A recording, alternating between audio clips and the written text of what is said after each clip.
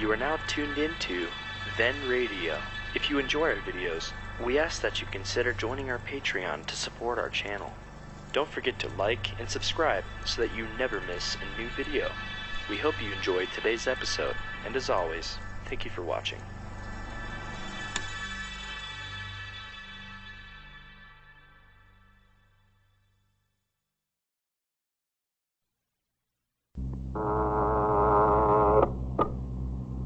"21st Precinct, Sergeant." Inspector who? Oh, yes, sir, Inspector. The detail is assembling here. I don't know, sir. Lieutenant King of the 21st Squad is in charge. You're in the muster room at the 21st Precinct. The nerve setter. An important case is about to break. Superior officers have been notified. They're assembling from their homes, from social functions, from all over the city.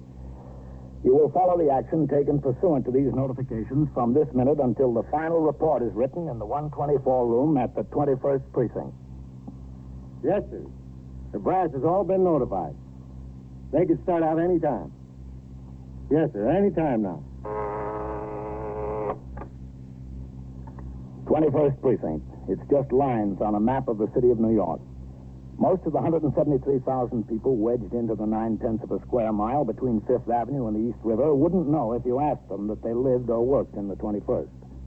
Whether they know it or not, the security of their persons, their homes, and their property is my job. My job and the job of 160 patrolmen, 11 sergeants, and 4 lieutenants, of whom I'm the boss. My name is Kennelly, Frank Kennelly. I'm captain in command of the 21st.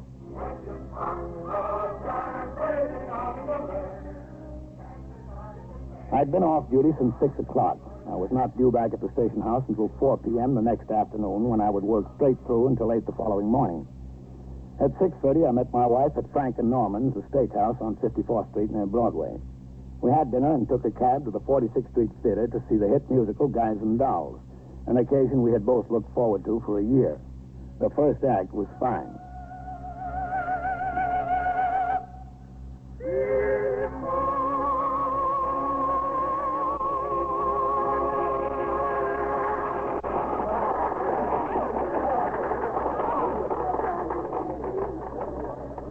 Wonderful, Frank. Just wonderful. I love it. Well, it's certainly been worth waiting for. You want a cigarette? We go down to the lounge. All right. I want to call in anyway. Oh, excuse us, please. I'm sorry. Pardon us, please. I beg your pardon. Thank you. Watch your step now, Ellen. I feel like dancing up the aisle. Da-da-dee-da-dum-da-da. I can hardly wait for the second act. Well, 10 minutes isn't such a long time. According to the Manual of Procedure, a precinct commander, although off duty, is never relieved of the responsibility of his command. Consequently, he's obliged to keep the desk officer informed regarding his whereabouts. If he's beyond the reach of a telephone, he's required to call in at frequent intervals to be notified of any matter that would require his attention. Ellen and I went downstairs to the theater lounge. I offered her a cigarette, lit one for myself. Then I stepped into the phone booth.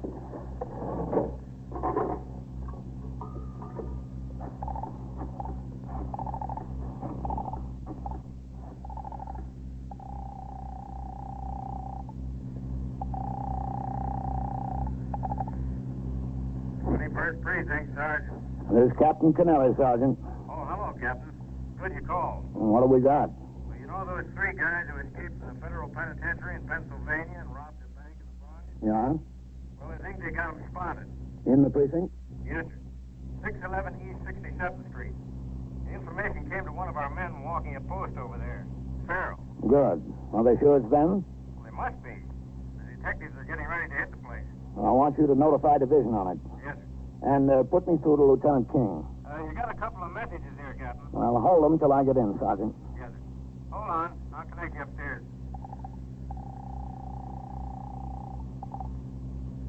21st Squad. Detective DeFeo. Let me talk to Lieutenant King, please. Lieutenant King's busy right now. Can I help you? This is Captain Kennelly. Oh, hold on, Captain. Captain Kennelly on 2. He's coming, Captain. Okay. Lieutenant King. Hello, Matt. What do we got? 3 bank robbers, escaped convicts, holed up on East 67th Street. How does it look? It's them, Captain. Information came to one of your man, Johnny Farrell. Yeah, I know. What time are you going to hit the place? Late as possible, 4 or 5 a.m. probably. All right, I'm coming in. I'll be there in 20 minutes. I'll see you. So long, man. Frank, that took long enough. Did it? What happened? Did the roof fall in, as you always say? Oh, I got to go in, Helen. Oh, Frank. Now, you stay and see the rest of the show. But it'll be over at 11 o'clock. Can't you stop by on your way home? No, this is important. Here's the car check, honey. You know the garage is parked in on 53rd. And what time do you think you'll be home? Oh, I don't know. Haven't any idea. I'm sorry, honey. Sorry to have to ruin your evening. Why can't it ever happen when we're not having a good time? Beats me, honey. I'll see you at home. Good night, Frank. After 16 years in the job, Ellen was used to that sort of thing. She didn't complain. She just made the best of it. I went up to the street and flagged a cab to take me to the station house. Traffic across town was light. Cab had me in front of the station house in less than 10 minutes. I saw 2 patrol cars parked at the curb. One was ours. The other belonged to ESD. The street was quiet. I walked up the worn granite steps of the station house and into the muster room. At the desk, Lieutenant Gorman was booking a prisoner in the custody of a detective I didn't know. Suspect looked like an addict. The detective must have been from the narcotics squad. A half-dozen patrolmen were gathered in a group at the far end of the muster room, talking quietly. I walked over to the far end of the desk where Sergeant Klein was on boxes. Hello, Captain. Who are those men, Sergeant? Oh, them? They were sent in here from the 19th and 23rd on special detail. You know, for the raid. Excuse me, Captain. Yep. 21st Precinct, Sergeant. Yeah, where are you? Well, listen, walk around the corner to 331 and see the super. He's called in here twice about a couple on the 3rd floor fighting and breaking the furniture. Yeah, okay, let me know. Those men know what they're here for? No, sir, not yet. That's what they're probably trying to figure out. No, I don't want them standing around in here jabbering. Tell them to go into the back room. Yes, sir. Listen, you men. Yes, Sergeant. Go on in the back room there and make yourselves comfortable. You'll be here a while yet. Thanks a lot. You notify the division? Yes, sir. I spoke to the division lieutenant. He'll get in touch with Chief Andrea. Those are the guys holed up there. That'll be a pretty good collar. Yeah, it should be. What else is doing around here? Oh, nothing much. Pretty quiet tour otherwise. You got a couple of messages. What? One from CB over the teletype. A meeting of all precinct commanders in the lineup room at 2:40, Wednesday, 9 a.m. I left the communication on your desk. Okay. A fellow named Fox called twice. He wouldn't give his first name. He wanted your home number. I asked him what it was about. He said it was personal. I didn't give him your number. I told him you were due back on at 4 o'clock tomorrow afternoon. He'll call in. All right, I'm going upstairs. Captain. Yeah? It was Johnny Farrell who got the information. Yeah, you told me that. Did I? Oh, yeah. Where is Farrell? On post? No, sir. Lieutenant King said that since it was his line, he could come along when they hit the place. He changed to civilian clothes and he's upstairs. I put Melito on his post. All right, I'll check with you later. Yes. I left the muster room and headed toward the stairs to the 21st Squad on the 2nd floor. In the back room, the special details from the 19th and 23rd were gathered around in little groups whispering, wondering what their job for the night would be. On the way upstairs, I grinned at the way everyone was so careful to point out that the information on the 3 bank robber escapees came to Patrolman Johnny Farrell. Johnny Farrell had been caught smoking on post by his sergeant the night before. The report was on my desk for disciplinary action. Inside the 21st Squad, 9 or 10 detectives were standing around in small groups. I recognized a few of them as men who worked out of the 21st. The others had been brought in from Detective District Headquarters and from the main office. In a corner near the fingerprint stand, sitting all by himself, was Patrolman Johnny Farrell. Hi, Captain. Hi. Hello, Johnny. Hello, Captain. Well, looks like a big night. Yes, sir. How'd you have to get a line on these boys? No way in particular. Just threw a kid on the block there, a kid named Wano. Yeah? Smoke, Johnny? Thanks. You know, I was going to give him up after last night. You should. Thanks. It's kind of hard. Yeah, it is. Well, this kid, he's kind of little for his age, 13 or 14. He's not so good with the English. I pulled him out of a scrape last week with 2 bigger boys. They were about to tear him apart. So I've been his best friend on the block since. Yeah. Anyway, tonight about 7:30, I saw one on the street. And he said, "Hey, police here. You, my friend, I got $2 you hold to me, huh? So they don't take it away from me, the big fellas?" Yeah. Starts waving $2 bills at me. I said, "Where'd you get it, Wano?" He said, Oh, I don't steal it, Felicia. I don't steal it. I earn it from the men. I said, what men? Told me about the 3 men who were staying in the flat across the hall from him. Mm-hmm. Said one of them opened the door when he came out in the hall, asked him how he'd like to make some money. The guy gave him $3, sent him over to Times Square to buy some Philadelphia papers, last week's papers. Well, he brought the papers back. They cost less than $1, and the man told him to keep the rest. I put 2 and 2 together. I saw the alarms, read about the bank robbery up in the Bronx yesterday. Yeah. Well, I knew the same 3 guys had been made in a couple of jobs in Philadelphia, and I knew they broke out of a federal penitentiary. I started asking one a few questions about the man. Looked pretty good to me, so I called in. Told Sergeant Klein about it. He connected me with Lieutenant King up here. Guess it looked pretty good to him, too. He told me to come in and bring Wano, and that's it. Where's this kid, Wano? Oh, well, Lieutenant King didn't want him on the block tonight. The lieutenant was going up to the stadium with his brother. His brother works for Con Ed. Yeah. When this came up, he couldn't go. So he had his brother take the kid on the other ticket. Wano thought that was a great idea. I do, too. How'd they make sure it's the right 3? Well, after Lieutenant King talked to Wano for a while, he sent one of his men over and got the super of the building and somebody else, another neighbor, in here. Super had gotten a good look at one of them, so it's definite. Good. Good work, Johnny. I understand you're going along when we hit the place. You bet. Okay, I'm going in to talk to Lieutenant King. Who's that in there with him? That's a super captain. I think he's getting a layout of the building, you know. Yeah. All right, I'll see you. And, do your smoking at the right time, will you? Yeah, Captain. Sure. Oh, Matt. Oh, hello, Captain. Come in. Want to shut the door? Yeah. This is Mr. Albert Acosta, Captain Tonelli. All right, glad to know you. How are you? Mr. Acosta's the super for both 609 and 611. Yeah, that's right. We're just going over the layout of the buildings in that flat. They're in 611? Yeah, that's right, on the top floor. 4th floor rear. Let's see if I got this straight now. Both 609 and 611 are 4-story buildings. The building to the east, 613, is 5 stories. Yeah, that's right, but that's not my building, 613. Does the fire escape, do all the fire escapes go all the way up to the roof, Mr. Acosta? Oh, yeah, that's right, up to the roof and down to the ground. And from the window of the flat they're in? Yeah, that's right. Your roofs are on the same level? The same level, yeah. They're both 4 stories. What separates the 2 buildings on the roof? Oh, a little brick wall, this high. 3 feet high? Oh, 3 feet, 3.5 feet, something. And the roof to 613? That's not my building.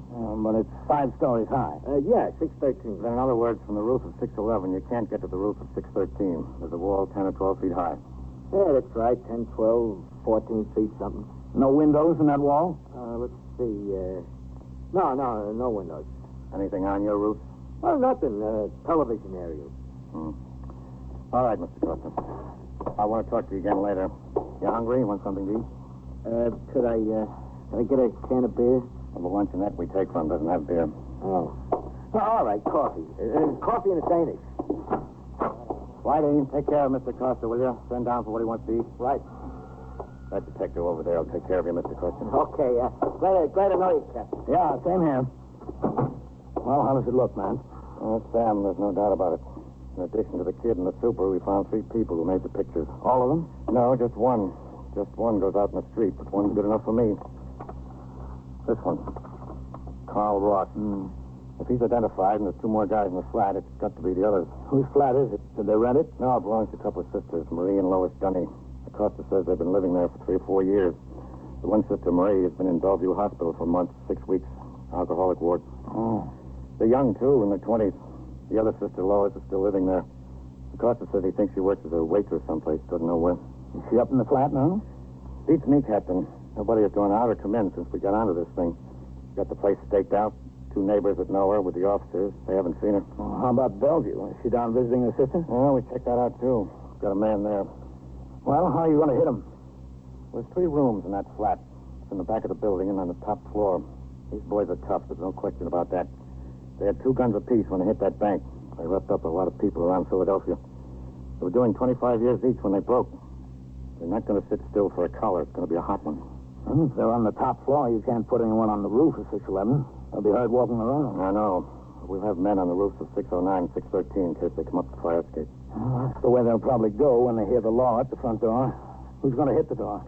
Myself, Johnny Farrell, if he wants to. He'll want to. And 1 or 2 others. Including me? Yes, sir. I've got 2 men from the emergency squad detailed. They'll be there with access to working the door if they give it a fight. All right. What time? I figure 4 a.m. There'll be less people on the street and less people up and around in the building. Also, these guys might be sound asleep by then. If we can nail them when they're asleep, or at least sleepy, there's not so much chance of fireworks. How about your notifications? They're all made. The brass will start streaming in here about midnight. There's 6 or 8 cops from the 19th and 23rd. They're in the back room now. Yeah, I know. How much of the show did you get to see? It's a shame. Come in. Lieutenant, Whitey says the was on 3. He wants to talk to you? Okay, thanks. Yep. 21st Squad, Lieutenant King. Hey, Lieutenant. Yeah, Chief. We got the girl at Lois Denny.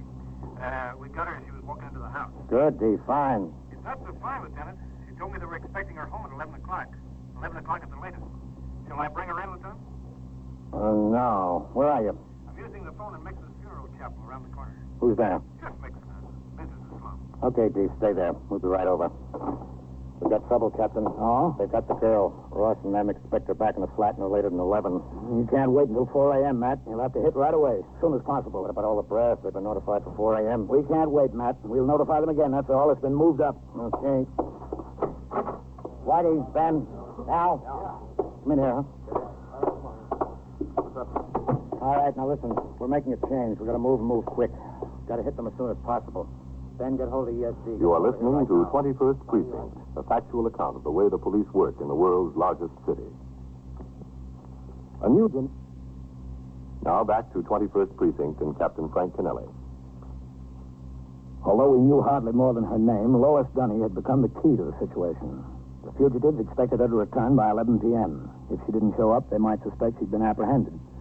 Lieutenant King got his detectives ready to spring immediately.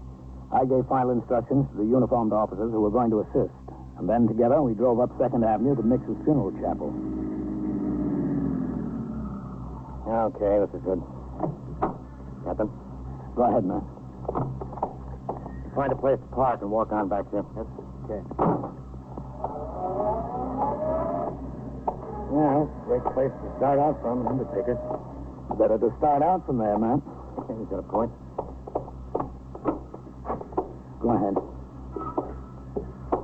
At least it's air conditioned.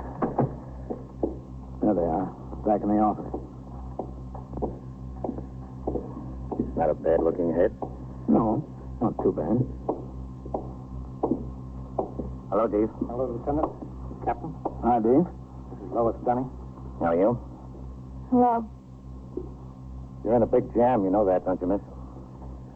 Yes, I suppose so. No supposing about it, you are. That's Carl Ross up in your apartment, isn't it? Yes. And the others? I showed you the pictures of all of them, Lieutenant. She identified them. I wasn't doing anything wrong. I just rented out some rooms to those boys for a little money. Anybody's entitled to make a little money. Not that much. How much? They've been there 3 days. They've already given her $275. Didn't you know who they were? No. Now, don't lie to us. You knew who they were. They knew you, or at least one of them did. Which one? I didn't know them. Now, look, come off it. I told you were in a jam. If you don't start telling us the truth, you'll be in a bigger jam. I'm not kidding. Now, how about it? Who are you anyway? I gotta know who I'm talking My to. name is Lieutenant King. This is Captain Kennelly. That good enough for you? I've been telling you the truth. Listen, you're a pretty bad liar. I'm going to tell this officer to take you downtown. Steve, float her in the car. Matt, wait a minute. Look, miss, you're not doing yourself a bit of good. All we want is the truth. You tell us the truth, and I'll see that you get every break you're entitled to. Which one did you know, Lois? Carl. I knew Carl. For how long? I worked in Pittsburgh for a while a couple of years ago. I knew him then. But I didn't know he was anything like what he is. Honest, I didn't. Not then. When did you hear? After he got in trouble, I was back in New York. Somebody wrote me. One of my friends. If you have time to wait, the facts eventually will develop. But we had neither time to wait nor time to waste. There are 2 ways to get information quickly. One is to be stern, the other is to be full of sympathy. Most often, a lying witness will turn to the friendly officer and tell him exactly what he wants to know. Haven't heard from him in years, but one day there he is. He just turns up in the cafe where I work. There he is. By himself? Yeah, by himself then. When was that? Last Tuesday. I read about him and about how he and those others broke out of jail and what they did in Philadelphia and all that. Weren't you scared? No, not too. I told you, when I knew him in Pittsburgh, he seemed like a very nice boy. He was very nice to me. Did you ask him anything about that? Yeah, sure. Naturally. And he said that everybody had him and his friends wrong. They didn't mean any harm. Well, I mean, you know, he's good looking. He likes to spend money. How'd they come to stay in your flat? That was the first thing he asked me. Did I know where he and his friends could get a place? Well, my sister's been in the hospital, and I had a big place all by myself. So I told Carl, if you want to, I've got a big place with an extra bedroom and all that, and a sofa in the living room. So they said, okay, and that was that. How'd they know you wouldn't go to the police? I don't know. Carl vouched for me with the others, I guess. They paid me all this money, and they promised to give me $500 more when they left. I guess they figured I wanted the $500. You did, too, didn't you? Well, I mean, my sister was in the hospital. I didn't have a nickel except what I made, sure. They expect you home at 11 o'clock? Around 11, yeah. Why 11? Well, this is my late night on. I work until 10. Carl knows that. You ever see any guns up there? Well, Did you, Lois? yes, they've got guns. How many? I don't know, honest, plenty. But I never counted them. I was too scared to get near them. I don't like guns. Have you got your key to the place? Yeah, I got it, but it won't do you any good. They keep the door bolted from the inside all the time. Listen, Carl told me, he said no matter what, he wasn't going back. The others, too. They said they'd die on the spot first and kill anybody who wants to argue with them about it. Cops, they meant. Yeah, I figured that's who they meant. In another few minutes of interrogation, we had all the information we needed about the interior of Lois Dunny's flat and what we could expect to find there. Lois Dunning was taken to the precinct house in the custody of a detective. Meanwhile, nearly 50 uniformed officers and detectives assigned to the detail were given their posts and told of their duties. 4 men were assigned to the roofs of 609 and 613. 8 men were posted in various places in front of and across the street from 611. 4 men were assigned to the rear courtyard behind 611. Men from the Emergency Service Division set up a portable generator floodlight on the roof directly across the rear courtyard of 611 so that the entire fire escape could be spotlighted. Another such unit was held in readiness for use in front of the house. Besides their service revolvers, these men were issued such additional arms as their particular situation called for. Submachine guns, riot guns, and tear gas. Lieutenant King, myself, Johnny Farrell, 2 other detectives from the 21st Squad, 3 men from ESD, 2 carrying axes, another a submachine gun, led the way into 611. Behind us followed a half dozen or so other officers. As we walked up the dim-lit stairs, 2 men dropped off on each floor to block any attempted escape and to keep curious tenants out of harm's way. 2 more were left at the top of the stairs in the 4th floor hallway. The rest of us walked to the 4th floor rear. We stopped at the door. We listened. The radio was on inside. Okay.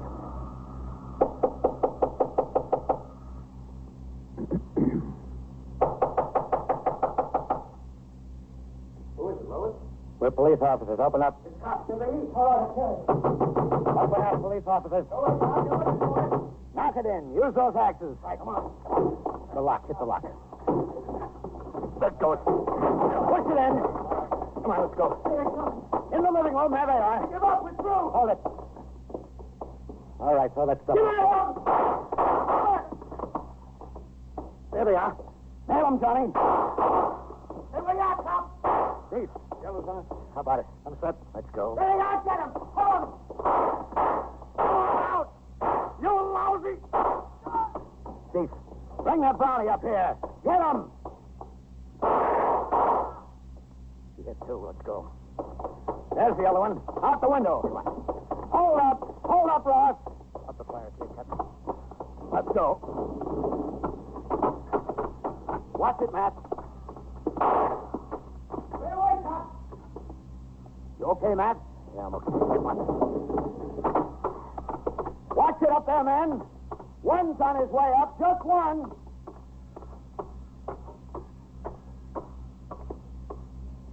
I see him, Matt. Duck. He's on the roof. Come on. There he goes. He's on the roof. I see him. He's going for the ventilator. Where is he? Beats me.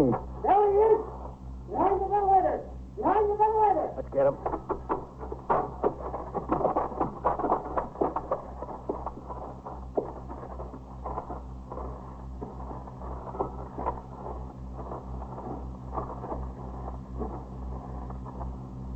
What do you say, Ross? say? All right. Too many of you. Too many of you. Throw that gun out here. All right, you men. Put your light on the ventilator. That's fine. That's it. Throw it out here, Ross. All right. Here it comes. Okay, let's go. Watch him. We should have another one. Stand there, Ross. Get up again, sir. All right. Take it easy. Nothing on him. Too many of you. There's too many of you. Maybe. But now at least there's 3 less like you. The toll was heavy. 2 of the 3 fugitives were dead on the floor of the living room. Ross had a bullet through his shoulder. They weren't the only ones. Detective Carmine DeFeo, 21st Squad, dead. Patrolman John Farrell, 21st Precinct, wounded. 45 slug in the left hip. Patrolman Ezra Davis, Emergency Service Squad number 4, wounded. 38 slug through the left hand. The medical examiner and ambulances were summoned. The top command of both the uniformed and detective divisions came to the scene. At 2:15 a.m., I arrived back at the station house. There, I approved the unusual occurrence report and checked on the notification of the relatives of the wounded personnel under my command. At 2:35 a.m., conferences were held in my office with the top commanders of the department in connection with a special report concerning the incident. Subsequently, the press sought additional material and photographs. At 3:50, I signed the blotter and left the precinct house. Deputy Chief Inspector DeAndrea gave me a ride as far as Kew Gardens. There, I got a cab and went home. At 4:40 a.m., I unlocked the front door of the house as quietly as I could manage. I walked through the living room into the bedroom.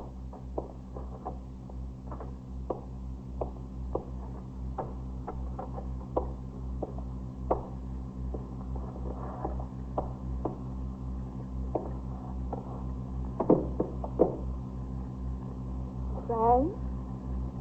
Yeah, honey? Oh, what time is it? Late. Are you tired? Yep, kind of. You know what? What? You missed a very exciting show.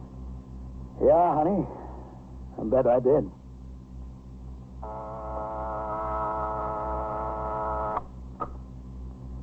"21st Precinct, Sergeant. Where do you need an ambulance?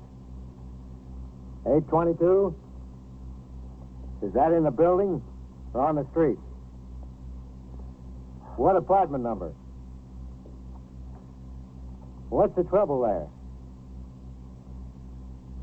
How was he hurt? Was he stabbed?" The incidents portrayed tonight on 21st Precinct occurred last year. Names were changed to protect the interests of persons involved. 21st Precinct is presented with the official cooperation of the Patrolmen's Benevolent Association of the City of New York. Everett Sloan in the role of Captain Kennelly, Ken Lynch as Lieutenant King. Featured in tonight's cast were Joan Loring and Barbara Weeks, Lawson Zerbe, Bill Lipton, Wendell Holmes, and Mandel Kramer. Written and directed by Stanley Niss, produced for CBS Radio by John Ives. Art Hanna speaking. This is the CBS Radio Network.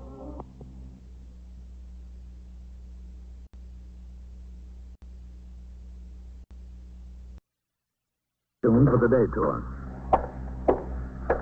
Captain, Yes? could I talk to you, Captain, please?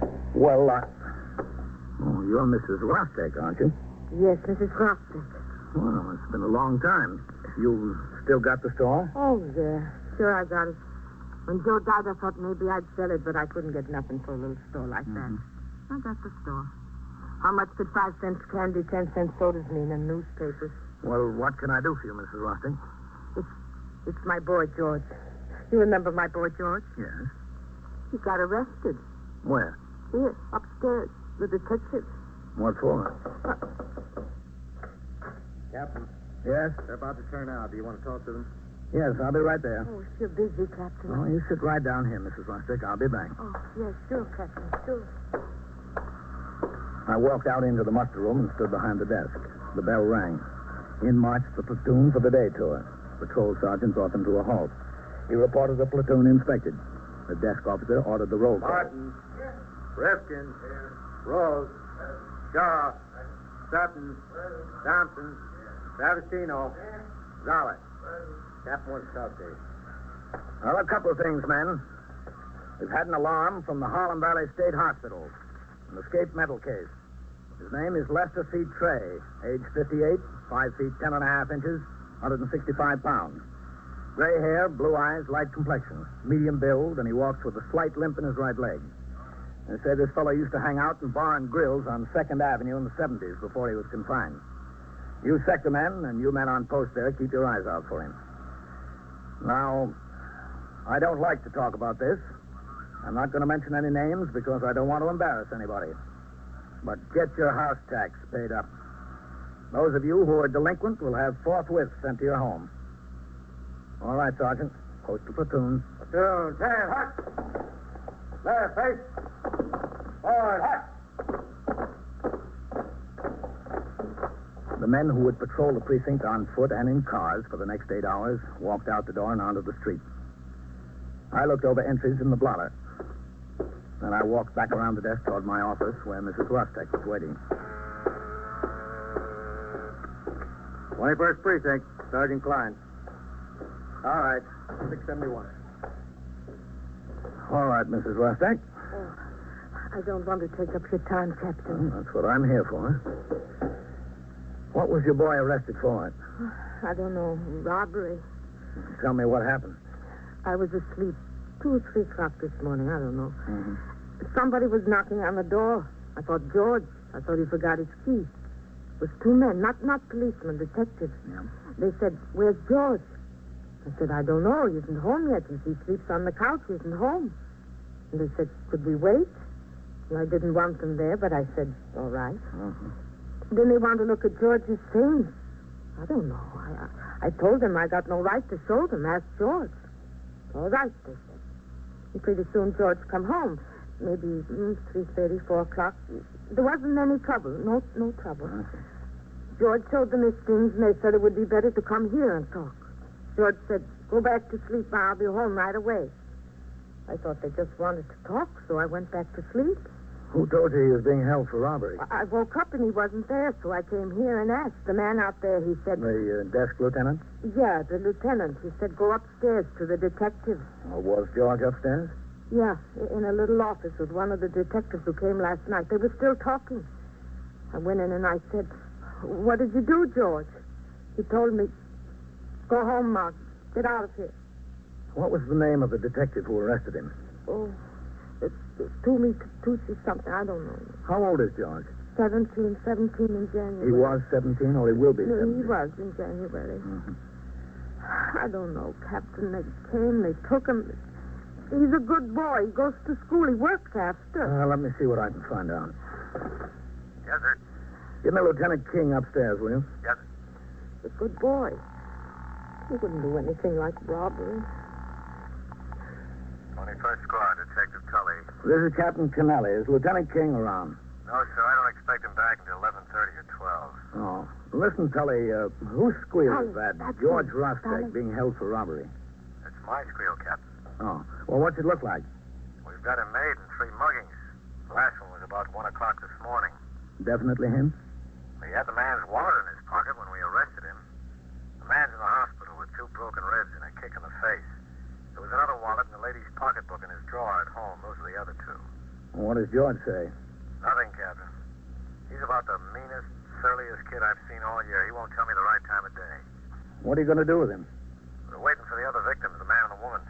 When they get here, we'll have a lineup, and we'll take them down to court. Any particular reason you're interested, Captain? Well, his mother's here. Oh, yeah. He wouldn't even say hello to her when she was upstairs. She's had her hands full with that one, all right. Yeah. Well, thanks, Tully. Anytime, Captain. Yes, he's charged with robbery, Mrs. Rostek. I don't believe it. I don't. They say he mugged 3 people. Mugged? What's mugged? Beat them up and robbed them on the street. One last night. He's still in the hospital. Not my George. I don't believe it. He's been in trouble before, hasn't he? He's a good boy, Captain. A very good boy. What are they going to do? What happens now? Well, they'll take him down to court this morning. Not for a trial. No, to felony court for a hearing to set bonds. He needs a lawyer? Wouldn't be a bad idea. Oh, I don't know a lawyer. Do you know somebody, Captain? I can't recommend anyone, Mrs. Rostek. Oh, Mrs. DePronio from the hardware store. Her oldest boy is a lawyer. I'll ask her. Oh, what time in court? Where?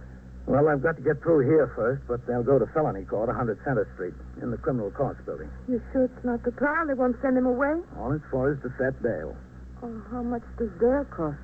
You'd better get your lawyer, Mrs. Rostek. You can ask him all about that. Oh, all right. I don't know, Captain. I raised him good. I sent him to school and to church. It's been hard since I buried his father, but I sent him. He's a good boy. You get your lawyer. I know you're very busy, Captain. Just one more thing. You know me, you know Joe a long time. 10, 12 years, I don't know. I do my best for him, Captain, my best. Yes, I'm sure you do. Please, one favor. If I can. Go upstairs. Talk to him. Say something to George. Ask him why. I want to know why he did this. I can't ask him. I can't. He needed money. I don't know. Well, that case is not in my hands, Mrs. Rostek. Please, Captain, please. All right. I'll talk to him. Come in. Captain, Yes? Patrolman Farrell has your car outside, Captain. He wants to know whether you're going to patrol any this morning. If not, he'll take it down to motor maintenance, have him look at a sticky valve. Oh, well, excuse me, Captain. Yes. Thanks for stopping in, Mrs. Rostek. Just talk to George. You'll see. He's a good boy. He's a very good boy. That's all right. Bye. Oh, what'd you say about my car, Sergeant? Farrell's got it outside, sir. If you're not going to patrol this morning, he'll drive down to motor maintenance and have him look at that sticky valve. Well, I was off all day yesterday. Why didn't you take it down there? Beats me, Captain. Well, you tell him to... Oh, just a second, yes. 21st Precinct, Captain Kennelly. Who? Oh, hello, Eddie. Yeah, sure. I got it down on my calendar. Wednesday, 4 p.m., Clinton Playground, softball field, Comets versus Eagles. The roof doesn't fall in on us. I'll be there to see at least part of the game. I'd sure like to. Thanks for calling to remind me, Eddie. Okay. Tell Farrell to come in here and talk to me about the car. Yes. Oh, and there's a communication from the Chief Inspector's office. Yes, sir. We're getting 3 brand new rookies for the night tour today. Tell McCarty I want Sergeant Burns to put them on 6 posts tonight. Put them someplace he can keep an eye on them. Yes, sir, right away. My operator, Patrolman Johnny Farrell, came inside, and I told him to drive down to Motor Maintenance Service Station number 1 at 16th Street and Avenue C and get the valve repaired. I finished up the morning's paperwork and looked over the departmental records of the 3 new rookies who would report at 4 p.m. for the night tour. At 10 o'clock, I walked upstairs to the 21st Detective Squad to keep my promise to Mrs. Rostek. Most of the men were out, as they should have been, making investigations on squeals assigned to them. The on-duty detective sat at his desk, typing out a UF-61 report. A woman, obviously a narcotics addict, was on the bench in a corner waiting for detectives of the narcotics squad to come and talk to her. The door to Lieutenant King's office stood half open. Detective Jim Tully, who was inside, saw me come into the room and walked out to greet me. Hello, Captain. How are you, Tully? Dragging. No sleep. I promised the mother I'd talk to that Rostek boy. I've known her for years. You can talk to him, Captain, but he won't say anything to you. I know kids. I like kids. I got one of my own, his age, but this one, brother. Well, what does he say about these deals? He's not even sorry. He'd do it again. If you can figure him, Captain, you win the prize. He tried to pull away from me. I had to put the cuffs on him. You talk to your lawyer, man. Oh, hello, Matt. I didn't think you were here. Just got back, Captain. Close this, Lieutenant. Yeah, go ahead. His mother asked me to talk to him. Sure. Hello, George. If you're another cop, I don't want to talk to you. I've talked to enough cops. Now, listen, you. You're not in here to do what you want to do. Okay, Jim. I'm not in here because I want to be, either. George, this is Captain Kennelly. He's the commanding officer of this precinct. So? And I'm a friend of your mother's. What's that supposed to get you? Listen, boy, you're looking at a rough deal. There's no sense making it any rougher. Well, what else could I make it? What do you want, mister? I told you I talked to enough cops. I've known your mother for 10 years, George, and I knew your father. Good, hard-working people. That's the trouble with them. Slobs. Nothing but slobs, not a brain in their heads. He's dead, and he's just as smart now as he was before. You think you're so smart? Well, the 3 of you standing around trying to find out something from me, aren't you? We don't have to find out anything from you, boy. We've got you right. You mugged 3 people on the street in this precinct alone. We found that one man's wallet in your pocket. I picked it up on the subway. Lost it. Did he? Well, tell me how you got the property that belonged to the other 2. How did that wind up in your drawer? How should I know? This guy put it there to get something on me. Now, listen. You weren't happy enough taking the money from them. You had to knock them down and kick them all over the sidewalk. You're the one kind of guy we don't want around here, George. We're bringing every mugging victim in from the 19th and 23rd to have a look at you, boy. And if what I think is true, we'll just about clear the books. Sure, clear them all up. 17 years, and you've already done more damage than the average guy we get in here. We're doing 70. We're no juvenile anymore. You can get the book thrown at you, George, and I'm going to help do the throwing. See, Captain, you can get back and tell my mother how nice they treat me around here. Give her a written report. Why don't you be sensible about this thing, George? Get it straightened out. Be a little help. Help for what? Come in. Whitey's back with the victims, Lieutenant. The woman, too? Yes, sir, he's here. All right, let's have a lineup. Who've we got? There's a couple of fellows, 18 or 19, down in the cells, car thieves. All right, get them up here. Give them a hand getting it set up, Jim. Yeah, Lieutenant, you bet. Where's Whitey? What happens, huh? What gives now? Look, Captain, if you're a friend of my mother's, tell him to take these bracelets off, huh? Look at this. They got me chained to the chair like an animal. Look at that. Would you rather be locked up? They'll come off when you settle down. We can take them off now, Captain. What is this, a new deal? The people you kicked around and robbed are here, George. We're going to have a party. Yeah? You're the guest of honor. The purpose of a criminal investigation is to arrive at the truth through the accumulation of evidence. Because a police officer is at the scene of a crime only in rare instances, he cannot depend upon his own direct knowledge for the truth. In cases of robbery and assault, the greatest amount of help in arriving at the truth comes from victims and witnesses who can usually identify the assailant on sight. The process of identification is very exact and painstaking for two reasons. First, to protect the suspect against erroneous identification if he is innocent, and second, to establish the fact beyond all question if he is guilty. Come in. We're all set for the lineup, Lieutenant. Where are the witnesses, Jim? Across the hall. Hold them there for a minute, I'll tell you. Yes, sir. Would you like to stay around for this, Captain? Yeah, sure. Thanks, man. All right, George, on your feet. Why? Get up. Now, look, we're going out in the squad room. There's a couple more fellows we're holding out there. They and you and two young detectives are going to line up. And this woman, this Mrs. Brown, and the man, Mr. Clayman, are going to come in one at a time. They were both mugged on the street. What we want to see is, can they pick out the one who mugged them? It's a frame-up. It's all fixed. Is it? I guess it was all fixed that you had Mrs. Brown's pocketbook and Mr. Clayman's wallet at your house. Well, that's possible, isn't it? Look, George, the truth has to come out. Why don't you save everybody a lot of time and trouble? Why don't you save your advice? All right, come on. Okay, let's have the lineup. Yes, sir. All right, you boys, step over here. Over here. Come on. Well, what do you say, George? You can't duck it if you're the boy. Come on, George. All right, get lined up over here like I showed you. Sally. Go ahead. Yes, sir. Come here. All set, Lieutenant. There's one or two more men to stand up there. I don't want any mistake about this. Whitey, Max, give us a hand with this, will you? One of you on each end. All right. Keep it quiet. Okay, George, this is your party. Get wherever you like. Oh, what difference does it make? Go on, pick your spot. It's all a put-up job anyway. Great kid, Captain. Yeah, I know what you mean. 21st squad. Now stand up straight and don't jabber. Hold on. Captain Kennelly phoned for you. All right. Excuse me, man. Yeah, sure, Captain. We're about set, Lieutenant. Okay. Captain Kennelly. Sergeant Klein, Captain. All right, Whitey. Bring Mr. Mrs. Brown here. Arsenal from the Stand Corporation still in Council. line there. Yeah? He wants some information about a woman who fell down the subway stairs on April 6th and has a claim against the city pending. Well, did you get out the aided case card? Yes, sir.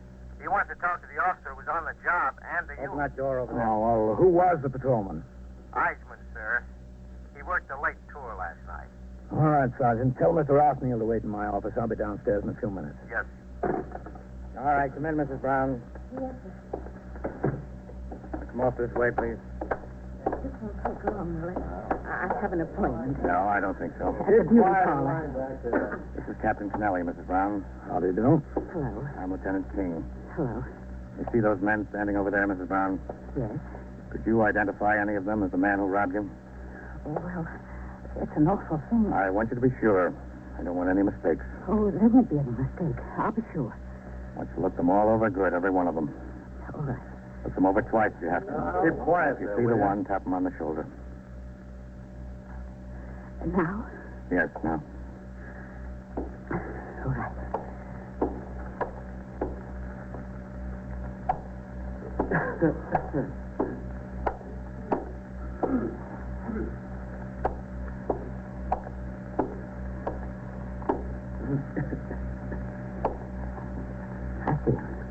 Tap him on the shoulder. Who are you, kid? He's the one, all right. All right, hold them. The other victim is here, too. All right, the rest of you. All right. What do you think this is? Quiet down. You ought to be ashamed of yourself, young man. Do you know that? I had a cut in my forehead. My back was sore for a week. A week. What do you want me to do? Break down and cry? That wouldn't be a bad idea, George. I'd think a lot more of you if you did. After the second victim had identified George Rostek as his assailant, I left the detective squad and walked down the stairs through the back room to my office. Mr. Othniel of the Corporation Counsel's office of the City of New York was waiting. He explained to me that a woman who slipped on the subway stairs was making what appeared to be an unfounded claim for damages against the city. I arranged for the patrolman who answered the original call to give his immediate and full cooperation to the Corporation Counsel's office. Meanwhile, the robbery suspect, George Rostek, had been taken by detectives to New York Hospital, where he was also identified by his latest victim. I was still at my desk when Detective Tully returned from the hospital with George Rostek with instructions to book the suspect on 3 charges of robbery and assault. The act of booking is the first step in the judicial process leading to trial. The charges and the circumstances of the arrest are entered in the arrest record by the desk officer in the muster room. I sat at my desk and watched the procedure through the open door of my office. Rostek, H-R-O-S-T-E-K, George. Any middle initial? No. No middle initial. Age? 17. Occupation? What are you, a student, George? When I work at it. Student. Robbery and assault, 3 times. He's going down to 240 to be mugged and printed and then to felony court. Yeah. Let's see what you got on you, George. Handkerchief, comb, 50, 70, 78.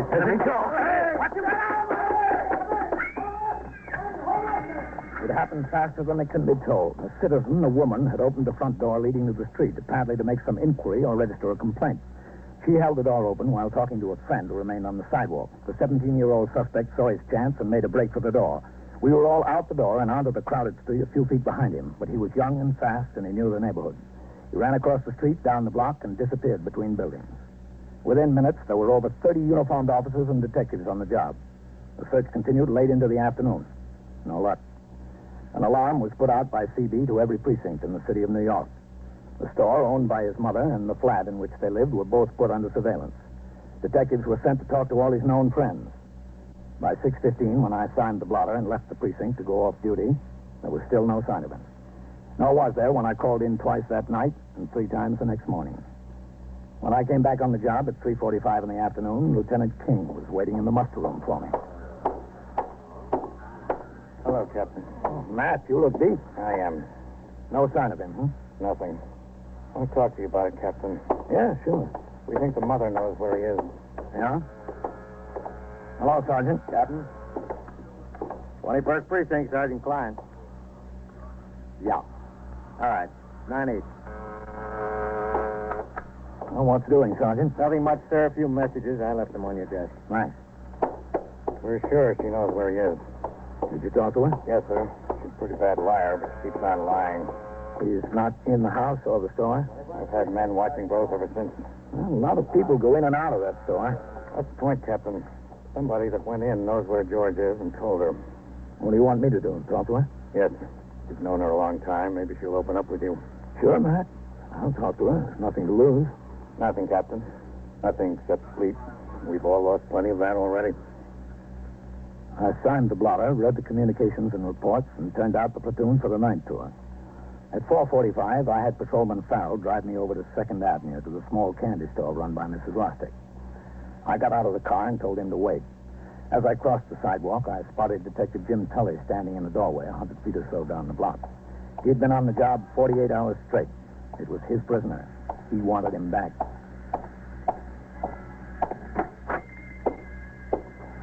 Hello, Mrs. Rostek. Captain. Hello. Well, it looks like George is in more trouble. He's a good boy, Captain. I tried. I did my best. It's not my fault. Nobody's blaming you? A soda? Would you like a soda? No, thanks. I'll take one. It's hot out. Where is he, Mrs. Rostek? I don't know. Not even a glass of water? No. I'll have something myself. Chocolate's nice the way I make it. George, I don't know. Maybe I didn't raise him right. Maybe I don't give him what he needs. When Joe was alive, maybe I spent too much time in the store with Joe and not enough raising George. Now, since I buried Joe, I have not even as much time for George. Well, he was in trouble, sure. Kid trouble. Just kids fooling around. But I tried. You can't say I don't try. And I love him. He's a good boy. Lieutenant King tells me he thinks you know where he is. No, I don't know. Don't ask me. I don't know. It's in the neighborhood someplace, isn't it? I don't know. Hello, Mrs. Roxy. Have you got Movie Glamour magazine? Right in back of your top shelf movie glamour. Where? Top shelf, you see. Oh, yeah. Oh, yeah. Can I have 2 dimes and a nickel and change, Mrs. Roxy? Here's the telephone. Yes, sure. They find George? No, not yet. Oh, excuse me. That's all right. Oh, well, I'll use the telephone. Don't you worry about him, Mrs. Roxy. He's smart. They won't get here. Yes. Very smart. Me, too. I'm very smart. Are you sure no soda, Captain? Positive. And ice cream, then? No? You tell me, Captain. You tell me what's best. If we don't get him soon, Mrs. Rostick, he's finished. He's young and he's got a chance to get straightened out. A good chance to get straightened out. If we don't get him, he can't do anything but get worse and worse. He's a good boy. He's very good. Worse and worse. So bad he'll never get straightened out. There'll be more muggings. He'll get a gun. He'll kill somebody or get killed himself. Himself? No. That's the way it'll be. The next charge will be murder. The line was busy. So wait and try again. Oh, they're on the phone all the time. What's the use? No, thank you, Mrs. Roxy. Bye. Where is he? I don't know. You want him to get straightened out, don't you? I don't know, but he does. Jonas. Yeah? He's been coming in for money to buy him food. He's hiding in a clubroom someplace, a clubroom that the boys have got. I put the money in the magazine, $5. Thanks, Mrs. Rostick. Captain, Yes? he's a good boy, Joe. A good boy. I hope he turns out to be. I looked both ways on the street.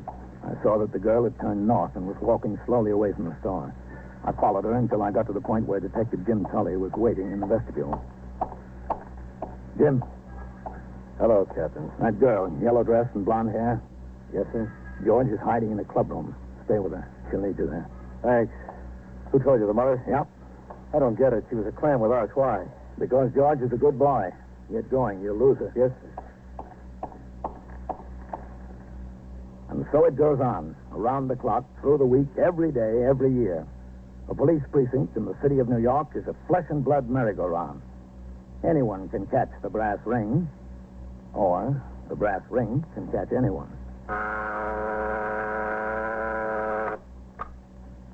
21st Precinct, Sergeant Klein. Yes, sir. What's the address? 205? 209. Inside? In front of the shoemakers.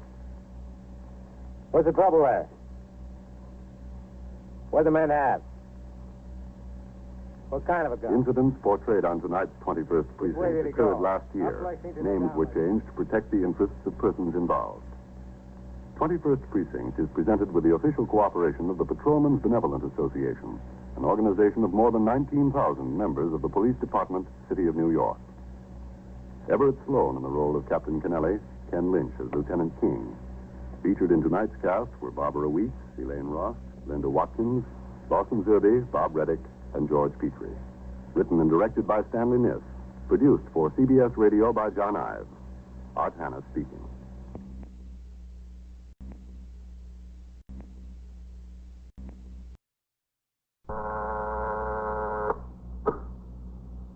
'21st Precinct, Sergeant Klein. Yes? Where? 3120? In the bar and grill. Who's shot? What's his name? Where's the man with the gun? You are in the muster room at the 21st Precinct, the nerve Which center. way? A call is coming through. You will follow the action taken pursuant to that call from this minute until the final report is written in the 124 room at the 21st Precinct. I'll send the officers. What?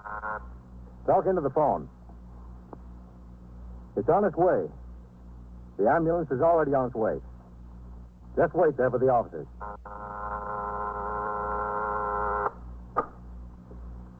21st Precinct. It's just lines on a map of the city of New York. Most of the 173,000 people wedged into the 9/10 of a square mile between Fifth Avenue and the East River wouldn't know if you asked them that they lived or worked in the 21st. Whether they know it or not, the security of their persons, their homes, and their property is my job.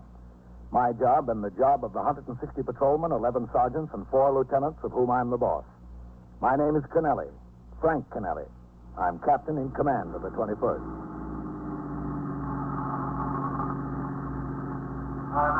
I was working my 6 p.m. to 8 a.m. tour. It was a hot, muggy night.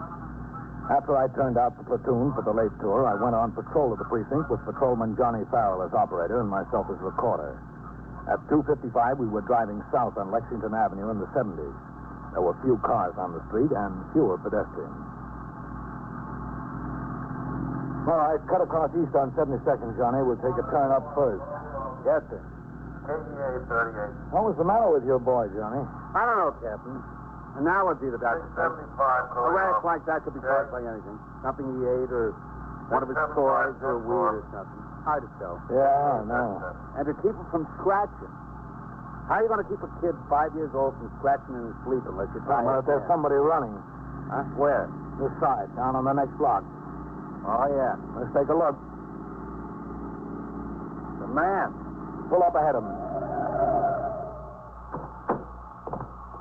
Police officer, what's your hurry? No. Hold up. I was running to the police station. Okay, Captain. Yeah? Well, tell me, mister. Hold up, guys. They stopped my boss. Where? Bar and Grill. He's dead. I think he's dead. And where were you running? The police station. What was the matter with the phone? I don't know. I was so excited, I guess. What's your name? Charlie Burgess. I'm the bartender. Okay, get in the car. Open the door, Farrell. Yes, sir. He looked dead to me. All right, get in, Charlie. You go around, Johnny. Yes, sir. Where is this? The Bar and Grill, 2 blocks up. Oh, what's the street address? 3120.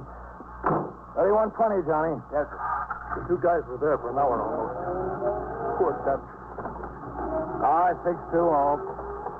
Go ahead, 620. We picked up a man who reports a robbery and shooting at the Bar and Grill, 3120 Lexington. 3120. That's right. We've got the witness. We're on our way. Okay. You were running to the police station? Yeah, that's right. Police station's in the other direction. 2-1 precinct car, 631, 632. The address, 3120 Lexington. All right, come on, Charlie. Let's go. Come on. I didn't know where the police station was. How should I know? Inside, Charlie. He's over there behind the bar.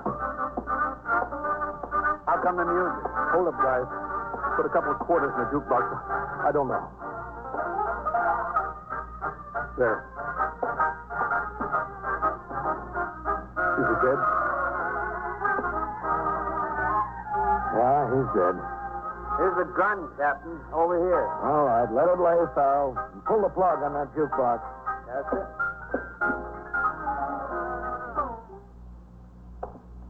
Cash register's clean now. Why'd they shoot him, Charlie? I don't know. Happened so fast, I don't know. Where were you standing? Right here, right by the beer tap. You were the bartender? Yeah, that's right. Substitute, the regulars on vacation. Why didn't they shoot you? I ducked. I ducked down behind the bar. If you were the bartender, what did you do? Change into your street clothes after the shooting? No.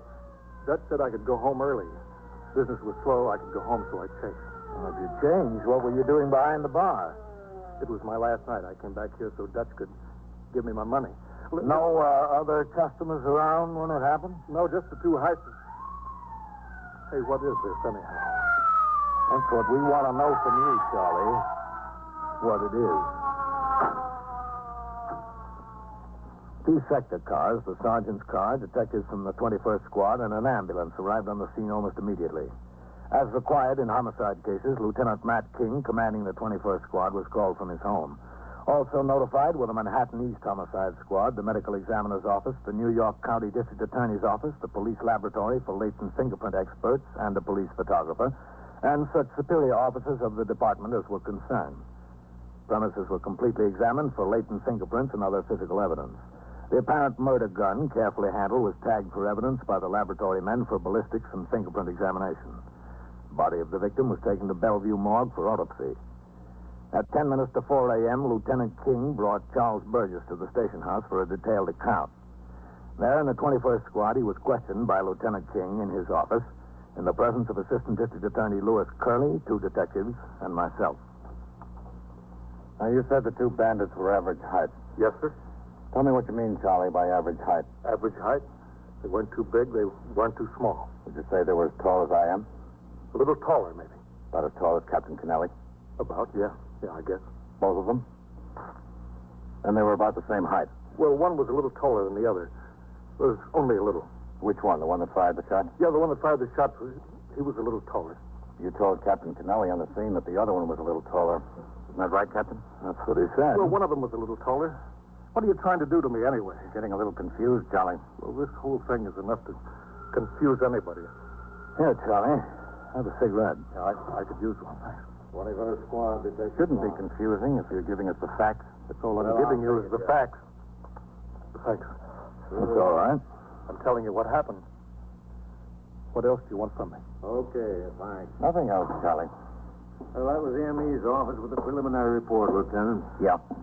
2 bullet wounds, one through the right shoulder, the other entered the left arm, went through the chest, and pierced the heart. That was the baby. Stand up a minute, Charlie. Me? Yeah, you. Stand up. Whitey. Yeah, Lieutenant? Come over here a minute. Yeah, sure, Lieutenant. Now, Charlie, supposing Detective Howard was the hold-up man with a gun. That's good, Whitey, right there. Supposing, Charlie, you were Dutch. Yeah, Dutch. About where was Dutch standing from the hold-up man when the shots were fired? Was about here, I'd say. Uh-huh. Where were you standing, Charlie? About right over there. But the bar ran along this way. Captain, would you be Charlie? Yeah, sure. Right about here? Yeah, right about there. I could show you better if I was myself. I want you to be Dutch. Yeah, Dutch. All right, now the hold-up man fired the first shot. Bang. It hit Dutch in the right shoulder. Yeah? The second shot. Bang. Through the left arm and into the chest. Dutch fell down. Yeah, that's right. He fell down. Charlie, are you sure that's about where the hold-up man was standing? Yeah, that's where he was standing about. Are you positive, Charlie? Sure, I'm positive. Okay. Now sit down. Listen, can't I go home? We've been at this an awful long time. I'll tell you something, Charlie. Dutch will be dead a long time, too. The questioning continued for some minutes more. Charlie Burgess stated he would be able to recognize either or both of the 2 killers if he saw them again. Finally, coffee and sandwiches were sent for. Charlie sat on a bench in the corner munching at his food. 2 uniformed officers arrived with a pair of narcotic addicts they caught in the act of breaking into and stealing goods from parked cars on Madison Avenue. It was a good collar. There'd been 10 to 20 squeals a night in the precinct concerning such thieves. As detectives started to talk to them, Charlie watched with fascination from the bench. It was a question, who was more in trouble? I went back downstairs to the muster room and checked with the desk officer and the man on the boxes. Other than the homicide, it had been a quiet tour. I went into my office to read and sign reports which had accumulated during the tour. It was getting light out, and with the dawn came the first breeze in 48 hours. It might be a cooler day. Shortly before 7 o'clock, Lieutenant King came downstairs and crossed the muster room to my office. Captain, Come in, Matt. you got a minute? Yeah, sure. How are you doing? I don't know. I think Charlie's telling us a pack of lies. You think he killed a man? He sure could have, Captain, but we'll need a lot. We'll need to know if it was his gun, where he got it, and so forth. We'll need a straight story on what went on there. Yeah. Oh, could you use a cup of coffee, man? Yeah, Captain. There's some hot. Oh, I think so. Hey, what about the 3 customers he keeps talking about? If Charlie didn't kill Dutch, somebody had to. Somebody right out of his head. Sergeant. Excuse me, Captain. Go ahead, take the phone. 21st Precinct, Sergeant Klein. 37. All right, listen, you're ringing in 3 minutes late. I don't care what the clock in the jewelry store says. According to this clock, you're 3 minutes late. All right. Yes, sir, Captain. Is there any hot coffee? Yes, sir. It's on the fire. Oh, thanks. There's sugars in the drawer there. Good, thanks. What do you think happened, Matt? I think Charlie tried to dip the till, and Dutch caught him at it. There was an argument. Charlie had a gun, and bang. Well, the cash register was empty.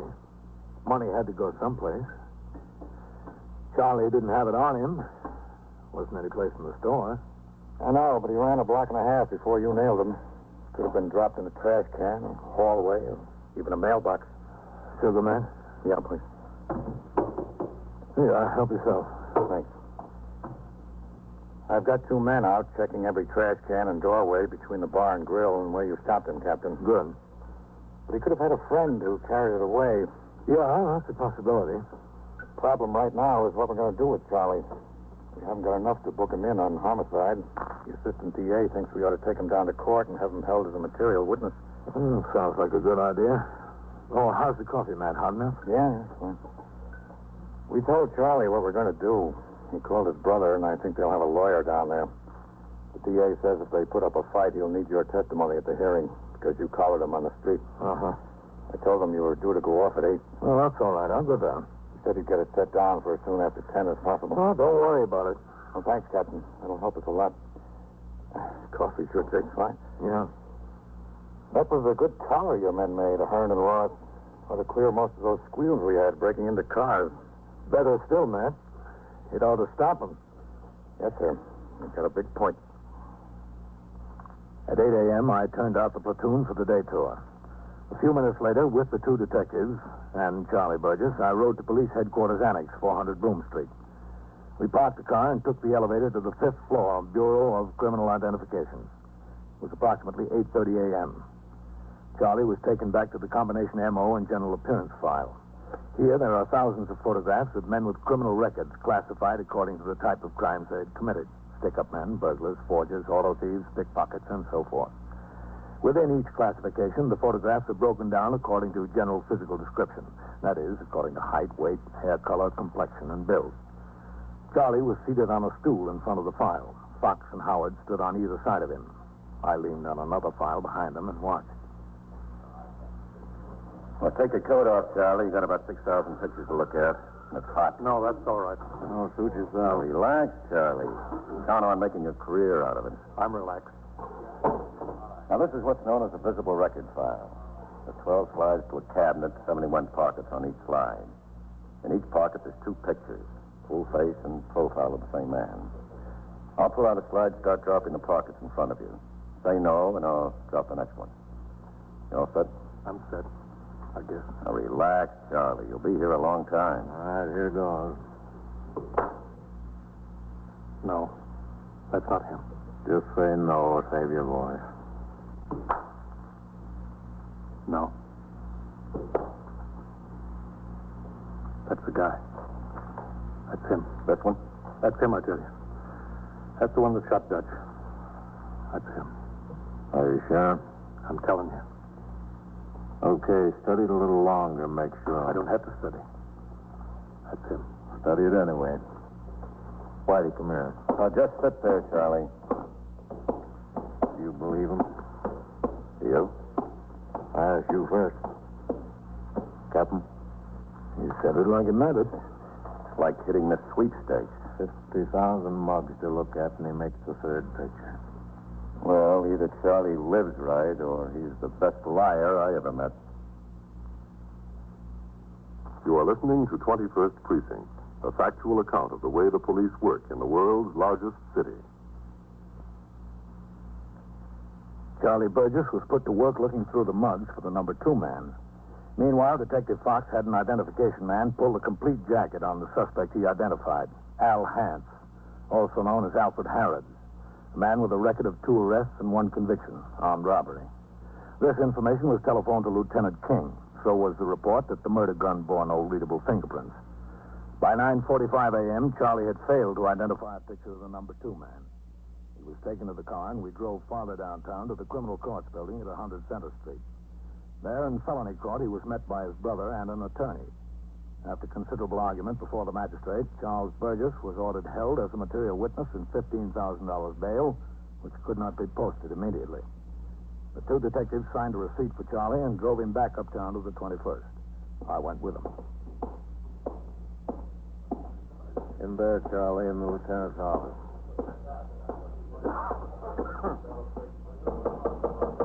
Come in. Go ahead, Charlie. Hello, Captain. Thanks a lot. Oh, that's all right. Shut the door, will you, Fox? Yes. Sit down, Charlie. Look. Sit down.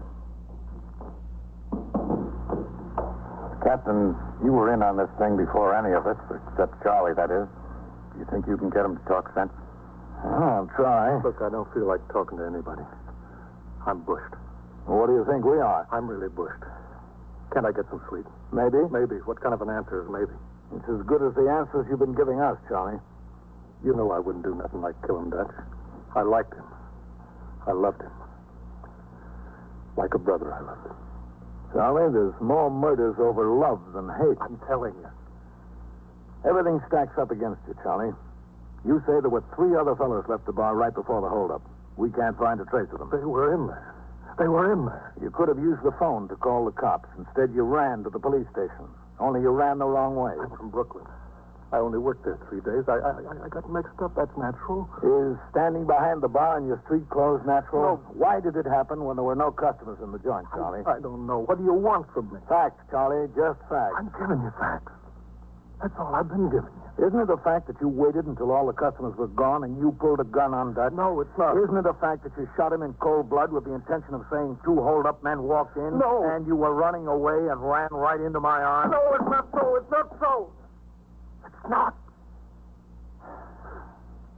Well, Charlie, I hope it isn't so. For your sake. Because whoever did do it is going to wind up in the electric chair.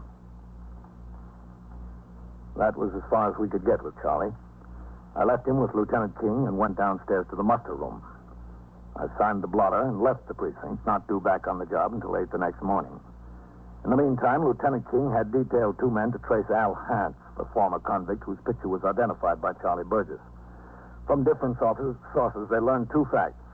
One, that Hance owned an automobile, a 1949 Plymouth Coupe painted 2-tone green, that Al Hance now lived someplace in the neighborhood of St. Mary's Park, the Bronx. That night and early the next morning, detectives cruised the streets within 10 blocks of each side of this park looking for such a car. At 4 o'clock in the morning, one was spotted parked near the Mott Haven yards of the New Haven Railroad. The registration was checked with the Motor Vehicle Bureau.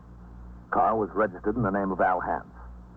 2 men of the 21st Squad were assigned to a stakeout. By 8 a.m., he had not shown up. 2 detectives were sent in relief.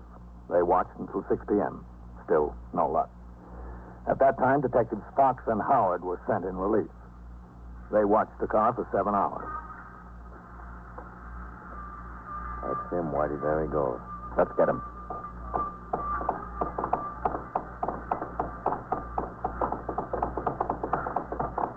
Wait a minute, Al. Grab him. Police officers, hold still, Al. Hey, what's the idea? Hold still. He's clean. Listen, what's the idea? What do you want? We want to talk to you, Al. All right, let's talk. What's the beef? What have you been doing for the past week? I've been working. Working for a trucking company. Where? Here in the Bronx. Days or nights? Well, a little of both. And what else have you been doing? Well, I've been dating a girl. Every night? Yeah, almost every night. When I'm not working. You got the wrong party, boys. We'll see about that. Come on. Listen, why don't you save yourself a lot of trouble? Why don't you talk to her? She can account for my time. We'll talk to her. What were you doing there all the time? Well, we were drinking, etc. What's this girl's name? Her name's Wanda. Wanda Rutley. That's the honest to goodness truth. Where does she live? She lives on East 152nd. Where on East 152nd? I don't know the number. I can show you the house. Okay, Al, you show us the house. Come on, there's our car. The detectives took Al Hance to their car. They drove to East 152nd Street, where Hance pointed out the house in which he said the girl, Wanda Rutledge, lived. They drove him downtown to the 21st for questioning by Lieutenant King concerning his activities of Tuesday night. He denied all knowledge of the holdup and murder. At 4 a.m., Lieutenant King instructed Detectives Fox and Howard to go back uptown to the girl's room.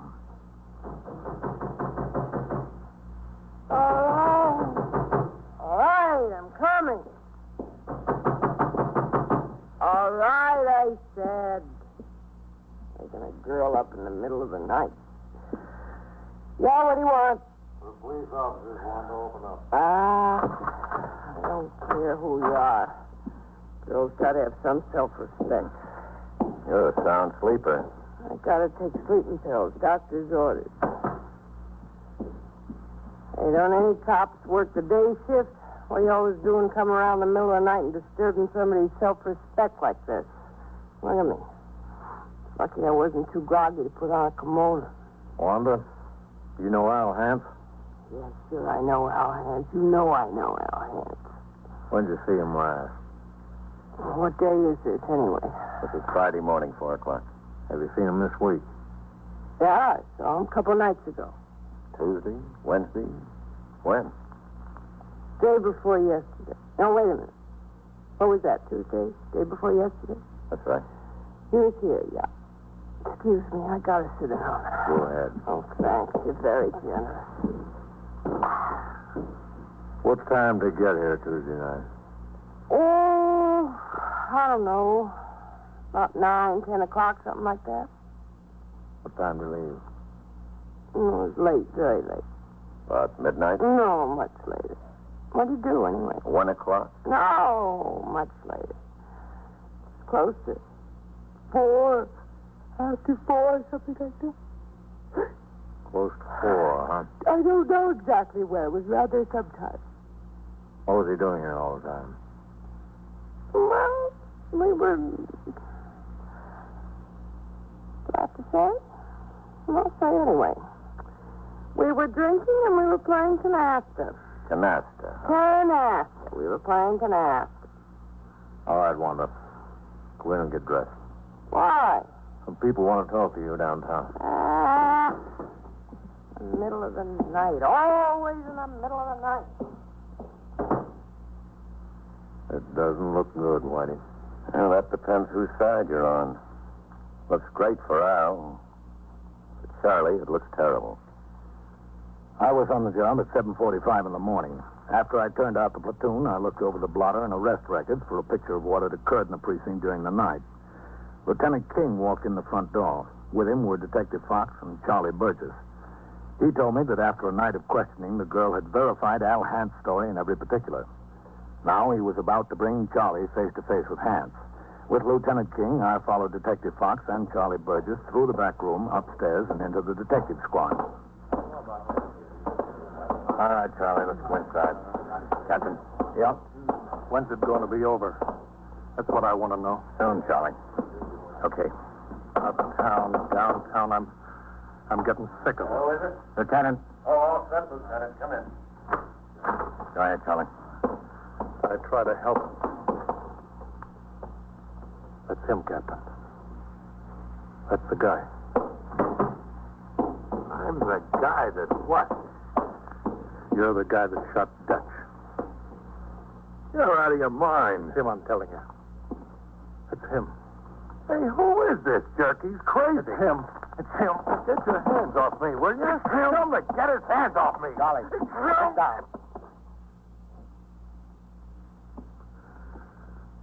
Yeah. All right. Listen, what kind of a frame is this? He's the guy. All right, folks, be quiet. Fox, bring her in here. We'll wrap it up. Okay. Well, you wouldn't take my word for it, huh? But you'll take Wanda's. Who's Wanda? You'll see, Charlie. Everything I'll see. Tell me something. Come on in. Inside, Wanda. All right. Don't have to rush me. Sit down, Wanda. Hello, Wanda. Al Hance, why don't you stay out of trouble? So I wouldn't have to lose my self-respect and be waked up by policemen at such an hour to make alibis for you. Sit down. All right. Could say please. Wanda, you're involved in a very serious matter here. Oh, I'm always involved in a very serious matter, but Al was at my house. He was there from around 9 o'clock until after 3 in the morning, and nothing you can say will change that. It's a lie. Okay, Charlie. Wanda, did you know this was a murder case?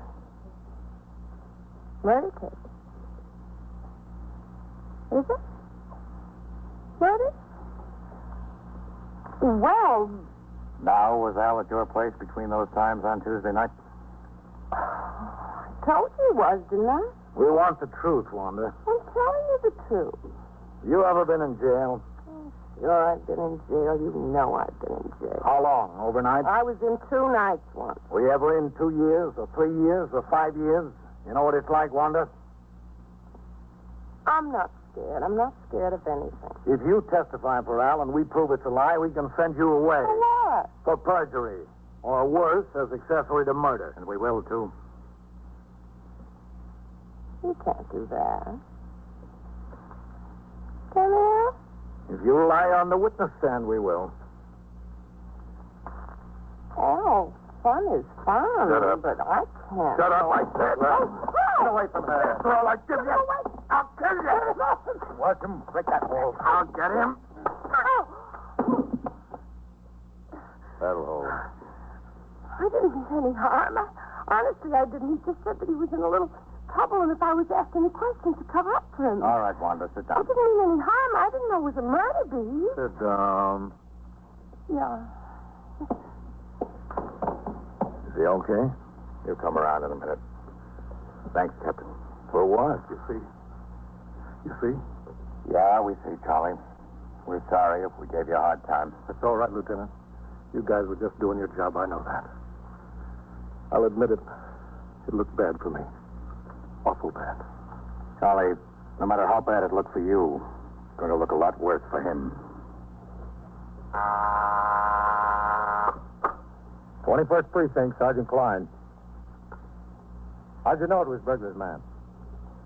And so it goes. Around the clock, through the week, every day, every year. A police precinct in the city of New York is a flesh and blood merry-go-round. Anyone can catch the brass ring. Or the brass ring can catch anyone. Incidents portrayed on tonight's 21st Precinct occurred last year. Names were changed to protect the interests of persons involved. 21st Precinct is presented with the official cooperation of the Patrolmen's Benevolent Association, an organization of more than 20,000 members of the Police Department, City of New York. Everett Sloan in the role of Captain Kennelly, Ken Lynch as Lieutenant King. Featured in tonight's cast were Elspeth Herrick, Wendell Holmes, Chuck Webster, Bill Quinn, Phil Sterling, and Lawson Zerby. Written and directed by Stanley Niss, produced for CBS Radio by John Ives. Art Hanna speaking.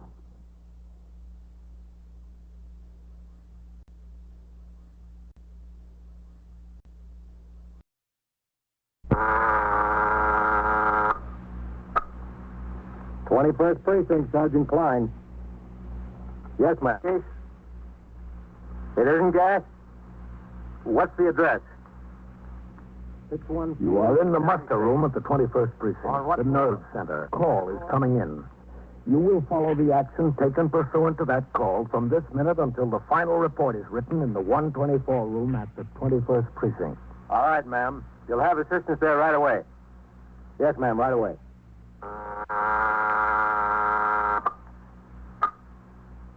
21st Precinct. It's just lines on a map of the city of New York. Most of the 173,000 people wedged into the 9/10 of a square mile between 5th Avenue and the East River wouldn't know if you asked them that they lived or worked in the 21st. Whether they know it or not, the security of their persons, their homes, and their property is my job. My job and the job of the 160 patrolmen, 11 sergeants, and 4 lieutenants, of whom I'm the boss. My name is Kennelly, Frank Kennelly. I'm captain in command of the 21st. What makes a city? Not buildings, not subways, not business. People make a city. From dawn to midnight, from midnight to dawn, the rich and the poor and the good and the bad pour their lives together and stir up the city, as in the 21st.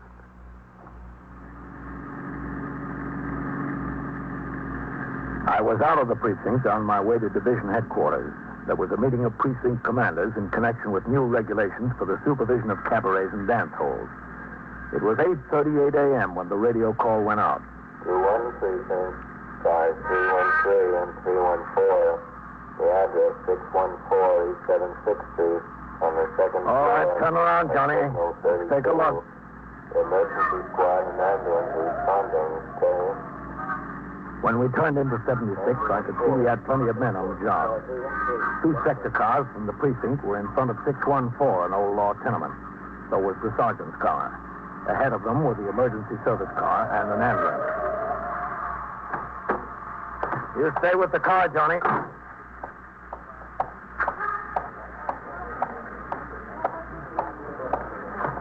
Police officer. Excuse me. Coming through there. Police officer. Oh, what have we got, Coley? A couple of kids, Captain. Gas case? Stay back, folks. There's nothing to see. Nobody's been down since I was posted here, Captain. I haven't heard anything. Thanks.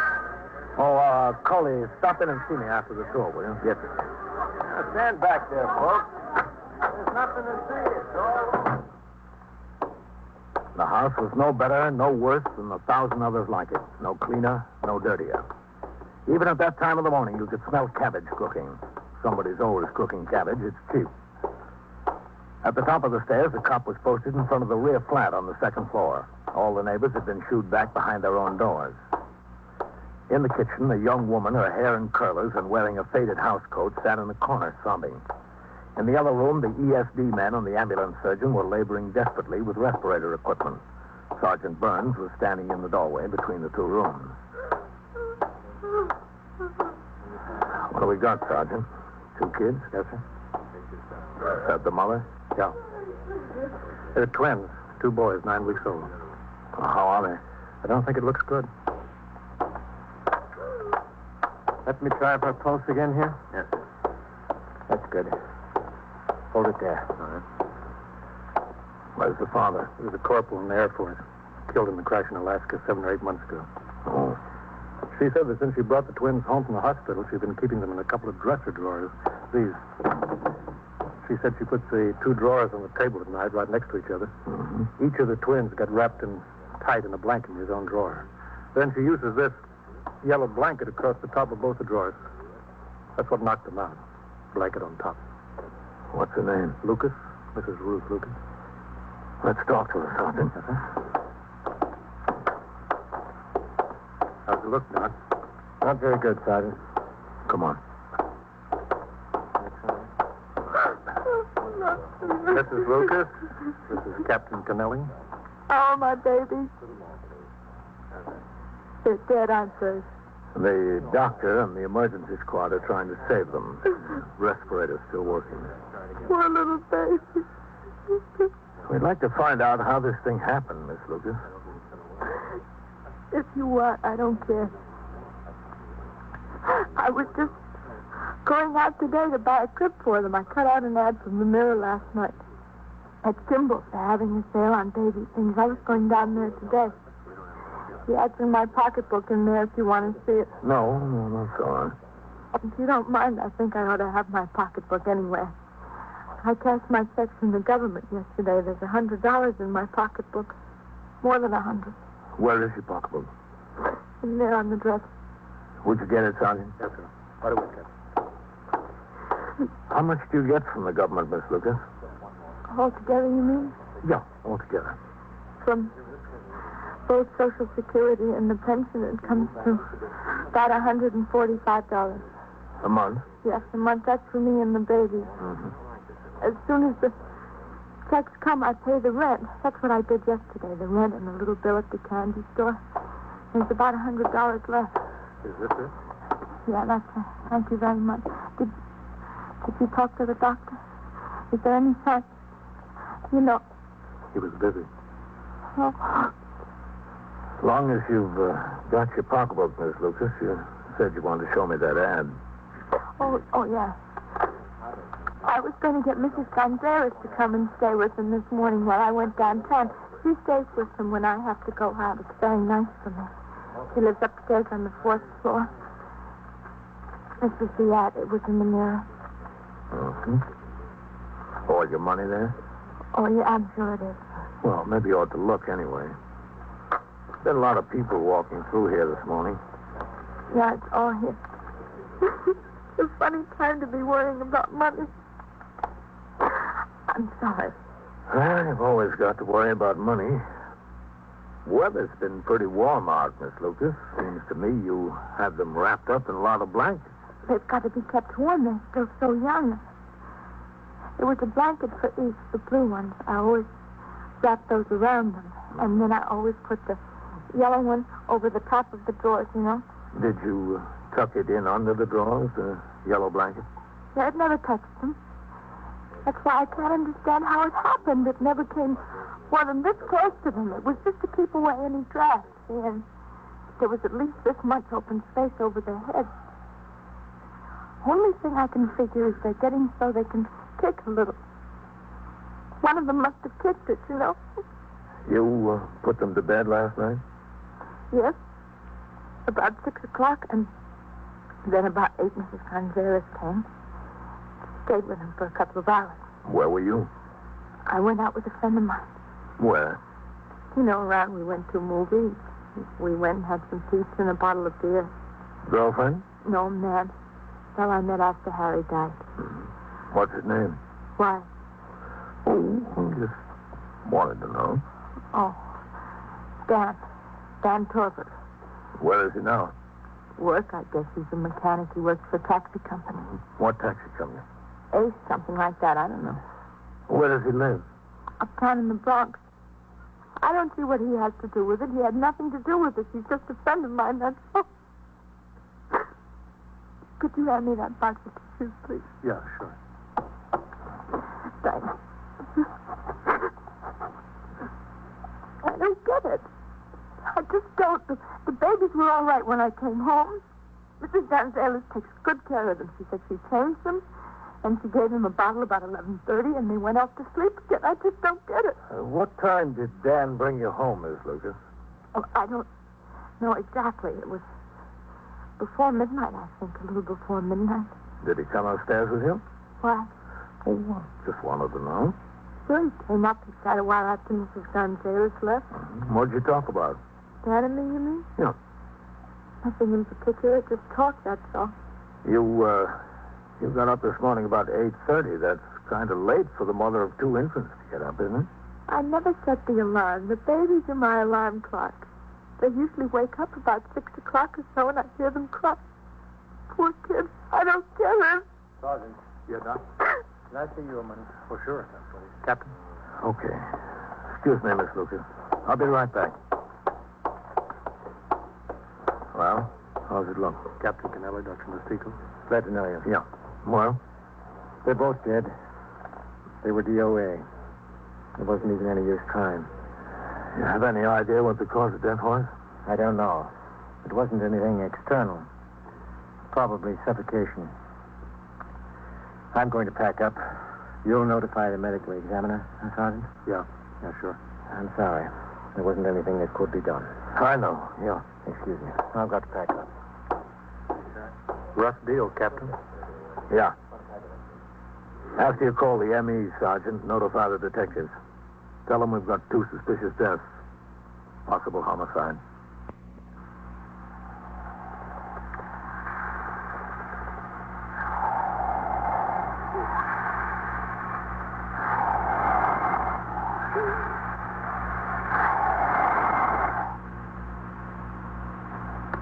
The longer you're in the job, the easier it is to do the hard things.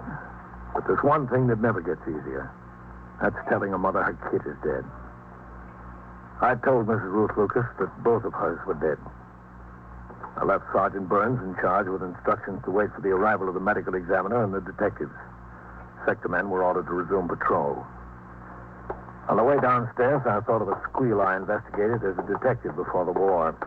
A mother, a girl from a good, hard-working family, couldn't stand her baby crying day and night. She grabbed him by the throat and strangled him. That was messier, but the twins were just as dead. She did. I tell you, she did. All right, lady. You'll get a chance to tell your story. Oh, hello, Captain. Captain? Are you the captain? Yes, that's right. Coley, keep the people moving. Yes, sir. Now, You look. kill those babies? I know it. That's a very serious accusation, ma'am. I'm making it. What's your name? And Mrs. Gonzalez, Mrs. Mary Gonzalez. You the woman who stayed with the babies last night? That's right. I stayed with them all the time. I loved those babies. She had no use for them. No use at all. Well, that doesn't mean she killed them, Mrs. Gonzalez. Oh, don't it? She wanted to marry this Dan Corbett, but he didn't want any ready-made family. She told me that herself. When did she tell you that? Well, last night. Before that, even. Look, Mrs. Gonzalez, I'd like you to talk to the detectives who are handling this. Have you got time to come to the station house now? Right now? I'll give you a lift in my car. Oh, I was just going out to the butcher. All right. The detectives will come around to see you. Oh, I'll go. I'll go now. Okay. Come on. Don't forget to stop in, Coley. Yes, sir. I love those babies. Couldn't have loved them more if they were my own grandchildren. And I got 2 grandchildren in Jersey City. What time did she get home last night? It was after midnight, way after midnight. Miss Lucas said it was before midnight. Oh, thank you. It was after. I came at 8 o'clock and she gave me $1.25 for 5 hours. That goes to show you I love those babies. Station house, Johnny. Wouldn't mind children for that unless I loved them. And I was always bringing them things. Toys and clothes and things like that.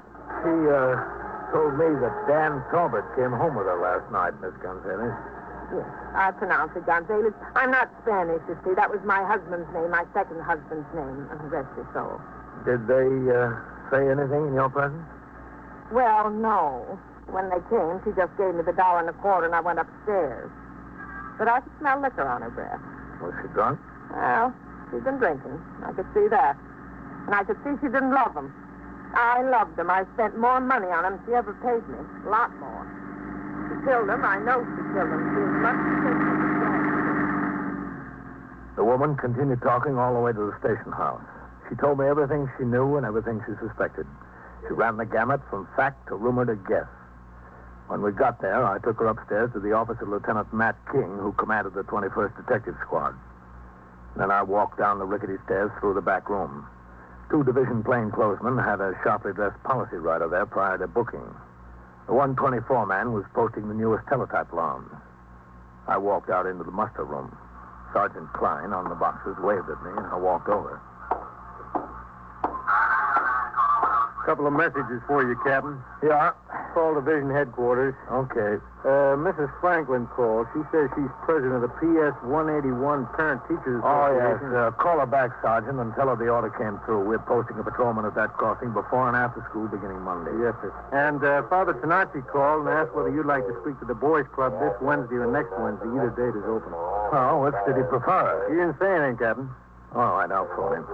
Get me in division. Okay, Captain.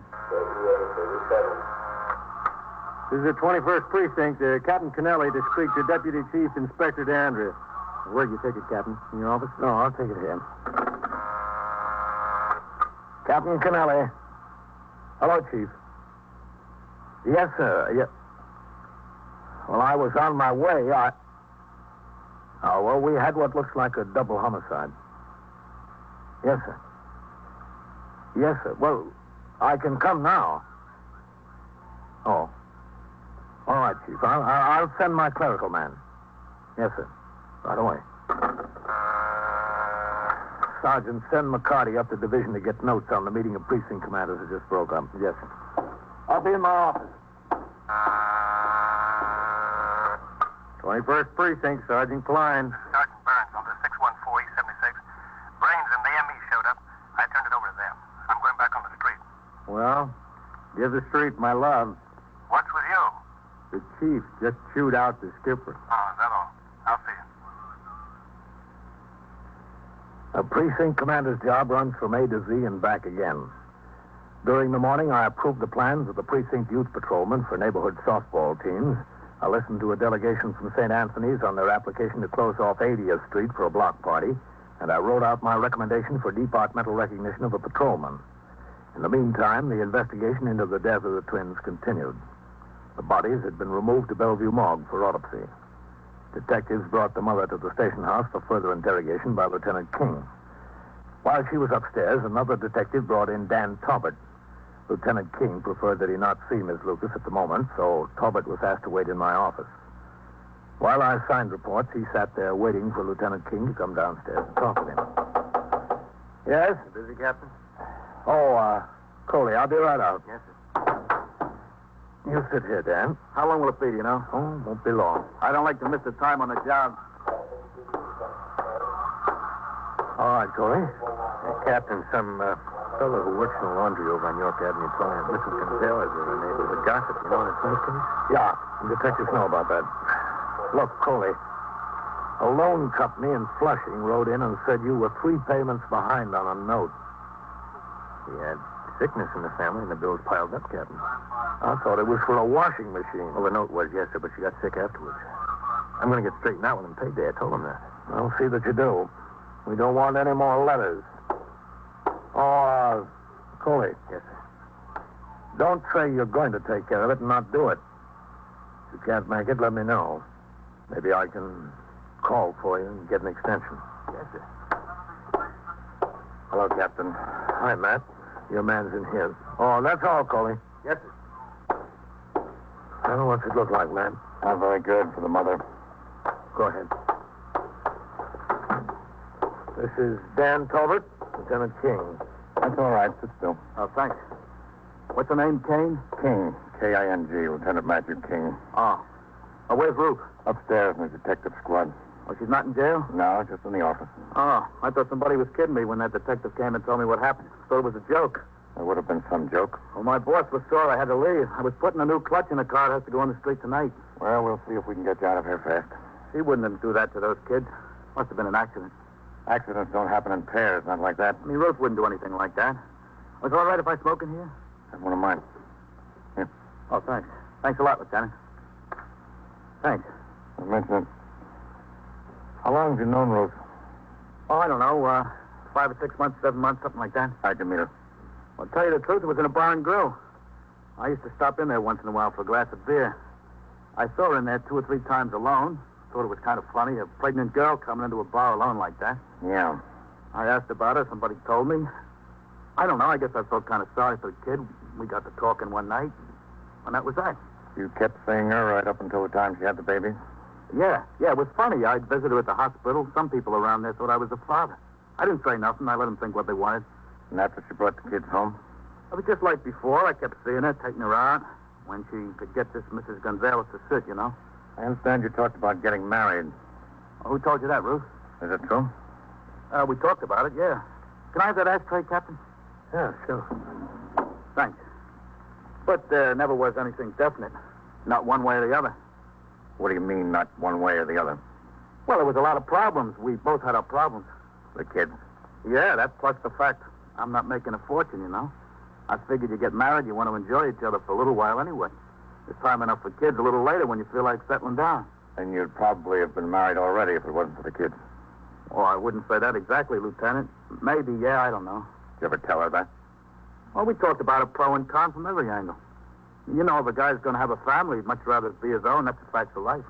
She gets some money from the government, doesn't she? Yeah, she even went down and got the details from the VA or somebody.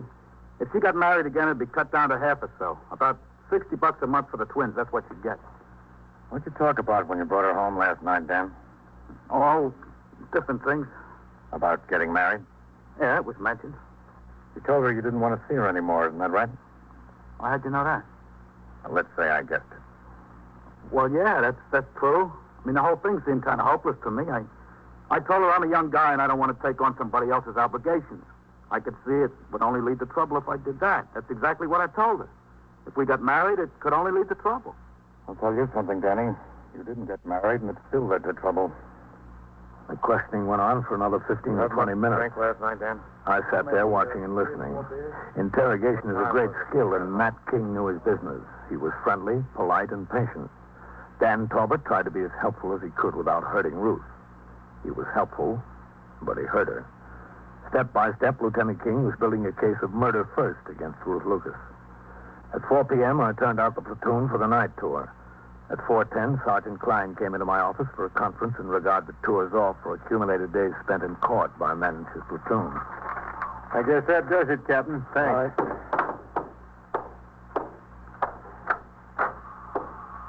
Is the captain in there? Well, he's busy now, ma'am. Can you tell me what it's about? I want to see the captain. Well, I said the That's all right, Sergeant. I'll talk to her. Come in, Miss Gonzalez. Certainly is hard to get some attention around here. That's all I can say. Certainly is hard. Sit down. No, thanks. I can stand. I gave a lot of time when Lieutenant King wanted to know all about everything this morning. Now I can't even see him. Well, I know that he's very busy this afternoon. Well, I gave my time when he wanted it. Did you talk to any of his detectives upstairs? Maybe they can help him. Oh, sure. I talked to the detectives. But they said I'd have to talk to the lieutenant, and Lieutenant won't talk to me. What am I supposed to do? Well, what is it that you want? I just want my things, that's all. I gave a lot of things to those babies, and they're dead now. I want them to give to my own grandchildren. Should have given them to my own grandchildren in the first place. You'll get whatever is yours as soon as the investigation is over. Well, I just want to make sure they aren't turned over to some charity or something. After all, charity begins at home. Well, I suggest you make a list of what you claim is yours. I don't need a list. I know. There were 4 pairs of little Johnny coats and a raffle for each one of them, and there was a rubber sheet. Mrs. Gonzalez, And there was Yes, come in. Excuse me, Captain. You said you wanted to ride over and take a look at conditions at First Avenue Playground after school. Yeah. Well, okay. I'll be right with you. Yes, sir. Oh, Sergeant. Yes, sir. What time does the messenger leave for the distributing room tonight? About 5:30, Captain. All right. Have him stop in here. I'll have these reports signed. Okay, Captain. And there was those 2 pillars. They're the most important. 2 pillars with real down. Took me a whole day to make them, and you know how much down is. Real down. Well, you'll be able to get all of it back if it's yours. Well, it's definitely mine. I didn't give her anything. I only loaned it. The pillows couldn't be anything except loaning, because she didn't even know about them. I just put them in last night. You put them in where? In the drawers. Where'd you think? Those poor little babies sleep in those hard drawers like that. It was a shame. Last night? That's right, just last night. I only finished them yesterday afternoon. I thought the babies would be a lot more comfortable. Well, didn't you say anything to Miss Lucas about the pillows? Well, I was going to mention it, but when I came downstairs to sit, I forgot to bring them. After she was gone, I went back upstairs for a minute to get the pillows. I was only gone a minute. I wouldn't leave those babies alone. When did you put the pillows in the drawers, Miss Gonzalez? When the babies woke up for their bottles, about 11:30. After I changed them, I put the pillows in the drawers. And how high are the pillows? What do you mean, how high? Well, I mean, are they thick? Well, very thick. They're very good pillows, genuine down. I want them back. You'll get them back. I guarantee you'll get them back. Well, as long as I have your guarantee. All right, let's go upstairs, Miss Gonzalez. Why? To see Lieutenant King. They told me he's very busy. We'll see him. In Lieutenant King's presence, I had Miss Gonzalez repeat her story about putting the pillows in the drawers. She went through it word for word. Back to sleep. Now I want the pillows back. Don't you think I'm entitled to them? What's your point, Captain? Where are the drawers? At the house? No, we brought them in here for evidence. The drawers and all the bedding that was in them. What's the point? Let me show you. In my office. Oh, is she in there? Yes, she's in there. Well, I don't know if I want to talk to her. You don't have to talk to her, Mrs. Gonzalez. Got them over on the table.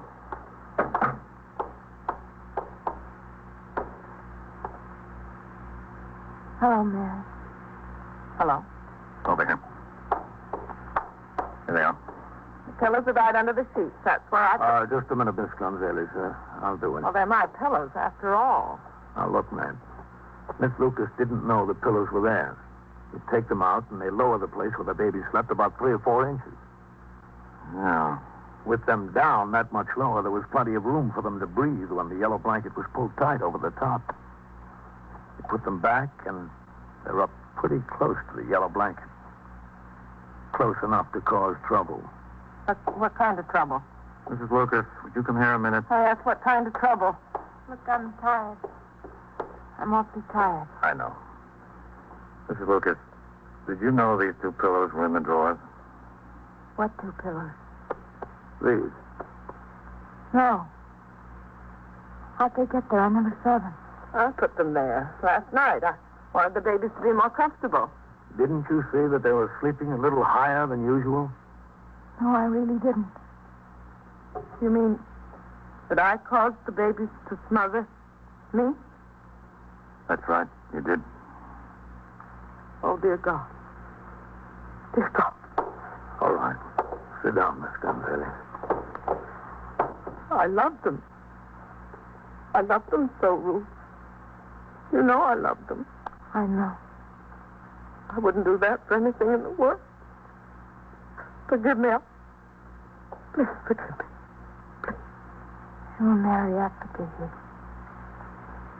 wasn't your fault. Accidents happen. –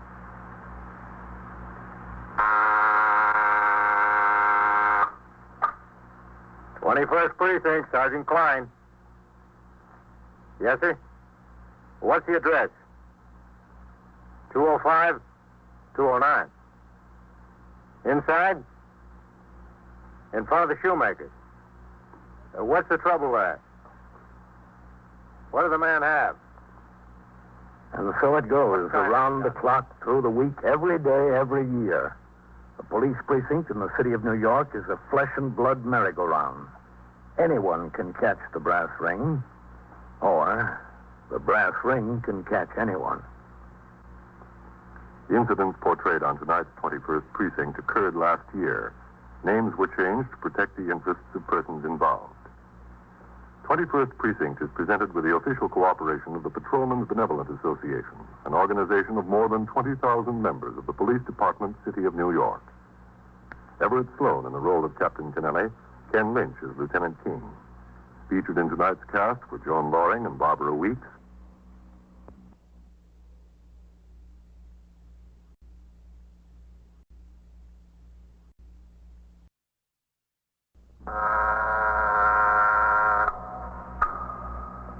First Precinct, Sergeant Klein. A what? How do you know something's wrong? How many days haven't you seen him? How do you know he's been in the apartment all that time? You are in the muster room at the 21st Precinct, the nerve center. A call is coming through. You will follow the action taken pursuant to that call from this minute until the final report is written in the 124 room at the 21st Precinct. Do you have a key to get in? What makes you sure it's been bolted from the inside? All right. I'll send the officers around to have a look. Where can they find you? All right. Just stay there. I'll send them right over.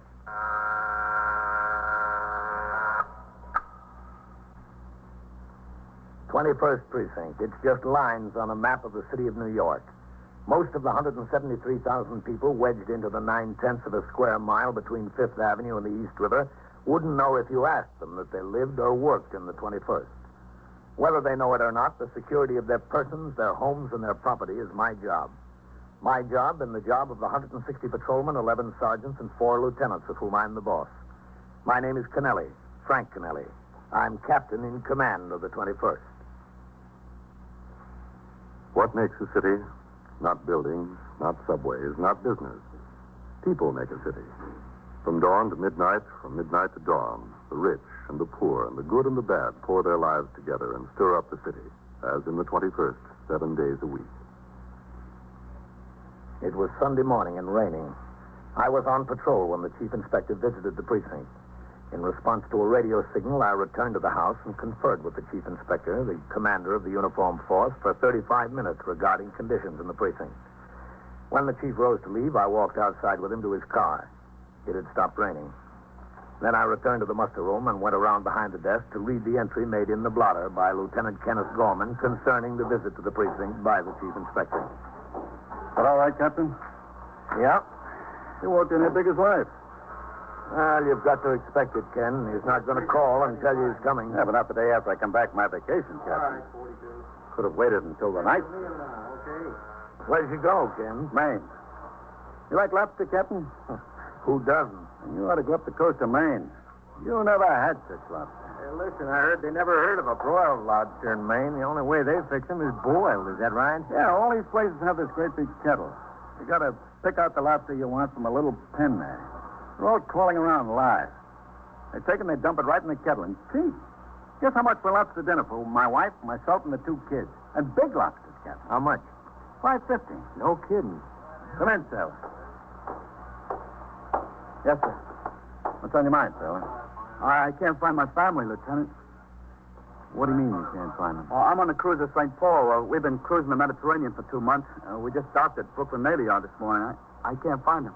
Well, they're supposed to meet you, son? No, sir. They didn't even know I was coming. Oh. You see, we live in New York. I just came home and went to the house. It was burned out. There wasn't anybody there. There was a fire. 3 days ago, somebody told me. Where's this? 631 York Avenue. 21st Precinct, Sergeant. The whole building's boarded up. It was really burned out. All right, 18, just a second. Hold on. I can't find them. I don't know where they went. Hey, Lieutenant. Yes? Heisman's ringing in. You said let you know. Ask him what's holding up that notification on Lexington Avenue for the 44th. The car's still sitting there. Yes. I was just wondering if you knew anything about it. What about the notification? It's got me worried to death. And did you ask around any of the neighbors? Oh, yes, sir. I asked around. Nobody's in the building. It was burned out. Keep on trying that. It's Sunday, and the stores there are all closed. What do you mean, your family? Your parents? No, sir, my wife and my baby. Oh. Did you ask any of the neighbors in the other buildings? Well, there isn't anybody living in the houses on either side anymore. They're getting ready to make a housing project there. And besides us, there were only 5 or 6 families left in our house. Say, listen, do you remember the fire? A man over there told me there were some people killed. Do you remember that? Yes, there were some people killed. What's your name, sailor? Rawlins, Joe Rawlins. You run the cruiser St. Paul? Yes, sir. Gunner's mate second class. Say, listen, who was killed? Not my wife and baby. I don't remember the name Rawlins. I don't think so. Well, could you check? We're going to right now. I'll tell you what you do. Listen, how many people? 5. 5? Oh, God. Well, one of them was the city fireman. The other's lieutenant. I gotta know. How soon could I know? I'll tell you what you do, son. I'm Captain Kennelly. Yes, sir. And that's my office right across the room there. It'll take a little while to look up the reports. Why don't you just have a seat in my office until we find them? Oh, that's all right. I don't mind. Well, it'll take a few minutes, Joe. Just go ahead and sit in there. I'll be right in. Yes, sir. All right. I asked Sergeant Klein to get out the aided case cards and the unusual occurrence report for the fire at 3:30 in the morning 2 days before. It took a few seconds, not a few minutes, but I wanted the chance to read over the reports before I spoke to the sailor again. I read them and gave Sergeant Klein and Lieutenant Gorman instructions to call the Missing Persons Bureau and the Office of the Chief Medical Examiner to get more information concerning their subsequent investigations. Then I walked across the muster room to my office.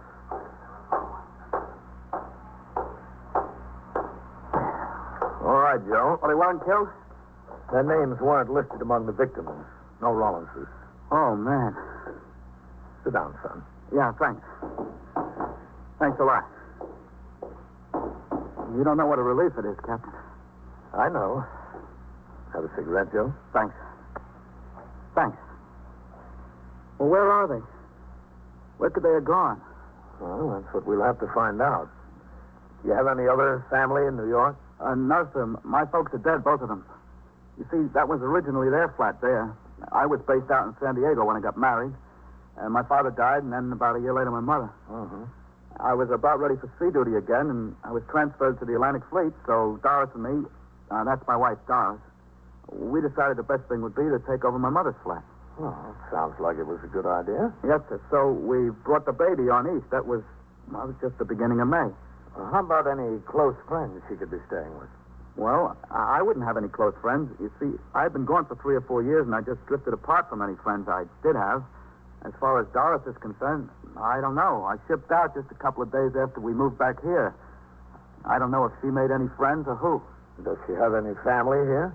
No, sir, not in New York. Her folks live in San Diego, just outside of San Diego. She's got a sister in Missouri. Where in Missouri? St. Louis. And her sister's married to a fellow in the insurance business in St. Louis. Got a good job. I don't know where she could have gone. Beats the living daylights out of me. Well, how about her sisters in St. Louis? No, I don't think so, Captain. It's too far, and, well, they only got a small place, 3 kids of their own. I don't think so. I'm sure. That was a pretty bad fire, wasn't it? The building really looked wrecked. Yeah. They don't know how it started. Short circuit, they think.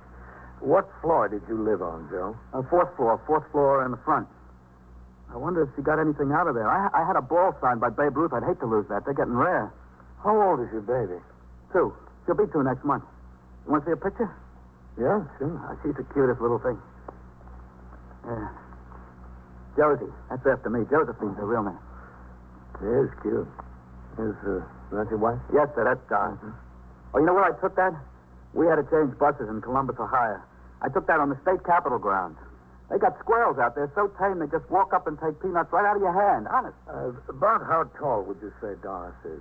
Oh, I don't know, about 5'1", 5'2", something like that. I don't know. Well, how much would you say she weighs?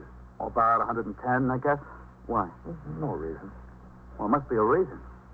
There's something you're not telling me, isn't there? Joe, listen to me. We think everybody in that building was accounted for. Who was killed? Who was killed beside the fireman, I mean? There was 5. Who? Well, there was an elderly couple who lived on the second floor. Who else? And, Joe, that's why I asked you the questions. I don't think it's them. Who's not them? Well, there were 2 unidentified bodies. Yeah? You know, a woman and a child. Don't kid me now. Tell me the truth. I am telling you the truth. They were burnt beyond recognition, Joe. But the medical examiner's report says the woman weighed about 150 and was 5'6". She's smaller than that, Doris. Much smaller. I know. And the child, they think it's a boy about 4 years old. They think, aren't they sure? Well, they were pretty badly burned, Joe. Well, if they're not identified, who could they be?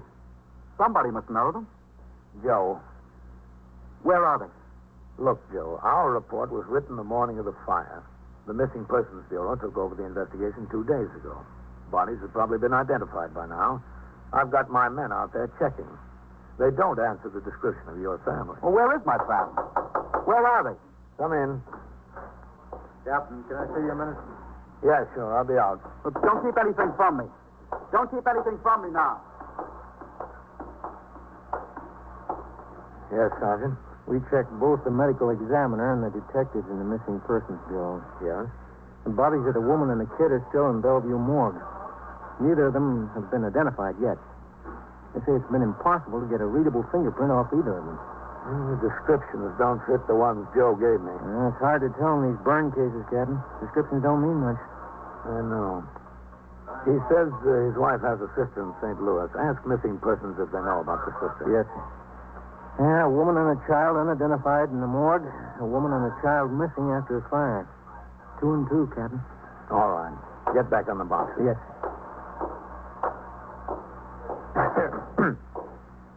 It's them, isn't it? That's what he told you? No, that's not what he told me. Well, then where are they? What happened to them? We haven't any idea, Joe. But we're sure going to find out. A little before noon that Sunday, I put out a call for the patrol sergeant, Timothy Waters. He was instructed to come by the station and pick up the sailor. Together, they drove over to the burned house and sought out the patrolman on post.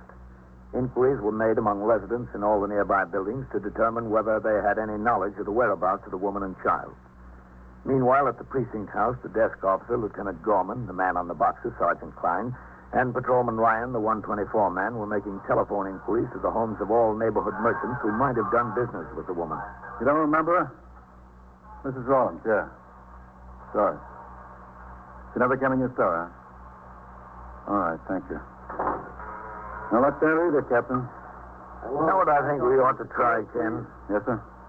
Mrs. Rollins and the child were both Navy dependents. If they got out of the building, and if either of them were injured to any degree, she might have hopped in a cab and gone right to the Brooklyn Naval Hospital or St. Albans. That's possible, Captain.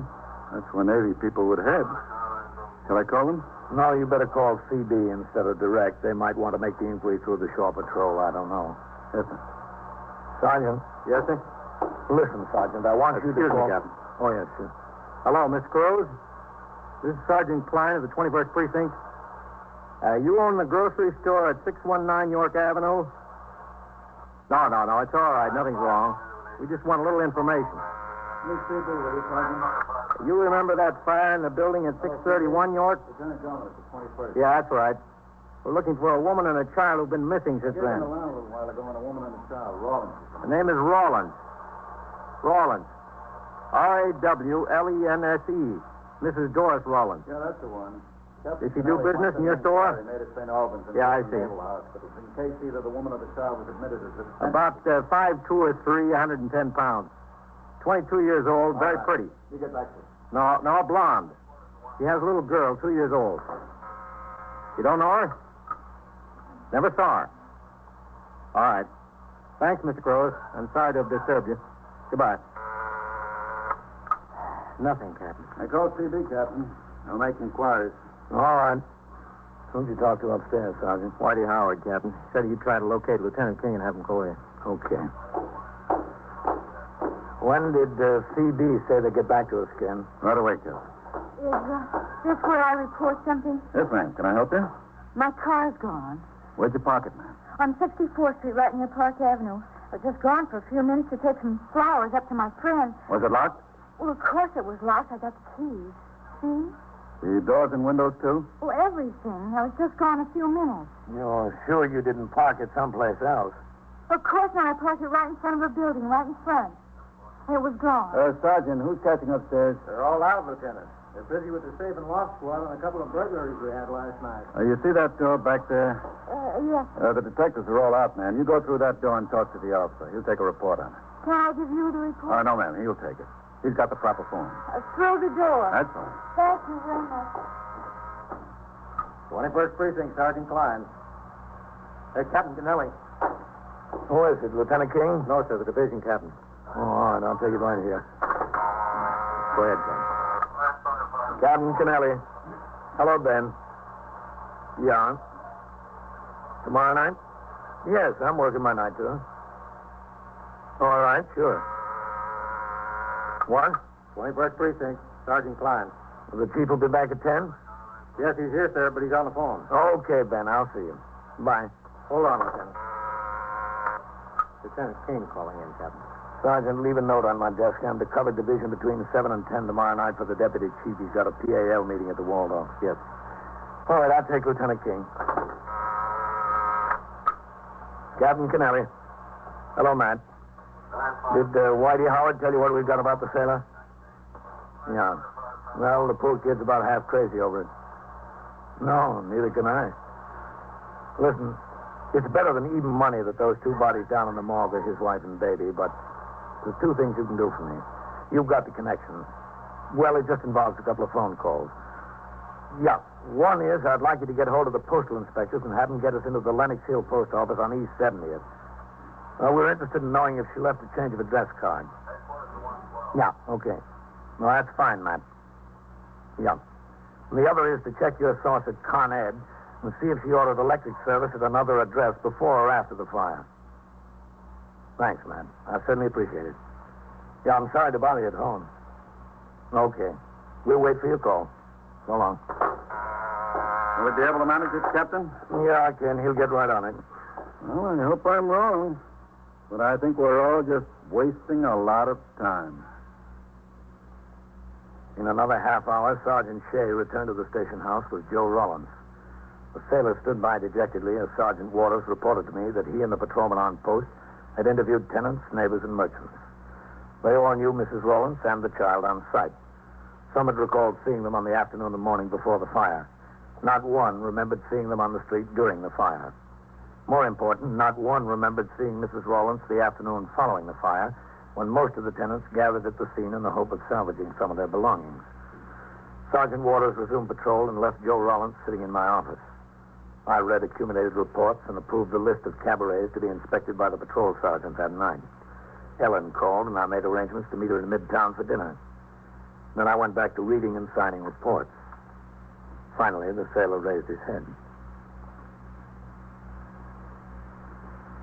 Captain. Yes, Joe? Where they got them? Where have they got what? The bodies. Oh. At the morgue, Bellevue. I want to look at them. They're burned beyond recognition, Joe.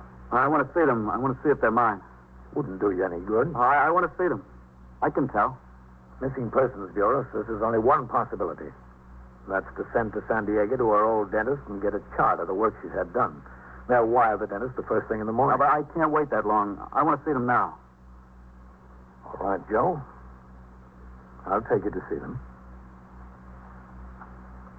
I went out into the muster room and told Sergeant Klein to radio for Patrolman Farrell to drop his recorder on post and drive the car to the precinct house.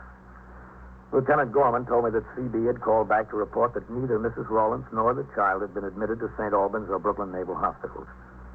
There was no word yet on the two important lines sought after by Lieutenant King, commander of the 21st Detective Squad. When the car arrived, Patrolman Farrell drove us down to the Bellevue morgue. On the way in, we were met by Detective Anthony Trinker of the Missing Persons Bureau. Detective Trinker had handled the investigation of this case along with the office of the Chief Medical Examiner. He took us inside the mortuary.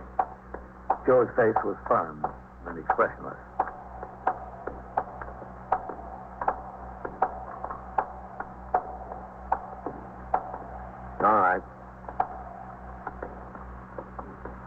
That one, Arthur.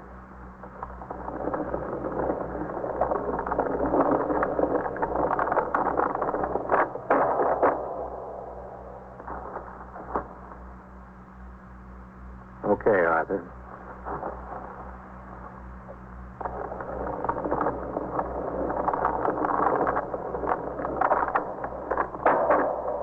Over here now.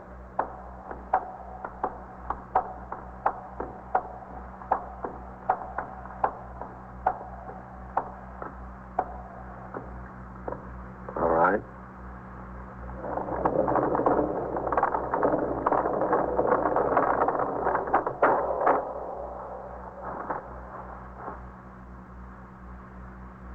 They don't even look like people. All right, Arthur. Thank you.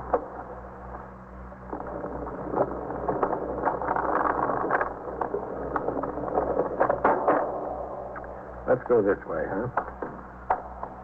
Not even like people. This was your idea, Joe.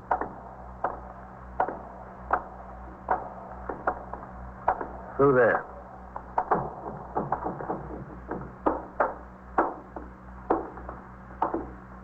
Have a seat over there. Captain. Thanks, Tony. Joe. Oh, it's all right. I told you identification would be impossible. I don't even know if we can identify the woman through dental charts or x-rays. As far as the child's concerned, we can't even tell for sure whether it's a boy or girl. That's how bad things are. Tony, you estimated the weight of the woman at 150 or so and the height 5'6". The child you said was about 4 years old, probably a boy. Those descriptions don't match up with Joe's family. Mm-hmm. I know they don't. Burn cases can have peculiar results. Some of the victims appear larger, some smaller, some the same size. It depends on a lot of factors. Look, I don't care about factors. Give me facts. That's all, facts. You want it straight, Joe? I've been asking for it straight. All day I've been asking for it straight. Nobody gives me an answer without a hedge. All right. It's as simple as this. If that isn't your family, where are they? I can answer that one. I know where they are. Detective Trinker told me he would not file his final report until after he received the dental charts and x-rays from San Diego. We walked back out to the car and rode uptown to the 21st in complete silence. Even the radio was quiet. Only 4 calls came over from 30th Street to the house. Inside the muster room, Lieutenant Gorman told me that Lieutenant King had called. Both of his lines fizzled. Con Ed showed no change order in electric service for Mrs. Rollins, nor had she filed a change of address card at the East 70th Street post office. It was 4 o'clock. I turned out the platoon for the night tour. Joe Rollins stood in a corner. He watched blankly as I spoke to the men. He didn't seem to notice them as they marched out the door. He followed them out. I went after him. Joe. Where are you going, Joe? I don't know. Back to my ship, I guess. I won't bother you anymore, Captain. Wasn't any bother, Joe. It's the job. But I'm worried about you. Well, you don't have to worry about me, sir. I'll be all right. The only thing is how to let her mother know. How can I break the news to them? It's got to be done. Now, they're such nice folks. It's just a shame. Yeah. Got to let her sister know, too. You know, we stopped there for a day on the way from the coast. She showed us the real time in St. Louis. Oh, we sure did have fun. We laughed and carried on. Everything was so funny. Very funny now. You've got to give these things time, Joe. Yeah. I think maybe I'll call her sister and then let her sister call her mother. That's the best thing. I'll do it right now while it's on my mind. It's the only way. Get it over with. Have they got a phone in there in that candy store? Yeah. Oh, just one more favor, Captain. You come with me while I call, just so I don't get cold feet. All right. That's what I'm afraid of. I'll get cold feet. Go ahead. I'll get some change. Oh, that's all right. I got lots of change. All right. I'll leave the door open, all right? Sure, if you want. I got her sister's number in my wallet. You know, in case of emergencies. You dial 211. That's long distance.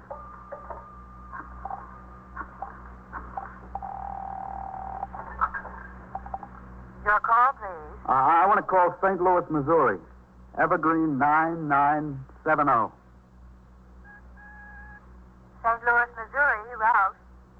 What number are you calling from, please? Eldorado 54599. 3155 tandem, dial 2 letters plus the number. I don't know how I'm going to say it, Captain. Deposit $1.50 for 3 minutes, please. Yes, ma'am. 25,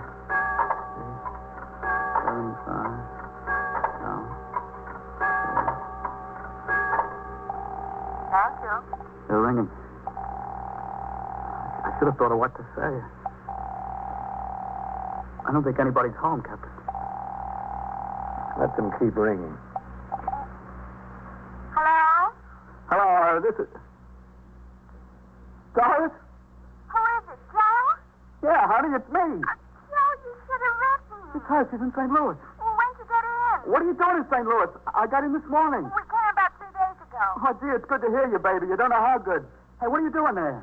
Bill wired me that Ann had to have an operation. Oh, yeah? No one to take care of the kids, so I just left in an hour's notice. Oh, how is she? Oh, she's getting along fine. I didn't expect you till September 1st, Joe. I'm sorry. Oh, it's all right, baby. It's all right. How's Josie? Wonderful. Getting bigger every day. She just loves her cousin. How do you feel? Oh, fine. Just fine. Hey, listen, I got some big news for you. You made peace? No, nothing like that. This is really very funny. It's a riot. The house burned down. The house burned down. Joe, what are you talking about? Look, I'll explain it to you when I get there. Joe! Kiss everybody for me. I'm taking the next plane. I'll wire you from the airport. Joe, what about the house? I missed the plane, baby. I'll tell you when I get there. Goodbye. Oh, thank God. Joe, I'm happy for you. I'm pretty happy for myself. Except, who are the woman and child down there? You've got your problem worked out, Joe. Let us worry about this one.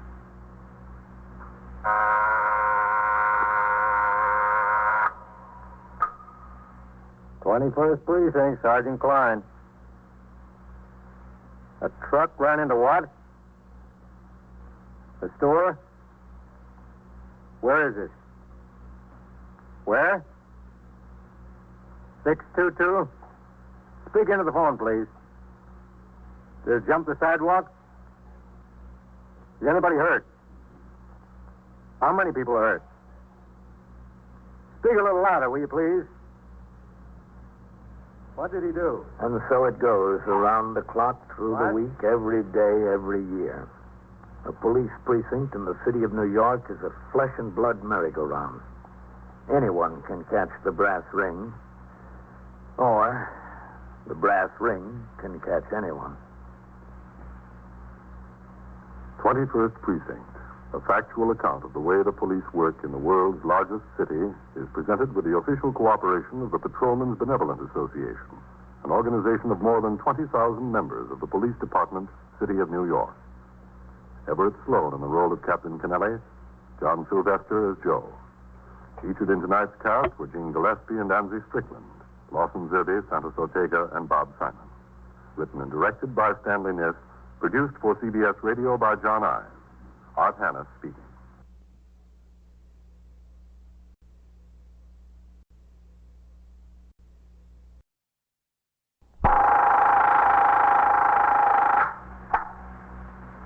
"21st Precinct, Sergeant Klein.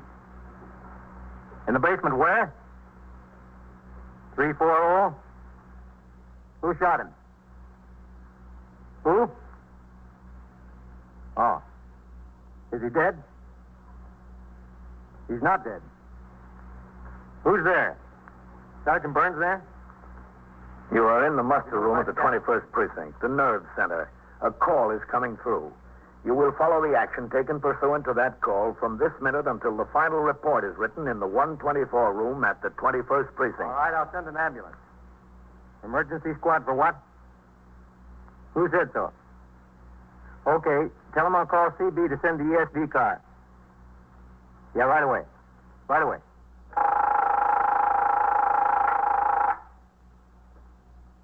21st Precinct. It's just lines on a map of the city of New York.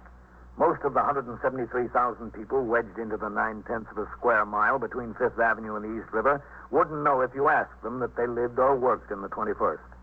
Whether they know it or not, the security of their persons, their homes, and their property is my job. My job and the job of the 160 patrolmen, 11 sergeants, and 4 lieutenants of whom I'm the boss. My name is Kennelly, Frank Kennelly. I'm captain in command of the 21st. What makes a city? Not buildings, not subways, not business. People make a city.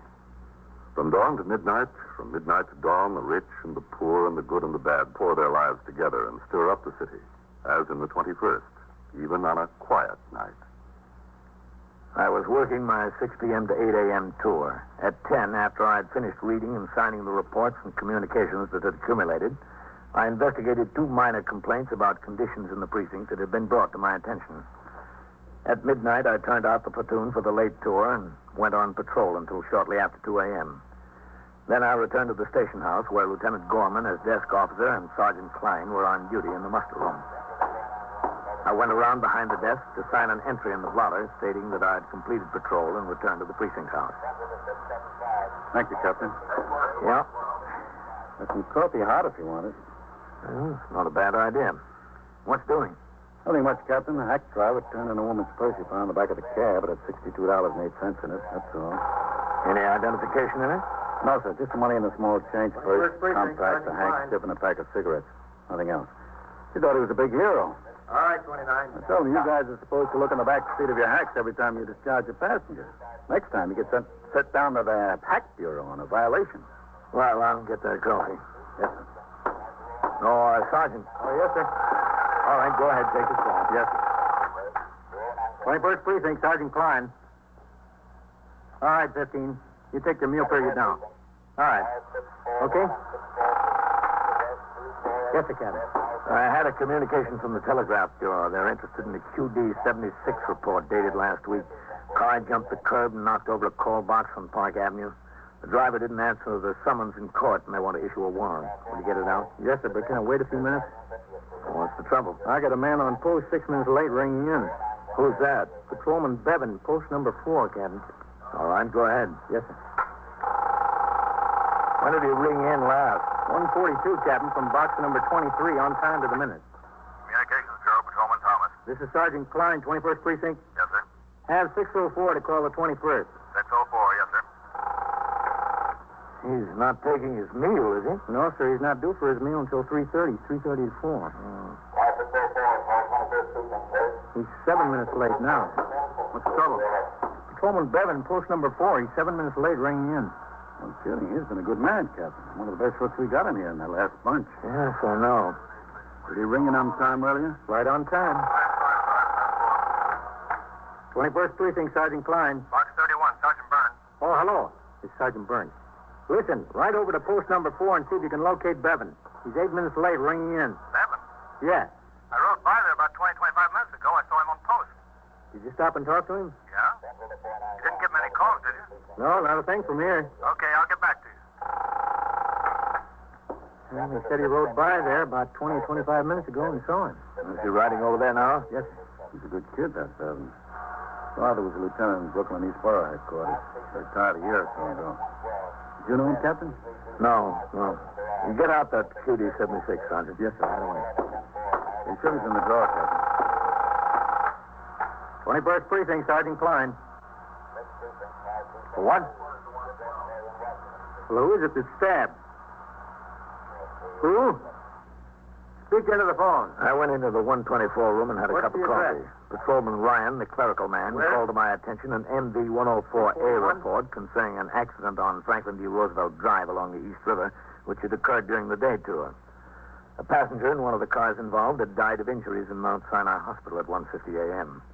I instructed him to have the desk officer notify the Communications Bureau and the Manhattan East Motor Vehicle Homicide Squad. I went back to my office to read and sign more reports to be sent to the 6th Division Headquarters, 160 East 35th Street. At 2:35 a.m., Sergeant Klein walked across the muster room and stuck his head in the open door of my office. Captain. Come in. Sergeant Burns just rang in. Yes? He's been over every inch of post number 4. He can't find any sign of Bevan. Where'd he look? Just on the street? Well, so far, Captain, that's all he had time for. All right, come on. Oh, call the sector car from over there. Yes. And then drop his recorder on post number 4 and bring the car by here for me. Yes. It's beginning not to make sense, Captain. No sense at all. Communications Bureau, Patrolman Thomas. Sergeant Klein, 21st Precinct. Have 608 call the 21st, will you? Yes, sir. 608, right away. All right, let's take a look at the map, Sergeant. That's a pretty quiet post normally, Captain. Yeah. There's not much open around there this time of night. 3 or 4 bars and grills, maybe. An all-night luncheonette here. There's another luncheonette here. It's open all night. That's real crazy, the whole thing. What time was Bevan due to ring in last? 2:12, Captain. He's almost a half hour late. I stood behind the desk for a few minutes and watched as 2 robbery, assault, and Section 1897 suspects were brought down by Lieutenant Matt King, commander of the 21st Detective Squad, for booking. The sector car came and Patrolman Farrell drove me to post number 4. We located Sergeant Burns. He already had his operator, Patrolman Mercado, and Patrolman Eisman on the job, making a building-by-building search for Patrolman Bevan. Post number 4 consists of 3 square blocks between 1st and 2nd Avenues. As in many parts of New York, the complexion of the streets change from building to building. An old law tenement might be flanked by a fine apartment house on one side and a garage on the other.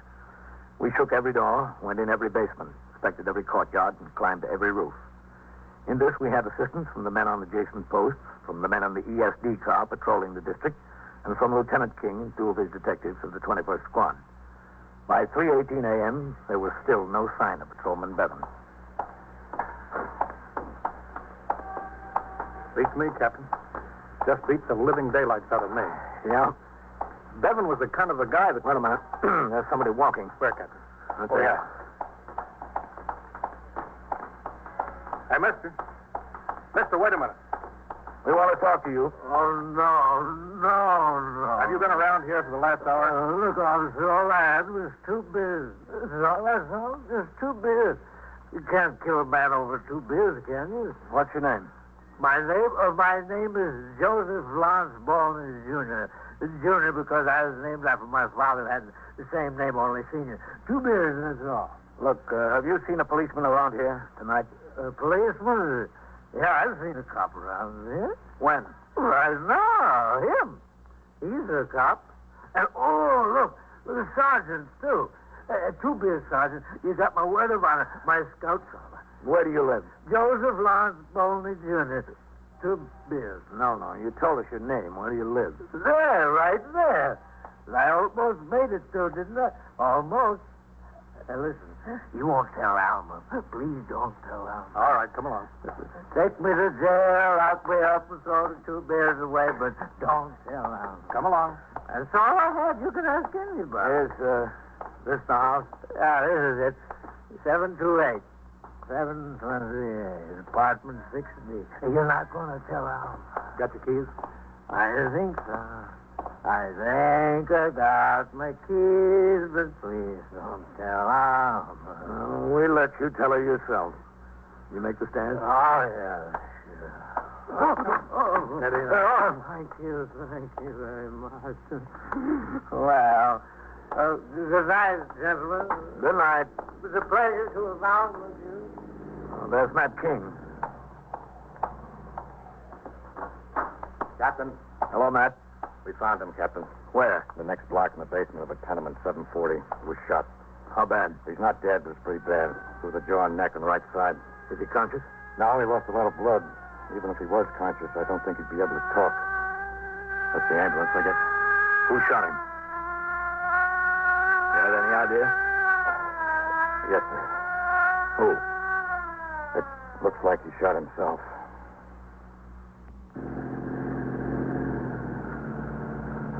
Lieutenant King drove us around to the house.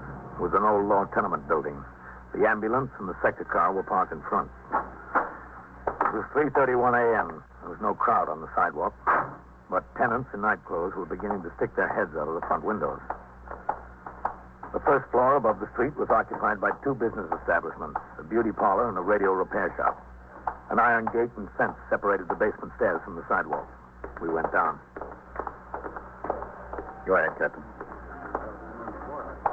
The basement's been vacant for about a year. Yeah. Be right with you, Captain. Whitey. All right. Be careful now. Yeah. Roll him on the stretcher. Just roll him on. All right, get a seat there. Okay. I got them. Easy now. Easy. Okay. All right, thanks. Thanks a lot. Doctor, I'm Captain Kennelly. Captain? How does it look? It went through the maxillary bone of the jaw, Captain. On the way, it probably hit a vein in the neck. Lost a lot of blood. How is he? Pretty bad. Did he shoot himself? The gun was fired at very close range, Captain. Not farther than this. His face and head are full of powder marks. I see. All right, easy with him. All right, lift together now. Yeah. Come on, lift. This way. Watch it. You've got very little clearance there. Easy. What's the turn there? That's it. Pull that back end high going up. Captain, Yes, Matt? Whitey and Novak have been talking to the tenants. Yes? They can't find anybody who heard the shot.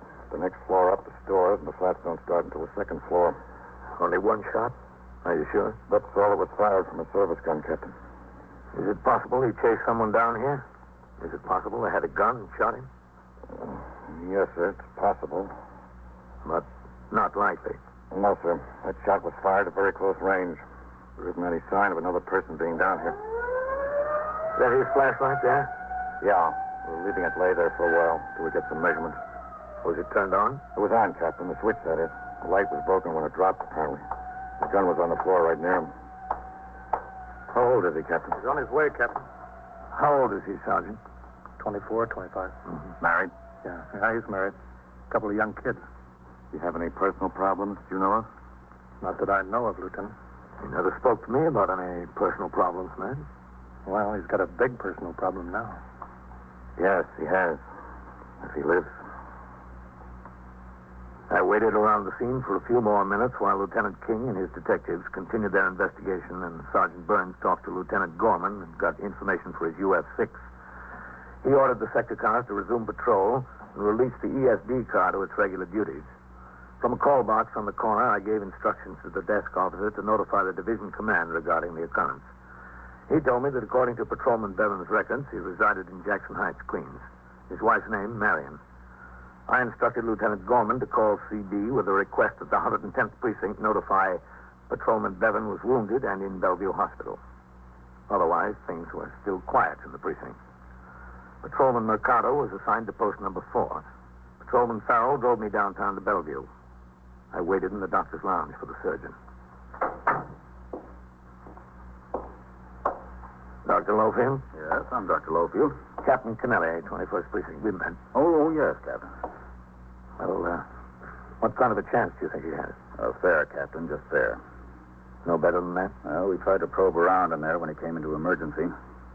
We couldn't reach the slug. It's pretty deep. There's no telling where it went after it penetrated or what organs it hit. I sent him up to be x-rayed. That'll locate the slug, and I'll go in after it. Well, does it have to come out now? The sooner the better, Captain. What does surgery do to his chances, Doctor? Well, he's apparently a very healthy young man, physically. Under the circumstances, his pulse and respiration are both better than can be expected. I see. Does it appear to you that he shot himself? The gun was fired at very close range. Powder mark? That's right, yes, sir. He has a family, doesn't he? Yes, his wife's been notified. She's on her way. Should be here any minute. I'll have to talk to her and explain what I plan to do. I'll need her consent. No, I don't think there'll be any trouble about that, Doctor. Oh, excuse me. Sure. Dr. Lowfield? Yes. All right. Right there. Yes, we'll be on. Thank you. Mrs. Bevan. She's waiting out at the reception desk. All right. That way, Captain. Thank you.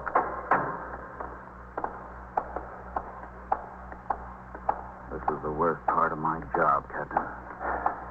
Not the best part of mine. That's her, I guess. I'll talk to her. Mrs. Bevan? Yes. I'm Captain Kennelly.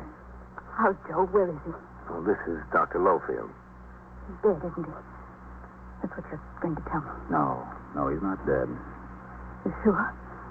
You're positive? I just left him. You'd better sit down, Mrs. Bevan. That's all right. Please, sit down. Yes, all right. It's awful. Really the worst thing in the world. We're going to have to operate. Right away? Yes, right away. If it's got to be done. I suppose it's all right, isn't it, Captain? Yes, it has to be done. All right. Well? Doctor? Yeah? Can I see him? Before, I mean. I don't think it would be wise, Mrs. Bevan. Oh. Well, I have to get up to him. Yes, that would be a good idea. I'll be back down as soon as possible. As soon as possible. What was his name? Doctor who? Dr. Lowfield. Is he good? Fine as they come. That's good. It's awful. Worst thing in the world. Joe would come home and tell me about notifications. He'd tell me how I'd have to find a mother or a wife or a father and tell them that someone was hurt or dead. He'd tell me how I'd always get a neighbor who knew the person he had to notify. And then the doorbell rang, and there was Mrs. Petey from next door, and then Mr. Patrolman. I screamed. I really screamed. I don't know what it's like. I know, Mrs. Bevan. I knew what they were going to say. They were nice, very nice. But he didn't know anything. Just that he was shot and that he was here. He didn't know how or why or how bad or anything. Make it worse, the kids woke up. Or one of them, Jackie, I think. Mrs. Creedy's staying with them.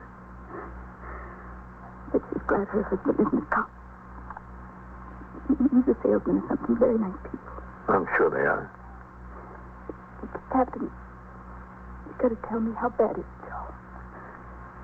He's going to die. I don't know what I'd do. He's in serious condition, Mr. Bevan. Serious? God. Has he had any problems lately? Real problems? What do you mean? Well, I mean, have you had any financial difficulties? Any trouble at home? Why? Have you? Well, we manage. How about you and George? What do you mean? Well, is it getting along all right? It's been fine. We're very happy. We have a nice home, 2 very beautiful children. We couldn't be happier. I'm glad to hear that. What do you want to know for? Oh, we just have to know everything. How did he get shot, Captain? Who did it, do you know? Well, not exactly, Mrs. Bevan. We have an idea. We're trying to make sure.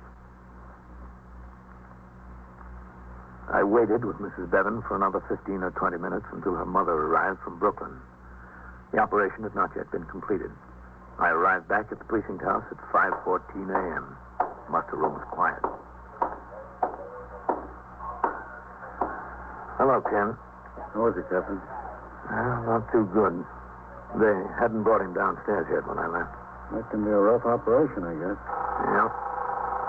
What's doing around here? Nothing new, Captain. All right, 31. Hello, Captain.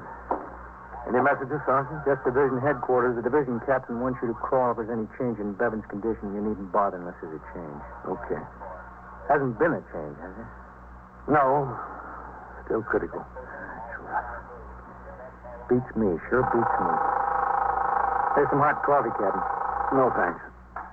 21st Precinct, Sergeant Klein. Captain Kennelly there. Who is this calling, please? Dr. Lowfield at Bellevue. It's important. Hold on, please. Captain, Dr. Lowfield at Bellevue. All right, I'll take it here. Captain Kennelly. Dr. Lowfield, Captain. Yes, Doctor. I finished the operation. I think he's going to be all right. Good. That's good news. The bullet was lodged in the buccinator muscle on the contralateral side of the mouth. I got it out. He has a fractured jawbone, which I set, and he lost a lot of blood. But I think he'll pull out of it all right. Mm-hmm. He's not conscious, is he, Doctor? No, he isn't.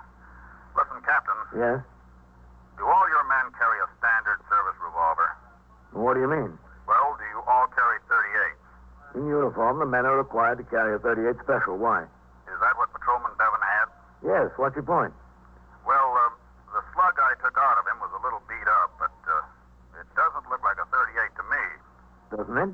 I'm no expert on guns, but, well, I used to fool around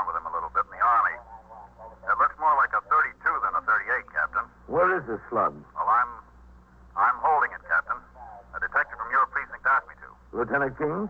Yes, I think Lieutenant King. Well, hang on to it, Doctor. Just hang on to it. I will. I intend to. And thanks. Thanks a lot. All right. Bye, Doctor. Any change in his condition, Captain? There's been all kinds of changes. I'm going upstairs to see Lieutenant King.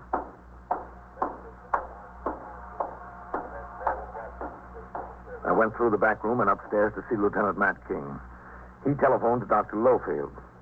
Detective Vitale was sent down to Bellevue to get the slug taken from Patrolman Bevan's jaw and take it to the police laboratory for a ballistics examination, along with Patrolman Bevan's service revolver. If the slug was fired from a .32 caliber gun, Patrolman Bevan could not have shot himself.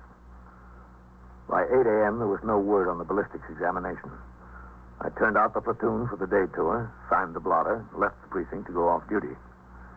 Ellen was awake and dressed when I got home. I talked with her while she had breakfast. She told me she was going to 34th Street because both Macy's and Gimbel's had advertised big linen sales. Ellen left the house and I went to bed. A hot sun flashed in under the shade. I don't know how long it took me to fall asleep. Maybe it only seemed long.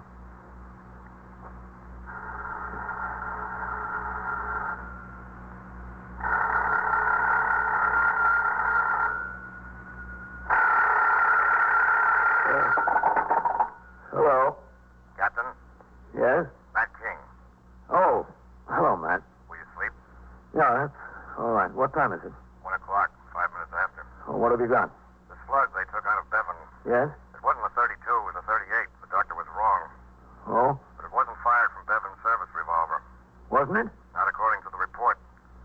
Well, that's good news. I'm calling from home, too, Captain. I'm going in now. Vitale called me, said there was a man picked up on suspicion of burglary in the 34th Precinct at 3:55 this morning. He was carrying a .38 Spanish make automatic. Yeah? One shot had been fired from it. How does it look? Well, I'm going out to the 34th to talk to this fella. Look, if there's anything to it, Matt, will you let the man on TS know so he can call me? I'll call you myself, Captain, as soon as I know anything. I got up and got dressed. After I had some coffee, I took my car over to Fred's to be washed and greased. I returned home close to 4. Ellen was there. She told me Lieutenant King had phoned. I called him back. The man arrested in the 34th had a record of 5 arrests and 2 convictions for burglary. After questioning by Lieutenant King and Assistant District Attorney Louis Sullant, he admitted shooting Patrolman Bevan. He was brought into the 21st and booked on charges of assault and Section 1897. The gun in his possession at the time of his arrest was sent to the police laboratory for ballistics examination to corroborate his statement. That night, en route to a meeting of the Captain's Endowment Association at the 71st Regiment Armory in Manhattan, I stopped in at Bellevue Hospital. Oh, hello, Captain. How is he, Mrs. Bevan? Better, much better. Well, that's good. He's been propped up since about 4 o'clock this afternoon. Of course, he can't talk, and it's hard to feed him much, but the doctor says he's doing fine, just fine. I was going out now so he could get some sleep. Well, then I won't stay. I was that's all right. He's not asleep yet. I'm sure he's going to see you. It's this way. You've been here since this morning? Oh, yes. My mother was here for a while, and then she went out to the house to take care of the kids. Mrs. Creedy couldn't stay all day. She has children of her own, you know. It's in here. Let me stick my head in and make sure he's not asleep. Joe? He's still up. Come on in. Guess who's here, Joe? Captain Kennelly. Hello, Joe. The doctor told me it'd be at least a week before he'd be able to talk again. You know, it was real funny. The detectives from the precinct, what were their names, Joe? Kinney and Goldman? Kinney and Goldman, they came down here and wanted a statement from Joe on what happened. Do you know them, Captain? Oh, yes. Well, it was really funny, wasn't it, Joe? He couldn't say a word to them. It was all right anyway, because they knew what happened from the man that shot him. Joe saw him come down a fire escape. He chased him. He chased him into that basement. Mm-hmm. Is that right, Joe? Well, he just robbed an apartment. Anyway, Joe followed him down into the basement. He was looking around for him with his flashlight, and the man was hiding behind a partition. And then when Joe got this close, he shot. Joe fired one shot that didn't do any good. Isn't that right, Joe? And we're glad they got him. Very glad. We're glad Joe's going to be all right. I was worried this morning, Captain. So was I. I didn't know how things were going to turn out. I thought he was dead or dying. But look at him. Strong as an ox. Anxious. Well, maybe it's a good thing to keep in mind, Mrs. Bevan. for all of us, things can look a lot different than they really are.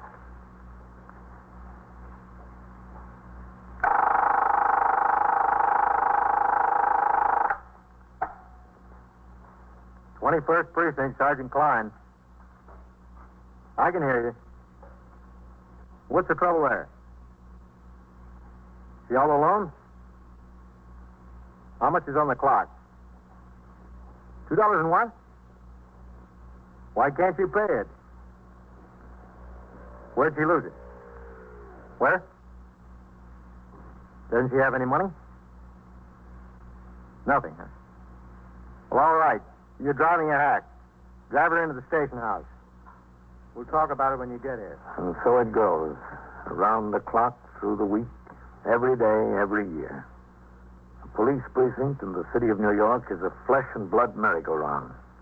Anyone can catch the brass ring, or the brass ring can catch anyone. 21st Precinct, a factual account of the way the police work in the world's largest city, is presented with the official cooperation of the Patrolmen's Benevolent Association, an organization of more than 20,000 members of the Police Department, City of New York. Everett Sloan in the role of Captain Kennelly, Ken Lynch as Lieutenant King. Written and directed by Stanley Niss.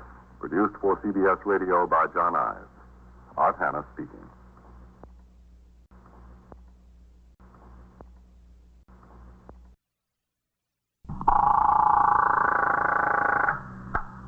'21st Precinct, Sergeant Burns. I can hear you. What's the trouble there? Is she all alone? How much is on the clock? $2 and what? Well, why can't you pay it? Where'd she lose it? Where? You are in the muster room at the 21st Precinct, the nerve center. A call is coming through. You will follow the action taken Pursuant to that call, from this minute until the final report is written in the 124 room at the 21st Precinct. All right, you're driving a hack. Drive her into the station house. We'll talk about it when you get here. Just drive around the station. We'll get it all settled here. 21st Precinct. It's just lines on a map of the city of New York. Most of the 173,000 people wedged into the 9/10 of a square mile between 5th Avenue and the East River wouldn't know if you asked them that they lived or worked in the 21st. Whether they know it or not, the security of their persons, their homes, and their property is my job. My job and the job of the 160 patrolmen, 11 sergeants, and 4 lieutenants, of whom I'm the boss. My name is Kennelly, Frank Kennelly. I'm captain in command of the 21st. What makes a city? Not buildings, not subways, not business. People make a city. From dawn to midnight, from midnight to dawn, the rich and the poor and the good and the bad pour their lives together and stir up the city. As in the 21st, a little over 2 weeks ago. I was working my 6 p.m. to 8 a.m. tour. At 1:55 a.m., following patrol, I returned to the station house. In the muster room, Sergeant Burns was on the boxes. Lieutenant Snyder was the desk officer. A hack driver and a well-dressed, very pretty young woman, about 20, stood in front of the railing. I walked around behind the desk to make an entry in the blotter that I had returned from patrol. What's doing, Sergeant? Nothing much, sir. It's been a quiet tour. Look, I got no time to stand here and discuss the pros and cons. There was $2.40 on the clock. Now, all I want is my money, that's all. I'd pay you if I had it. I told you I lost my wallet. Hello, Lieutenant. Captain. Lady, just give me the $2.40. She says she lost her wallet. Well, why couldn't she look and see if she had her wallet before she got in my cab at Idlewild Airport, Lieutenant? Why'd she have to wait until we get to 80th Street and Park Avenue before she finds it out? I looked in my purse for a cigarette, and I noticed the wallet was missing. I told you I'd give you a tip. Lady, when I turn the cab in at 4 o'clock in the morning, the boss wants cash for what's on the clock. He don't want checks. I don't have the cash. I lost my wallet. Why do I get all the sad stories? I've never seen it before. Where were you going from Idlewild, miss? She said Penn Station. All right, 19. What's your name, miss? Elizabeth Earlwood. Do you have any identification? No, it was all in my wallet, Lieutenant. I've got my checkbook, though. I'm not interested. What's your name? Swinagi, Joe Swinagi. Well, now, look, Joe, these things happen. But always to me. Why? Who are you, anyway? I'm Captain Kennelly. Oh, beg your pardon. I'd just like to know who I'm talking to. You're wasting time here. Not news to me, Captain. I I didn't want to come here. I'd suggest that you take the young lady's check and get back on the job. The only other thing to do is file a complaint against her. I got a good mind to do just that. What does that mean? I haven't arrested? 21st Precinct, Sergeant. Do you know anybody around here that you can call and get the money from? Well, you take your meal now. I don't know a soul, not a soul. I'm from out of town. You wouldn't want to spend the morning in court, would you, Joe? I want to spend the morning sleeping. All right, give me the check and let me get out of here. Oh, I really appreciate it. You don't know how much I appreciate Here, it. miss, you want a pen? Oh, yes, thanks. Thanks a lot. How do you want it made out? Just the cash. That's good enough. It was $2.40. I'll make it for $4. That'll be a good tip for all the trouble I caused you. It's up to you, lady. Yeah? You know I lost my wallet and I don't have a cent of cash. I couldn't make it for $10 and you give me $6 change. No, you couldn't. Now, listen, just make it for $2.40. Just give it to me and let me get out of here. All right, there wasn't any harm in asking. Plenty of harm. 21st That's enough already. Burns. Yes, sir? Hold on. Captain Kennelly, the division lieutenant for you. Okay. Now, lean up against the desk and write it, sir. I'll take it here. Yes, sir. Captain Kennelly. Yes, Dev. No, I can't spare him. Well, I'm short 2 sergeants now. Waters went sick yesterday and Klein's on vacation. Oh, I can't. No. Oh, I know there's no harm in asking. All right, Deb. That's okay. So long. How is Sergeant Waters, Captain? Did you hear from him? He's better. His wife called last night. Oh, that's good to hear. I'm really sorry to cause so much trouble. I made it out for $4 anyway. Here. Braxton, Pennsylvania. Where's Braxton, Pennsylvania? It's near Philadelphia. Lieutenant, did I get the pen from you? That's right. Look, thanks a lot. You're welcome. Well, can I go now? Yeah, go ahead. Well, I'll be seeing you. Goodbye. I can't blame him, I guess. 21st Precinct, Sergeant Burns. But I couldn't help it. Singleton. Do you live in Braxton? You want Yes, to sir, talk that's to him? right. Put him on here. Near Philadelphia. What are you doing in New York? Lieutenant Snyder? Well, it's a long story. Listen, you put unidentified on the UF-95 tag for that DOA. The aided card says he was registered into the hotel as Herbert Rowden. Now, which is right? Miss, walk across the hall there to my office, will you? Over there? Yes, that's right. The cards in his pocket showed what name? And just have a seat in there. Yes, sir, if you want. How do you spell it? E-L-R-E. Oh, Sergeant, did you check and see if her wallet was turned in out at Idlewild? I just came in a minute before you did. All right, I'll be in my office. Yes, sir.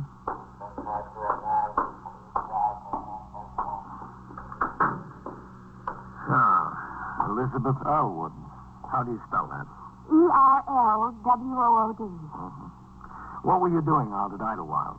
Well, you see, I came to New York on the train with a friend of mine. She left on a plane for Europe at midnight. I was going back to Philadelphia. All right. That's okay. I'm sorry. And I put her in the plane and took a cab to go back to Penn Station. When I opened my pocketbook for a cigarette, I noticed my wallet was missing. That's all there is to it. I couldn't help it. Did you have your pocketbook open at the airport? Oh, yes, several times. I bought her a couple of magazines and we went to the bar and had a drink. Several times. You didn't miss it before you got in the cab? No, sir. I told you I was going to smoke a cigarette. You were on your way to Penn Station to get a train to Philadelphia? Yes, sir. That's right, to Philadelphia. Then I'd have to change there for Braxton. That's on the other side of Philadelphia, on the main line. I really couldn't help it. I can't blame the cab driver for being mad. He's entitled to his money, but I couldn't help it. I didn't want to lose my wallet. Yes, I know. Do you have any friends in New York? Well, there are a couple of people. Girls I went to school with, but I wouldn't know where they are exactly. Would you like to call your home? Oh, I don't think that would be a good idea at this time of night. You see, I didn't even tell my mother and father I was coming to New York. They'd get scared to death. She's nervous anyway. And he's probably not home. He stays in town a lot. Philadelphia, that is. Grover C. Irwood, did you ever hear of him? No. Oh, he's a pretty big man. Well, if you don't call him, you have to do something. All I want to do is get to Penn Station and get on the train, that's all. I had a return ticket, but that was in my wallet, too. How much money did you have? Oh, I don't know, $35 or $40, something like that, not much. Excuse me. Captain Kennelly. Sergeant Burns, Captain. I called both the 103rd and the Port Authority police at Idlewild. There's been no wallet turned in. Okay, thanks. And your wallet hasn't been turned in. Not as yet. Oh, I don't know what I'm going to do.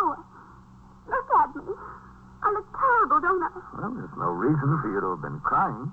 I'll be all right. I just had the money to get home. That's all I need. About $10. Captain, would you cash a check for me for $10?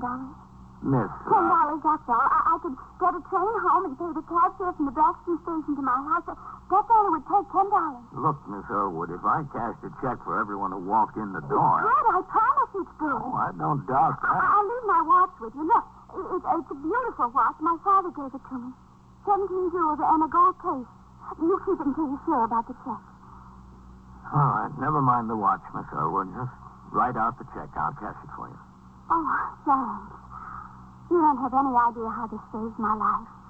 It really saves my life. I took the young woman's check and gave her $10 from my own pocket. She powdered her nose, thanked me profusely, and left the station house at 2:20 a.m. The rest of the tour was quiet. At 8 a.m., I turned out the platoon for the day tour, signed the blotter, and left the precinct to go off duty. It was a heavy week. We were plagued by a series of housebreakings. There was a 3-alarm fire, 2 armed robberies, a rash of car thefts, and a traffic fatality during the next few days, all in addition to the ordinary occurrences. On Friday morning at 8 a.m., I arrived in the precinct for my day tour. I turned out the platoon, then returned to my office to read the reports and communications which had accumulated. These I signed while I spoke to George Underwood, the precinct youth patrolman, in regard to his plans for a championship playoff among softball teams from the various playgrounds in the precinct. About 10:30, I had finished the paperwork and interviews. I walked out into the muster room.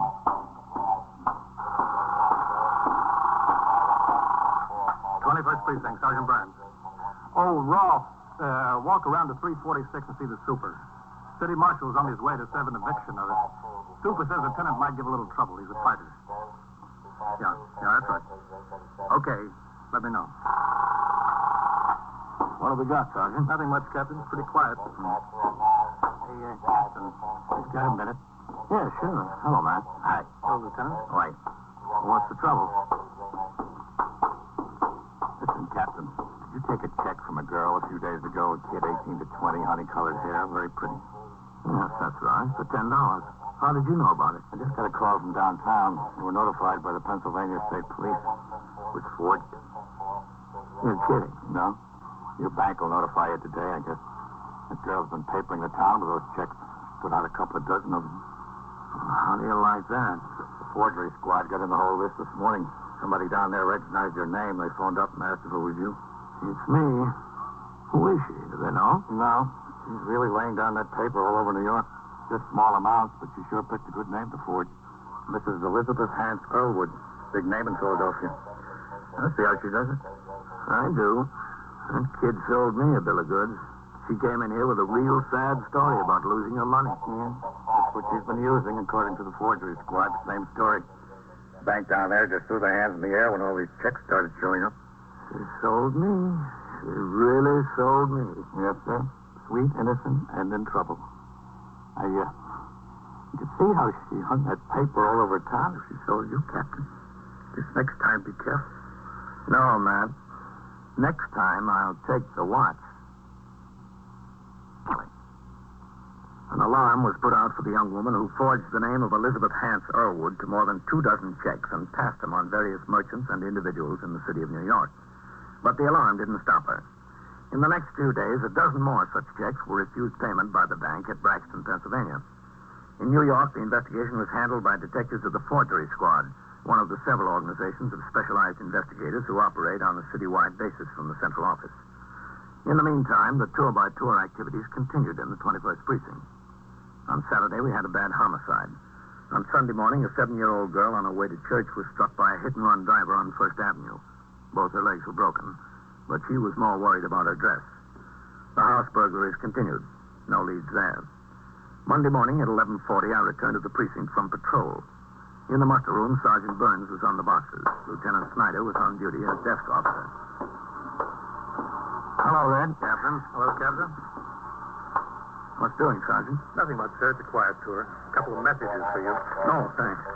That Mr. Escher wouldn't leave his first name. He said he'd call back. No, I know who he is. Oh, is this one Congressman Thompson? Yes, sir, that's right. He said he'd be at that number until 2:30 p.m. Do you want to sign the blotter, Captain? I've got the entry made. Yeah. All right, Red. 21st Precinct, Sergeant Burns. Watch that new pen, Captain. The ink really flowed. All right. 17. Thanks, Captain. Oh, Sergeant, see if you can get Congressman Tarpon back for me. Yes, sir. I'll take it in my office. Where may I find Captain Kennelly, please? Over here, ma'am. You'll have to make inquiries at the desk. That's all right, Lieutenant. I'm Captain Kennelly Oh, how do you do? I'm Mrs. Elizabeth Hance Irwood. of Philadelphia. Oh, you know me? Well, let's say I've heard of you. I'd like to talk to you, Captain. In here, Mrs. Irwin. Thank you. Have a chair.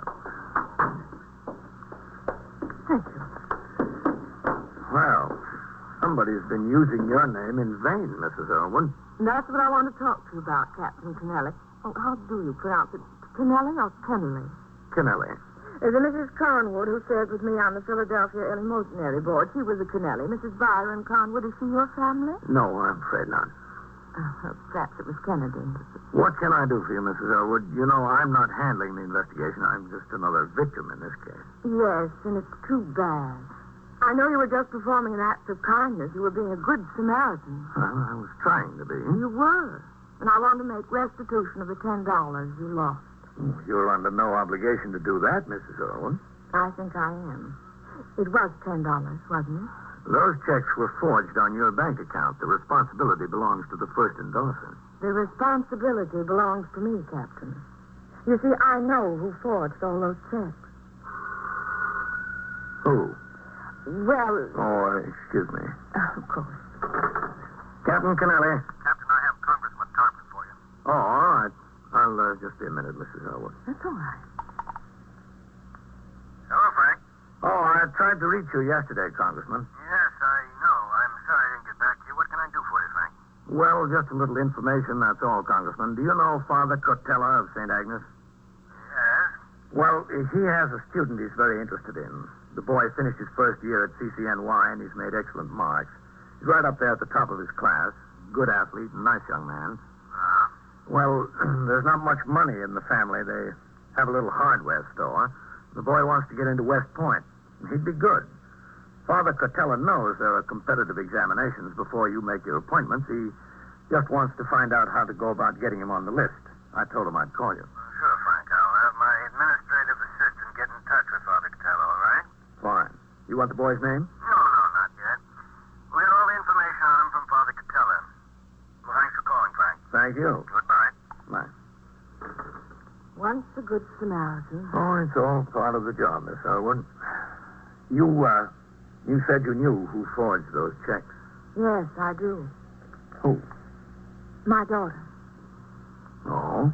Don't look so surprised, Captain. I have a daughter that age. My daughter, Elizabeth. So you see, it's not really forgery. Her name is Elizabeth, too. It's not really forgery. Is her middle name Hance? No. Does she have an account at that bank? No, but she has an account at the bank in Philadelphia in her own name. She has money in there, plenty of money.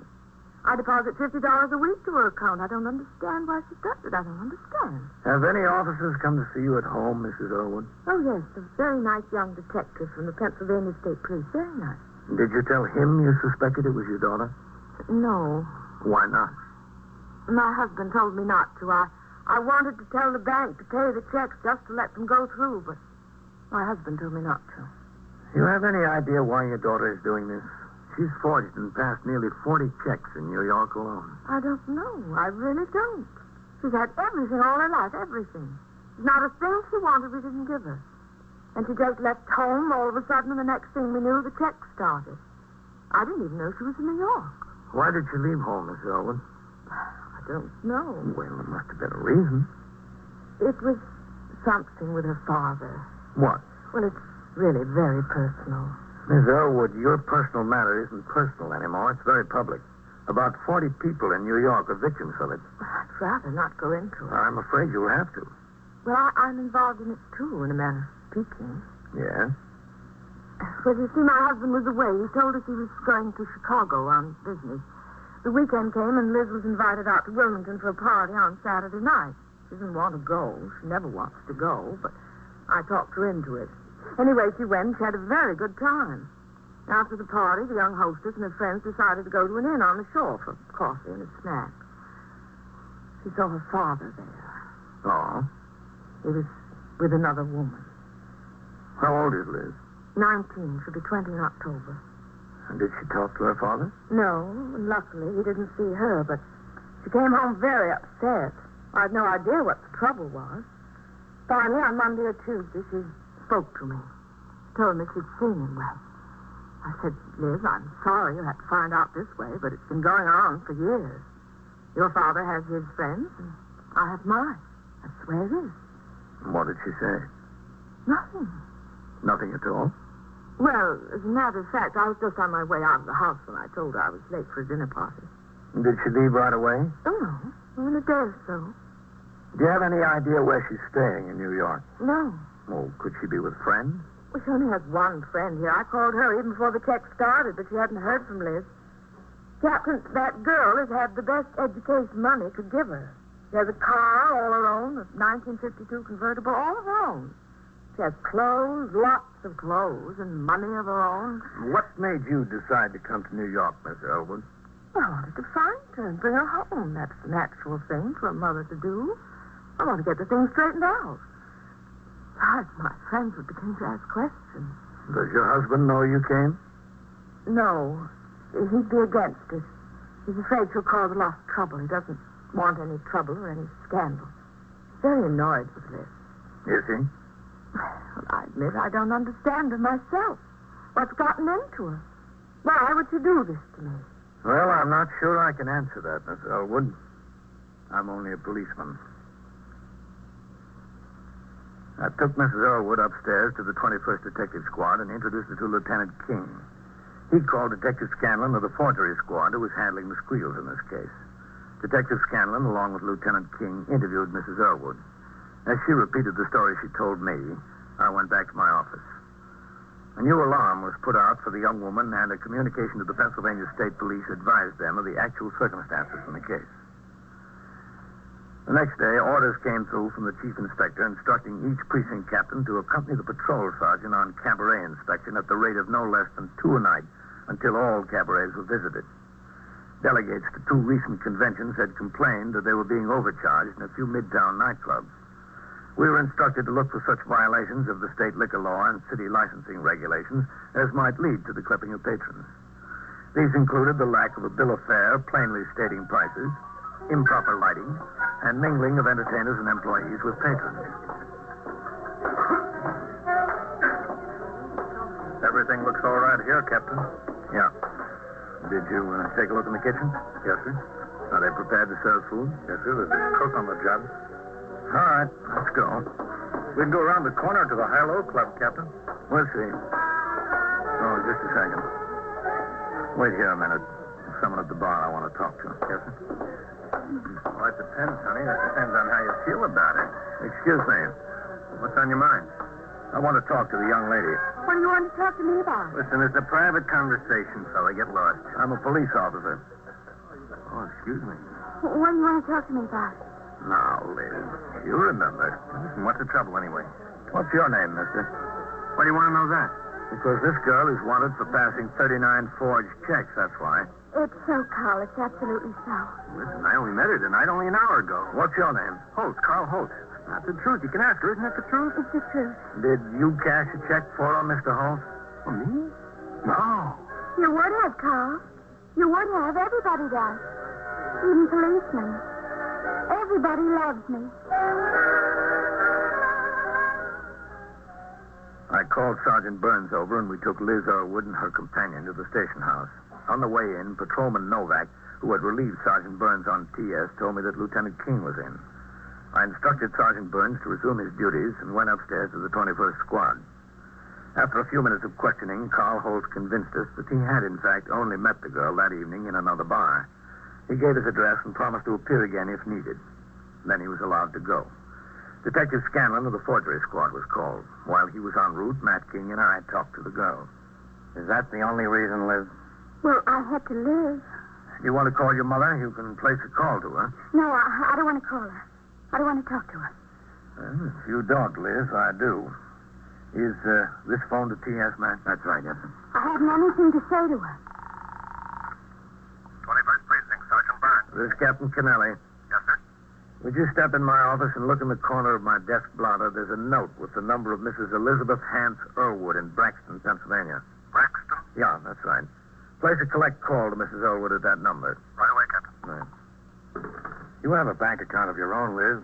Why'd you have to forge checks in your mother's name? I don't know. It seems like I should. What made you? I don't know. If I knew, I'd tell you. You know, you hurt a lot of people. Did I? I didn't mean to. About 40 people, including Captain Kennelly. I'm sorry. I didn't mean to hurt anyone. You know I'm sorry, Captain. I hope you are. I didn't mean to hurt anyone. I just wanted to get money from people to prove they liked me, that's all. If they were willing to take a check from me, that proved they liked me, didn't it? That's all I wanted to prove. You could have given checks on your own account to prove the same thing. No, that's not so. It wouldn't prove the same thing. It wouldn't prove the same thing because... I don't know. It just wouldn't. What were you doing out at Idlewild that night? Idlewild? Yes, the airport. When? When you said you didn't have money to pay the cab driver. Oh. What were you doing there? I went out there just to cash a check, that's all. I thought that would be a nice place. I'm sorry I didn't realize I'd cause so much trouble. I really didn't. If that's my mother, I don't want to talk to her. I don't. All right, I get it, man. I won't. Captain Kennelly. Sergeant Burns, Captain. I have Mrs. Earlwood. Oh, all right. Go ahead. Hello. Captain Kennelly? Yes, this is Captain Kennelly. We have Liz here, Mrs. Earlwood. Oh, you have? How is she? Is she all right? I won't talk to her. Yes, she seems all right. Not all quiver? Liz? No, I told you no. I'm sorry, Miss Earlwood. She won't come to the phone. Why won't she? Well, she just refuses, Mrs. Earlwood. Well, tell her I'll be there. Tell her I love her. Tell her I'll take the next train. Her father, too. All right. Goodbye. The next train. I couldn't talk. I'm sorry. I couldn't. I'm not ashamed or anything, but I couldn't talk to her. She said to tell you that she loves you. She and your father are taking the next train.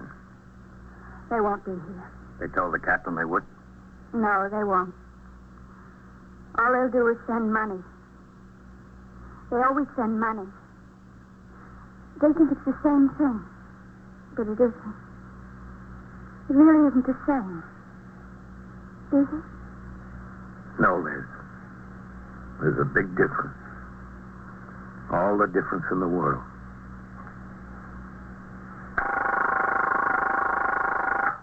'21st Precinct, Sergeant Burns. What do you mean you were robbed? Held up?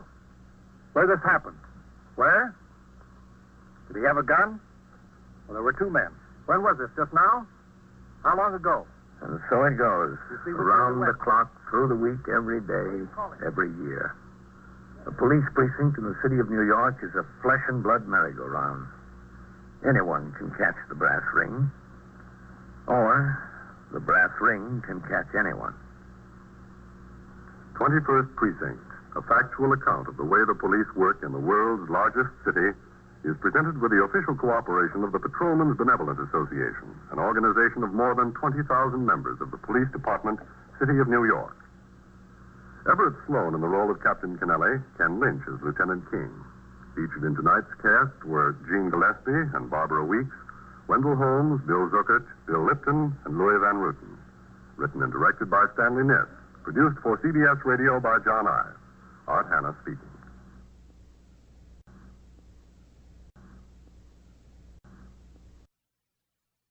Saying Sergeant Klein. What do you mean you were robbed? Held up? So where'd this happen? Where? Did he have a gun? There were two men. When was this? Just now? You are in the muster room at the 21st Precinct, the nerve center. Where they went. A call is coming through.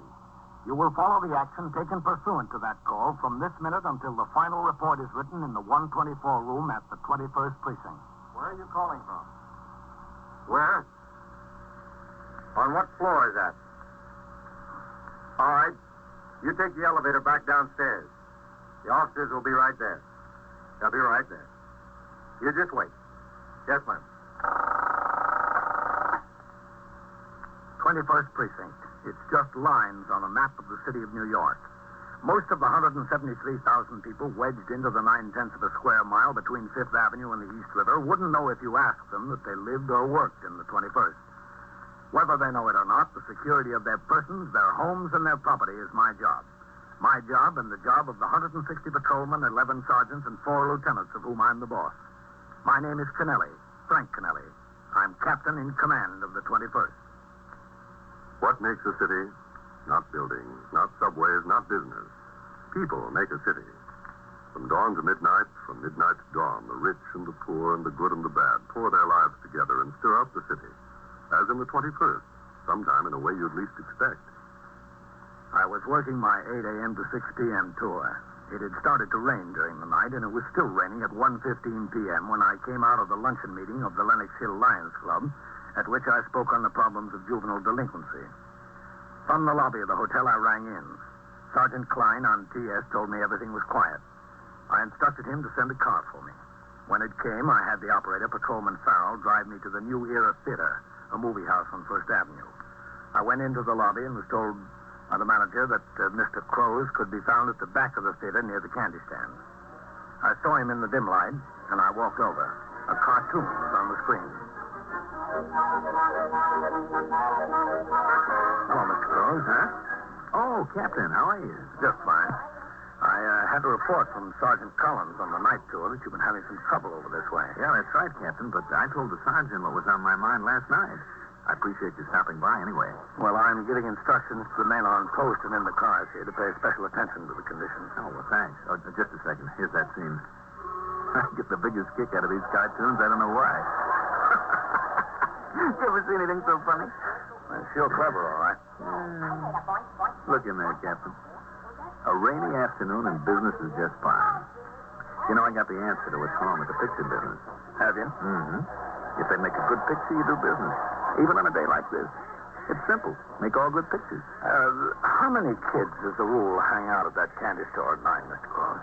Well, you know, it varies. Now, on a nice night or a Saturday, there's a whole gang of them. They yell and they make jokes at the people coming on their way to the theater at night. And that can scare them.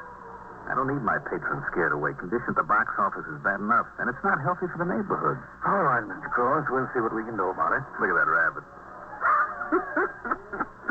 How do you like that? You know, I see a feature picture once, I'm through with it, but I can watch these cartoons 4 or 5 times a day. Yeah, well, if the condition doesn't clear up, Mr. Cross, you just get in touch with me. Oh, is this the cop looking for you, Captain? Oh, yeah. Excuse me, Captain. Yes, Farrell? Signal 30 just came over. Yeah? Hold up just around the corner at 340. I thought you might want to take a look. Yes, I do. So long, Mr. Cross. Thanks, Captain. One man, no description put out yet. All right. Let's go. I left the theater with Patrolman Farrell. It was still raining. We got into the car, and he drove around the corner to 340, a loft building. The sector car and the sergeant's car were already there.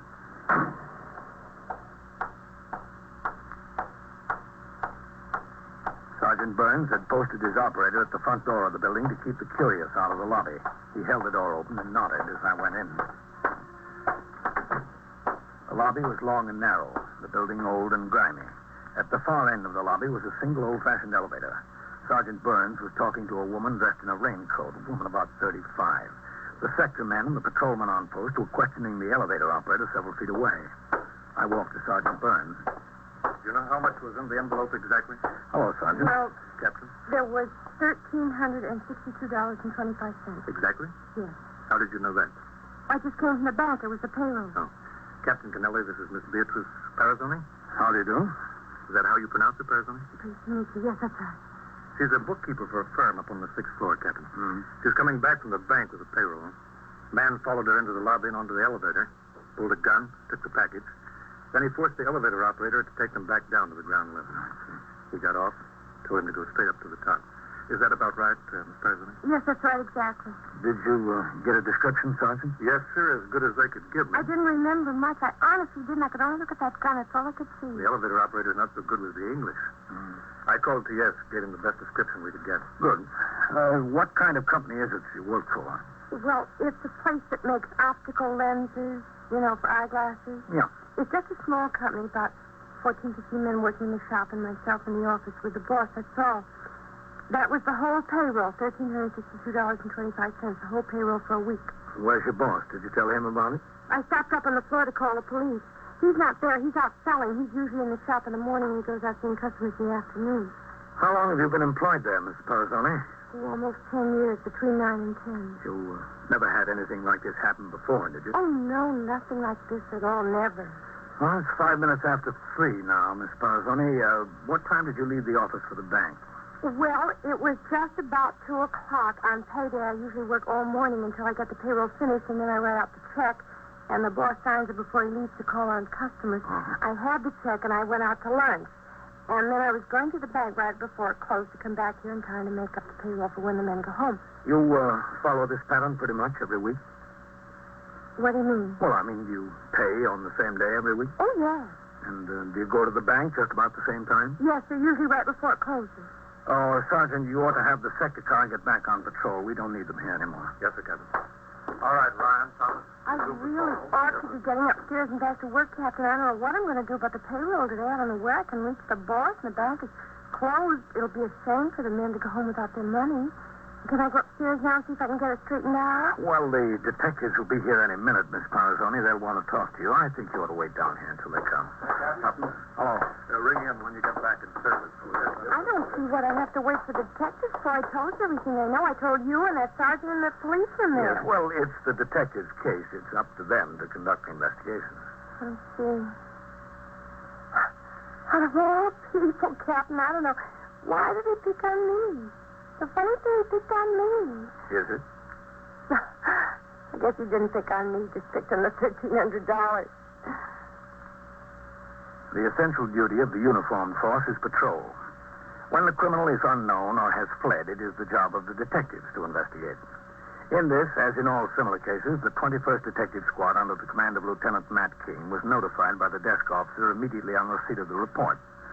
Within a few minutes, Detectives Ben Novak and Whitey Howard were on the job. Sergeant Burns opened his memorandum book and from notes he had taken for his UF-61 and unusual occurrence report, gave them the facts as he had learned them. He introduced them to the victim and to the witness, then resumed patrol. I returned to the precinct house. It was still raining, but not nearly so hard. I walked to the telephone switchboard where Sergeant Klein was on the boxes. Hello, Captain. Any messages, Sergeant? No telephone messages, no, sir, but there was a communication on the teletype addressed to all precinct, division, and borough commanders. I put it on your desk. Good. Tell Glass I'll read and sign whatever reports he's got ready now. Yes, sir. I'll be in my office. Yes, sir. 21st Precinct, Sergeant Klein. Captain Ellie. Hello. All right, 24. Oh, hello, Mr. Cross. Captain, can I talk to you for a minute?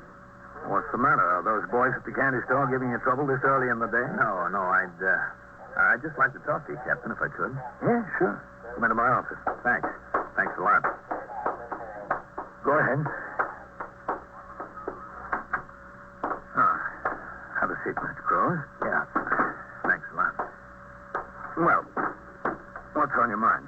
Well, Captain, I'm a curious type, you know. Like anybody else, I like a little excitement. Well, when that cop came in and told you there was a Signal 30 around the corner, I got sort of interested. It's no secret what a Signal 30 is. It's an armed felony, right? That's right.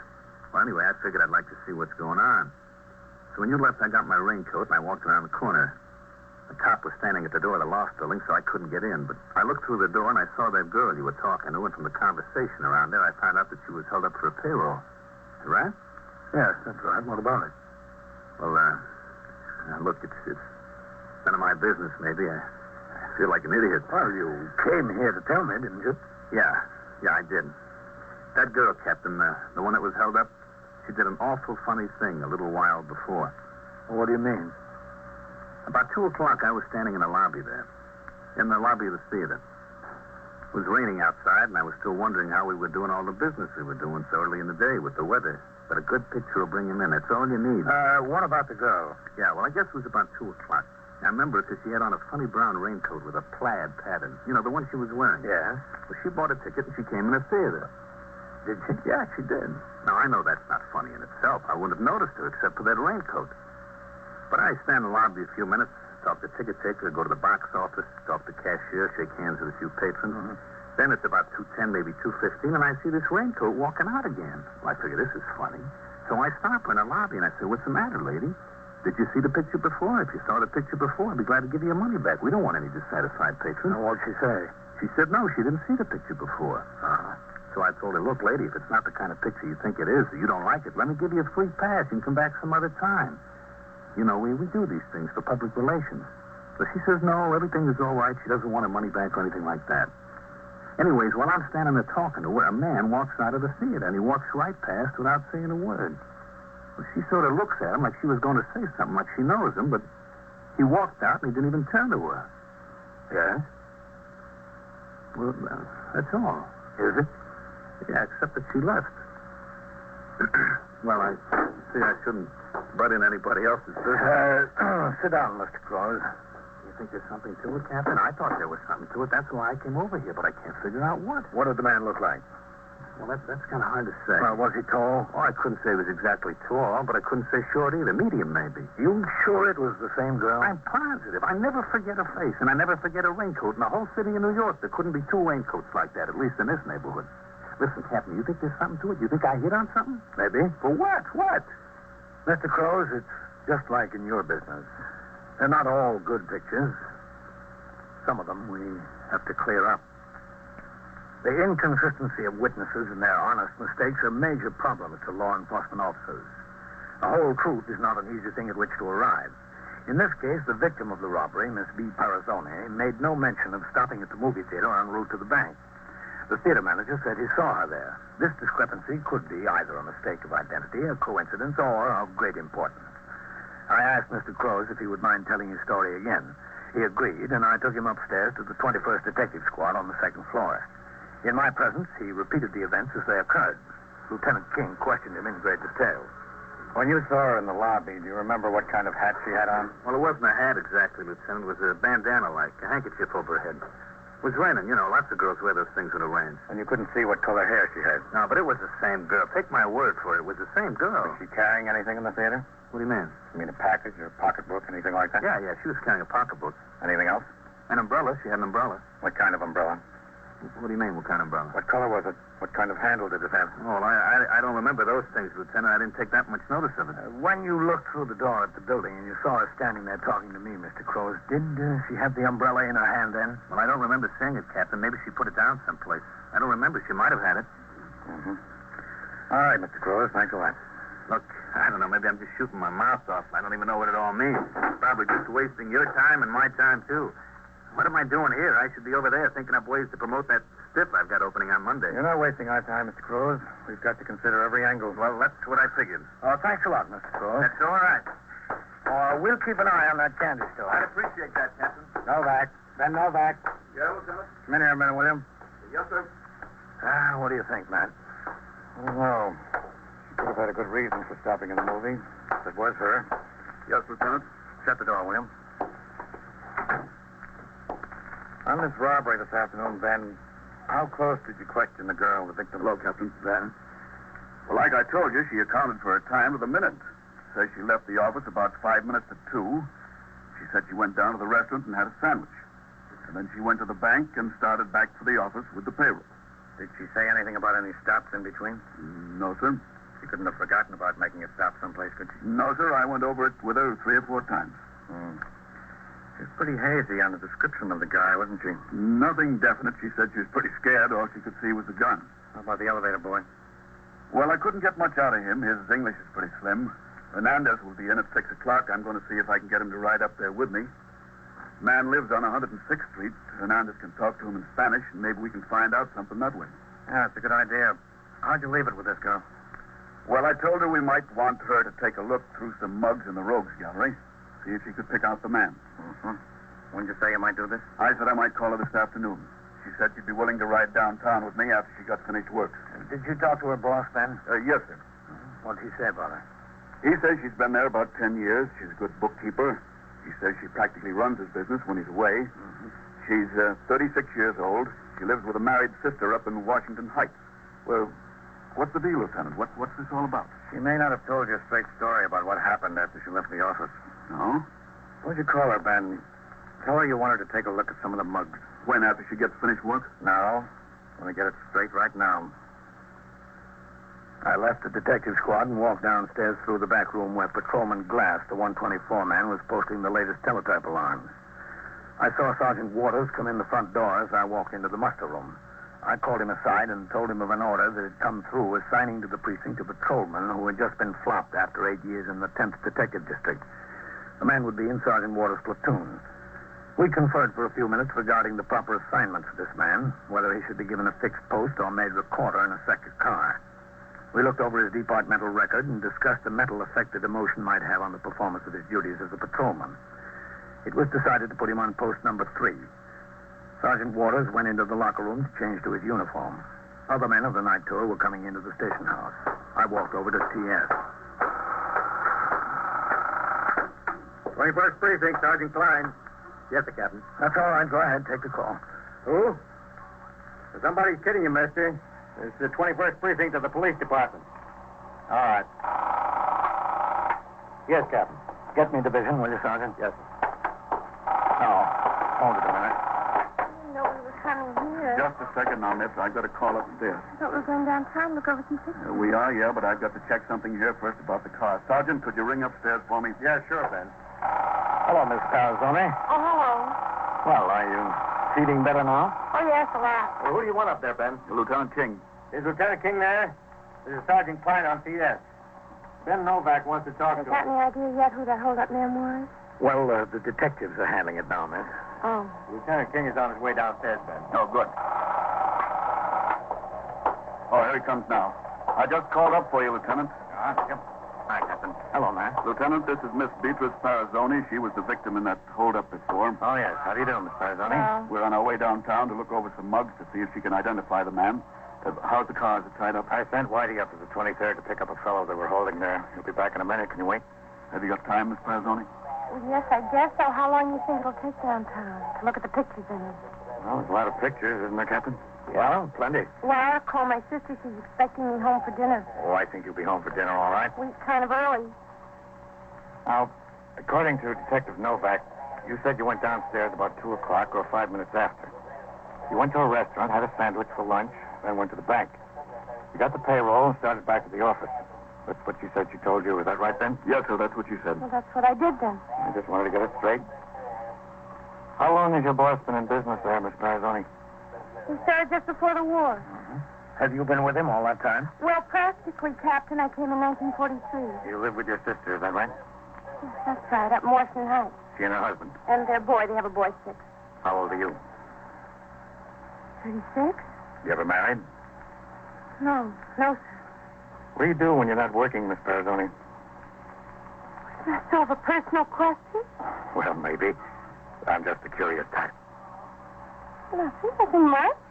You have a boyfriend? I don't think I have to answer that, do I, Captain? Well, it's up to you. What do you want to know all about me for? I'm beginning to resent this. Well, when something like a robbery happens, he wants to know all about everything. Do you have a boyfriend? No, sir. Captain, are you going to turn out the platoon? Yes, right now. They come marching right out here, Miss.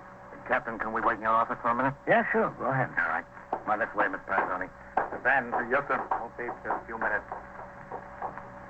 Platoon! Forward! You want to say anything to them, Captain? Yes.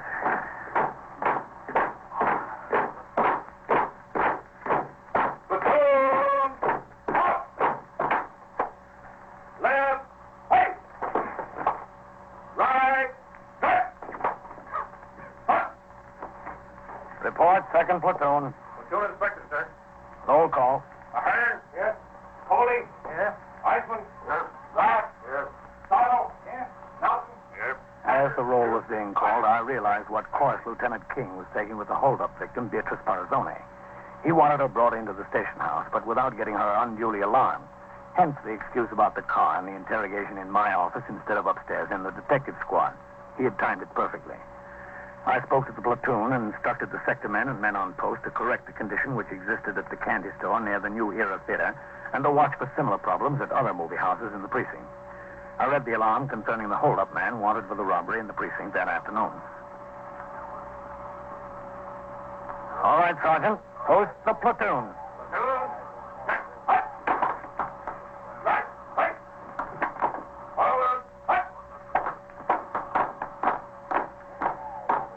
I'll be in my office, Sergeant. Yes, sir.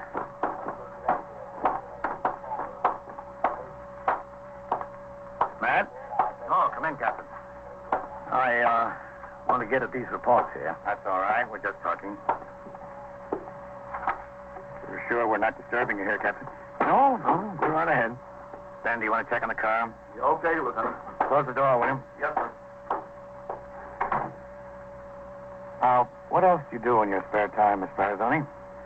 Well, I read, and I sit with a baby when my sister and her husband go out. And I like to go to a concert once in a while. I like music. What else? Nothing much else. Movies? Do you like movies? Sure, once in a while. When do you go? At nights? Yeah, at night. I work in the daytime except Saturday and Sunday. The movies are usually too crowded on Saturdays and Sundays.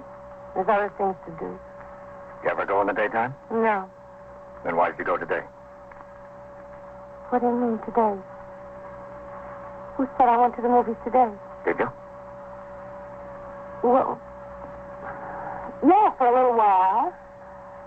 Now, wait a minute, just a second. I don't understand this. Just when did you go to the movies? When I left the office. You mean at 2 o'clock? Yes, that's right. You didn't say anything about that to anybody before? Well, I didn't think it was important. Turning out to be important, isn't it? Yes? Then why didn't you think it was important before? I don't know. I just didn't think so, that's all. What was the name of the man you met there? Where? At the movies. I didn't meet any man. Supposing I told you were seen with a man there.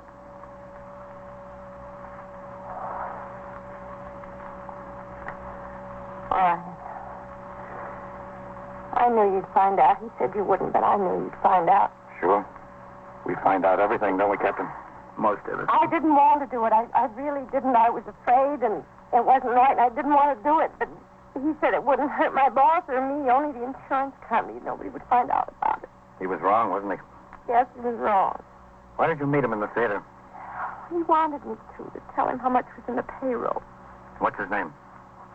Jack Crook. Oh, how you can get fooled.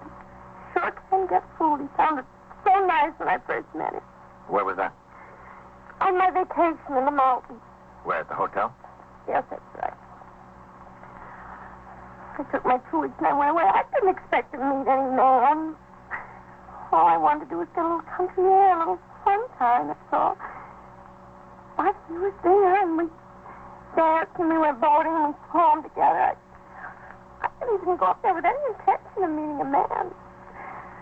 Maybe I used to, but I got over that. It was really very nice to me, very nice. And then when I came back to the city, he took my telephone number. I never expected to hear from him, really. But you did. Yes, he called, and we started to see each other in the city. You know, he'd come over, and we'd go to a movie, take a walk, something like that. How long ago was this? Well, I got back from my vacation 3 weeks ago. Then last Sunday night, we took a bus ride. It was so hot, we just had to get out someplace. We went up to Fort Tryon Park, and we sat on a bench up there. I could see that he had something on his mind. I thought he was going to ask me to marry him. That's what I thought. I really thought that. And then he finally told me what it was. This? Yes, I was so surprised. I couldn't say anything. I couldn't say a word. I didn't know he was that kind of guy. He was so nice. Well, then why did you go ahead with it? Oh, I wasn't going to. I told him no, and then he said all he wanted the money for was for us to get married. Is that why you did it? So he'd marry you? No, I don't think I would have married him. I just did it because he wanted the money so bad. That's all. I wouldn't have married him ever, believe me. Weren't you still afraid, Bee? Yes. Well, then why did you go through with it? Oh, I don't know. I guess because he was so nice to me. At least for a month, I had a good time. I figured I owed him something, that's all. Where does he live? I don't know. He never would tell me. Some hotel, I think. Is Jack Curley his real name? I don't know. I think so. Where can we find him? Well, he was supposed to meet me tonight. Where? in a bar on Broadway way uptown, 8:30. But I got to thinking, I think that all he wanted was the money from this. I think he made the date just so I'd go through with this today. I don't think he's going to show up. I don't think I'll ever see him again. You'll see him again. Maybe not tonight, but I guarantee you'll see him again.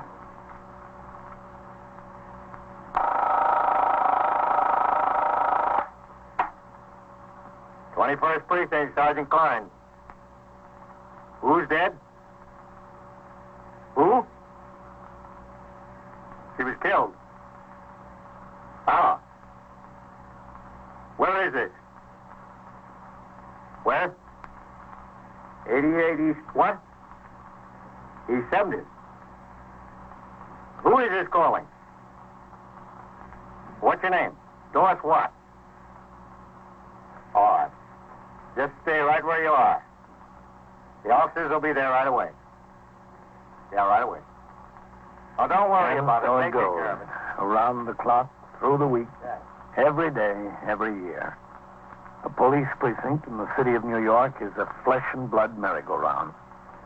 Anyone can catch the brass ring, or the brass ring can catch anyone. 21st Precinct, a factual account of the way the police work in the world's largest city, is presented with the official cooperation of the Patrolmen's Benevolent Association, an organization of more than 20,000 members of the Police Department, City of New York. Everett Sloan in the role of Captain Kennelly, Ken Lynch as Lieutenant King. Featured in tonight's cast were Elspeth Eric, Mandel Kramer, Wendell Holmes, Bill Smith, and Lawson Zerbe. Written and directed by Stanley Niss. Produced for CBS Radio by John Ives. Art Hanna speaking.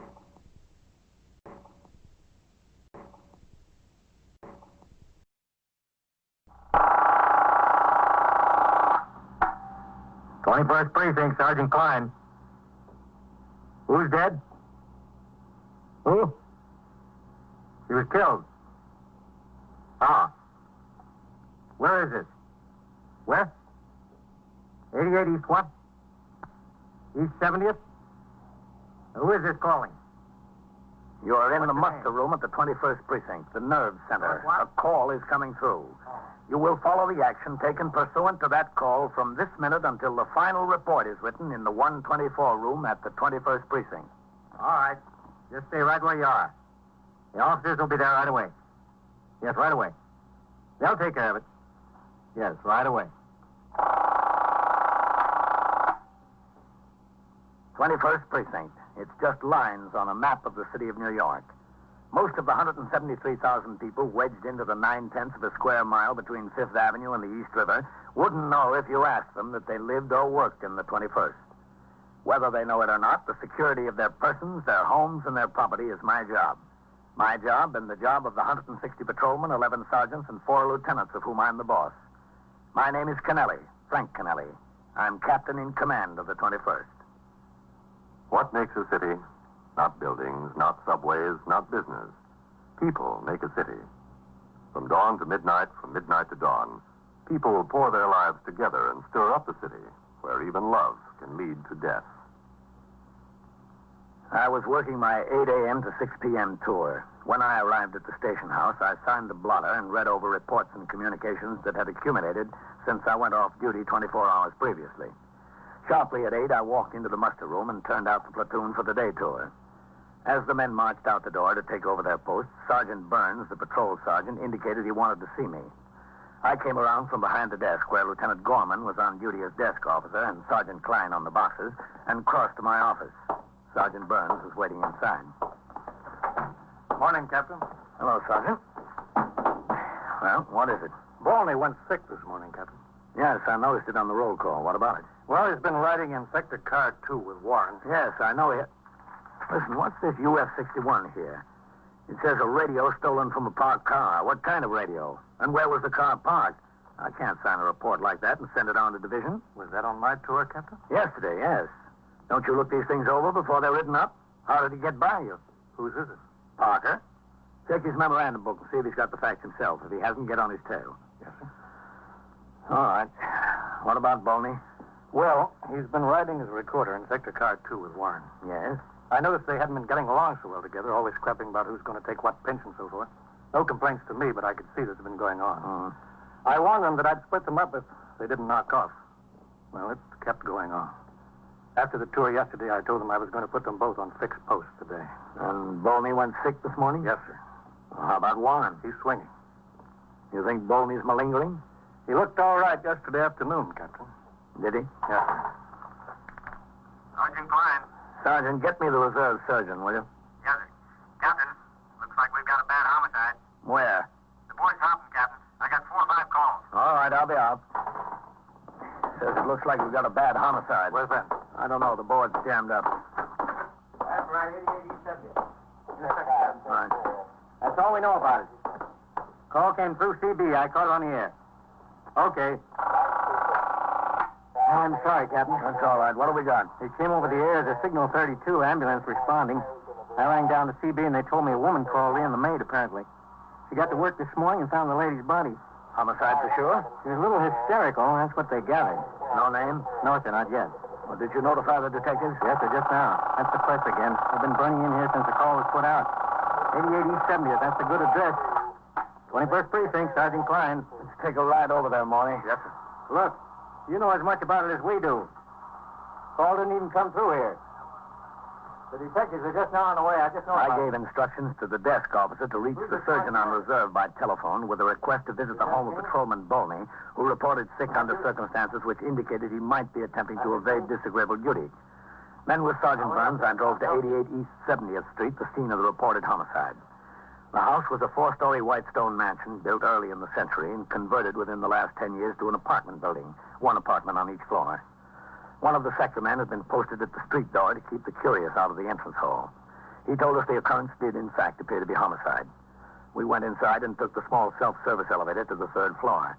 The door to the apartment was standing wide open. The place was magnificently furnished. There were thick wall-to-wall carpets. I went over to talk to the maid who sat on the living room couch. She still wore the hat she had on when she arrived at work. Oh, Miss Edith. I'm Captain Kennelly. She was so beautiful, so beautiful. To walk in the bedroom like that and find her sprawled out, cold. Did you call the police? Yes, sir. I called the police. When I first opened the door of the apartment, I knew there was something the matter. I knew it. The television was on, newspapers, grasses were all over the front room, ashtrays full up. Miss Edith never left anything like that. Looks pretty straightened up in here now. Yes, sir. I turned off the television and picked up a little.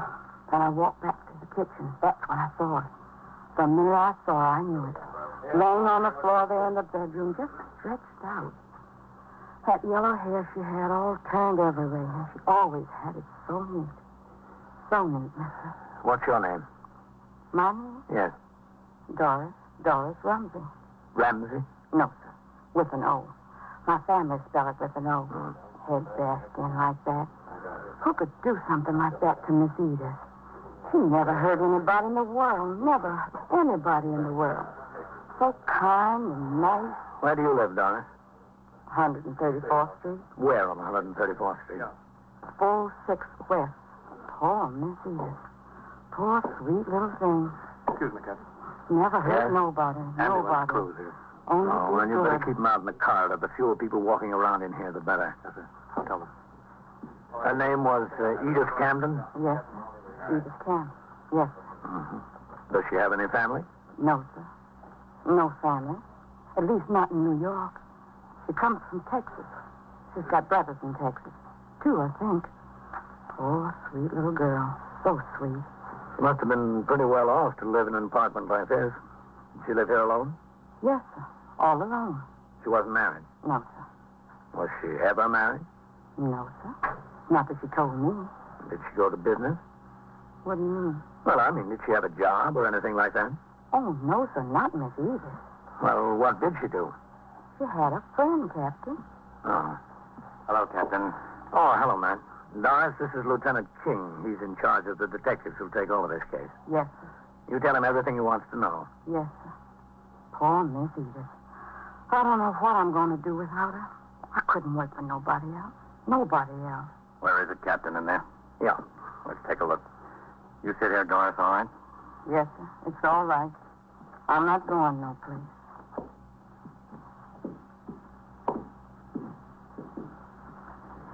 What do you think the rent is on this place, Captain? $400 or $500 a month?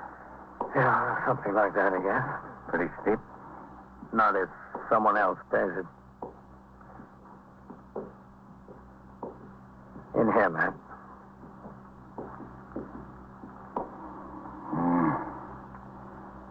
Pretty dress she was wearing. Not torn. She wasn't struggling with anyone. No, it doesn't appear that way. That's what she was hit with, I guess. What is it, do you think? I don't know. It looks like a fire tool to me. Who was she? What'd she do, do you know? She didn't do anything. She had a friend. No. Well, the tabloids are going to have a field day with this one. Made to order for them. It sure is. There's all the elements. A mystery, a blonde, and Park Avenue. Yes, sir. Too bad she's not around to read about it. The call had come in at 6 minutes after 8 a.m. It was now 8:25. At the moment, little more was known about the case than what we could see. A striking blonde named Edith Campton was dead from a blow across the base of the skull in the bedroom of her apartment just off Park Avenue. Within minutes, the apartment began to fill up with specialists and experts. Detectives from the Manhattan East Homicide Squad arrived to work with detectives from the 21st Squad. As required, the chief medical examiner and the New York County District Attorney were notified. Latent fingerprint experts and a photographer from the police laboratory were summoned. Superior officers of the detective division, who had been notified in accordance with the manual of procedure, began to arrive on the scene. At 10 minutes before 9, when I left the apartment, the investigation was well underway. I instructed Sergeant Burns to have his men resume patrol as soon as possible. On the street, a considerable crowd had gathered. The press was out in force. I suggested they direct their questions to the chief of detectives, the commander of the Manhattan East Homicide Squad, and the district attorney's office. At 5 minutes after 9 o'clock, I returned to the precinct house. Hello, Captain. Sergeant? Excuse me, this board has been humming. 21st Precinct, Sergeant Klein. Chief who? Oh, he's not here. I haven't seen him. Just a second. Captain, it's the borough commander's office. Did you see Deputy Chief Pope this morning? He was over at the scene of that homicide. Hello. He was over at the scene of that homicide we had. Is he still there, Captain? He was there when I left. He was there when Captain Kennelly left. All right, call his office. I'll tell him, yeah. Hold it, Captain. Hopping. 21st Precinct, Sergeant Klein. Listen, Coley. Somebody called in here and said there was a bus stop stanchion in the second floor hall of 622 East 64th. Well, how should I know? Some drunk must have carried it in there during the night. Walk over there and take a look. Yeah. All right. How should I know how the stanchion got in the hall? Did you hear from the surgeon on reserve, Sergeant? No, sir, not yet. How's this homicide look? Pretty heavy, Sergeant. Well, that's all we need around here now. Another Lonergan case. What else is doing, Sergeant? A car struck a pedestrian on Lexington Avenue in 60th. Bad? The man got up and walked away from it. Then he decided his back hurt and he went into Metropolitan. Did we hold the driver? No, sir. The man walked out from between two parked cars and right into the side of the automobile. Just given a summons for faulty brakes. 21st Precinct, Sergeant Klein. The detectives are all out. Can I help you? Well, that's what the detectives are all out on, that homicide. No, I don't know anything more about it. Okay. You're welcome. Some guy from the Journal. You'll have that all day, Sergeant. You might as well be ready for it. I know. What's it look like, Captain? What do you mean? Any idea who killed her? I just started looking into it when I left. Oh. How was she killed? With a fire tool, apparently. Right.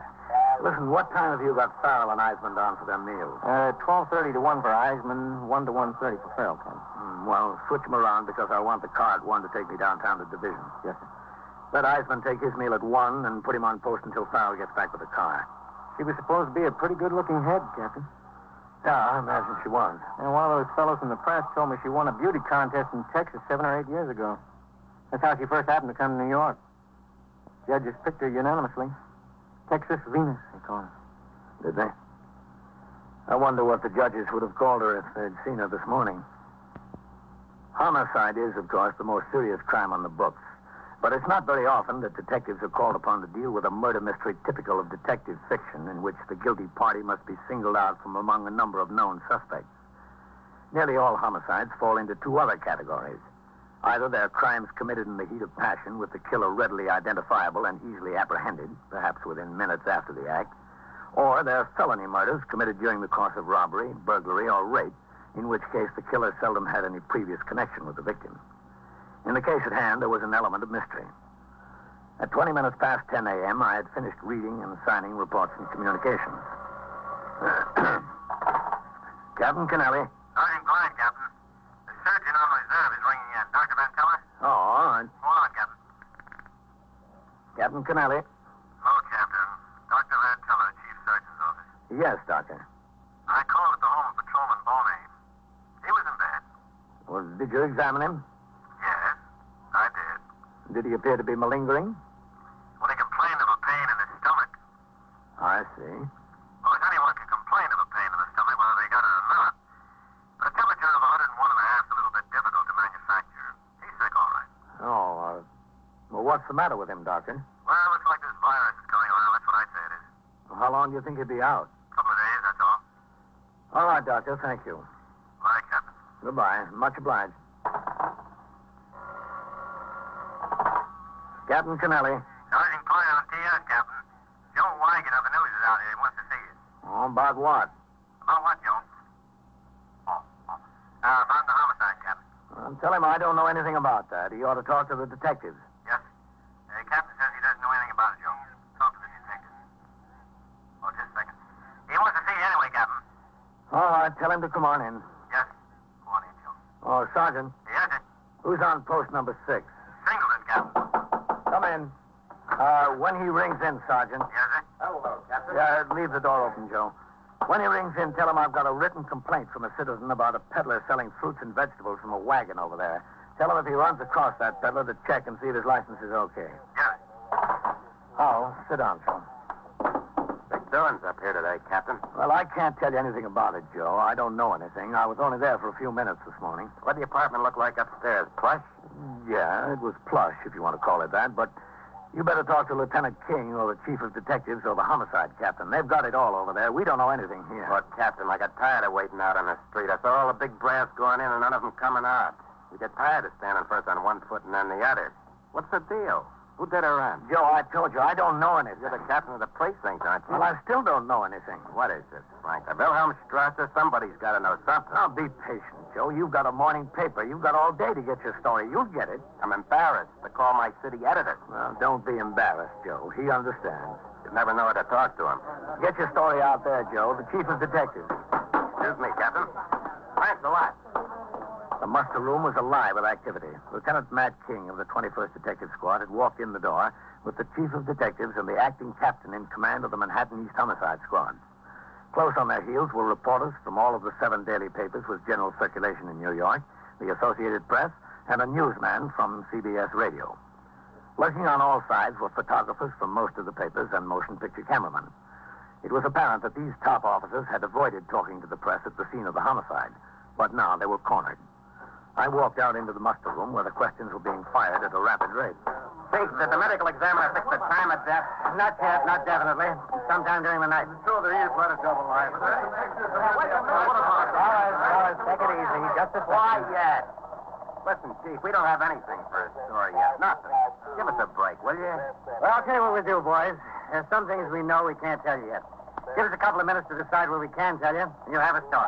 Okay? Okay, fair enough. Here's the captain's office. Here's us. Coming through, then. Hello, Frank. Chief. Rough deal, huh? Rough? Wicked. Go ahead. Help yourself. Come ahead, Frank. Thanks. Listen, give us a break, will you? Close that door. They'll find a way, those guys. How you been, Frank? Okay, fine. How's Ellen? Good. I'll give him my best. Well, I guess I'll have to tell those boys something, Matt. They're entitled to their story. Yes, sir, but I'd like to keep quiet about the boyfriend for a while. I don't think there's any point putting him into it yet, Chief. No, neither do I. We can tell them that Edith Camden isn't a real name. She's just been using it since she came to New York. Yes, sir. What else? Well, she worked as a model.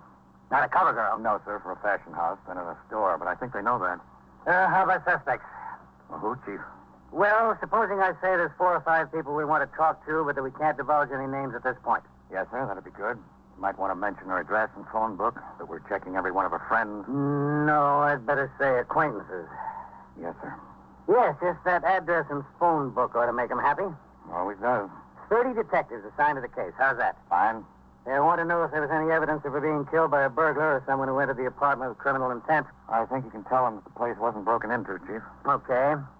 Want to let them talk to the maid, Matt? I think all they'll want is pictures of her. We can go that far. All right. Guess that about does it. Frank, let's get together some night, huh? Oh, I'd be glad to, Chief. I'll tell Mary to call Ellen and set it up, okay? Fine. Okay, Matt. Show me to the wolves. Yes, sir.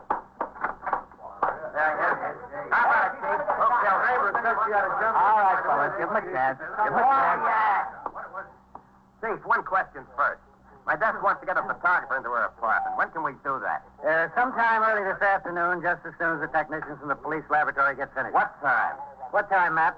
1:30 at the latest. Quiet! All right, boys, this is the story. We've got 30 men on the job. At this moment, we have no more idea than you do who the killer is. However, there are 4 or 5 people with whom we want to talk about this. How many you say? Now, in addition to that, Miss Camden had a telephone and address book. A little black book? What color is it, Matt? Baby blue leather. Hey, boy. Now, in addition to the 4 or 5, we'll be in touch with every person listed in her phone book in order to get some idea of her movements yesterday and last night. As I told you before, the ME's office has not yet reported... So the press had their story. The time of death. All that could be divulged without hindrance to the investigation was given to them. In a few minutes, the reporters hurried out of the precinct house to find telephone.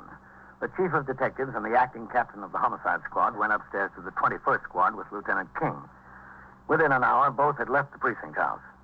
Now started the real work of the homicide investigation. Detectives of the homicide squad teamed off into pairs with men of the 21st squad to work as partners until the crime was cleared.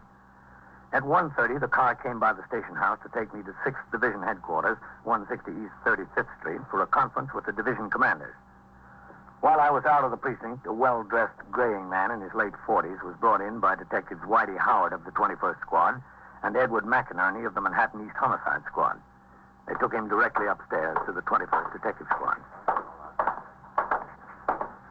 This way, Mr. Newfield. Yes. You don't think it will take long, do you? I wouldn't know about that, sir. Come in. Lieutenant, we got Mr. Newfield here. Oh, good. Come in, Mr. Newfield. Oh, thank you. Thank you very much. Have a seat. Thank you. This was some shock. You have no idea what a shock. When these officers told me, it's like a bolt of lightning. Cigarette, Mr. Newfield? Oh, much obliged. Ed? Whitey? Thanks, Lieutenant. Thank you. I'm Lieutenant King. How do you do? You know what this is all about, don't you, Mr. Newfield? Yes, I suppose so. Is Walter Newfield your full name, sir? Walter Crane Newfield. And where do you live?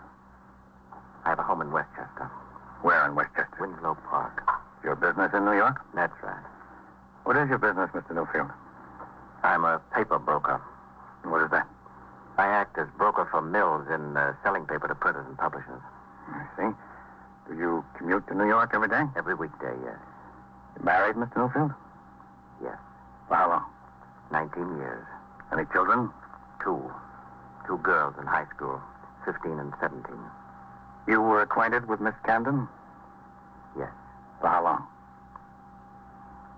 Oh, I don't know, 3.5 years, I suppose. What can I do with this? I really don't feel like smoking. Oh. Here. Thank you. How well acquainted, Mr. Newfield? Oh, quite well. Did you see her frequently? Yes. How frequently? 2-3 times a week. Ever oftener? Yes, sometimes. In her apartment? Yes, there, and we'd go out to the theater and clubs together. Was that her apartment, Mr. Newfield? She lived there, yes. I know she lived there, but who paid the rent? Well, I imagine she did. Who gave her the money? Well, I don't suppose there's any use of denying the fact that Edith and I were very close. My wife and I hadn't gotten along for years. Someday I hope to marry Edith. That's the way it is. I couldn't help it. A man needs some sort of life. You paid the rent? Yes. When did you last see her, Mr. Newfield? The night before last. You didn't see her yesterday? No. The last night? No. Were you in New York yesterday? Yes. Where? was at my office until 5:15. And then? I went to Grand Central, took the 534 home.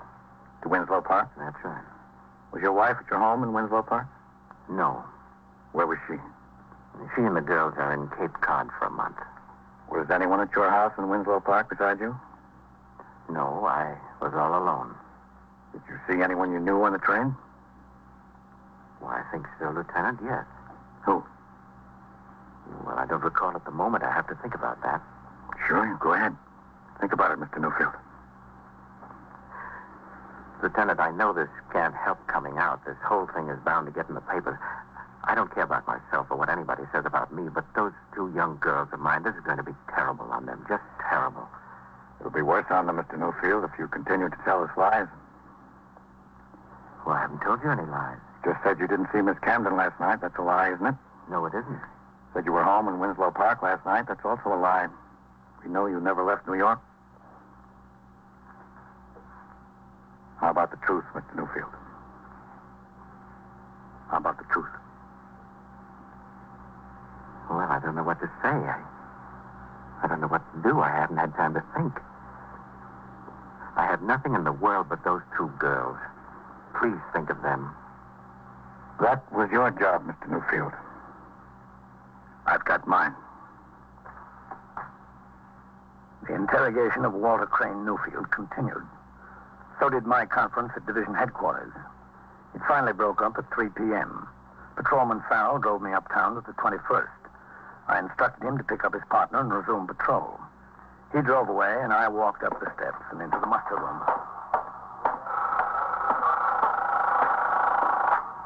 21st Precinct, Sergeant Klein. All right, 17. Hello, Captain. What's doing, Sergeant? That's nothing like this morning, sir. That's good. Where's Lieutenant Gorman? I'm filling in for him, Captain. DA's office called for him to come down in a hurry. Yeah? That burglary case went to bat this afternoon, which he made the arrest when he was a sergeant in the 64th last winter.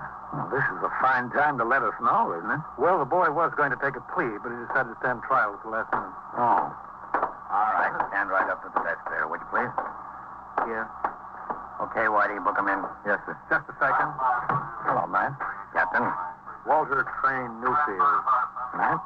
Yes, Captain. What's this? That homicide. Middle name is C-R-A-N-E. Crane? Is that right? Yes, that's right. Oh, that's fast work. He got twisted up in his own lives. N-U-F-F-I-E-L-D. How'd it happen? When he finally told us, he said she was going to break it off. She had a guy she wanted to marry. Age? 47. He was so enraged, he picked up a fire iron and hit her over the head. What's the charge? Murder first. Why'd he do it? What'd he say? He said he killed her because he loved her. Well, if you've got to kill somebody, that's as good a reason as any.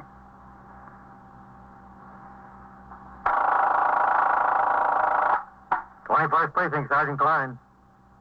Stole your what? Your safe. Where is it? And so it goes. Around the clock, through the week, every day, every year. A police precinct in the city of New York is a flesh and blood merry-go-round. Anyone can catch the brass ring. Or the brass ring can catch anyone. 21st Precinct, a factual account of the way the police work in the world's largest city, is presented with the official cooperation of the Patrolmen's Benevolent Association, an organization of more than 20,000 members of the Police Department, City of New York. Everett Sloan in the role of Captain Kennelly, Ken Lynch as Lieutenant King. Featured in tonight's cast were Lawson Zerby, Wendell Holmes, George Petrie, Joseph Julian, Frank Reddick, Eric Dressler, and Rosetta Lenoir. Written and directed by Stanley Niss, produced for CBS Radio by John Ives. Art Hanna speaking.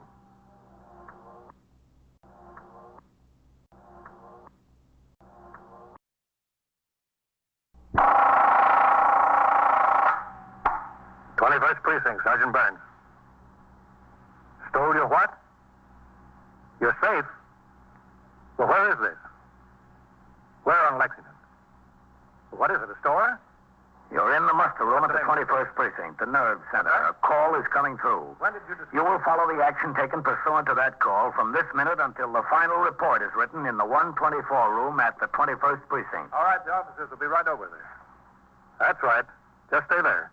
The officers will be right there. Yeah, right away. 21st Precinct. It's just lines on a map of the city of New York. Most of the 173,000 people wedged into the 9/10 of a square mile between Fifth Avenue and the East River wouldn't know if you asked them that they lived or worked in the 21st. Whether they know it or not, the security of their homes, their persons, and their property is the job of the men of the 21st Precinct. The 21st.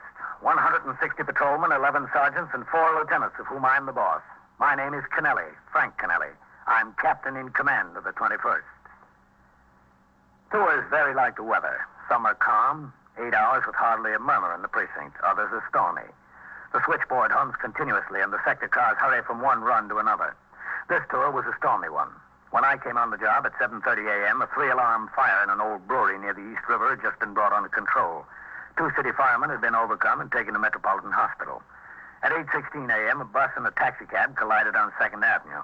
The driver of the cab and his 2 passengers were injured. Shortly after 9 o'clock, there was a call that a paint store on Lexington Avenue had been burglarized during the night. I was still at the scene of the accident when Patrolman Farrell, my operator, rang into TS from a call box and informed me of the burglary. We made the run to Lexington Avenue. The men from Sector 4 and Sergeant Burns were already on the job. Farrell parked between their cars in front of the paint store. You stay with the car, Farrell. Oh, hello, Captain. Well, what do we got, Ross? Safe job, sir. Yeah? Says they hauled it away. They just rolled it out the front door and carried it away. All right. Oh, watch the door, Captain. That's the way they got in and out. Okay. Sergeant Burns says the detectives might want to try it for fingerprints. All right. Stay on the job here. Keep the sidewalk clear. Yes, sir. What time do you usually open the store, Mr. Heelis? The same time, 9 o'clock. 9 o'clock every day. Hello, Sergeant. Captain. Mr. Heelis, this is Captain Kennelly. How are you? Some mess to come to work to. Some mess. Mr. Heelis is the proprietor, Captain, Mr. George Heelis. He opened up this morning and found the place had been burglarized during the night. The whole safe they took. The whole safe. Well, you'd think the safe would be safe. The whole thing. Did you notify the detective, Sergeant? Yes, sir. I rang in as soon as I saw what it was. T.S. called upstairs to Vitaly, who was catching. He notified the safe and loft squad. He's on the way over here himself. Where was the safe? Right back here, Captain. Right back here in plain view. With a light on it. I always make a practice to leave a light on it. Yeah, right here. In between brushes and wallpaper. What kind of safe was it, Mr. Heelis? A black one. No, I mean, do you know the name of the manufacturer and the style number? Oh. Well, tell you the truth, no. Well, when did you buy it? Well, let's see. I had it when I removed to this location. Had it about a year then. I've been here 9 years, so I got the safe about 10. It's important that the detectives have a description of the safe. Don't you have the manufacturer's name and the model number written down someplace? Well, yes, to tell you the truth, I think I do. I think I got the original invoice from when I bought it. Well, good. That's all they'll need. Where is this invoice? In the safe. That figures. How was the entry made, Sergeant? The street door was jimmied, sir. It was a neat job. They got a bar in between the door and the frame and just snapped off the latch. Yeah. Now, when I walked up to the door, I could see something was screwy, Captain. I just touched it and it opened. The lock was broken off. Listen, I got my insurance policies in the safe, too. How does that make me stand uninsured? Well, you don't need your policy. Just get in touch with your broker. Do you have any cash in the safe? Oh, yeah, sure. That's why I keep the safe primarily. How much? Oh, $600-700. Your receipts from yesterday? Well, most of it. $450 is the receipt from yesterday. The rest is extra cash I keep around. Why? Why? Tell you the truth, Captain. It's a couple of $100 I had. I didn't want my wife to know about. You know, mad money. She knows everything I'm doing, how much I got in the bank down to the last nickel. You see, I'm the president, and she's secretary and treasurer of this little corporation we got here, Paints Incorporated. And she takes her job seriously, and I figured I'm entitled to a couple $100 she don't know anything about. What is it, $600 or $700? I've got to have it definite for a report. Well, between, I don't know. I have to check the register and so forth. Well, what else did you have in there, Mr. Heelis? Oh, a couple of dollars in stamps. Oh, for crying out loud. My war bonds. My war bonds was in there. Well, you won't lose anything there. You have a record of the serial numbers. Oh, yeah. Also in the safe. Well, you sure had a lot of faith in that safe, Mr. Heelis. Well, who would have thought, you know? Listen, the government will make good on those, won't they? That's my hard-earned money in those bonds. What happened? Well, you better get in touch with the Treasury Department as soon as you can, Mr. Heelis. Yeah, that's a good idea. As a matter of fact, we'll notify them ourselves. Anything else in there, Mr. Heelis? My accounts receivable. Listen, how much chance is there of getting them back? I mean the bonds and the accounts receivable. I don't care about the cash. You know, this could develop into an expensive proposition. Treasury might give me a hard time, and without the accounts receivable, well, to tell you the truth, I'm a dead duck. Accounts payable, who cares? The people I owe, if I don't pay them, they'll let me know. But the people that owe me aren't going to come around here and volunteer the money. No, siree. You think I can get it back, Captain? The contents? Besides the cash, I mean? You probably will, Mr. Heelis. All they want is the cash. Your ledgers and war bonds won't do them any good. Oh, that's good news if it only comes true. What'd they do, Sergeant? Roll it along here? Yes, sir. You can see the tracks. Right down here and out the door. Must have had a pickup truck or a car waiting. A car? Well, they couldn't get that safe into a car. You know how big that safe is? Why, it comes up to here, up to here. Well, there must have been 9 guys to move it. Look, I haven't had it out of that corner for 2 years. It was so heavy. Look at the dust back there. Are you in the store all alone, Mr. Heelis? That's right, all alone. Oh, except on Saturdays. My wife comes down to give me a hand and work on the books. You know, she's got a job downtown on Wall Street. On Saturdays, she comes to help me out. Mm-hmm. Have you always been alone in the store?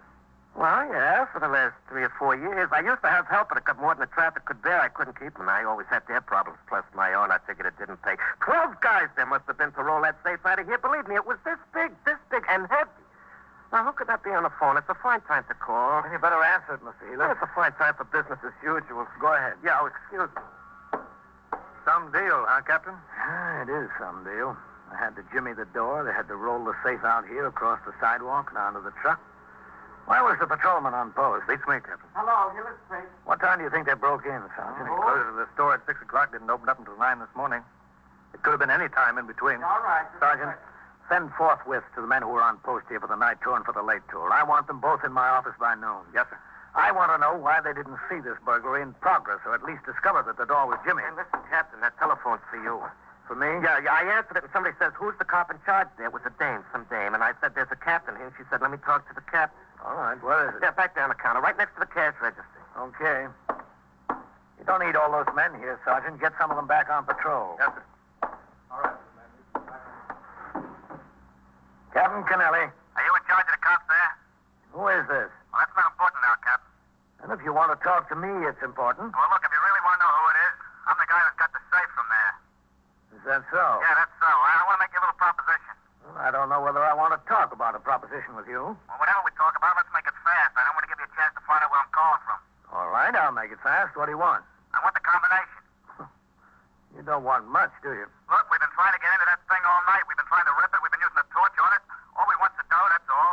Well, that's very nice of you. The deal is you give it the combination. I know he's got a lot of other stuff in there he wants besides the money, but that's all I want, the money. Well, what's your proposition? Give it the combination, we'll leave the stuff where it can be picked up without getting hurt. We'll leave the whole safe. And if you don't get it? If we don't get it, the safe winds up the bottom of the river, and Heelis never sees anything else he's got in there. That's fair, isn't it? How fair can you get? All right, just hold the phone a minute. No, I don't hold the phone. I'll call you back. Captain who? Captain Kennelly, 21st Precinct. I'll call you back there. Hello. Hello. What's the trouble, Captain? That was the burglar. The burglar? Did you say that was the burglar on the phone? Well, that's who he said he was. Well, what does he want? He wants the combination to the safe. Well, that's a lot of nerve. What does he think he is? He can't get it open. He said if he gets the combination, you'll recover everything else in the safe except the money. All he wants is the money.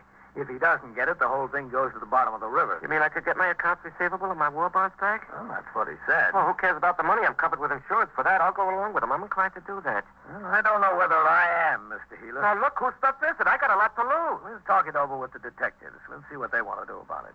I've been a long time in this job, Captain. I never heard of anything like this before. You learn something new every day, Sergeant. Every day in the year. Within a few minutes, detectives of both the 21st Squad and the Safe Loft and Truck Squad, the central office specialists who handle safe burglaries on a citywide basis, arrived at the scene. Sergeant Burns gave them such information as he had collected, and I told them of the phone call from the man who purported to be one of the burglars. The detectives took over the investigation, and Sergeant Burns instructed his men to resume patrol. I returned to the precinct house.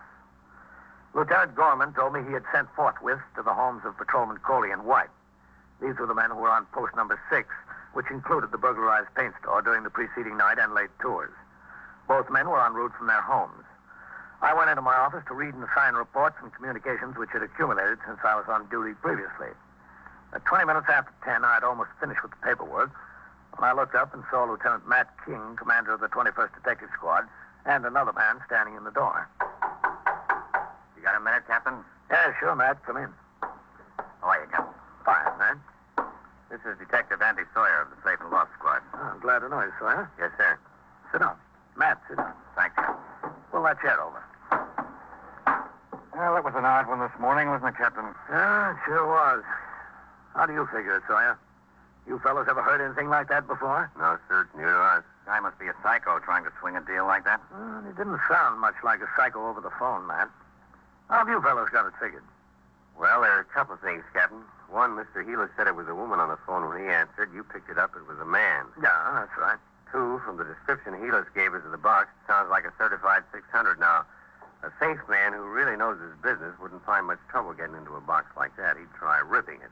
And if that didn't work, he'd use a cutting torch and get inside of it that way, especially since they carried it off and can work on it at their leisure. They aren't red-hot ironmen, that's for sure. Whoever they are, I don't think they've been long on trade. Well, how many do you think there were? Well, the box weighs 600 pounds. There must have been at least 3 of them, maybe 4. And what about the girl on the phone? I don't know, Captain. You know, I've got an idea about that. Yes, sir? Well, if this burglar was going to put the proposition to someone, who'd be the logical person? Not the cops on the job. That's right. The logical one would have been Healers. I don't think he wanted to talk to Healers. That's why he had the girl put in the call. You mean Healers might have recognized his voice? He might have. Yes, sir, that's a good possibility. But why the girl? There must have been at least 2 other men on the deal. Why the girl? Well, I don't know. Any number of reasons. Andy, do you think we ought to check out some of the people Healers knows? That's a good idea, Lieutenant. He said he used to have help in the store, but not anymore. How about his former employees? Yes, sir, there might be something there. Are you going to be around here all day? Well, I was going out on patrol again this afternoon, that's all. Why? Well, we figured that guy might call back here to see if the deal will go through. Well, what do you want me to do? Well, if he does, we've got the switchboard here. I'll be right out there. I'll keep one line open to the telephone company to get the location of the phone he's calling from. I'll have CB keep up a direct connection to the radio dispatcher. As soon as we can get the location, he'll have a car right over there. He won't stay on the phone long enough. He wouldn't this morning. He knows now that we're looking for his call. He's got to stay on long enough for you to give him the combination. Oh, and you want to go along with him? Yes, sir, we might as well. If it doesn't work and we don't get him, maybe at least Healers will get his property back.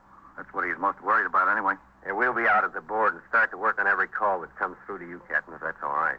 Yeah, that's all right. If you'll take just a few seconds longer to get to the phone than you normally do, we might have a chance.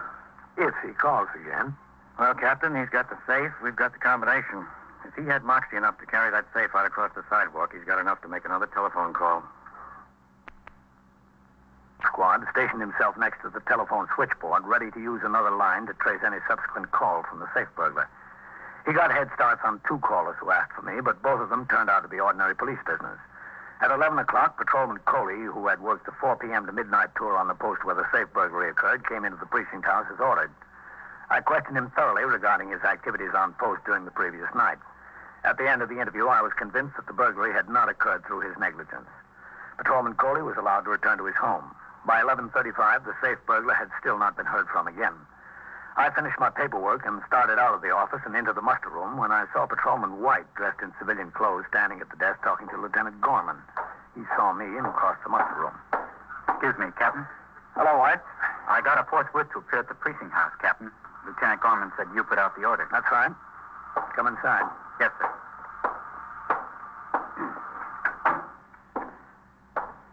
You were assigned to post number 6 from midnight to 8 a.m.? Yes, sir, that's right. Are you familiar with the paint store on Lexington Avenue run by Mr. George Healers? Yes, sir, that's on post number 6. Did you have occasion to notice anything unusual at that paint store during your tour of duty? No, sir. Did you try the front door at all during your tour? Yes, sir, I did on my first time around. You saw nothing unusual during the balance of your tour? No, sir. Did you notice any truck parked on your post? No, sir. Sometime during the night, burglars jimmied the front door, got into the store, and rolled out a 600-pound safe. They rolled it out the front door, across the sidewalk, onto a truck. Where were you?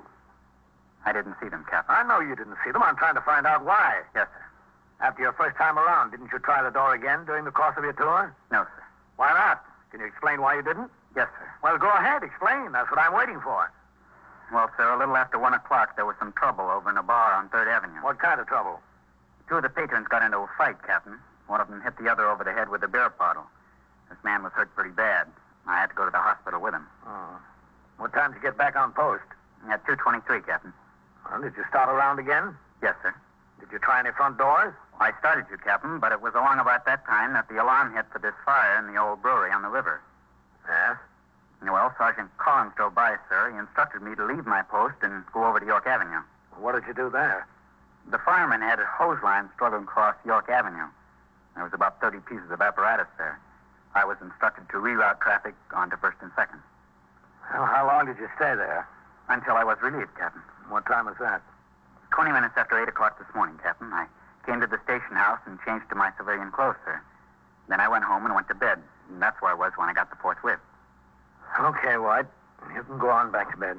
Yes, sir. Thank you, Captain. Oh, White. Yes, sir, Captain. How long you been in the job, White? I'm 4 months out of the academy, Captain. Do you know what Rule 107 is of the rules and regulations? I think so, sir. Well, what is it? Charges will be preferred against any patrolman who shall, through neglect of duty, fail to discover, report, and take appropriate action in connection with any act or conditions on his post requiring police attention during his tour of duty. Good. Don't forget it. No, sir, I won't. Okay. Go on home. Yes, sir. Thank you, Captain. Leave the door open. Captain Kennelly. Sawyer, Captain, there's a call coming through for you. I think it's our boy. Oh, all right. If you'll hang up, sir, let it ring 3 or 4 times. All right.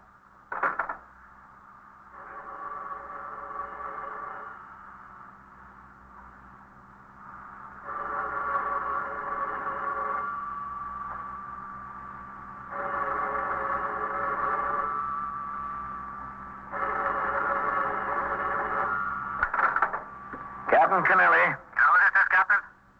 Yes, I think so. What about the deal? You ready to go through with it? Yes, we'll go through with it. All right, what's the combination? Now, wait a minute. First, I want your assurances that you're not going to throw that safe in the river. The man wants his property back. You'll get it back. Well, I just wanted to make Listen, sure. I know what you're trying to do. You're trying to stall for time. I'm not going to stay on this line long enough for you to trace the call. Believe me, now I'm not. What's the combination? Well, just a second. Let me find it. Well, don't take more than a second. I'm telling you, don't take more than a second. All right, I'm getting it. What is it? Just a second. I'm telling you. All right, here it is. What?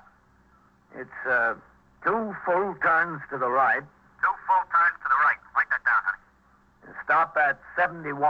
Stop at 71. Back left past 71 and stop at 6. Back left past 71 and stop at 6. 6. Then what? Look, you're going to keep your promise, aren't you? I'll keep my promise if you keep yours. What's the rest of the combination? I haven't got all day here. I know what you're trying to do. Well, then right to 98. Is that it? Yes, that's it. Bye. I think we've got a chance, Captain. Well, I couldn't keep him on the phone any longer, Sawyer. He knew what we were up to. We made it, Captain. Good. That girl was with him again. Apparently she was standing alongside of him, taking down the combination as he repeated it back. It was from a pay station. Ah, that figures. Drugstore on Astoria Boulevard. A car from the 114th Precinct's on the way. Well, that's fine. Maybe they'll make it. I'll call the squad out there and ask him to take a look, too. Okay. I'll do it from the board. Oh, excuse me, Lieutenant. That's all right. Go ahead. We got the call, Lieutenant.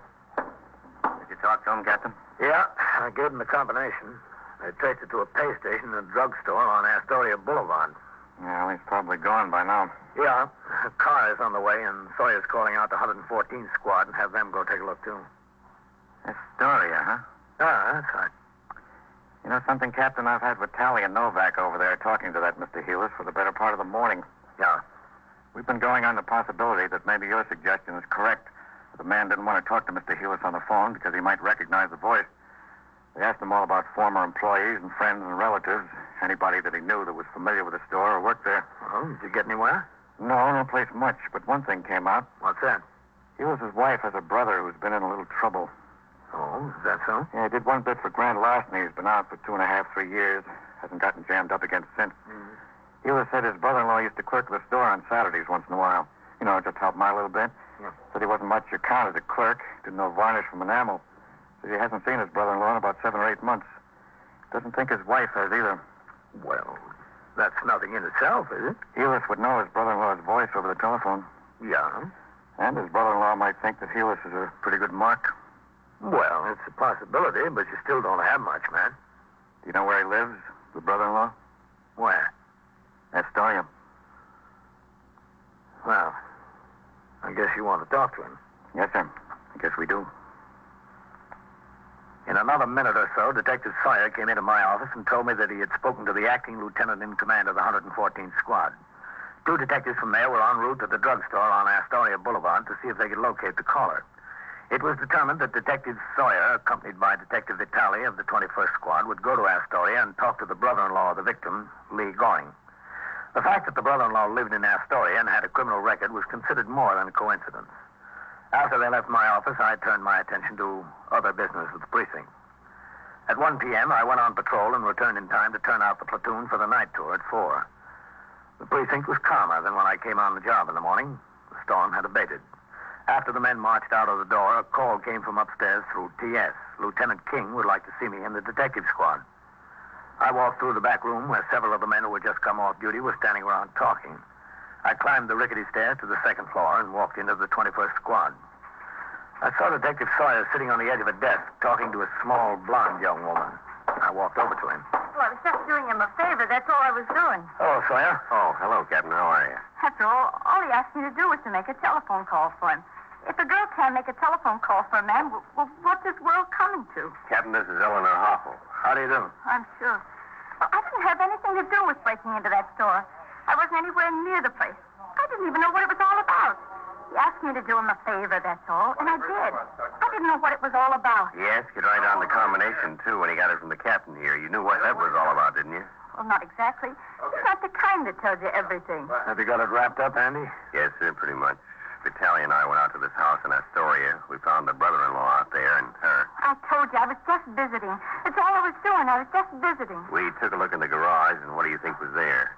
The safe? Yes, sir, the safe. I didn't know it was in there. I don't look in garages. Why should I look in a garage? I was just visiting him, and he asked me to do a favor. You can't kill somebody for doing a favor. Where's the lieutenant? In his office? Yes, sir. I didn't know what it was all about. That's the honest to goodness truth. Yes. Captain Kennelly. Come in, Captain. How'd you like to meet this man, Captain? You've talked to him over the phone. Lee Goring. Look, what are we waiting for? You got the safe, you got me. Book me, get it over with, will you? I'm tired. Because you were up all night last night? Because I was up all night last night, yeah. Wasn't a very smart thing to do, break into your brother-in-law's store, was it? That was smart enough. The stupid thing was leaving the safe in my garage. I should have found someplace else. Did you find out who was with him on that deal last night, Ben? Yes, sir, he's told us. Sure, I told you. I told you everything. Why should I keep anything back? They walked out on me. You think I want to be in and them out? Not me, brother. I weak and easy. When I go down for the third time, I take everybody with me. Why'd you pick on your own brother-in-law? I wanted to keep the money in the family. That was thoughtful, wasn't it, Captain? Yeah, very. We're sending a truck out after the safe, Captain. I'm kind of anxious to see it. Sawyer told me they clawed at it, hacked at it, and burned it with a torch, tried to knock the knob off. Couldn't make a dent in it. Must be a pre-war safe. Did they build them like that today? Who's got a chance with one of those things? And it's work. You know that's work? To get it out of the store, onto the truck, and out to the garage, then to go to work on it. You know we worked on that thing from 3:30 this morning till almost 8. We couldn't make a dent in it. Is that when you got the bright idea to call me? Yeah. Came over to New York, walked down the other side of Lexington Avenue to see what kind of rumble it was from the job. I saw all the cops' cars parked out in front. I went in the candy store and called. Who was with you, just Eleanor? Yeah, that's right, just Eleanor. I had the idea out in the garage, but the other boys thought I was crazy. They wouldn't have any part of it. I said to them, look, I'm not 2 feet from where all that money is, not 2 feet, and I can't get my hands on it. If you don't want any part of it, get out. I'll go it myself. So they got out. All that work and not a dime out of it. That's what gets me. Back-breaking work. You going to bring them in here, those boys? I'd like to see the looks on their faces. They take a fall, don't get a dime out of it. I'm laughing. It's a big joke. All right. Come in, Mr. Hewlett. Yeah, sure. I'm Lieutenant King. How are you? I'm pleased to know you. Lee, I don't know what to say. Say hello. I'm ashamed of you, Lee. Really ashamed of you. My own wife's brother to do such a thing. What do you want from me, George? I did it. What am I going to do? Say I'm sorry? You would really throw the safe from the river, your own brother-in-law's accounts receivable and bonds at the bottom of the river? I can understand how you would do it to me, but your own flesh and blood is my wife. George, don't knock yourself out. Why did you do it, Lee? Why didn't you come to me if you needed money? I needed money, but who needed a song and dance with it? Captain, do you understand it? I don't. A grown man, look at him. In his trade, he can go out and make $20, $25 a day. $25 a day, and he's got to get himself in trouble again like this. What's the answer? $25 a day. Well, Mr. Heelis, the answer seems to be that he prefers night work.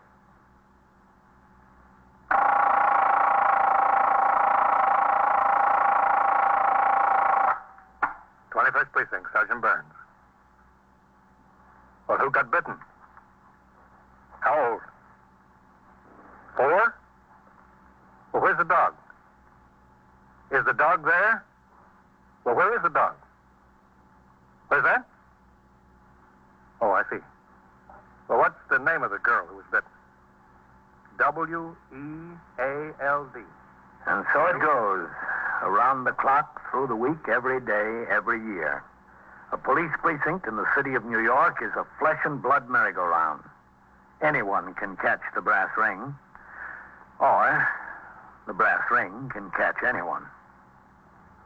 21st Precinct, a factual account of the way the police work in the world's largest city, is presented with the official cooperation of the Patrolmen's Benevolent Association, an organization of more than 20,000 members of the Police Department, City of New York. Everett Sloan in the role of Captain Kennelly, Ken Lynch as Lieutenant King. Featured in tonight's cast were Larry Haynes and John Sylvester, Scott Tennyson, Wendell Holmes, William Flatley, and Joan Morgan. Written and directed by Stanley Niss. Produced for CBS Radio by John Ives. Art Hanna speaking.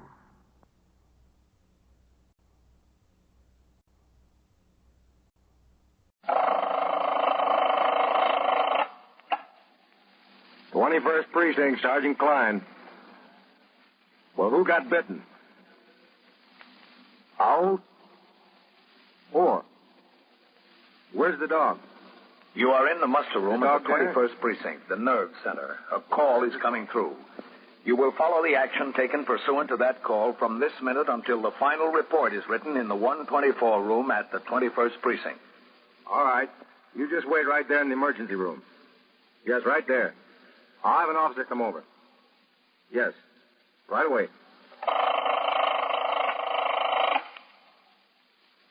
21st Precinct. It's just lines on a map of the city of New York. Most of the 173,000 people wedged into the 9/10 of a square mile between Fifth Avenue and the East River wouldn't know if you asked them if they lived or worked in the 21st. Whether they know it or not, the security of their homes, their persons, and their property is the job of the men of the 21st Precinct. 21st Precinct, 160 patrolmen, 11 sergeants, and 4 lieutenants, of whom I'm the boss. My name is Kennelly, Frank Kennelly. I'm captain in command of the 21st. It was 3:55 p.m. when I came into the precinct house for my night tour, which would keep me on the job until 8 the following morning. As I signed the blotter, Sergeant Burns, who was filling in as desk officer, told me that acting superintendent of buildings of the department was in the house making a routine inspection. After I turned out the platoon, I went upstairs and found the acting superintendent of buildings on the 3rd floor. I called his attention to the cracked plaster in the hall ceiling on that floor and to the fact that during the last winter the radiators failed to heat the floor comfortably. On the way down, I showed him the worn condition of the stairs from the 2nd floor to the back room, and as we came out into the muster room, I told him about the plumbing difficulties in the cells. Well, thanks, Captain. Do you have any idea when these repairs will be made? Well, there's a lot of work to do, Captain. There's nearly 100 buildings in the department, and most of them need work, lots of work. Oh, yes, I understand that, but some need attention sooner than others, don't you think? Oh, yes, some do. That's why I'm making the inspection. Well, this muster room, for instance, it hasn't been painted since 1941. Did you realize that? Captain, you know I'd like to do everything, and I'd like to do it right away, but there's been only so much money appropriated. Well, it's been a pleasure, Captain.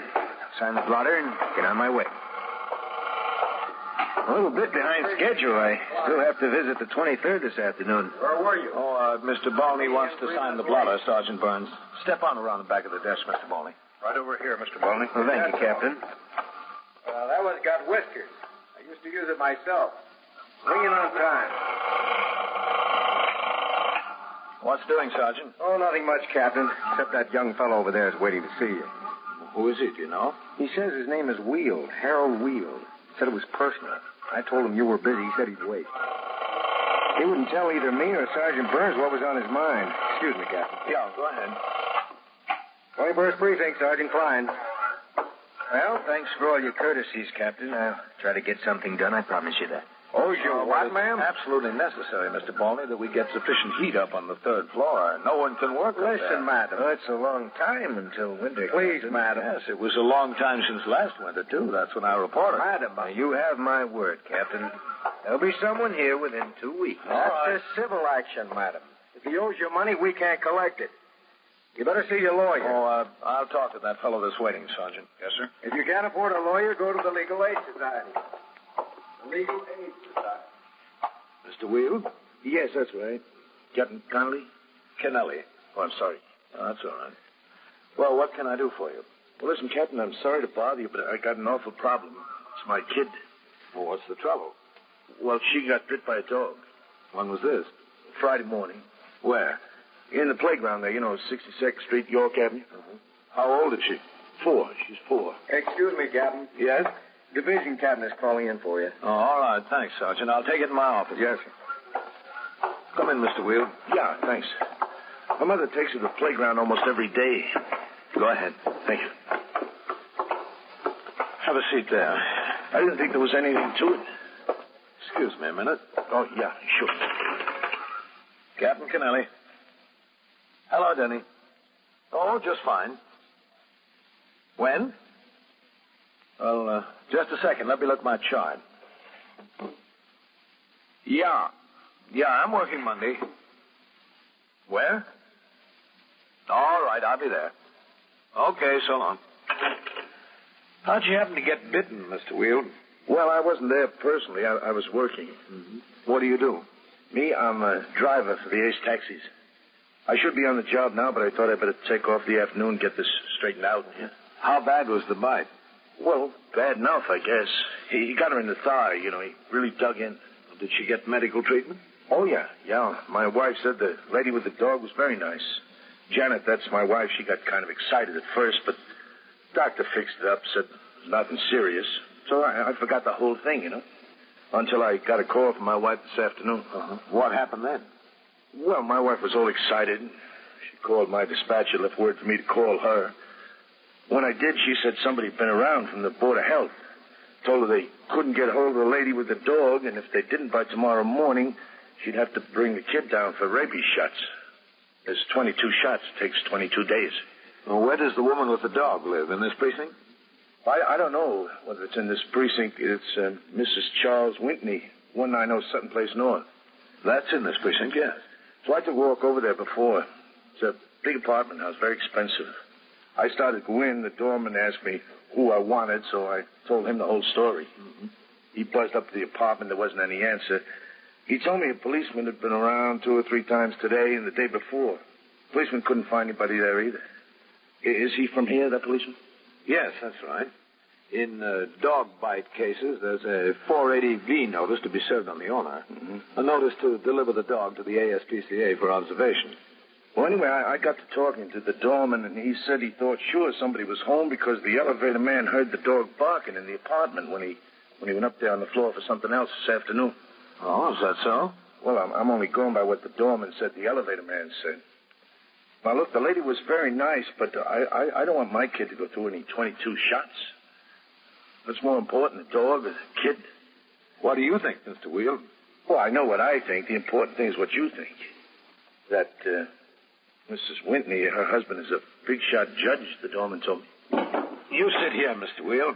Well, I'll sit here, but is that going to get me action? That's what I want, action. That's what you're going to get. I'll be right back. Sergeant Burns. Yes, Captain? What are you doing about a 480V on a dog bite case? All right. Is that this one on Sutton Place North, Captain? Yes, that's the one. What are you doing about it? Well, it's still hanging, Captain. Lieutenant Snyder said he had a man go by there 3 times during the day tour. There's nobody home. Oh, did they go upstairs and see? I don't know about that, Captain. He just said it was still hanging. They haven't been able to serve it. I gave it to Singleton and told him to try as soon as he got over there. You know who that is? That's Judge Charles Whitney. Yes, I know. Now, listen, the father of the child the dog bit is in my office. He's been told to bring the child down to start a series of 22 rabies injections beginning tomorrow morning, unless that dog is delivered today. There doesn't seem to be anybody home, Captain. Well, the father says the doorman told him there was somebody home. Now get on it. Yes, sir. I went back into my office and told Mr. Wheel, the father of the dog bite victim, that we would make a further effort to serve the 480V notice on the owner of the dog. I advised him to return to his home and promised that we would notify him later concerning any results we obtained. Patrolman Singleton rang in and reported that he again went to 190 Sutton Place North and attempted to reach the occupants of the Whitney apartment by the house phone. There was no answer. He left a copy of the notice with the doorman. He was instructed to go upstairs and knock on the door. In the meantime, I read and signed such reports as had accumulated since I was last on duty and placed them in the box to be sent by messenger to division headquarters. At 10 minutes to 5, I went back out into the muster room and walked over to the desk. He's trying to reach the judge at his office, Captain. Good. Sergeant Klein, did Singleton ring in again? No, sir, not yet. Judge Charles Winley's office, please. I thought this might be the quickest way to get some information, Captain. Well, it might be, yes. Hello? This is Sergeant Burns at the 21st Precinct. Is Judge Whitney there, please? Oh, is he? Oh, I see. Well, when? Well, thank you very much. Oh, did Mrs. Whitney go with him? Yes, I see. Well, thank you very much. He's out of town, Captain. Yeah? He went to Boston for the American Bar Association convention. Secretary expects him back tonight. He's flying in. Did Mrs. Whitney go with him? No, sir, not that his secretary knows of. As far as his secretary knows, Mrs. Whitney's at home. I see. Look up the telephone number of their apartment and call over there. Yes. 21st Precinct, Sergeant Klein. Their phone might not be listed, though. Yes, Singleton. What'd you find out? Is that Singleton, Sergeant? Hold on. Yes, sir, it's Singleton. All right, let me talk to him. Take it right there, Captain. Hold on, Singleton. This is Captain Kennelly. Yes, sir. Did you serve that notice? No, sir. Well, did you go up to the floor? Yes, sir. What happened? Well, I knocked on the door, Captain. There wasn't any answer. Then I heard that dog bark inside. I knocked again. Finally, she came and talked to me through the door. Who came? Mrs. Whitney, Captain. Well, wouldn't she open the door? No, sir. I told her I had the notice to serve on her to deliver the dog for observation. She said she wouldn't give up the dog. She wouldn't open the door. Did you explain to her that the Department of Health just has to examine the dog, that they won't molest or mistreat the animal? Yes, sir, but she refused to open the door. Where are you calling from now? The lobby of the apartment building. All right. You stay there. I'll be right over. Yes, sir. Sergeant. Yes, sir? Put out a call for a car to come by the house for me. Yes, sir, Captain. She's there, huh, Captain? She's there, yes. So's the dog. She wouldn't open the door. CB, is this Well, did she say why she wouldn't, Captain? No, that's what I'm going over to find out. What if she still refuses? Okay. You get a warrant to go in and get the dog. That won't look very nice. Cops break down judge's door. Some headline. Is this better? 4-year-old girl takes 22 anti-rabies injections. No headline. You are listening to 21st Precinct, a factual account of the way police work in the world's largest city. When you apply... And now back to 21st Precinct and Captain Frank Kennelly. The disease of rabies is almost extinct. This is due almost entirely to the cooperation between police and public health authorities and the strict enforcement of the laws relating to dog bite cases. These laws call for the compulsory observation of dogs and other animals who are carriers of the disease after they have bitten, and for compulsory treatment of human victims bitten by an animal that has escaped.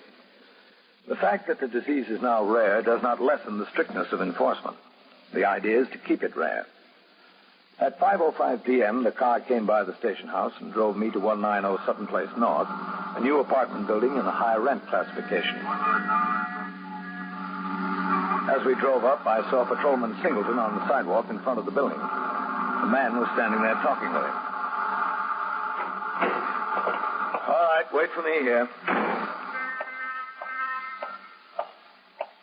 Hello, Captain. Singleton? Captain, this is Mr. Tedburn. He's the super of the building. The resident manager. Mr. Tedburn? How do you do? You've been waiting down here since you rang in, Singleton? Yes, sir. I really don't see what's all the excitement, Captain. Don't you? The Whitneys are respectable people. He's an important judge. To have policemen running through the halls over something like this, it's ridiculous. Mr. Tedburn, I've just been talking to the father of the girl who was bitten by that dog. If that dog isn't delivered for observation, that 4-year-old girl will have to start a series of 22 injections. Is that ridiculous? Well, I just want to save embarrassment is all. There's no embarrassment on our account. If she'd accept service with the notice, everything would be very quiet and simple.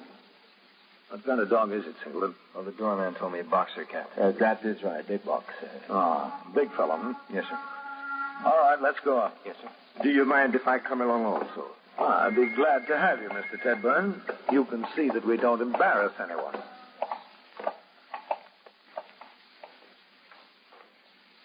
The doorman held the door open for us, and we walked into the foyer of the building. It was decorated in black and white. On the elevator, Singleton directed the operator to take us to the 14th floor. When we got off, Mr. Tedburn led the way to apartment 14B. No one was in the hall. Either the neighbors on the floor didn't know what was going on, or they didn't care. This is it. Shall I ring, Captain? Go ahead. Yes. There it is. Try again. Yes, sir.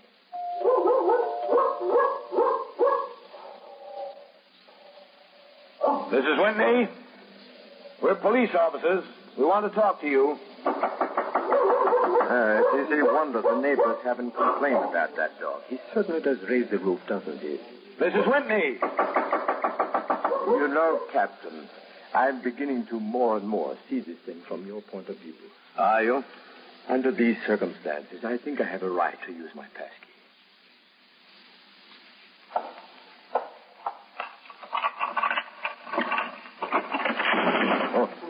She's sat on the porch. Yes, quiet. Yes. Mrs. Whitney, please. Go away. Close the door, please. I want to talk to you, Mrs. Whitney. You can't take him. I won't let you. I'm not going to take him. I want to talk to you, that's all. Yes, quiet. Now, come on. Where's she going? I don't know. She's coming back. She went to put the dog in the other room. I want you to shut the door and let me alone. You don't seem to understand the seriousness of this, Mrs. Whitney. You want to take Jeff away. I don't want to take him away. He's all we've got. Jeff's all we've got. We have no family, just Jeff, that's all. I'm not going to take him away. I just have to give you this notice. Singleton. Oh, yes, sir. Here it is. I want you to take this, Mrs. Whitney. No, I won't. It's a notice to deliver your dog to the ASPCA by 10 o'clock tomorrow morning. Well, I'll take it, but I won't deliver him. I won't.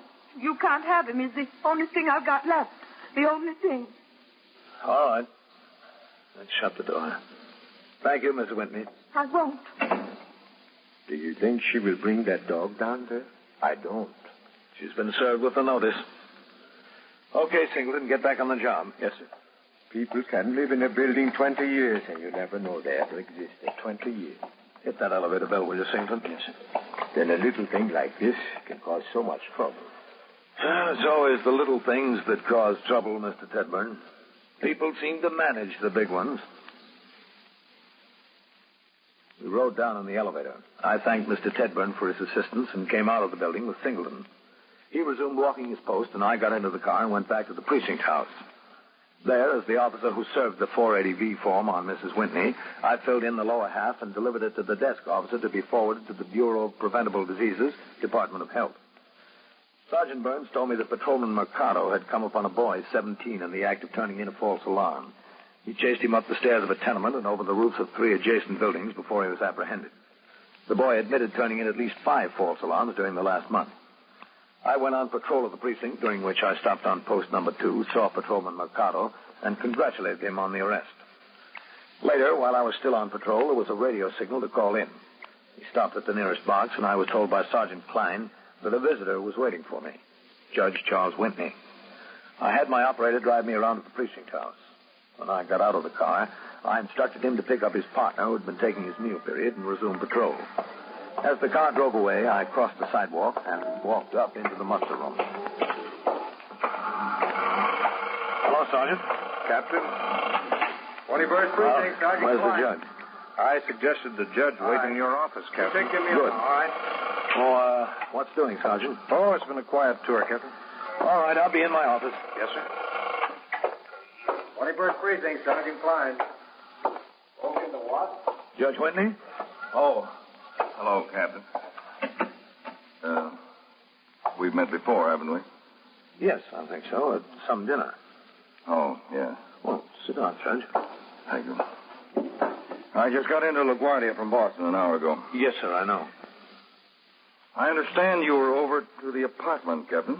Yes, that's right. We were there. And I'm sorry if we found it necessary to be a little insistent with Mrs. Whitney, but I don't have to tell you the law in these dog bite cases, Judge. If I wasn't able to effect service the way I did, I would have been required to get a warrant and break the door down. I hope you were able to explain that to Mrs. Whitney. Captain, I haven't been able to explain anything to Mrs. Whitney. She wouldn't open the door for me either. Wouldn't she? No. I came home from the airport and went upstairs and tried my key, and she had the chain on the door. Wouldn't open it. Wouldn't even talk to me. Building manager came upstairs and told me what had happened. Well, I'm sorry, Judge. Well, it's not your fault, Captain. I don't blame you. I should have seen it coming. Perhaps I even knew it was coming, and I couldn't bring myself to believe it. What's that, sir? A breakdown. I should have seen it the night I left for Boston. It was the same night that Jeff bit the child. Oh? He's a boxer, you know, so we named him James J. Jeffries, Jeff for short. Mm-hmm. I told her before I left that she would probably be called upon to deliver the dog for observation. And I should have seen from my attitude then that this was going to happen. I was in a hurry to catch the plane. She was all right until then. I understand she was fine when the dog bit the child, that she took the mother and the child to the emergency room, paid the bill, so forth. Yes, that's the report we got, too. But the minute I mentioned the possibility she might have to turn Jeff over for observation, she changed. Well, what was the reason for the change, you know, John? Yes, I do. I think I do. See, Captain, we had two sons, Richard and Charles, Jr. They were a year and a half apart, 19 and 20. They were in school at Yale. Last June, they were driving down to New York after school. Their car turned over on the Merritt Parkway. They were both killed. Both of them. Well, I'm sorry to hear that, Judge. If you have children of your own, you can imagine what it did to us. We went away, but that didn't help. Nothing helped. For myself, I found escaping my work. A judge can work hard, you know, and I did. But Nora didn't have anything like work, I suppose. She turned to the dog, as Jeff was the boy's dog. When she saw the possibility that she'd lose the dog, that brought it on. I'm sure that that's the answer. Well, it probably is, yes, sir. Wouldn't even open the door. She doesn't even trust me. If I'd have known what the circumstances were, perhaps we could have used some other means. Wasn't any way for you to know, Captain. I'm not worried about that now. She's locked up in there alone. That's what I'm worried about. I don't know what's preying on her mind. Well, if you want to go into the apartment, Judge, I can call the emergency squad to give us a hand. They have a way with doors, you know. But that's only as a last resort. No, I'd like to try persuasion some more. I had the door open this wide, the same as you did. I called to her. She wouldn't answer. I couldn't think of anything else to say or do. I came over here. Do you have any ideas, Captain, besides the emergency squad? Well, perhaps I have one, just one. It might work. I don't know. Anything, Captain. I'm willing to try anything. Judge Whitney was a forlorn-looking man as I left him sitting in my office and walked out into the muster room. I gave Sergeant Klein instructions to have a car drive around to the precinct house to pick us up.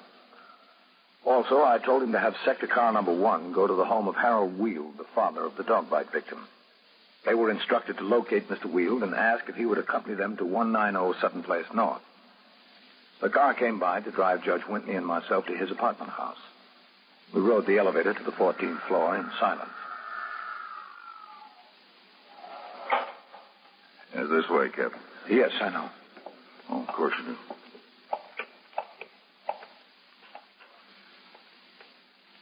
Well, I'd suggest you try your key again, Judge. Yeah, that's a good idea.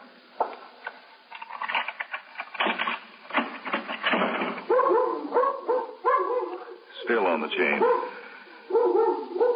Nora! Nora!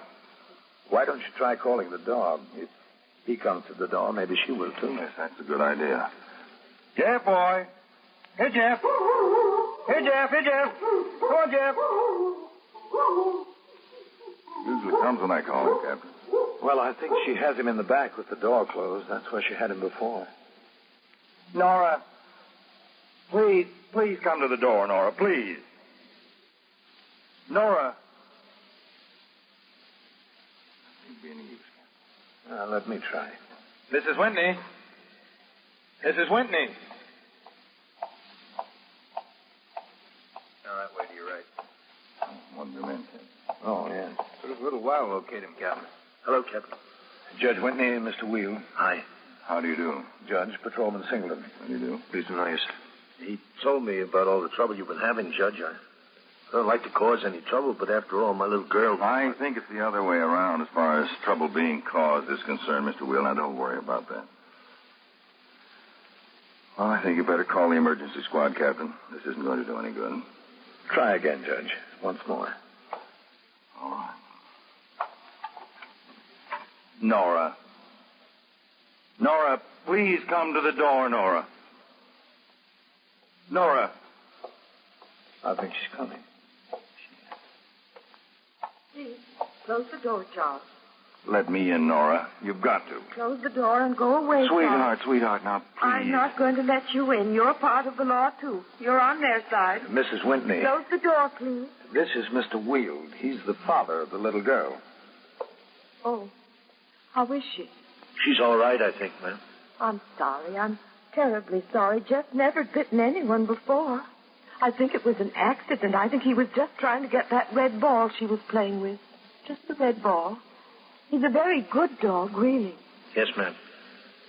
Are you sure she's all right? We hope she'll be all right. She has to take 22 injections. 22 injections? Why? Because we can't get Jeff to see that he doesn't have rabies. Oh, Jeff doesn't have rabies. You know he doesn't. We have to make sure, ma'am. That's the law. I don't want to hear about the law. That's all I ever hear about. You don't want that little 4-year-old girl to go through 22 injections, do you, Mrs. Whitney? Oh, no. That'd be a shame. Well, it's up to you. It's not up to me. Jeff doesn't have rabies. Anybody can see that. Anybody. When were you told to bring your little girl to the Department of Health, Mr. Wheel? Tomorrow morning, 10 o'clock. All 22 at once? No, ma'am. It takes 22 days. Oh, no. Poor little girl. Now, nothing will happen to Jeff, Mrs. Whitney. Believe me. They'll take good care of him. You'll have him back. They'll keep him. They'll take him away from me, just like everything else. 22 injections. That's right. And she's such a little girl. How old is she? 4. Yes, 4. That's right. She was crying and her leg hurt her. With those little curls with a ribbon. I remember those little curls with a ribbon. I never had a little girl. I always wanted one. Not 22 injections. Yes, ma'am. 22. Please close the door. Mrs. Whitney. Please close the door. I can't get the chain off if you don't close the door. Yes, ma'am.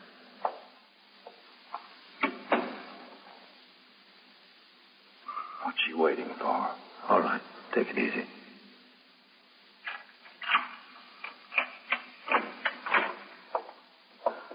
Sweetheart, I'm sorry. I'm very sorry. There's a lot to be sorry about, isn't there? So much. Thank you, Mrs. Whitney. Nothing to thank me for. Jeff's in there in the bedroom. I'll see that he gets where he has to go, Captain. Good. Young man? Me? Yes. Yes, ma'am, Mrs. Whitney. Watch her. Watch her every minute. Every minute of your life. Yes, ma'am. Because without her, you won't have any life.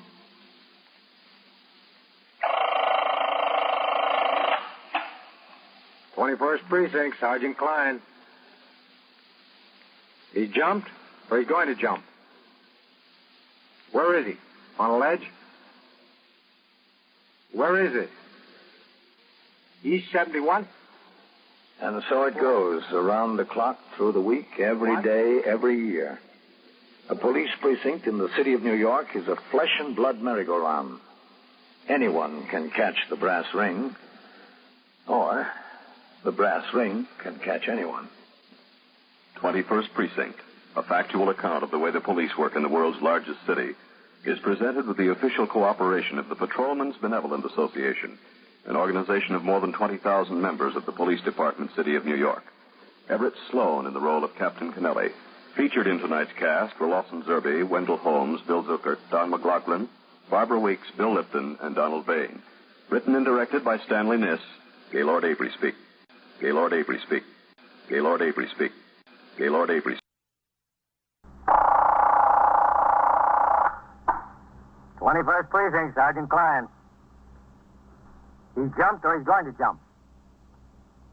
Where is he, on a ledge? Where is it? E71? What floor? You are in the muster room at the 21st Precinct, the nerve center. A call is coming through. You will follow the action taken pursuant to that call from this minute until the final report is written in the 124 room at the 21st Precinct. Yes, sir. I'll send assistance right away. Right away. You just stay there, wait for the officers. Yes, sir.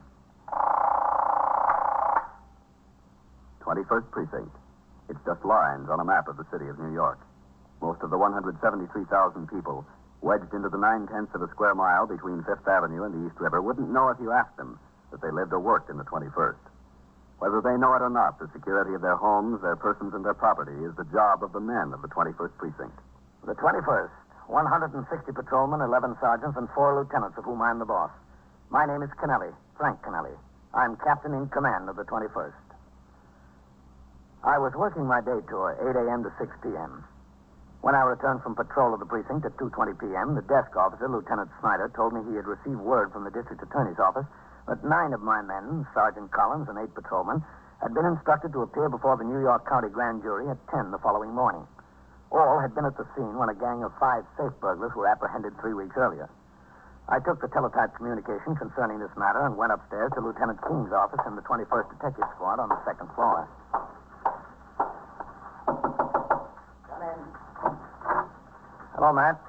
Come in, Captain. How are you, Captain? Oh, all right, except for this communication we got. What communication is that? This. Matt, there were 4 safe and loft squad detectives there and 4 of your men when that collar was made. They don't need any of my men to make a case. For the trial, maybe, if it goes to bat, but not before the grand jury. I don't think so, Captain. All of those men are working the day tour tomorrow. Take 9 men away, and it'll really knock a hole in my platoon. Well, that's a mistake, Captain. Some assistant down there probably told his clerk to get all the police witnesses to the grand jury, and he did. We'll get it straightened out. Come in. Captain, Sergeant Fyon, P.S. calling you. Oh? He's on 1. Taking out my desk, Captain. Thanks, Coleman. Captain Kennelly. Sergeant Klein, Captain. How soon will you be downstairs? In a few minutes. Can you come right away, Captain? It's important. All right. I'll be right there. I left the 21st Squad and went downstairs through the back room where the attendant was sweeping up. He nodded at me, and I nodded back. I stepped out into the muster room. Lieutenant Snyder was talking to a couple of complainants who stood before the desk. I walked over to the telephone switchboard. 21st Precinct, Sergeant Klein. All right. You take your meal now. What is it, Sergeant? Got a piece of bad news, Captain. Yes? What? A woman called in here from Queens. She said she was a neighbor of Sergeant Burns and his wife. Yes? She said that Mrs. Burns just got a telegram from the Army. Their boy was stationed at Fort Devens. He was killed in an accident this morning. That's too bad. A neighbor said she was calling from his house. Doctor's there for Fred's wife. They think you ought to come home right away. Where is he? On patrol, Captain. All right, you better call him. Yes, sir. Communications Bureau, Patrolman Nelson. This is Sergeant Klein at the 21st. Would you have 651 call the 21st? Yes, sir. How did it happen? Did they know? No, sir. Just a telegram notifying him so far. Neighbor said it didn't say much. Mm-hmm. 651, call 21st Precinct, eh? 651. 10-4, 11. How old was the boy? About 19, 20. He was their only child, wasn't he? Yes. His name was Fred, too. Fred Jr. Always talking about that kid. They loved to fish together.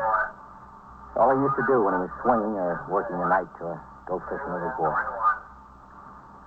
What do I say to him when he rings in, Captain? I'd rather not be the one to tell him. Have him come into the house. I'll talk to him. Yes. 21st Precinct, Sergeant Klein. This is Lieutenant King, Sergeant. Would you tell Captain Kennelly that was a mistake? None of your men have to appear at the grand jury tomorrow. Yes, sir. I'll tell him. Okay, thanks. It was Lieutenant King, Captain. They don't need any of our men for the grand jury tomorrow. Oh, good. 21st Precinct, Sergeant Klein. Sergeant Burns, Box 18. Oh. Hello, Fred. Come into the station house, will you? What's doing? Captain wants to talk to you. What's the matter?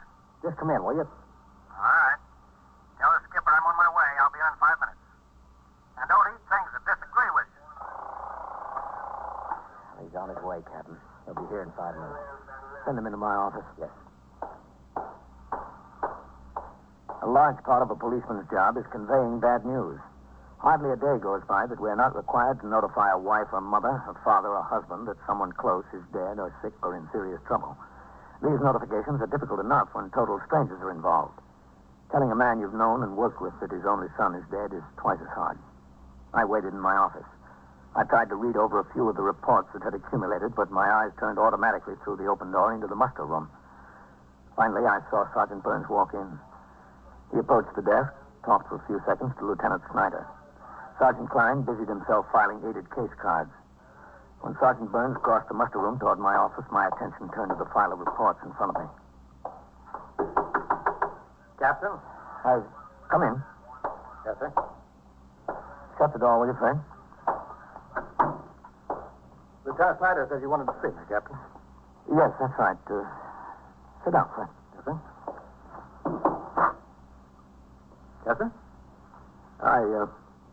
I've got some bad news for you, Fred. What kind of bad news, Captain? A neighbor of yours called in. Nothing happened to Ruth. My wife's all right. She's all right, yes. It's your boy. What happened to him? The Army sent a wire. He was in an accident. He's dead. Yeah? I'm sorry, Fred. Are they sure? For sure it was Freddie? Well, all we know is what your neighbor called in and told us, Fred. That's all. How's this happen? What kind of an accident? Where? I don't know, Fred. Dear God. What am I going to do? How am I going to tell Ruth?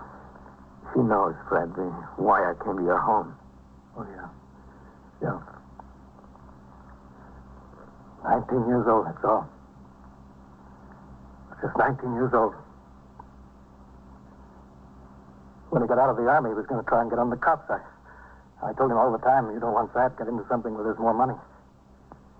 But it made me feel good that he wanted to get on the cops, like I was setting a good example. Well, sit still, friend. Thanks, Captain. Thank you. You stay in here. Poor Ruth. Oh, there's a doctor with her, Fred. She'll be all right. Oh, yes, that's good. It's going to be kind of rough on her. She's got nobody else besides me and him. That's all she's got, Captain. Just me and him. Just me now. Just me. You stay in here, Fred, or if you want me to stay with you. No, sir. That's all right. You don't have to stay. All right, Fred. Whatever you want. What I want, I grab it. I'll be outside. Yes, sir.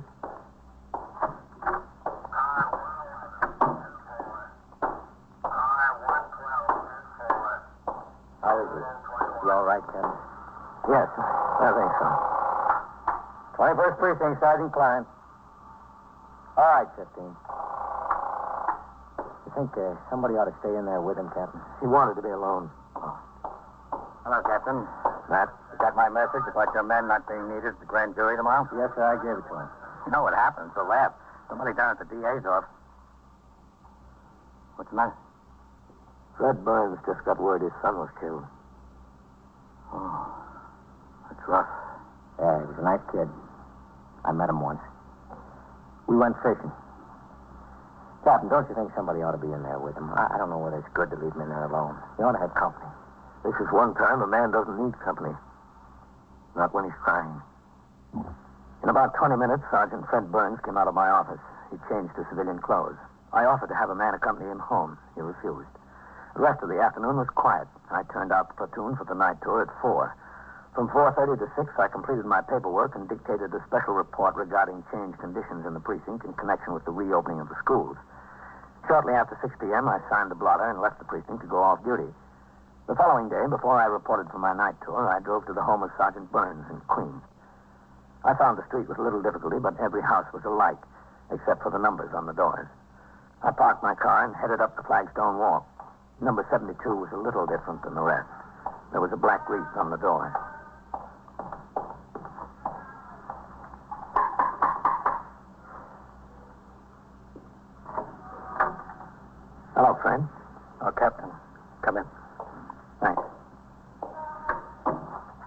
you'll excuse the way things look around here. Oh, yeah, sure. With all that's happened and Ruth so broken up, there hasn't been much chance to get things straightened out.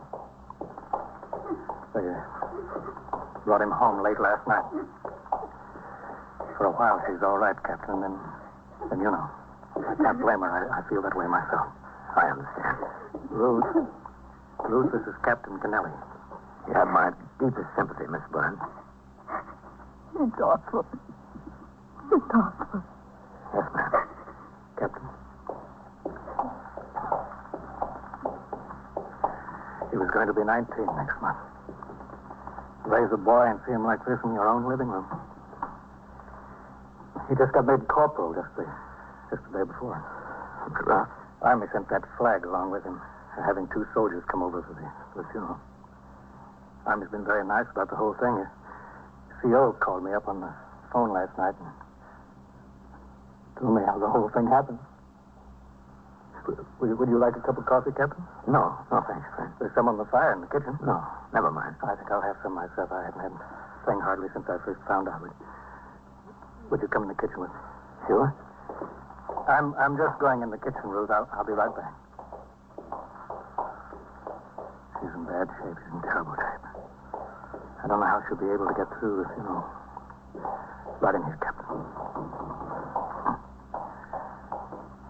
You sure no coffee? No, I don't think so.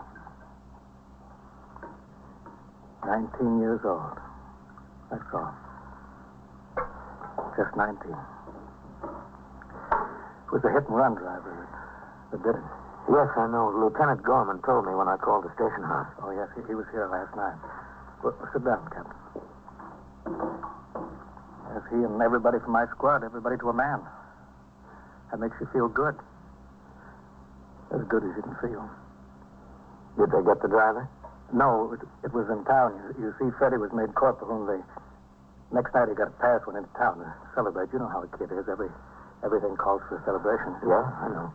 He had this other soldier with him, and they went out and celebrated. I guess they had a beer or two. I don't know. He wasn't much of a drinker, just a beer or two. That's all he'd ever touch. Anyway, they were walking back to get the bus for camp. I guess he stepped out into the street, and this car came along fast around the corner. The other boy got out of the way, all right, but Freddie didn't. Did the other boy get a look at the car? Yeah, he got a look at it. He said it was a black two-door. That's all he could see. The only thing he did say is he thought it was a soldier who was driving it. He couldn't even be sure of that. They're working on it, the MPs, the state police up there in Massachusetts. I hope they get the guy.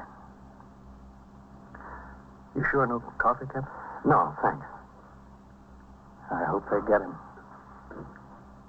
I raised that kid from nothing to 19 years old. I put about half of me into what's laid out there in that living room. Whoever it is, I want him to pay. I wouldn't want him to do it to another man's son. I want him to pay hard. I talked to Sergeant Burns a few minutes more. Finally, his wife came into the kitchen. She was a little better. He stayed out until Monday.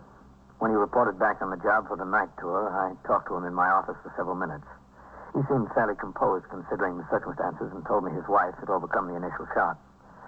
After I turned out the platoon, I met with a committee of 3 Lexington Avenue merchants who complained of high-pressure solicitation of funds by little-known charitable organizations. I referred them to the Department of Welfare and phoned for an appointment for them to see the deputy commissioner the next day. At 5:30, I went on patrol and returned to the precinct house at 7:10 p.m. and walked over to TS. A couple of messages for you, Captain. Yeah?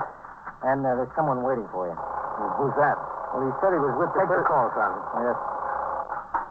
21st Precinct, Sergeant Klein. Where is that? Yes, ma'am. We got a call on that from someone else a few minutes ago. The officers are on the way over. They should be there any second. You're welcome, ma'am. What's that, Sergeant? A family argument over on East 67. Oh.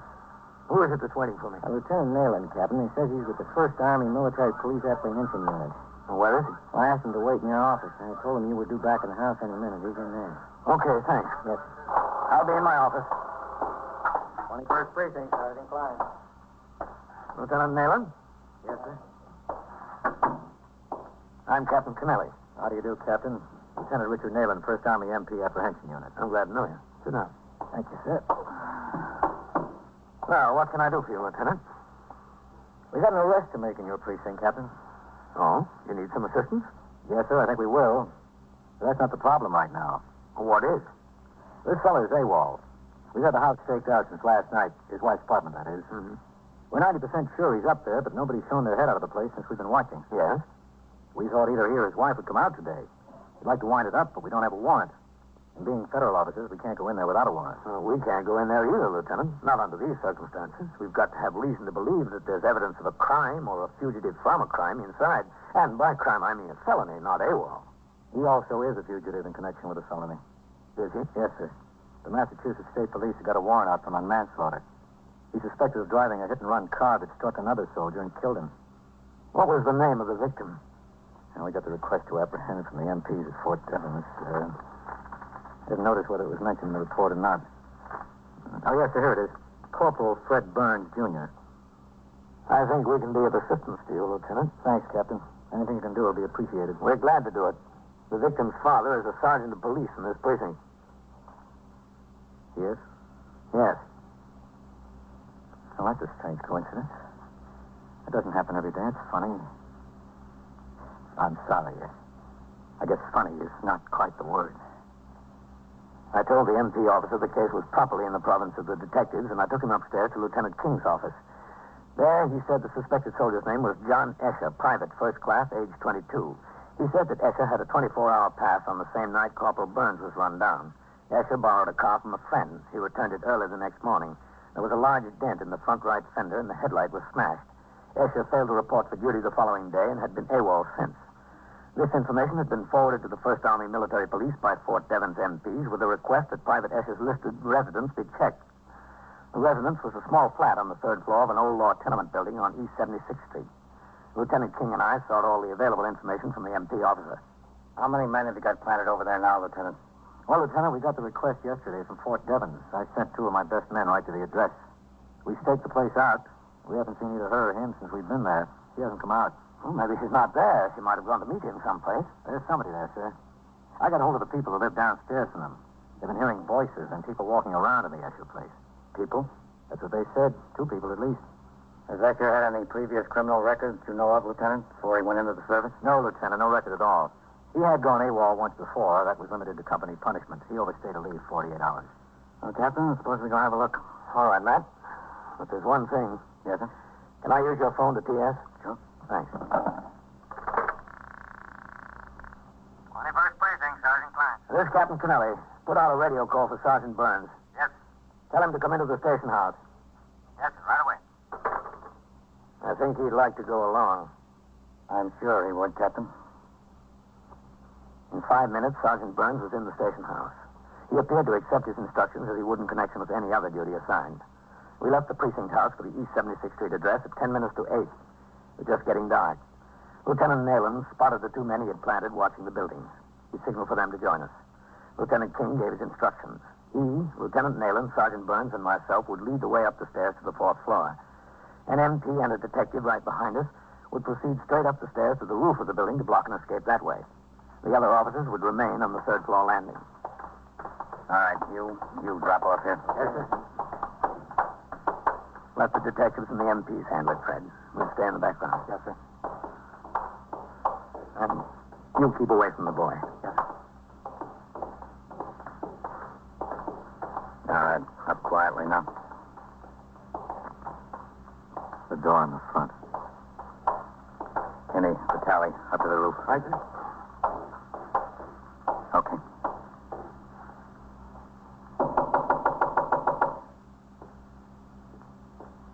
They're in there, I hear them. Yes? Who is it? I want to talk to John. John isn't here. And I want to talk to you. Open the door. I'm a police officer. What do you want? Open up or I'll kick it in. Open up. All right.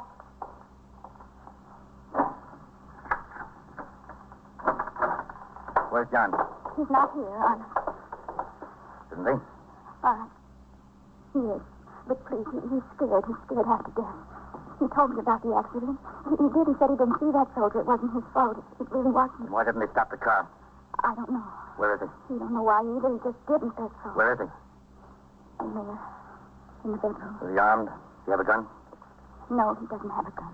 All right. Wait a minute, please. I don't know what's the matter with him. He's sick, I think. He came home and he wouldn't leave the house. He wouldn't let me leave, not even for food. He hasn't had a thing to eat all day. He's sick. I know he's sick. All right, you stand there. You take care of her. All right. Let's get him. John, open up. No. Stay away from that. Open the door. Stay away, I'm telling you. He said he'd jump out the window. That's what he said. John? All right, let's push it in. Give me a hand. Okay, Lieutenant. Go on, friend. Yes, sir. Together. Now. Stay away. Again. Now. Warning. Once more. Quick. Don't come any closer. Get out of that window, boy. What are you trying to prove? Don't come any closer. I'll jump. I swear I'll jump. That's 4 floors down to the street. I know what it is. Don't come any closer now. I'm warning you. Don't. Now, look, John. Stay where you are. Well, he really will. He told me he would. We can stay here all night, John. We've got all the time in the world. Stay there if you want. If you come any closer, I'll jump. I swear I will. Ring in for ESD and an ambulance. Tell them what we've got. Okay, Captain. Come out of that window, boy. Get some sense. No, I'm not. This isn't so bad. Not worth dying over. Isn't it? Can I talk to him, Captain? Matt? Sure, Fred. Go ahead. Listen, son. I'm not listening. Don't try to con me. All right, you're in a little trouble. Everybody's been in a little trouble. Stay where you are. I'll go out, I swear. That'd be a smart thing to do, wouldn't it? That's going to solve everybody's problems, huh? It'll solve mine. What about your wife? What about your folks? Look, don't try to con me. Stay where you are now. All right, now, come on, get out of there. Why make things worse than they are? It's not that bad. It's plenty bad. Not so bad. For other people, maybe. Everybody knows you're sorry about running down that soldier. And AWOL isn't anything. It's nothing. I'm telling you, stay away. I'll go out. Do you know the soldier that you ran down? No, I didn't know. Well, then what are you worried about? Come on out of the window. You're throwing your life away over something that doesn't mean a thing to you. You'd probably get out of this whole thing anyway. It was an accident. Kid stepped off the curb. Right in front of you. He did. He did. I had the light with me. It wasn't my fault. I didn't even see him. I just got a little excited, that's all. Just a little excited. All right, now, come on. Let's sit down and talk about it, John. Just tell us about it. What'll they do to me? Nothing much. Take my word for it. What's your guarantee? I don't have any guarantee. You'll have to take your chances. But look at the chance you're taking going out the window. All right. Now close the window. Sit down in that chair. Yeah. All right. Here's a cigarette. Smoke it and relax. All right. Get back on the job, you men. Show's over. All right, sir. Good work, friend. Thanks, Sergeant. I really didn't want to go out the window. I didn't know what else to do about it. There just wasn't anything else to do. I'm Lieutenant Nolen of the MPs. Well, that figures. Your prisoner, Lieutenant. Sergeant, you're all right, Sergeant. You okay? Thanks. I just got away with boys. Yeah. You must have one yourself. No. No, I don't, Johnny. No children. 21st Precinct, Sergeant Klein. What's the matter there? How do you know? And so it goes. Around the clock, through the week, every day, every year. The police precinct in the city of New York is a flesh and blood merry-go-round. Anyone can catch the brass ring, or the brass ring can catch anyone. 21st Precinct. a factual account of the way the police work in the world's largest city, is presented with the official cooperation of the Patrolmen's Benevolent Association, an organization of more than 20,000 members of the Police Department City of New York. Everett Sloan in the role of Captain Kennelly, Ken Lynch as Lieutenant King. Featured in tonight's cast were Wendell Holmes, Lawson Zerbe, Ralph Camargo, George Petrie, Michael Dreyfus, and Elaine Ross. Written and directed by Stanley Niss. Produced for CBS Radio by John Ives. Gaylord Avery speaking.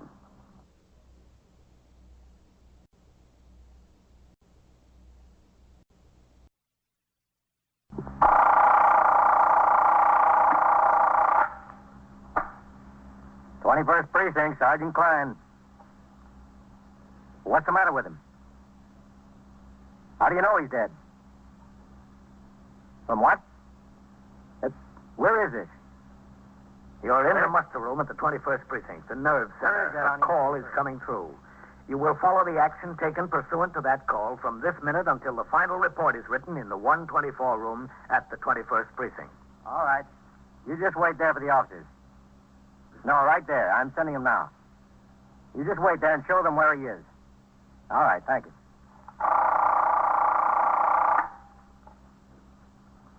21st Precinct. It's just lines on a map of the city of New York. Most of the 173,000 people wedged into the 9/10 of a square mile between Fifth Avenue and the East River wouldn't know if you asked them that they lived or worked in the 21st. Whether they know it or not, the security of their homes, their persons, and their property is the job of the men of the 21st Precinct. The 21st. 160 patrolmen, 11 sergeants, and 4 lieutenants, of whom I'm the boss. My name is Kennelly, Frank Kennelly. I'm captain in command of the 21st. I was working my 4 p.m. to 8 a.m. tour. After I turned out the platoon for the night tour, I read the entries on the arrest record and blotter for an event-by-event picture of what had occurred in the precinct since I was last on duty. A little after 6, sector car number 3 came by the house for me, and I went on patrol of the precinct. When I returned to the station house, Lieutenant Gorman, the desk officer, told me things were quiet. I walked around the corner to a spaghetti house for my meal, which I finished at 8:40. Oh, hello, Captain. John, how are you? I didn't know you were in. If I did, I would have come over to the table. So hello. Oh, I was sitting in the back. 125 on 4 cents package. Out of 2. Oh, I'll have a pack of spearmint. Well, that's 134. You been seeing many ball games, Captain? No, not this year. 35, 40, 50, and 2. Me neither. You know, I couldn't whip up any enthusiasm this season. I'm a Yankee fan. I'm a Yankee fan from way back. But 8, 10, 12, 14 games out in front, how can you get excited? Just the point where they're the whole league. Yeah, it's got to be close to be interesting. But at least the series might be interesting. Who do you pick? I think the Brooks will take them. You do? They never have yet. Well, that's some ball club. Well, yeah, they look like a ball club in their league, but wait till they get up against some competition. Well, wait, I'll walk out with you. I want to get a peek. Ralph, keep your eye on the front, huh? I just want to take a look at the box scores. They clinched the pennant, you know, but there's no harm in checking on the batting averages. Yeah. You going to see any of the series games, Captain? It's a little bit too rich for my blood. Yeah, that's $10 a reserve seat routine. That's a little rich for anybody's blood. Yeah. Look at that fellow. He's turning a fire alarm. Hey, you. Hold up there. Wait a minute. You, wait a minute. I'm not going anyplace. Where's the fire? There isn't any fire. What'd you pull the hook for? Because I wanted to. Where's the fire, Captain? There isn't any fire. I'm a police officer. What's your name? Ryder, Hal Bryan.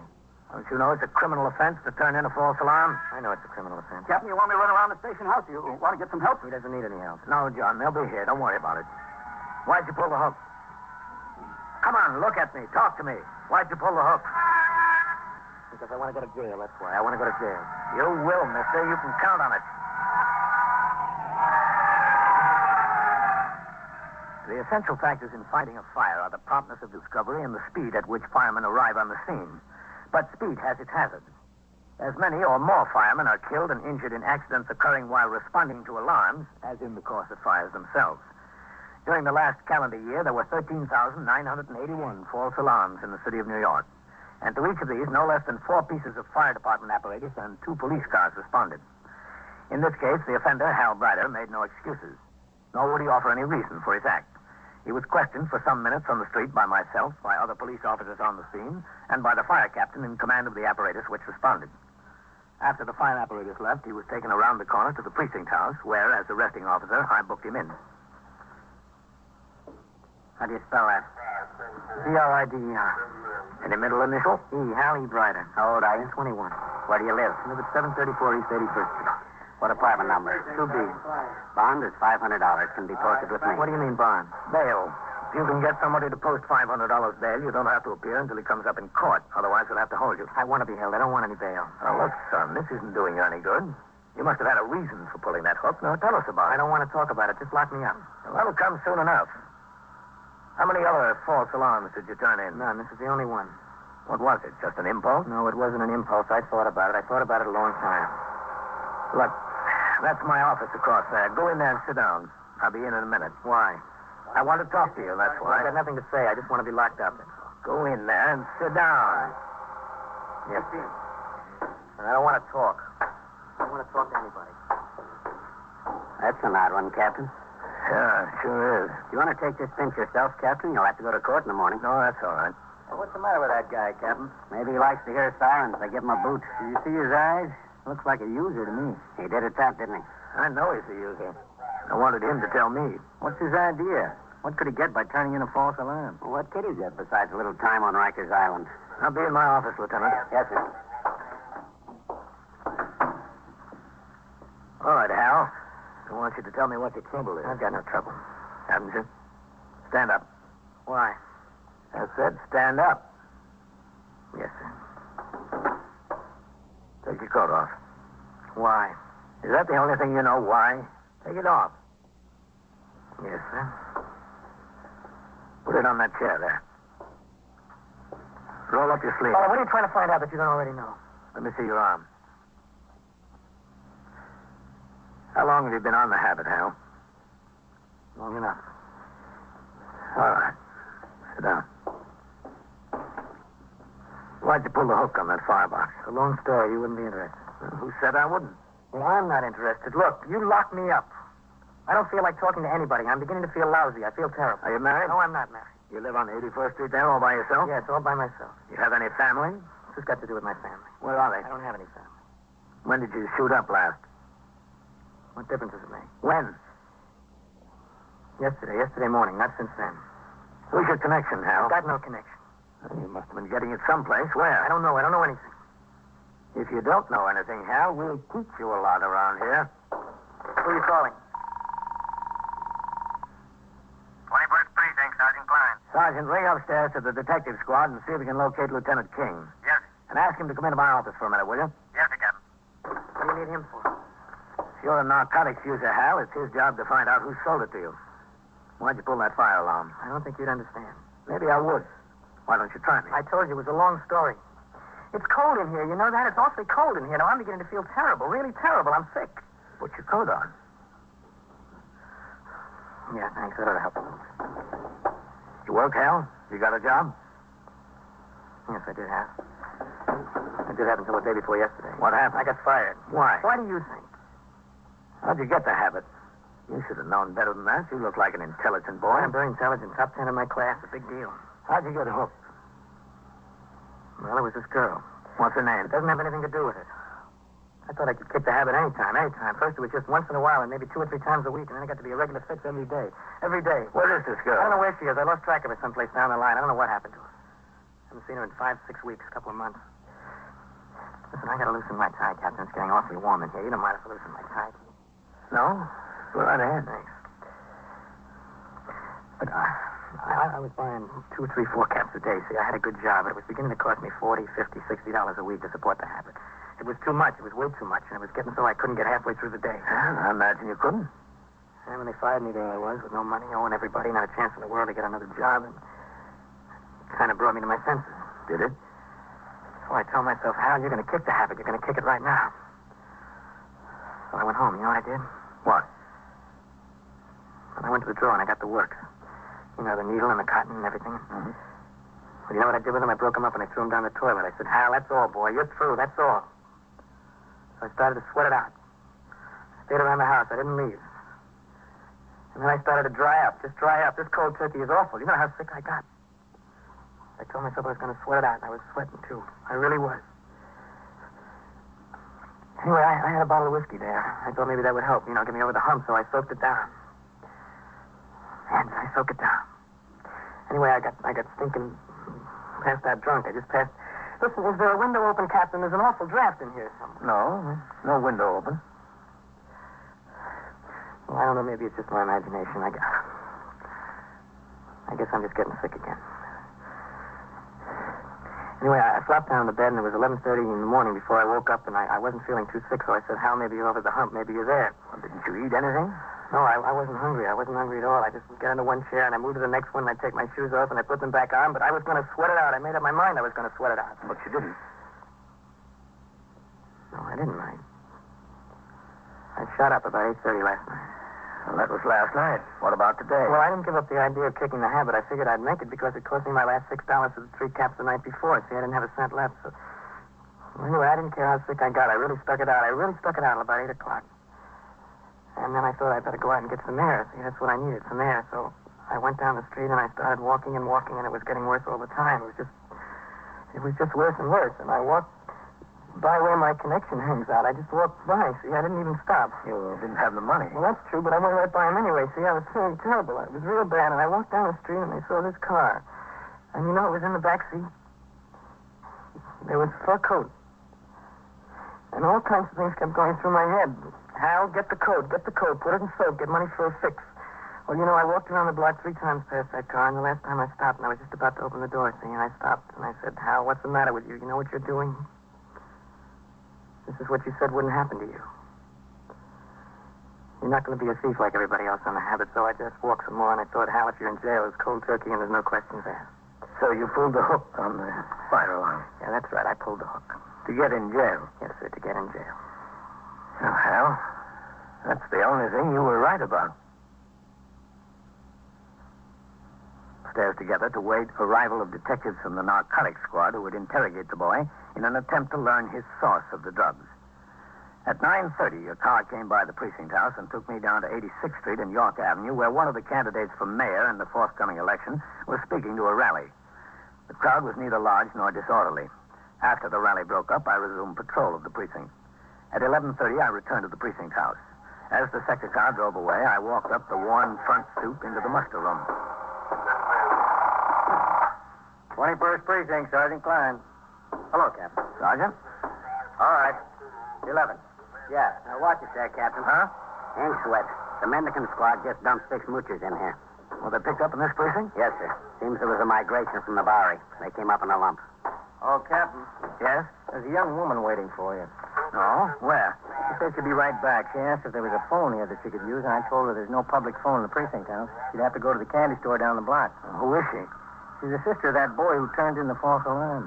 Oh. How about him? What happened? He's back in the cells, Captain. A couple of men from the narcotics squad showed up and talked to him upstairs. Nat King came down with him. He said they're through with him, to lock him up. And did she talk to her brother? Yes, sir. One of the detectives brought him downstairs. She talked to him for a while in the back room. Then she said she'd like to wait for you. See if you can get me Lieutenant King on the phone, will you? Is he upstairs? Yes, Captain, I think so. Excuse me. Yes, sir. Step right up to desk. What can I do for you? I want you to send a policeman home with me, will you? Well, what's the trouble there? Well, I tell you, my landlady won't let me into my room. Why not? Well, she claims I'm 2 weeks behind on my rent. She said I'm locked out till I pay up. Well, are you 2 weeks behind? Well, it's not the point, is it? The point is, does she have a right to keep my clothes? That's not our job to get your clothes back, mister. That's between you and the landlady. Lieutenant King's on his way downstairs, Captain. Oh, Okay, well, thanks. Send her. Oh, excuse me. Oh, that's all right. I didn't mean to interrupt you. No. Well, can't you send somebody over there so she'll be at least reasonable? I don't care about the room. I can get 1,000,000 rooms that I want my thing. That's a civil action, mister. You'll have to get out a summons on her and let the magistrate work it out. Well, I owe her the rent, all right. That would count against me, wouldn't it? Oh, there's Lieutenant King, Captain. Okay, thanks. Well, the point is, I don't have a clean shirt to wear to work tomorrow. Matt? Hello, Captain. How did you and the narcotics squad make out with that boy? Well, I came uptown to talk to him. I had him in my office for nearly an hour.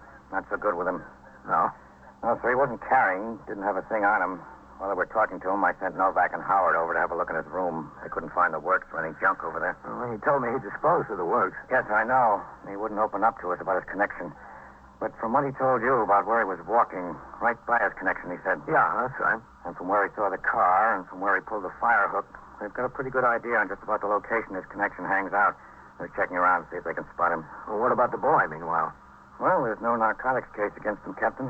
I thought the best thing to do was go ahead and charge him with a false alarm. Might get 6 months out of that. Couldn't do much better, even if they did have a case. Okay, Matt, thanks. I'm going out and get a sandwich. How about you, Captain? No, much obliged. I've got a whole folder of reports in there. Oh, that's his sister just came back in. Yeah, they told me she wants to talk to me. Mrs. Rygate, this is Captain Kennelly. How do you do, Captain? How are you? I'll be back a little later, Captain. Okay, Matt. See you then. They said you wanted to talk to me, ma'am. That's right. If you have a minute. In my office. Yes, sir. All right. I suppose you know it's about Hal. Yes, I know. Mrs. Rygate? Yes, that's right. This is Joan Rygate. Do you want to have a seat there? Yes, thanks. How did you find out about this? Well, I have a friend that lives in the same building as Hal. Right across the hall, as a matter of fact. Mm-hmm. When the detectives came to look in his apartment before, my friend called me on the telephone. They told my friend that Hal was arrested. He was over here. Where do you live, Mrs. Rygate? In Hempstead. You know, Long Island. Mm-hmm. Well, my husband stayed with the children, and I took the car and drove on in. I don't know what I could do, but I came anyway. Did you know your brother was a narcotics addict? No, I didn't. Not until tonight. Didn't you know something was wrong? Well, not exactly. We haven't seen him all summer, not since the middle of June. He used to come out to the house every other week or so. He likes the kids. He just adores them. Well, I thought he was busy and didn't have time. You know how it is. How bad is it, Captain? You read about people getting cured. I was just wondering what he can do. What I can do. Well, if anything can be done, it's up to him. Yes, I know. Well, we don't have much money. My husband has a small store out there. He's just getting started in business. We don't have too much, but anything I can do to help out, I'll be glad to. What about your parents? Where do they live? In Jersey. My father's dead. My mother remarried. She remarried a man with 3 young children. He couldn't go there. That would be impossible. I don't think she'd want him. I don't think she ever wanted him. Either of us. It's funny. She didn't want either of us, and now she's got 3 that aren't even her own. You were saying he could help himself. How can he do that? Well, the public health law dealing with narcotics states that an admitted narcotic addict can have himself committed and subjected to treatment. Oh, that would be good, but where would that be? In a hospital? That's right, in the city hospital. Oh, the hospital wouldn't be so bad. He's locked up back there now. He's never been in jail before in his life, never. The sergeant out there told me that his bail is $500. For a $500 bail, he can get out. Well, what do you mean? You put up $500 or the city keeps the $500 or what? Well, he's just put up as surety that he'll appear for his trial. Oh, I never knew exactly what it meant. If he appears for the trial, the bond is released. But I don't think he wants to be released on bail. That's why he pulled the fire alarm, to get in jail. That's what he told me, too. He wanted to get in jail where he'd be away from it, where he couldn't possibly get it. He said he didn't care what happened to him. He cared how sick he got. Well, what did you want with me, Mrs. Rygate? I just wanted to find out what I could do. I just want to know what's best. What's best for Hal. I think the best thing would be if he'd subject himself to treatment and help the detectives with what they want to know. Oh, no, he wouldn't do that. I know he wouldn't. He told me that the people who sold him the dope were helping him out. That's all they were doing. They were helping him out when he was in trouble. Yes, they help everybody out, especially themselves. The rest of the night was quiet in the precinct. At 7:45 a.m., the patrol wagon arrived to take the prisoners arrested during the night to court. Among them were 2 cat burglars and a parole violator who would be taken downtown to 100 Center Street to felony court. The 6 Boweryites arrested on their uptown mooching expedition and Hal Brider were taken to Arrest Park, Midtown Magistrates Court, 153 East 57th Street. At 8 a.m., I turned out the platoon, signed the blotter, and left the precinct. I had breakfast, called Ellen. Told her I had to go to court and would be home late. I window shopped on 5th Avenue and on 57th Street till 5 minutes to 10 when I walked into the courtroom. There were fewer spectators than people inside the rail, police officers, attorneys, bondsmen. The prisoners were guarded in the barred room off to one side. As the jail docket is always called first, the assistant district attorney told me my case would be through early. The magistrate entered and court was called to order. The first case was on a charge of assault from the 17th precinct. The complaining witness had lost much of his enthusiasm overnight. I'll dismiss the charges for lack of evidence. Case dismissed. You can go. All right, order, please. Hallie Brighter to the bar. Hallie Brighter. Yes, that's right. Right over this way. Is the arresting officer in court? Captain Kennelly? Is Captain Kennelly in court? Yes, I'm here. Hallie Brighter, you were charged with violation of Section 1424 of the Penal Law. Are you represented by counsel, young man? Sir, I don't need a lawyer. I'm guilty, Your Honor. I can't take your plea here. All I can do is set bail and bind you over to special sessions. Your Honor. Yes, Captain. This man is a narcotics addict. He admitted it to me. I think the district attorney would be willing to go along with a suspended sentence if he'd allow himself to be committed for treatment. Is that true, young man? No, sir, I'm all right. I don't need treatment. I don't want it. Now, look, boy, get some sense, will you? Look, there's only one place to kick it. That's jail. That's where. If you think that's easy... I know it's not easy. You think I'm having an easy time now? I'm sick now. I'm sick already. I can't commit him, Captain, not unless he makes a voluntary application. Yes, I know, Your Honor. Well, I'm not going to volunteer. Bail on the charge is set at $500. Remand for special sessions. This way. All right. Step this way through that door. Bernard J. Bexel. Bernard J. Bexel to the bar. As a result of his failure to make the $500 bond, Hal Brighter was taken to the Tombs to wait his trial in Special Sessions Court on charges of turning in a false alarm. Before I left, I stopped in the detention pen to talk to him. He was convinced that the answer was to sweat it out in jail. Cold turkey, as he called it. Symptoms typical of the withdrawal from narcotics had overtaken him. His eyes were watery. His head hurt. He was alternately hot and cold. He was genuinely ill, but he was determined. I left the court building and got a subway for home, not due back on the job until 8 the following morning. When I got to the precinct house the next day, I signed the blotter and turned out the platoon for the day tour. There was a teletype communication addressed to all precinct, division, and borough commanders to report in the lineup room at police headquarters, 240 Center Street, at 10 o'clock that morning. The meeting concerned police assignments in connection with the registration of voters and the subsequent election of city officers. The meeting lasted until 12:15. On the way uptown, just as we were entering the 21st, a signal 32 came over the air. The address, 734 East 81st Street, ambulance responding. I told my operator to make the run. When we pulled into the block, I saw the two sectors car, the sergeant's car, and the ESD car were on the job.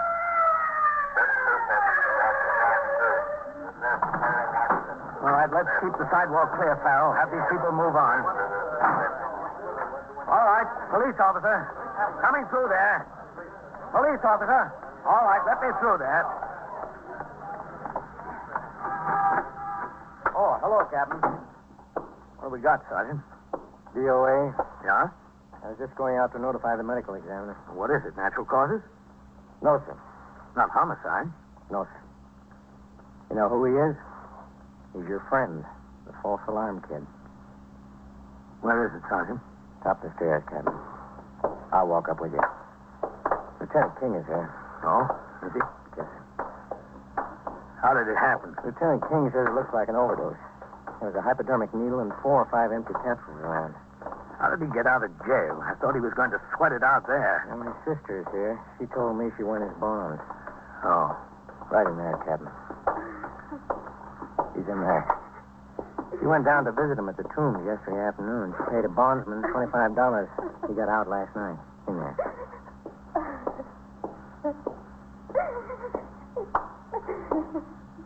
Hello, Matt. Captain. What's it look like, Matt? An overdose? Yes, sir. It's pretty obvious. He wanted to make up for a little lost time. He's lost plenty of time now, hasn't he? He sure has. Did you find him, Matt? No, sir, but I was on my way over here. We got his connection during the night. I called down to the Tombs. They told me the boy was released on bail. So I was on my way over to see if he'd help us make a stronger case against the shover. How was he found? His sister came to see him. She promised she would at noon. She knocked on the door. There wasn't any answer. She got the super to open up. This is what they found. He wanted to kick the habit. Seems like the habit kicked him. All right, I'll go talk to her. You better notify the ME, Sergeant. Yes.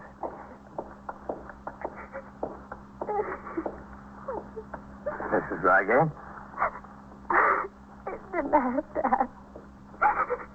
It didn't have to happen at all. You wanted to stay in jail. You wanted to sweat it out. I couldn't stand to see him in jail. Not Hal. I just couldn't stand to see Hal in jail. I got a bondsman and I got him out. He didn't want to come out. He didn't want to leave. But I talked him into it. It's my fault. Oh, my fault. I know it is. But if you got him out, why did you leave him alone last night? Well, he said he'd be all right. And I have my children and my husband. He said he'd be fine. He told me he was going to kick the habit. He said he'd never touch the stuff again. He won't. He's kicked the habit. He's kicked it for good.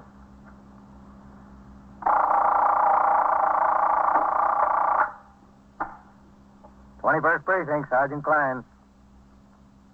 You what? Smell gas. Where is this? E71? At what floor? You haven't found where it's coming from. That's right. Get the people out. See if you can locate where it's coming from." And so it goes. Around the clock, through the week, every day, every year. A police precinct in the city of New York is a flesh and blood merry-go-round. Anyone can catch the brass ring, or the brass ring can catch anyone. 21st Precinct, a factual account of the way the police work in the world's largest city, is presented with the official cooperation of the Patrolmen's Benevolent Association, an organization of more than 20,000 members of the Police Department, City of New York. Everett Sloan in the role of Captain Kennelly, Ken Lynch as Lieutenant King. Featured in tonight's cast were Robert Reddick, Lawson Zerby, Jack Orison, Bill Smith, Raymond Edward Johnson, and Madeline Sherwood. Written and directed by Stanley Niss, produced for CBS Radio by John Ives. Gaylord Avery speaking.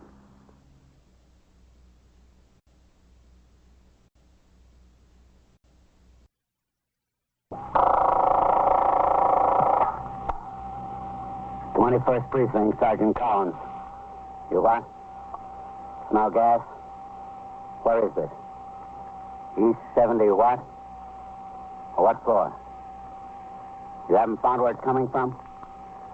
That's right. Get the people out. See if you can locate where it's coming from. No, that's all right. We'll take care of it." You're in the muster room at the 21st Precinct, the nerve center. A call is coming through. You will follow the action taken pursuant to that call from this minute until the final report is written in the 124 room at the 21st Precinct. You'll have assistance right away. Yes, sir, right away. No, just stay where you are. The officers will be there right away. 21st Precinct. It's just lines on a map of the city of New York. Most of the 173,000 people wedged into the 9/10 of a square mile between Fifth Avenue and the East River wouldn't know if you asked them that they lived or worked in the 21st. Whether they know it or not, the security of their homes, their persons, and their property is the job of the men of the 21st Precinct. The 21st, 160 patrolmen, 11 sergeants, and 4 lieutenants, of whom I'm the boss. My name is Kennelly, Frank Kennelly. I'm captain in command of the 21st. It was Tuesday morning. I'd been on the job since 8 when I turned out the platoon for the day tour. After I read and signed reports, I went on patrol of the precinct with Patrolman Farrell as my operator.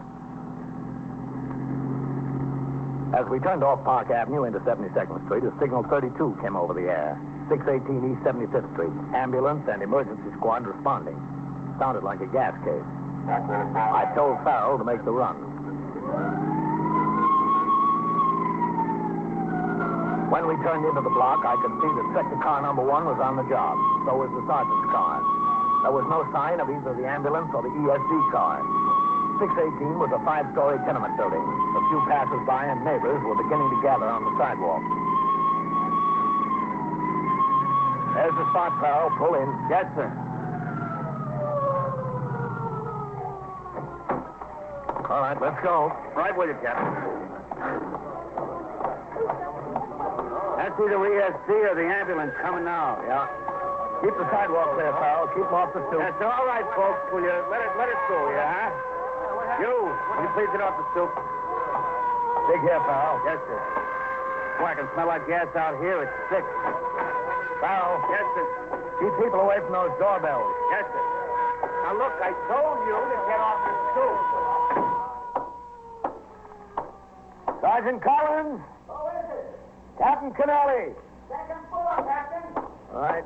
What do you find out there? I don't think it's good here, Sergeant. You take the people down. I want the building clear. I'm sending them, Sergeant. Sergeant?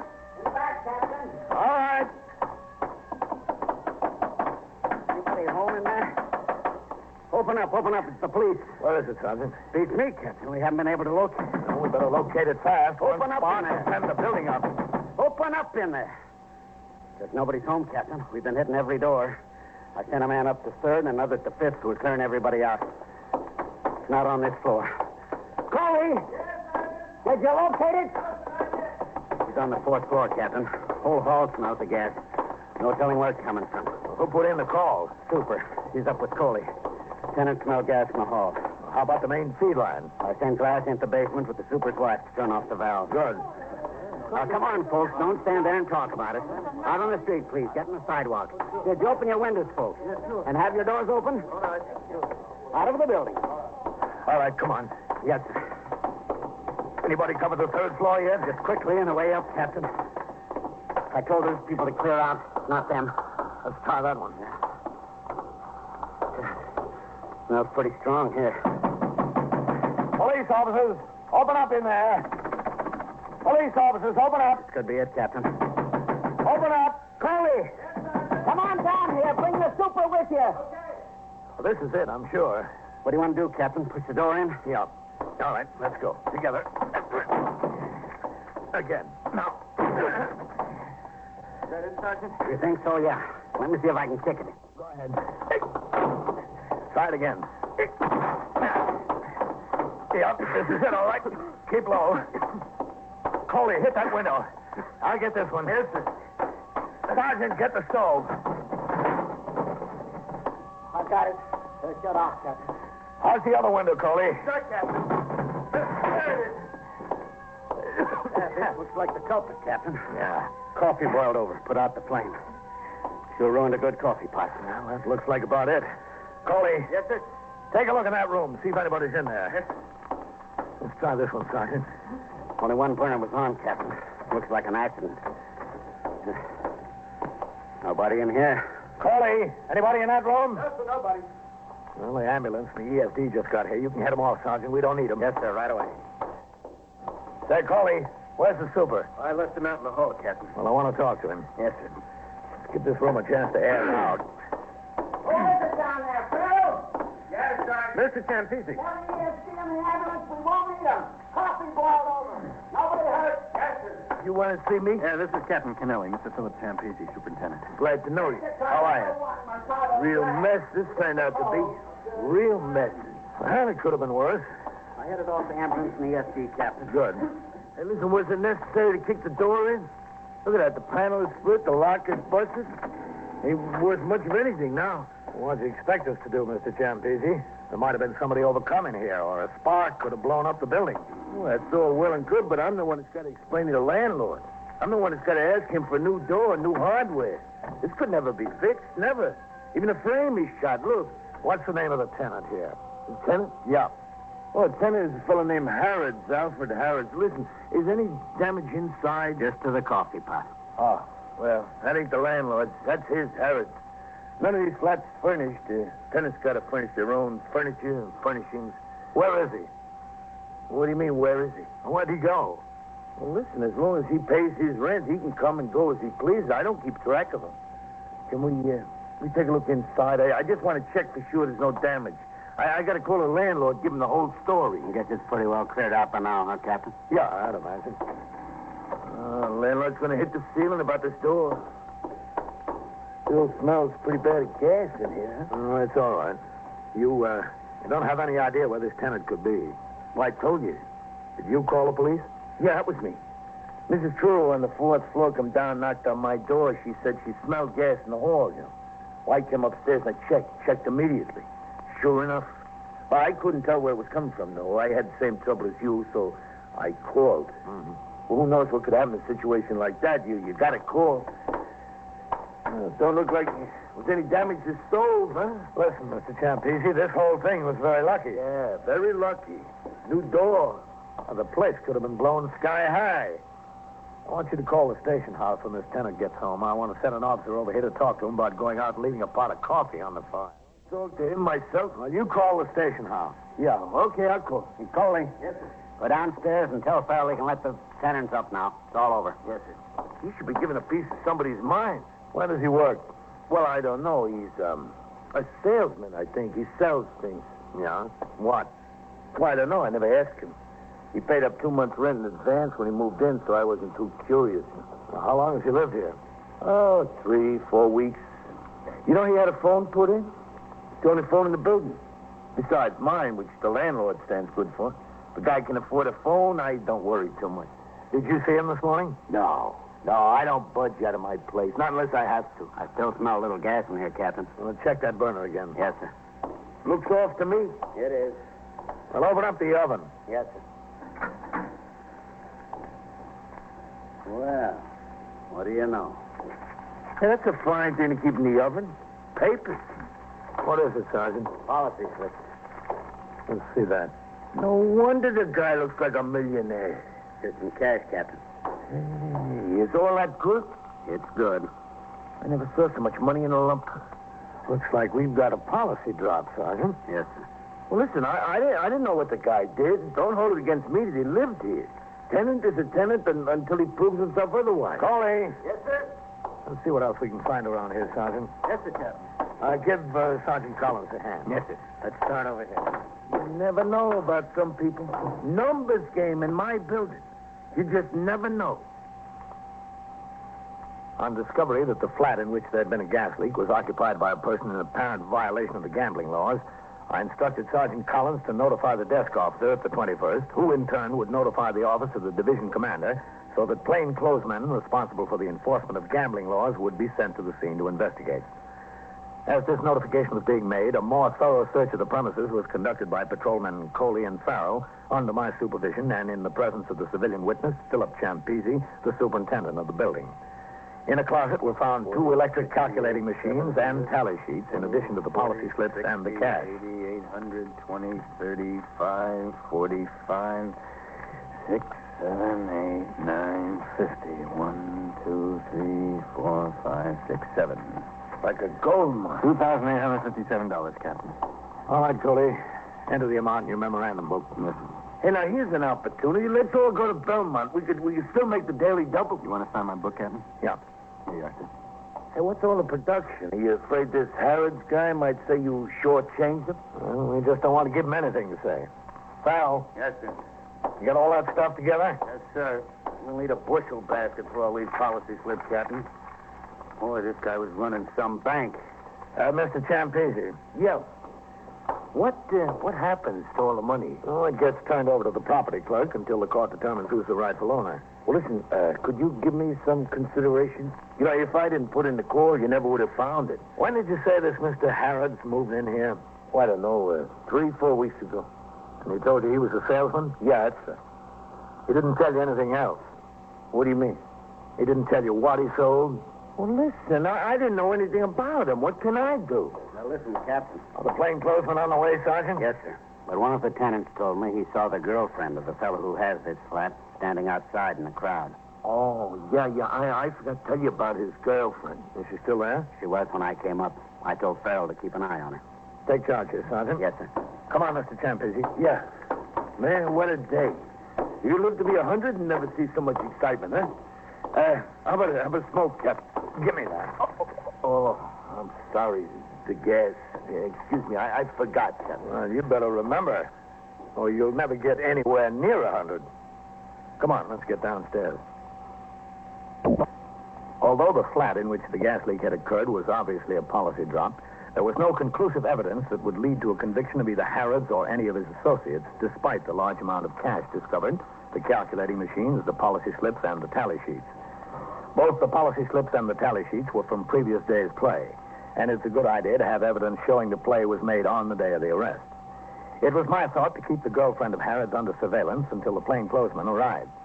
Then, as they thought best, they could question her, take her to the station house, or attempt to follow her in order to connect him directly with the evidence. On the way downstairs, I told the super of the building that I wanted to stand outside on the stoop and talk to him, apparently in connection with the accident. I warned him not to look in the direction of the girl, nor point to her.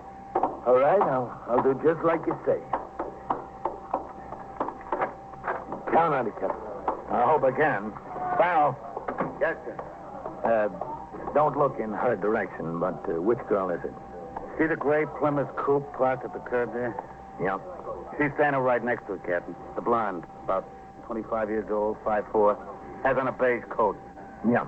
That's her, all right. I seen her go up to visit him time and time again. I asked her not to look over there. I didn't look. I just glimpsed. Just talk to me. What do you want me to talk about? Weather? That'll do. Well, looks like it's going to turn into a nice day after all, huh? You know, when I woke up today, looked out the window, I had my doubts. Listen, Captain, what happens to the $2,850? Does he get that back? I told you he does if he can prove it's lawfully his. Oh? Well, who is it you're waiting for? Detectives? Plainclothesmen. What's the difference? Plainclothesmen, detectives? I always thought they were the same. No. Plainclothesmen are assigned to enforce gambling and vice laws. Oh? Detectives investigate all other serious crimes. You know, I never knew that. No, I suppose a lot of people don't. Oh, you'd be surprised. You'd be very surprised. Have you seen her here very often, Mr. Champese? On occasion. On several occasions. When? Daytime or at night? Both. But my wife, she knows everything that goes on around here. My wife says she's here all the time. Day, night, afternoon. She's turning to go, Captain. Yeah, I see her. Any sign of the plainclothesman? No, sir. What are you going to do? This is getting to be a situation. Stay here, pal. Yes, sir. You too. Excuse me, please. Yes, sir. Pardon me.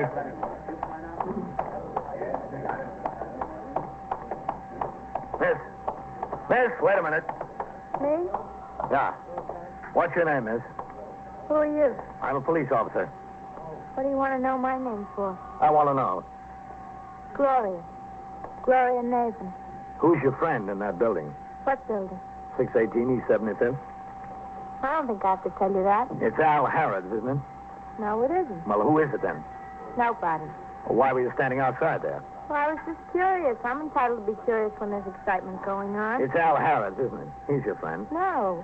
You came by to see him this morning.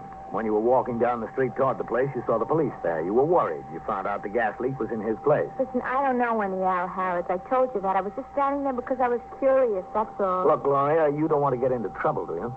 I won't get in trouble. You will if you keep telling me one lie after another. What can you do to me? You can't do anything to me.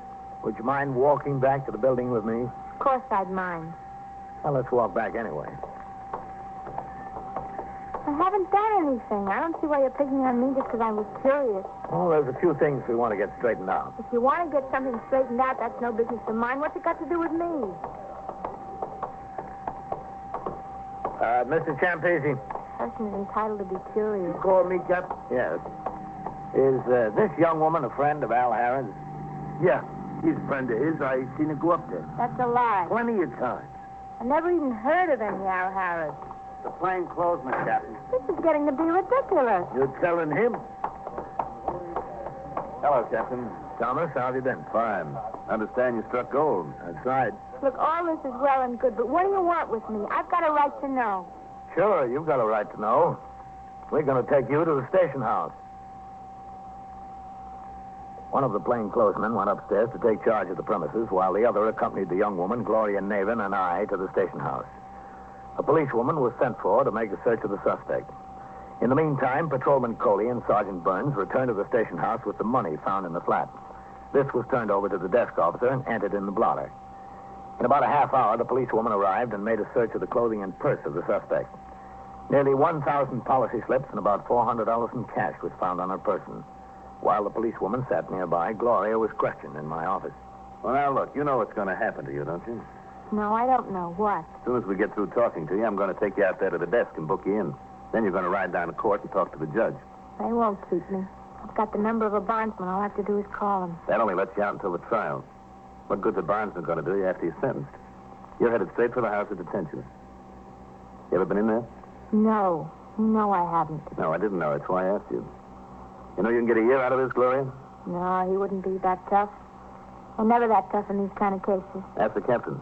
It'd be a suspended sentence or a fine, maybe. You know that. Well, I don't know. The judge is going to say to me, he's going to say that you cooperate, officer. And what can I say? All I can do is tell him the truth.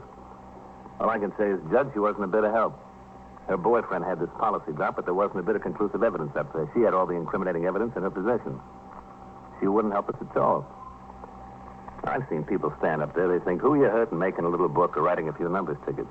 They think the most they'll get out of it is a slap on the wrist, and wham, they get hit right between the eyes.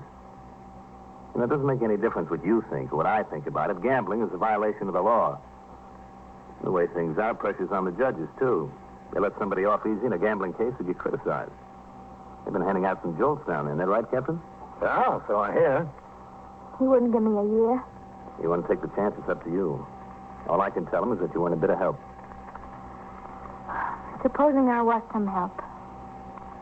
I wouldn't want to do a year. It's not worth it. Well, like I said, all I can do is tell him the truth. But it stands to reason you'd get a lot more consideration if I could tell him, for instance, that you helped us knock over a big policy bank. He'd kill me. He'd just kill me. Who? Al. He beats me up for no reason at all. What would he do to me if I gave him a reason? Well, it wasn't your fault that he was stupid enough to go away and leave the fire burning under the coffee, was No, but he's not going to look at it that way. You don't know Al. I'd like to help you, but you know how it is. Well, that's too bad. I'd like to help you, too. Shame we can't do anything for each other. Let's book her in, Captain. No sense wasting any more time. Come on, Gloria. This way. He wouldn't be that tough on me, the judge. I can't tell you what's on the judge's mind. This way. No sense making any predictions. It all depends. There's nothing to do but take my chances. Stand right up to the desk, then. I want to book her in, Sergeant. What's the name? Mavan. Gloria. How old are you, Gloria? 24. Address? 321 Lewiston Avenue. In Manhattan? In Manhattan, yeah. Listen, the only thing I'm worried about is what he'd do to me. Al, I mean. He couldn't do anything to you if you never saw him again. But if you're that crazy about him, what's the use of talking? Who said I'm crazy about him? Where were you born? In the Bronx. Listen, I'm not going to do a year for him. That'd be crazy, wouldn't it? That's what I've been trying to impress on you. Who's going to look out for you if you don't look out for yourself? Any prior arrests and convictions? One arrest, no convictions. All right, what do you want to know? Am I a friend of Al Harrod's? Yes. Do I work for him, too? Yes. What else? Is there any way he could have known about what happened at his place today? Only if I called him and told him. That was the only way. Where was he? You know, around. Making his collections and meeting his runners. He couldn't have known. There's no way. Where is he now? I don't know where he is now, but I know where he'll be at 2 o'clock. Where? He'll be at a bar and grill in Yorkville, 736 East 85th. He meets a couple of his collectors there every day. They turn over their play and the collections to him. In the bar? No. He parks his car. They all got keys to the trunk. He just sits in there while they drop the play and money in the trunk of his car. When he comes out, it's all ready to drive away. He just sits in there and drinks beer. Is that what you wanted to know? I told you. You're going to save me that year? Like I said, I'll tell him the truth. Okay. Oh, he'll get out on bond and he'll beat me up. He'll just beat the living daylights out of me. All right, if you're worried about that, we'll see that you get protection. He won't lay a hand on you. Listen, please worry about your own job. If Al wants to beat me up, that's between me and him. We took Gloria back into my office, and she supplied us with all the information she was able to furnish. It was decided that Thomas's partner remain at the flat in the event Al Harrods returned there unexpectedly. At 2:45, I accompanied Thomas to the vicinity of the bar and grill on East 85th Street. Gloria could give us only a hazy description of his car, and we were unable to spot it parked on the street. A little after 3 o'clock, we walked into the bar and grill. Gloria had described Al Harrods as a short and rather heavy-set man. She said he would probably be wearing a plaid sports shirt, a type for which he had a passion.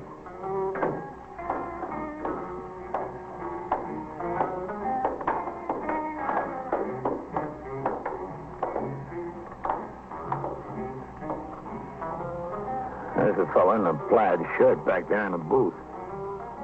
Al Harrods, did she say? That's the name he used. Al Board, Captain. I've been wondering where he was the last couple of months. You know him, huh? Real well. Oh, hello, Al. Oh, hi. Stand up, Al. Hey, listen, I'm clean. Come on, stand up. All right. That's the way. I guess you are clean. You could have taken my word for it. You know, I was just thinking about you the other day, Al. Oh, were you? I sure was. This is Captain Kennelly. Hello. How are you? You don't mind if we sit down, do you, Al? No. Help yourself. Thanks. Plenty of room. Captain, did he say? You're a cop, too? That's right. What have you been doing with yourself lately, Al? I haven't seen you around. Well, you know, that last 90 days in Rikers Island cured me. And I said to myself, Al, it don't pay. Hang up. That's no hotel in the mountains over there on Rikers Island, you know. Dump the racket. How you getting along? Fine. Just fine. Live around here? No, I'm over Jersey now. Oh, what are you doing here? You still working out of this division? That's right. You too, Captain? He's commander of the 21st Precinct. No kidding. Captain, this Al is an example of how a good boy can turn out to be an honest citizen. You stick him a couple of times, and he learns the racket doesn't pay. You're living in Jersey, hmm? That's right. You working? Oh, yeah. I'm breaking my back every day. Working for my wife's brother over there. He's got a poultry business. You don't say. Yeah, up the crack of dawn every day. Well, what are you doing in a big city? Oh, just came over to see a fella, friend of mine. You want something, Captain? I'll get the girl over. No, thanks. So I cured you, huh? Yes, sir. Yeah, I'm walking that tightrope now. I'm on a square, and I love it. Well, didn't I tell you? You wouldn't believe me. Well, I believe you now, Mr. Thomas. I'll never forget you. Won't you, Al? No, sir. You know, I've been a long time in this job, Al. It's not many guys you run into who can make you feel that you accomplished something. You make me feel that way, Al, and I appreciate it. I appreciate it, too, Mr. Thomas. Captain, this guy's made my day. You wouldn't kid me, Al. Well, would I lie to you, Mr. Thomas? No, Al, I don't believe you would. No, not me, brother. I learned. That's for the birds. Well, I gotta go. It's nice to see you, Al. Yeah. Just a second, Al. We're going too. Oh. Captain, if I know this guy, I'll bet you he's hustling policy slips across the river in Jersey. I'm telling you, I'm out of it. Since I finished that bit on Rikers Island, I'm out of it. After you, Captain. Thanks. I mean, maybe I play the numbers once in a while. Mm-hmm. Well, that's not so bad. But book 'em? Not me, brother. I had my stomach full of that. That's for the birds. Well, here's my car. Yeah, it sure is for the birds, Al. And you're a vulture with a 20-foot wingspread. Yeah. All right. Open up the trunk of your car. I don't know. What's going on? Go on, open it up. Al, we hit your place on 75th Street. We got you $2,800 in cash and a go-kart full of policy slips. Put the key in. Well, what are you stringing me along for, a 20-foot wingspread? You were stringing yourself along, Al. Oh, you could be frank. Well, look. Another gold mine, Captain. It's mental cruelty let me think I conned you out of it. All right, close it up. Be careful, Thomas. Watch that he doesn't fly away. He's a bird.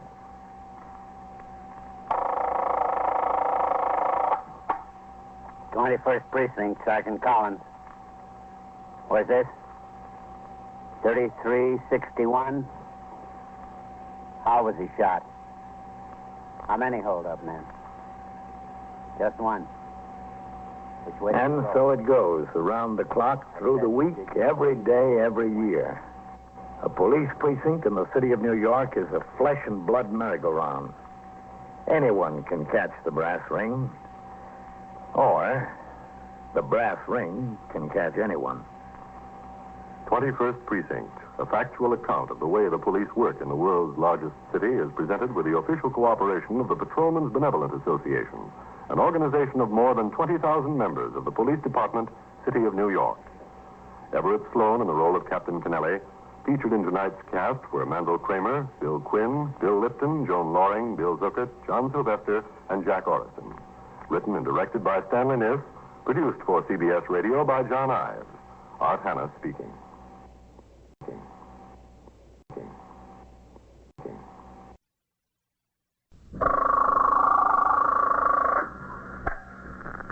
First Precinct, Sergeant Klein. Where's this? 3361? How was he shot? How many hold-up men? Just one. You're in the muster room at the 21st Precinct, the nerve center. A call is coming through. Which way he went? You will follow the action taken pursuant to that call from now until the final report is written in the 124 room at the 21st Precinct. All right. You just stay there. Yes, sir, that's right. Just stay there. You'll have assistance immediately. Yes, sir, right away. 21st Precinct. Brought to you transcribed by Plymouth, with an invitation for you to see the big, bright, beautiful new 1954 Plymouth coming Thursday. 21st Precinct. Just lines on a map of the city of New York. Most of the 173,000 people wedged into the 9/10 of a square mile between 5th Avenue and the East River wouldn't know if you asked them that they lived or worked in the 21st. Whether they know it or not, the security of their persons, their homes, and their property is my job. My job and the job of the 160 patrolmen, 11 sergeants, and 4 lieutenants of whom I'm the boss. My name is Kennelly, Frank Kennelly. I'm captain in command of the 21st. Now to 21st Precinct and Captain Frank Kennelly. Although the East River is one of its boundaries, the 21st is not, in the technical sense, a waterfront precinct. Most of our waterfront is park and parkway. The few docks are confined to the unloading of fuel intended for various power plants and the loading of garbage scows by the Department of Sanitation. But a waterfront emergency is a citywide emergency, and although I was scheduled to be off duty, I came directly from a meeting of all commanding officers in the lineup room at Police Headquarters, 240 Center Street, to the 21st. It was 10:45 p.m. when I walked into the muster room. Sergeant Klein was on duty on the telephone switchboard. Lieutenant Gorman was desk officer. Oh, hello, Captain. Sergeant. How what's doing, Lieutenant?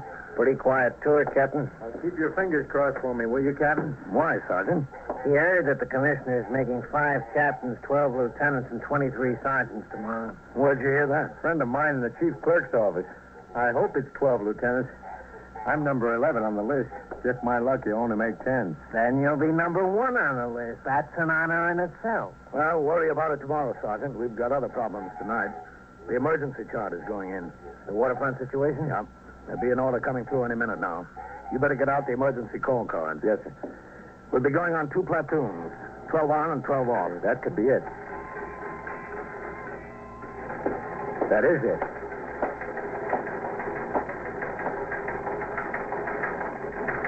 Here, the UF-73 card. How many notifications have we got to make? 38, Captain. All right. Get the sector cars in here to distribute them to the men on post. We'll dismiss the 3rd platoon at midnight with instruction to return to duty at noon. Yes, sir. We'll turn out the 1st platoon at midnight, and they'll patrol until noon. Members of the 2nd platoon will be held in reserve here at the house until we get instructions regarding what precinct they're to be temporarily assigned to. Yes, sir. Oh, excuse me. 21st Precinct, Sergeant Klein. Where's this? 3361? How was he shot? How many? Just one? Where'd he go? Where? All right. There'll be assistance there right away. Robbery and shooting, Captain. Okay. Get a car to take me there. Yes, sir. Hello, CB. Sergeant Klein at the 21st. At 3361 Lexington Avenue. Now, as well as the citywide emergency, there was an emergency within my own precinct. The Communications Bureau dispatched Sector Cars 3 and 4 to the scene of the shooting and sent an ambulance from Metropolitan Hospital. Sergeant Klein on TS, as he was required in such cases, notified the 21st Detective Squad. He was told that Lieutenant Matt King, commander of the 21st Squad, was on patrol with 2 detectives and had undoubtedly responded to the radio signal. While I waited for Sector Car number 1 to come by the station house for me, I gave my instructions regarding the distribution of the UF-73s to the 38 members of the force residing in the 21st. These notification to report cards would be given to the sector men and men on post for delivery to the homes of members of the force attached to other commands. The car came by and drove me to the scene of the robbery and shooting, a small all-night luncheonette. Despite the lateness of the hour, a considerable crowd had been attracted by the presence of 3 police cars and an ambulance. Come in, Captain. What have we got, Sergeant? A stick-up. 1 man. He shot and killed the counterman. Mm-hmm. The victim's name is Ventella, Louis A. The hold-up man went around behind the counter to get the money. Ventella started to fight with him. 2 shots and he fell. He was dead when the ambulance got here. I notified the ME he's on his way. After he shot him, the stick-up man threw the gun down and ran out. There it lays. Who are those people Lieutenant King is talking to? Witnesses, Captain. They were in the place when it happened, the 3 of them. The lieutenant was out on patrol and heard the radio call. No. Well, you don't need all of these men here, Sergeant. Get some of them back on patrol. The emergency chart is in effect at midnight, and notifications have been made. Yes, sir. Sector car number 3, white. All I'm asking you to do is tell me... Oh, hello, Captain. Man? Are you a captain? Is a captain higher than a lieutenant? Sarah. I make a perfectly straightforward statement, Captain, and this lieutenant won't believe me. Now, Sarah, dear. Don't Sarah me. We'll go over it again in a minute, Mrs. Tressiter. If you just sit down in that booth for a minute. Well, that's the way it is. Sarah, please. A lot of thanks you get for your cooperation. How many witnesses were there, Matt? That's Mr. and Mrs. Tressiter and that fellow there. Mm-hmm. Did you talk to him? I'm afraid he's not in a talking condition, Captain. You think you can tell me your name now, mister? What's my name got to do with it? All I want is another cup of coffee. Black. That's all I want. What's your name? My name is Arthur J. Bookham. The J, believe it or not, is for January. Yeah, that's right. I was born in January, so my mother... Did you see what occurred here tonight? Yeah, what? Did you see what occurred here tonight? Yes and no. No and yes, that is. All I wanted was a cup of coffee, black. All right, Mr. Bookham, just sit here a minute. Well, he's going to be a big help. Where's my Yeah, coffee? he sure is. All right, Mrs. Tressiter, now we can talk. It's certainly about time. Sarah. I told you not to Sarah me. Now, Mr. Tressiter, how old would you say this man was? Oh, I couldn't say exactly. Somewhere between 25 and 35. Closer to 25. You told me he was 5'8" or 9 inches tall. Who told you that? Not me. I distinctly said he was at least 6 feet. My husband said he was 5'8" or 9. That's all he was, Sarah. He was 6 feet if he was an inch. He weighed about 160. I couldn't say what he weighed. I'm not judge of that. About 160. Blonde hair. Yes, sort of balding, very thin on top. Now, Sarah, it was my impression he had a full head of hair. Where'd you get that impression? Well, I saw him. Well, when he went behind the counter, he wasn't that far from me. He was balding. I made a distinct point of remembering. But, Well, we Sarah... got it straightened out, folks. Let's not worry about that point now. Matt, can I see you for a minute? Yeah, sure, Captain. When I say he was balding, why? The victim is going to be more help. Listen, Matt. You know the emergency chart is in. Yes, I heard. We've got about 40 notifications to make. Wouldn't hurt you any here if I pulled off Sergeant Collins and his operator and got them back on patrol. That'll leave you two of my men. All right? Sure, that's fine, Captain. Good. Well, looks like you've got a rough job here, Matt. Those witnesses aren't going to be much help. No, sir, not much. At least they agreed on one thing. With a man. Before I left, 2 detectives from Manhattan East Homicide arrived to aid the 21st Squad in their investigation. Also on hand in another few minutes were an assistant district attorney, a deputy medical examiner, fingerprint and ballistics experts from the police laboratory, and a police photographer. The investigation was well underway when I was called to a meeting at division headquarters. At 2:40, I returned to the 21st and went on patrol. When I returned to the station house, I went to sleep on the couch in my office. At 7:30, the attendant woke me up according to instructions I had left. Brought in a cup of black coffee from the sergeant's locker room and the morning papers. The 2 tabloids played the homicide very big. I drank the coffee, then I went to the washstand to shave. All right. Morning, Captain. Oh, Matt. You get any place with your witnesses? Oh, hardly any place at all. Mr. Arthur J. for January Bookham never was any help, and Mr. and Mrs. Tressiter are awfully confused. Oh, sorry, Matt. What'd you say? I said Bookham never was any help. By the time we got a straight story out of Mr. and Mrs. Tressiter, it was too late to take them downtown to BCI to look at mugs. They're coming in today, all of them. Well, how about fingerprints on the gun? Well, no fingerprints that could help us, but there might be something to the gun. Yeah? It was purchased and registered by a machine shop in Yonkers. The night watchman is a retired cop. He carried it on the job. The gun was stolen out of his locker last week. Any idea who stole it? Yes, sir. A fellow quit his job in the shop that same day. A fellow named Joe Arridge.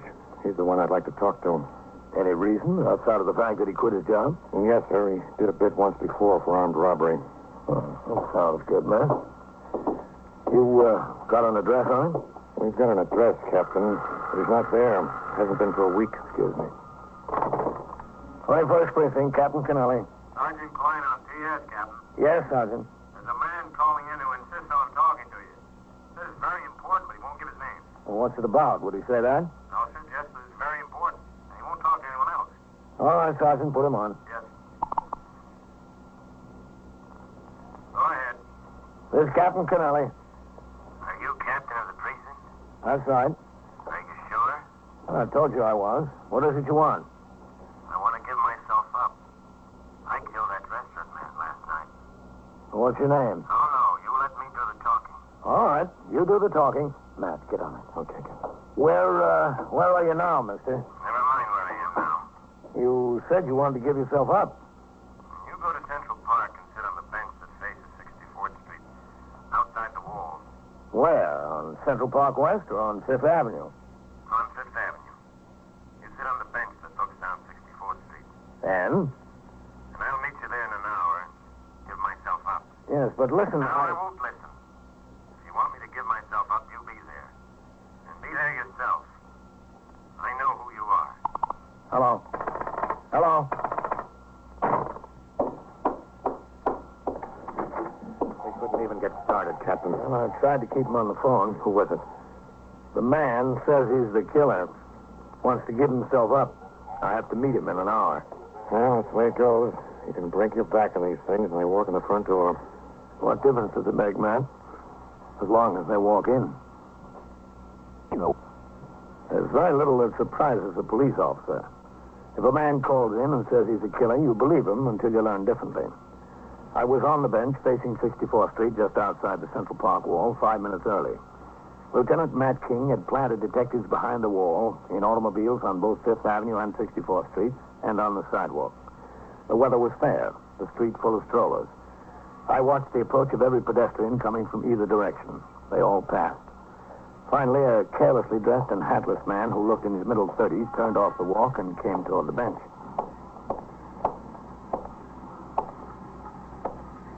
Excuse me. Yes? Do you mind if I share this bench? Well... If you're that captain, I'm the man you're waiting for. Oh? May I? Yes, go right ahead. Thank you. Beautiful day. Just beautiful. But I still want to give myself up. I couldn't sleep a wink last night. My conscience. To think of that helpless soul lying in a pool of blood. What's your name? My name is Audley. Selwyn Audley. I don't know how I could have done it. I came from such a fine old family. It must have been a compulsive reaction. What did you do with the knife? What knife? The knife you stabbed him with. Oh, that knife. I threw it down the sewer. I don't remember where. I haven't any idea. You remember how many times you stabbed him? Several times. Again and again and again and again. I don't know. You should remember. Who are you waving to, please? Oh, just some friends of mine. I stabbed him again and again and again. I was covered with blood from head to foot. Everything okay, Captain? Yeah, just fine. How do you do? Matt, this is Mr. Selwyn Audley. How are you? He says he stabbed that counterman to death.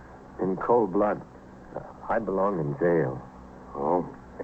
Well, we have a nice jail for you, Mr. Audley. You do? Of course. I know where you're sending me. You're not sending me to jail. You're sending me to Bellevue. Well, we'll go talk it over, Mr. Audley. I proved to them I was all right. I proved to them I was fine. You can't fool me.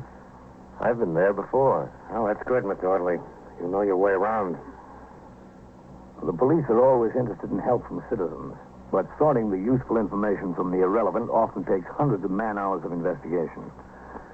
On the way back, Lieutenant King told me he had obtained mug shots of the principal suspect, Joe Erridge, from the Yonkers Police Department and had sent for the 3 witnesses in the case for a further interview. Detectives of the Homicide Squad and the 21st Squad had paired off and were now at work trying to locate the suspect. At the station house, I walked around behind the desk to sign the blotter. How long do you think they'll keep the emergency chart in, Captain? Until the trouble gets settled. Thank you, Captain. Hey, did those promotions come through yet, Sergeant? No, sir, not yet. Well, it's early. You don't think they'll hold them up because of the emergency, do you? They might. You got any idea where you'll be attached if you're made? No, sir, I haven't any idea. But in the Bronx someplace, I hope. If I could save 20 or 25 minutes traveling time each day, that'd be a help. Hey, listen, where am I supposed to go? What do you mean, where are you supposed to go? My wife, she told me the detective called and said I was supposed to come down here. I was supposed to... Mr. Bookham, you were a witness to a homicide last night. Why didn't you do the decent thing and sober up so you could help the detectives out this morning? My dear sir, if I was like this then and I was sober now, how could I remember what happened when I was like this, huh? Would you answer me that? Shall I call upstairs and have them come get him, Captain? Come get me and take me where? Don't lean on the desk. Can't you read the sign? Read it? I can't even see it. All right, I'll take him upstairs. Up, where's up? I keep asking you that question and I cannot get a satisfactory answer. I just simply cannot get a satisfactory answer. Well, Mr. Bookham, that puts us both in the same boat. Neither can we. I took the witness through the back room and helped him negotiate the narrow and worn stairs to the second floor. Inside the office of the 21st Squad, I walked him straight to Lieutenant King's door. Yes. Captain Kennelly. And friend. Captain Kennelly and friend. Hello, Captain. Well, here's your witness, Matt. Good morning, Mr. Bookham. Good morning, good morning. It's a wonderful morning. It was, Mr. Bookham. Well, what do I do, huh? Tell me what I have to do and I'll pitch right in. I'll just pitch right in. I think you ought to go home and pitch right in bed. Hey, I just got up. Howard, Novak. Yes, Lieutenant. See that Mr. Bookham finds a comfortable place to wait until we need him. Go sit over there, Mr. Bookham. Over here? This way, that way. Everybody pushes it Well, too bad, man. I've got Mr. and Mrs. Tressiter inside, Captain. I think they'll be helpful. You got time to come in? Yeah, sure. Mr. and Mrs. Tressiter, you remember Captain Kennelly from last night? Yes, of course. Good morning, Captain. Good morning. Captain, I've told Mr. and Mrs. Tressiter that we have a suspect in mind in connection with what happened last night. You've got him in mind or you've got him in jail? So far, just in mind. That's two different things. I know. Now, I have a half dozen photographs here. I'd like you to look at them and see if you can identify the man who held up the restaurant and shot Mr. Van Teller. If you have his picture there, I'll identify him. All right? Richard? Oh, Sarah. You know what you said. All right. Lieutenant, you remember that last night there was some question between Sarah and myself. I thought the man had a full head of hair, and she said he was balding. Yes, I remember. You remember too, Captain? Yes, I remember. Well, after we got home, we had some discussion on the subject, and I came to the conclusion that Sarah was right. He was balding. Well, we'll see about that. Now, Mr. Trester, I'm going to ask you to look through these pictures and see if you can identify the man. Would you please? Yes. No, not this one. This is not at all like him. No. Well, this one has a full head of hair. That couldn't be him. Well? This one. As sure as I'm sitting here, this is the one. Richard. We'll get to him. You're positive, Mrs. Tressiter? I told you. I'm sure as I'm sitting here, yes. All right, thank you. I have the pictures, please. Yes. Thank you. Now, Mr. Trester, I'm going to shuffle these. Yeah? Richard, now don't make a fool out of me. Mr. Trester, would you please look through these pictures and see if you can identify the man who shot Mr. Van Teller? Yeah. There you are. Well, it's not this one. He wasn't even sure he got a good look. Yes, I was. No. Have you been in the police department very long, Captain? Yes, ma'am. Quite a long time. No. Do you enjoy your work? This is him. This is the man. Which one? Let's see, Mr. Trester. This one. Thank you. Well, I see we agree, Richard. At last, we agree on something. I just picked out the man that did it, that's all. Well, I thank you both. You've been very helpful. Helpful? A murder's solved. It's all over. Not quite, Mrs. Trester. We've still got to find the man. After the identification of the suspect's photograph by two witnesses, Lieutenant King assigned 4 additional detectives to the job of tracing Joe Herridge. He told me that with the help of Yonkers detectives, his men were checking on all the known friends and acquaintances of the suspect in that community just beyond the New York City limits. A few minutes later, I returned to the muster room. The teletype was clattering away. Both Sergeant Klein and Sergeant Collins were reading the communication as it found it out. The promotions are coming through, Captain. Oh? What'd they make? 5 captains and so far 6 lieutenants. Calm down, you're in. I'll believe it when I see it.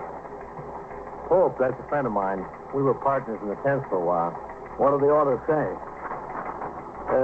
Code signal 19. The following sergeants have been promoted to the rank of lieutenant. Are transferred and assigned as indicated to take effect immediately.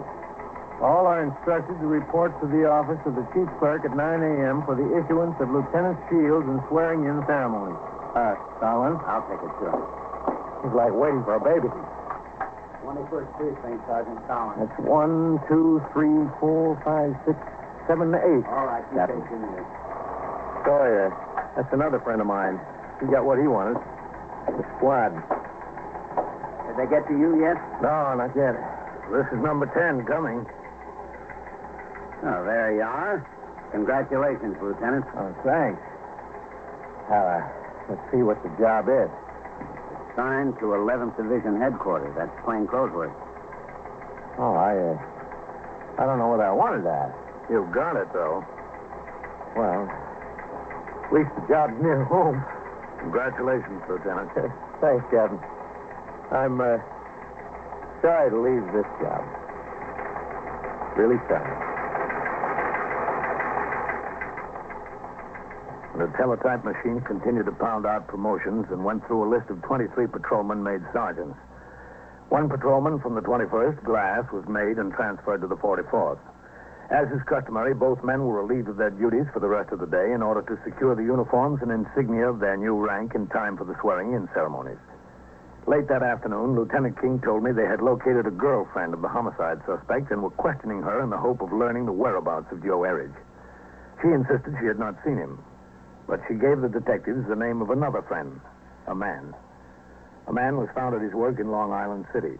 He admitted knowing Joe Erridge and told the detectives the suspect had recently taken a room on East 63rd Street in the 21st Precinct. Detectives located the house. It was 10 p.m., not 24 hours after the homicide, when I met Lieutenant King on the street nearby in response to a call from him for assistance from the patrol force. Hello, man. Captain. Thanks for the men, Captain. We know this boy is in. The neighbors have heard him. I don't know what he's got up there. He lost a gun last night, but he might have another one. So we better get the street covered before we go up. Yeah, sure. You set? Okay. I've got men around and back, and 2 went up to the roof of this building. They'll have the street covered. All right, let's go. Yes. Okay, Lieutenant.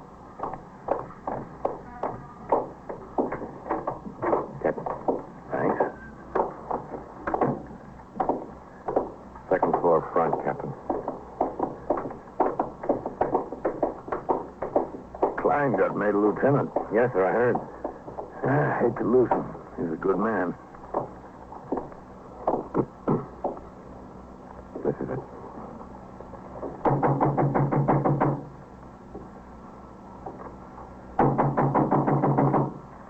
Who is it? Police officers, open up.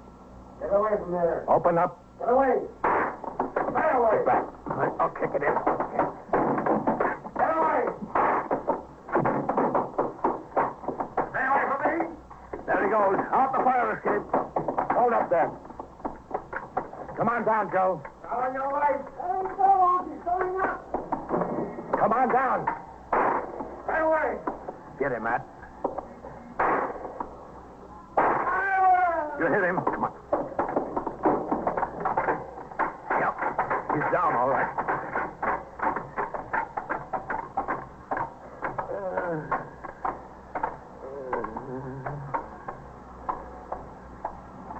Joe? What do you want? What do you want from me? Have you got him? We got him. Where are you hit, boy? Inside. Right inside. What a deal. How'd I ever get in such a deal? Sergeant Collins! Yes, sir. Bring in for an ambulance! Yes, sir. Don't pay. Just don't pay. Yeah, you're right. Only trouble is, you found it out a little late.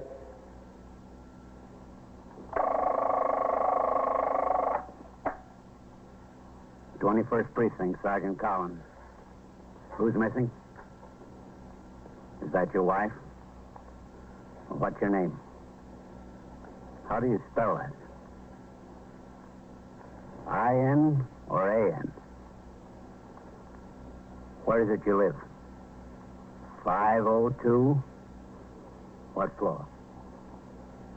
How long has And it been so it gone? goes, around the clock, through the week, every day, every year. A police precinct in the city of New York is a flesh and blood merry-go-round. Anyone can catch the brass ring, or the brass ring can catch anyone. First Precinct, transcribed in New York. A factual account of the way the police work in the world's largest city is presented with the official cooperation of the Patrolmen's Benevolent Association, an organization of more than 20,000 members of the Police Department City of New York. Everett Sloan in the role of Captain Kennelly, Ken Lynch as Lieutenant King. Featured in tonight's cast were Lawson Zerbe, Jack Orison, Edgar Staley, Bob Dryden, Joe DeSantis, and Barbara Weeks. Written and directed by Stanley Niss. Produced by John Ives. Gaylord Avery speaking.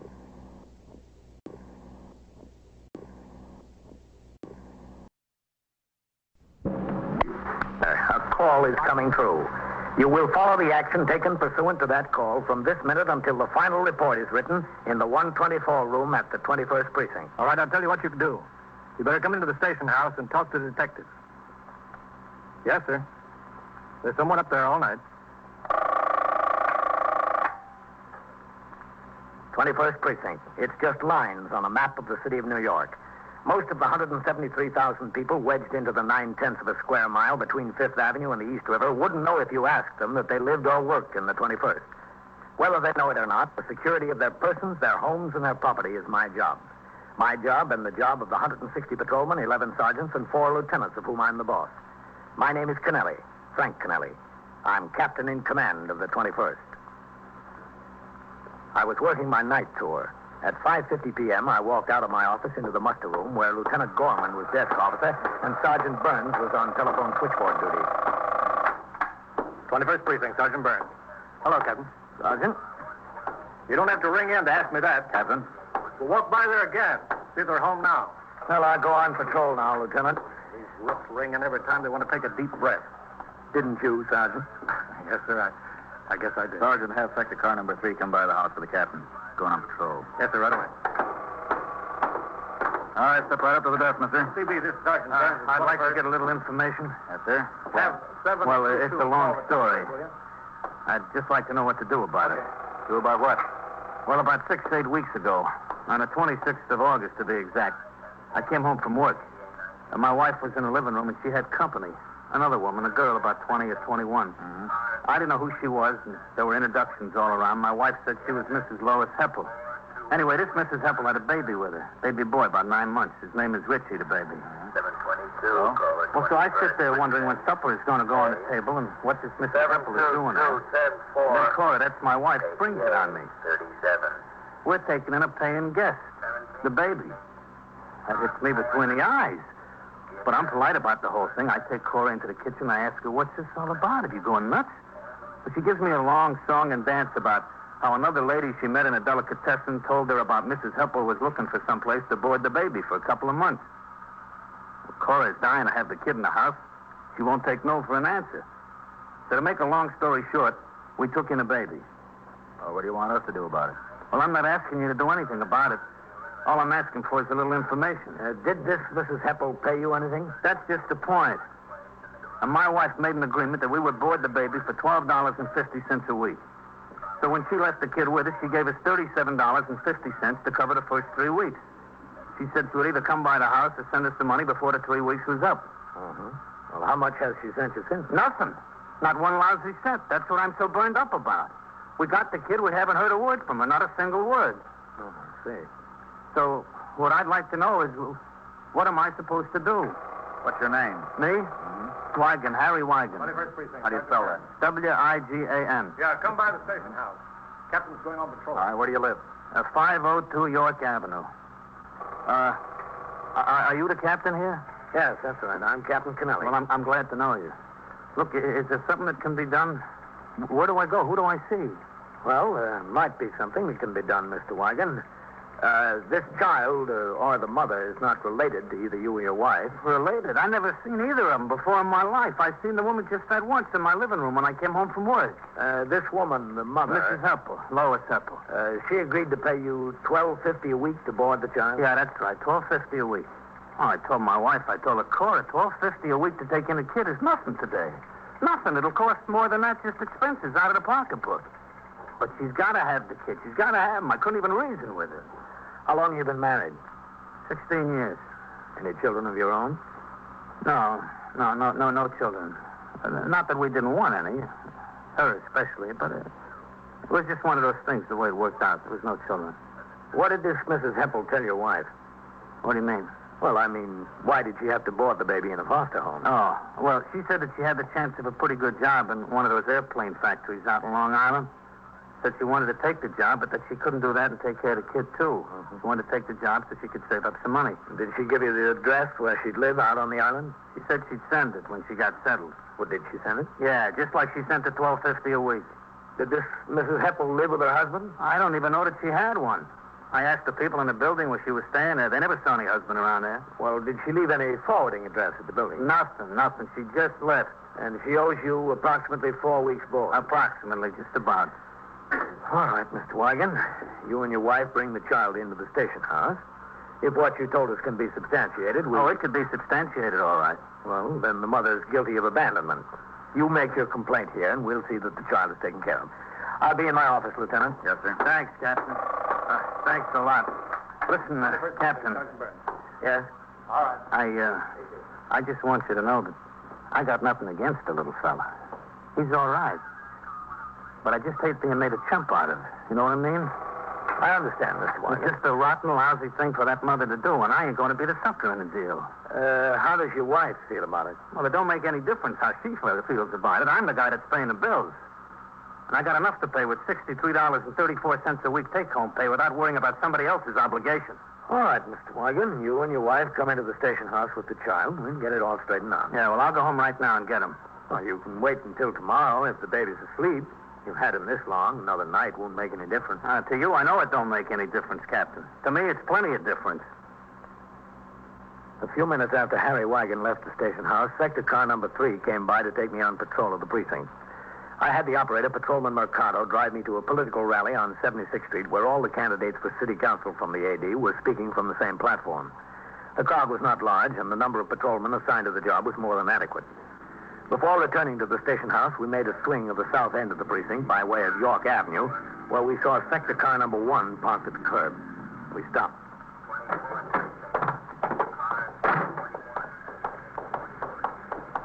That must be it, Captain. 502. There's Eisman coming out. Eisman. Oh, hello, Captain. What do we got? Nothing much, sir. When we rang in, the sergeant told us to take a turn by here. Neighbor called in that a couple was scrapping family fight. Neighbor thought he was beating her up. Was he? Oh, no, sir. I went up and talked to them. They weren't drinking. Nice enough couple. Said they were just having an argument. Calmed down by the time we got there. Something about their baby. I told them if they had argued to keep it down low enough so the neighbors wouldn't have to call the cops. What's the name of the couple? Wigan, Captain. Mr. and Mrs. Harry Wigan. What floor are they on? Second floor front, Captain. But it's all settled. They'd quieted down. I know him. I want to talk to him. Oh. Get back on the job, Eisman. Yes, sir. Mercado. Yes, sir. You wait down here. Yes, sir.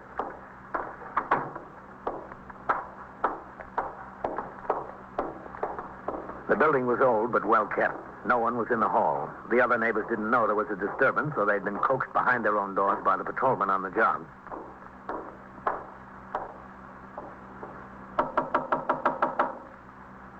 Yeah, who is it? Captain Kennelly. Who? Captain Kennelly, 21st Precinct. Oh. All right. Well, there's no trouble, Captain. Everything is fixed up. You didn't have to come. I was just passing by. Oh. Is that Mrs. Wigan? Yeah, that's Mrs. Wigan. Well, come in, Captain. Thank you. It's the first time. First time since we were married that we fought like that. Arguments, yeah, but not fights like this. Cora, this is Captain Kennelly, the captain I spoke to at the police station. How do you do, Miss Wigan? How do you do? I'm sorry. It was my fault. I screamed. It was me. Harry tried to keep me quiet. Well, it's all over now. He said you told him to bring me and the baby to the police station. Is that right? If the baby's been abandoned. Well, I'm taking care of him. I'm taking good care of him. Cora, we've been through that. We've been through that time and time again till it's coming out of my ears. It's the truth. Captain, a cold can of beer? I got some in the icebox. No, thanks. We couldn't keep him here anyway. How many times have I got to say it? I am not going to be the chump in this deal, not me. So wake him up. If he didn't wake up from what went on before, he won't wake up now. Would you like to see him, Captain? Cora. He's such a fine boy. Don't wake him, Miss We Wagon. won't wake him. This way. You stay here, Harry. Don't worry.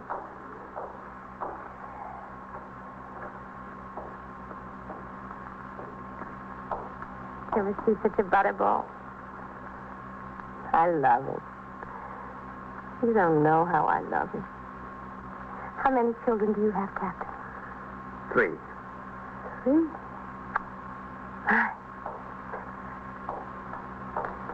Three is a nice family. Everybody except me. I always wondered why everybody except me. Don't ask foolish questions. Harry says we have to bring him to the police station tomorrow. What will you do? Well, we'll try to find the mother, place charges of abandonment against her. What about him, Richie?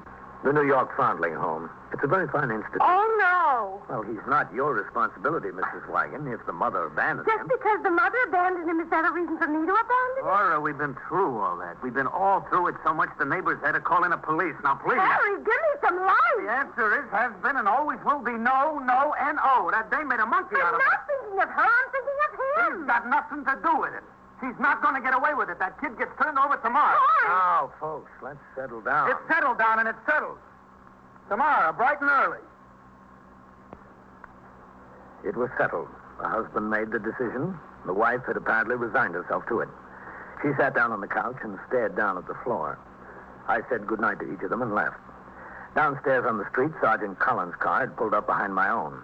Patrolman Mercado was standing on the sidewalk talking to the sergeant, explaining the nature of the trouble in the house.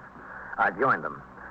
Because it was a quiet night in the precinct, I decided to accompany Sergeant Collins on an inspection tour of cabarets. When I returned to the station house and walked up the front steps into the muster room, a wildly gesticulating man was standing in front of the desk, trying to make himself understood. Now, wait a minute. Wait a minute. No comprendo. Hable despacio. Repítalo. What's the trouble, Sergeant? That's what we're trying to find out, Captain. He just... Ella me dijo, visitaremos mi casa. Allí tengo aguardiente, comida... Party. Sí, está bien. It's been a long time since high school Spanish, Captain. Well, did you call upstairs to the detectives? Is Hernandez on the job tonight? Yes, sir. He's working, but he's out on patrol. They're trying to locate him. I think he's trying to tell me he was robbed. Look, ¿cómo se llama usted? Protea. Fernando Organza Protea. Ella y su amigo lo cogieron todo. Look, wait a minute. Tenía una Just a cuchilla y second. me robó. Pare. Hable más despacio. Sí. Enséñame sus papeles. Papeles, ahí están. You're not doing bad, Lieutenant. Well, he's had a lot more practice than I have. He's going to show you his wallet. Yo soy marinero. Yeah. Mi barco está en Hoboken. Me robaron. Una muchacha... Wait a minute. Un Momento. Sí. I think he's a merchant seaman. I think that's what this card says, anyhow. Look, ¿cuál es su nacionalidad? ¿Nacionalidad? Yeah. Sudamericano. Argentino. He's from the Argentine. Excuse me. ¿Cuál es su barco? El barco se llama la Recalde. Recalde. Ask him if he's heard. Oh, yes, sir. Está usted herido? Sí, señor, malamente. Good. Yeah, he is. We'll keep him here. Me dieron un golpe en el cuello. Me Yeah. dieron con un All right, palo. Me hold it. robaron mi dinero. Party. They located Detective Hernandez. He's on his way in here. Oh, brother, that's good. ¿Cómo recobre mi dinero? Yeah, party. Yo para- Espere un momento. Look, detective. Quiere hacerle algunas preguntas very soon. Are you busy, Captain? Can I see a minute? Oh, hello, Mr. Yo Wagon. quiero mi dinero. Important, Captain. All right, Mr. Wagon. Más que $100. I'll be in my office, Sergeant. Yes, sir. Al llegar a la entrada... Come into my office, Mr. Wagon. Yeah, sure. Go ahead. Thanks. Well, what's the trouble, Mr. Wagon? She's gone. My wife. She's gone and she took the kid with her. When did she leave? I don't know. I thought it was all settled. We were going to bring the kid in here tomorrow. I went to bed. You know, I got to get up early to go to work. Cora said she'd go sit in the living room a while.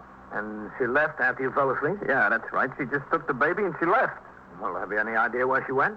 No, I don't have any idea at all. When did you discover she was gone? I don't know.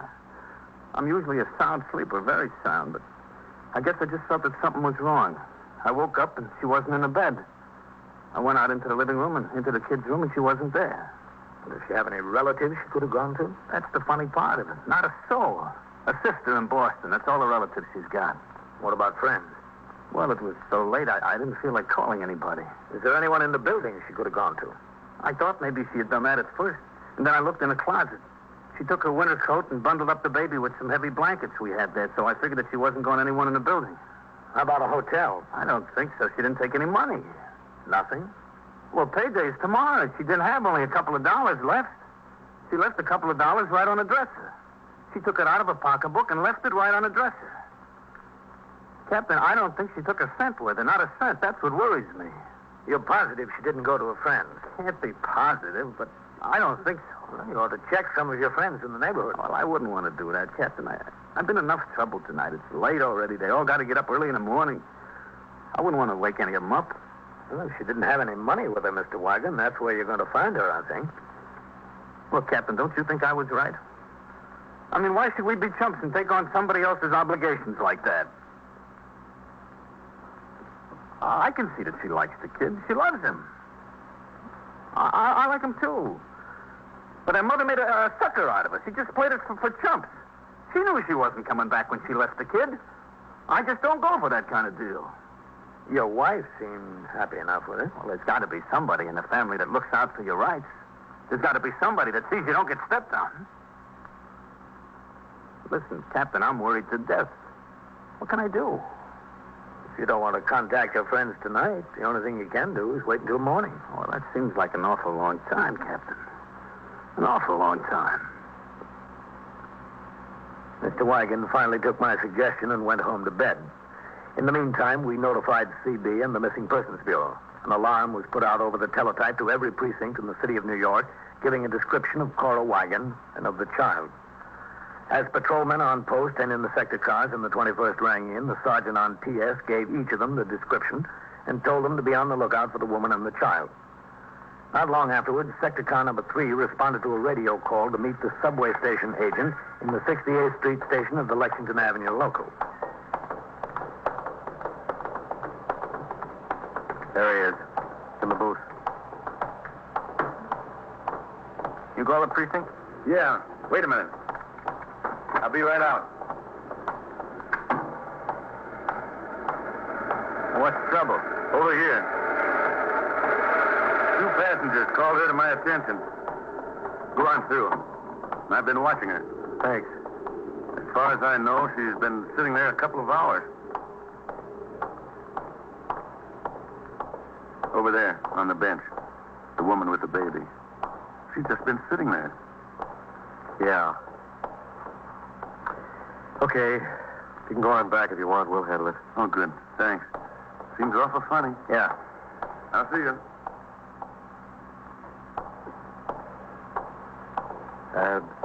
What was the name of the woman in that alarm? The one with the baby? Wagon? Yeah, Wagon. Well, that could be her. Excuse me, lady. He's asleep. He woke up when an express passed a little while ago. I had a hard time getting him to go back. It's kind of late to be out with a baby, isn't it? He's all right. I take good care of him. If this train doesn't wake him up again, they make an awful lot of noise. Oh, this isn't a nursery. It's a subway station. Guess it's not their fault. Are you Mrs. Wagon? What? Are you Mrs. Wagon? I still didn't hear you. I asked you if you were Mrs. Wagon. Yes, I'm Mrs. Wagon. We've been looking for you. Oh, I guess Harry woke up and saw I was gone. I guess he did. Well, I don't want to give Richie up. I can't give him up. I've wanted him so long. You've no idea how long. We'd better go into the station house and talk about it, Mrs. Wagon. Oh, do we have to? Yeah, we'd better. I'm not going to give him up. Look, he even smiles when he sleeps. He's never seen such a happy baby. He's so happy. Yeah, I guess he is. He won't be happy if they take him away from me. Nobody will be happy. Nobody. Oh, come on, Mrs. Wagner. Everything's so funny. He's hers and she doesn't want him. I want him and I can't have him. So funny. The two officers took Mrs. Wagon and the child upstairs to their car and drove them to the 21st. I had just returned from my tour of the division with the deputy police commissioner. I asked Mrs. Wagon to wait in my office. Then I instructed the desk officer to notify Mr. Wagon that his wife was at the station house. After a few minutes, I walked toward my office.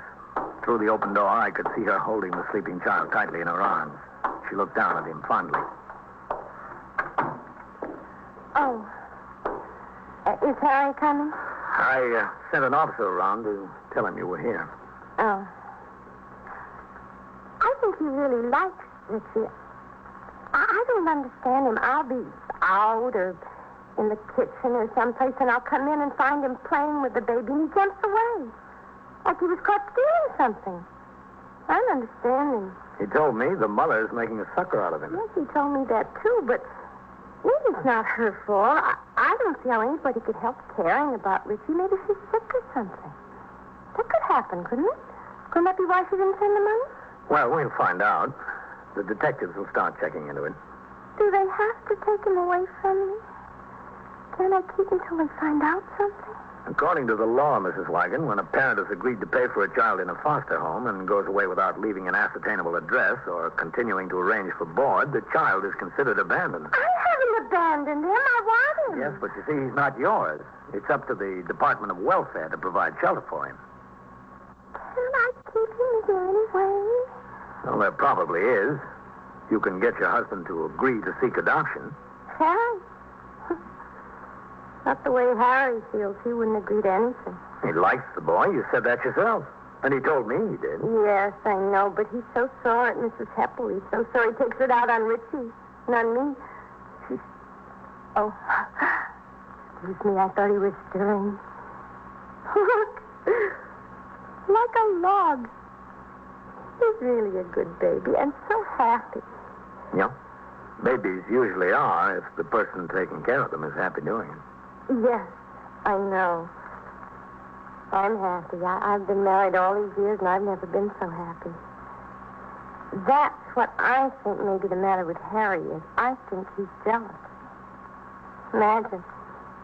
Jealous of a little thing like this. Come in. Oh, come in, Mr. Wagon. Thanks.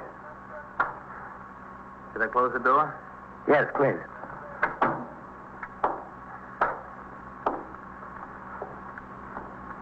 Hello, Cora. Harry? Why did you have to run off like that, Cora? You scared me half to death. Half to death. I'm sorry, Harry. Sorry, you should be sorry. You wake him. You see, Captain, you see? That's all I get. You wake the baby. Don't play the television. Don't smoke my pipe. It's bad for him. We can't go to the movies. There's nobody to leave him with. Out of the $12.50 a week we didn't get, we have to pay for sitters, Harry. too. My age, I gotta have an infant around. At my age, I don't need it. All I need is peace and quiet. Nobody thinks of me anymore. All right, Harry.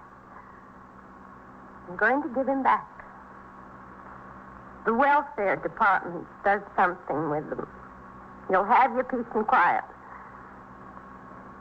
You want to take him now, Captain? Well, it's late, Mrs. Wagon. Why don't you go home with him? You have all his things there. We'll make arrangements in the morning. No, I can't take him home. I want to leave him right here, right now. I can do that, can't I? Well, I'll have to get a policewoman up here to take him to the New York Foundling home. Now, look, Cora, don't be stubborn. We have to lose the whole night's sleep. Got to be at work at 8 o'clock. Let's go home. You can get the whole thing straightened out tomorrow. I'm not taking this baby in my house again.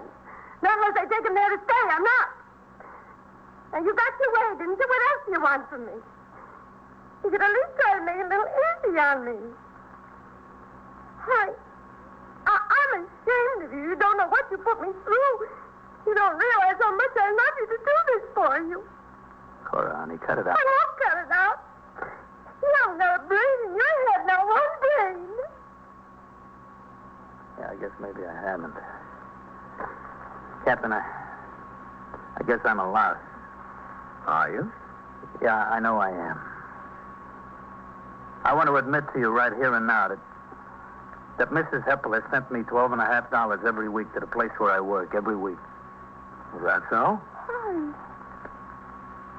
You're not kidding? No. No, I'm not kidding. The baby's paid up today, paid up. What did you do with the money? Well, I got to admit it, Cora. I got to admit I spend every last cent. Playing the ponies. Every last cent. But she's been right on a button every Monday morning in the mail with a $12.50. In cash, it came in a plain envelope. From where was it postmarked? Postmarked? What do you mean postmarked? Well, where were they mailed from? Oh, from all over. She's been traveling. Can we keep him now, Captain? Can we? Well, if the board bill is paid up under the law, the baby hasn't been abandoned. Wonderful, Harry. Just what? You spent that money on the horses? Well, yeah. Well, you ought to be ashamed of yourself. The baby's money on the horses. Cora. You never heard from the mother, did you? How you gonna win, Captain? You just can't win. Well, at least one thing.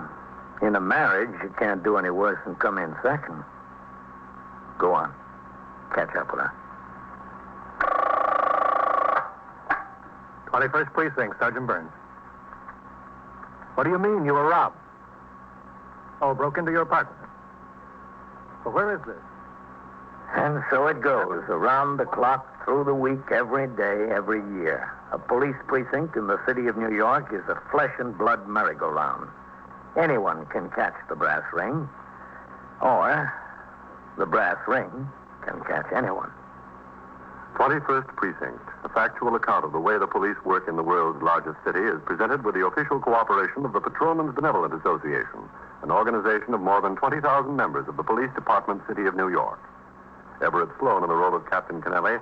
Featured in tonight's cast were Wendell Holmes, Ralph Camargo, George Petrie, Juano Hernandez, Bill Lipton, Randall Kramer, and Elspeth Eric. Written and directed by Stanley Niss. Produced for CBS Radio by John Ives. Art Hanna speaking.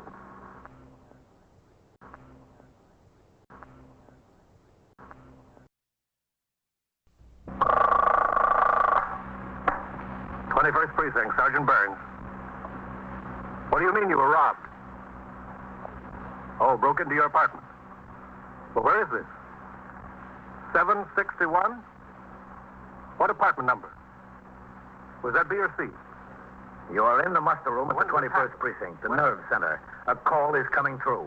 You will follow the action taken pursuant to that call from this minute until the final report is written in the 124 room at the 21st Precinct. Yes, sir. All right. I'll send an officer right over there. Yes, sir. They'll be there in a few minutes. You just wait. That's right. Yes, sir. Just wait there. 21st Precinct. It's just lines on a map of the city of New York. Most of the 173,000 people wedged into the 9/10 of a square mile between Fifth Avenue and the East River wouldn't know if you asked them that they lived or worked in the 21st. Whether they know it or not, the security of their persons, their homes, and their property is my job. My job and the job of the 160 patrolmen, 11 sergeants, and 4 lieutenants of whom I'm the boss. My name is Kennelly, Frank Kennelly. I'm captain in command of the 21st. It was 9:30 p.m.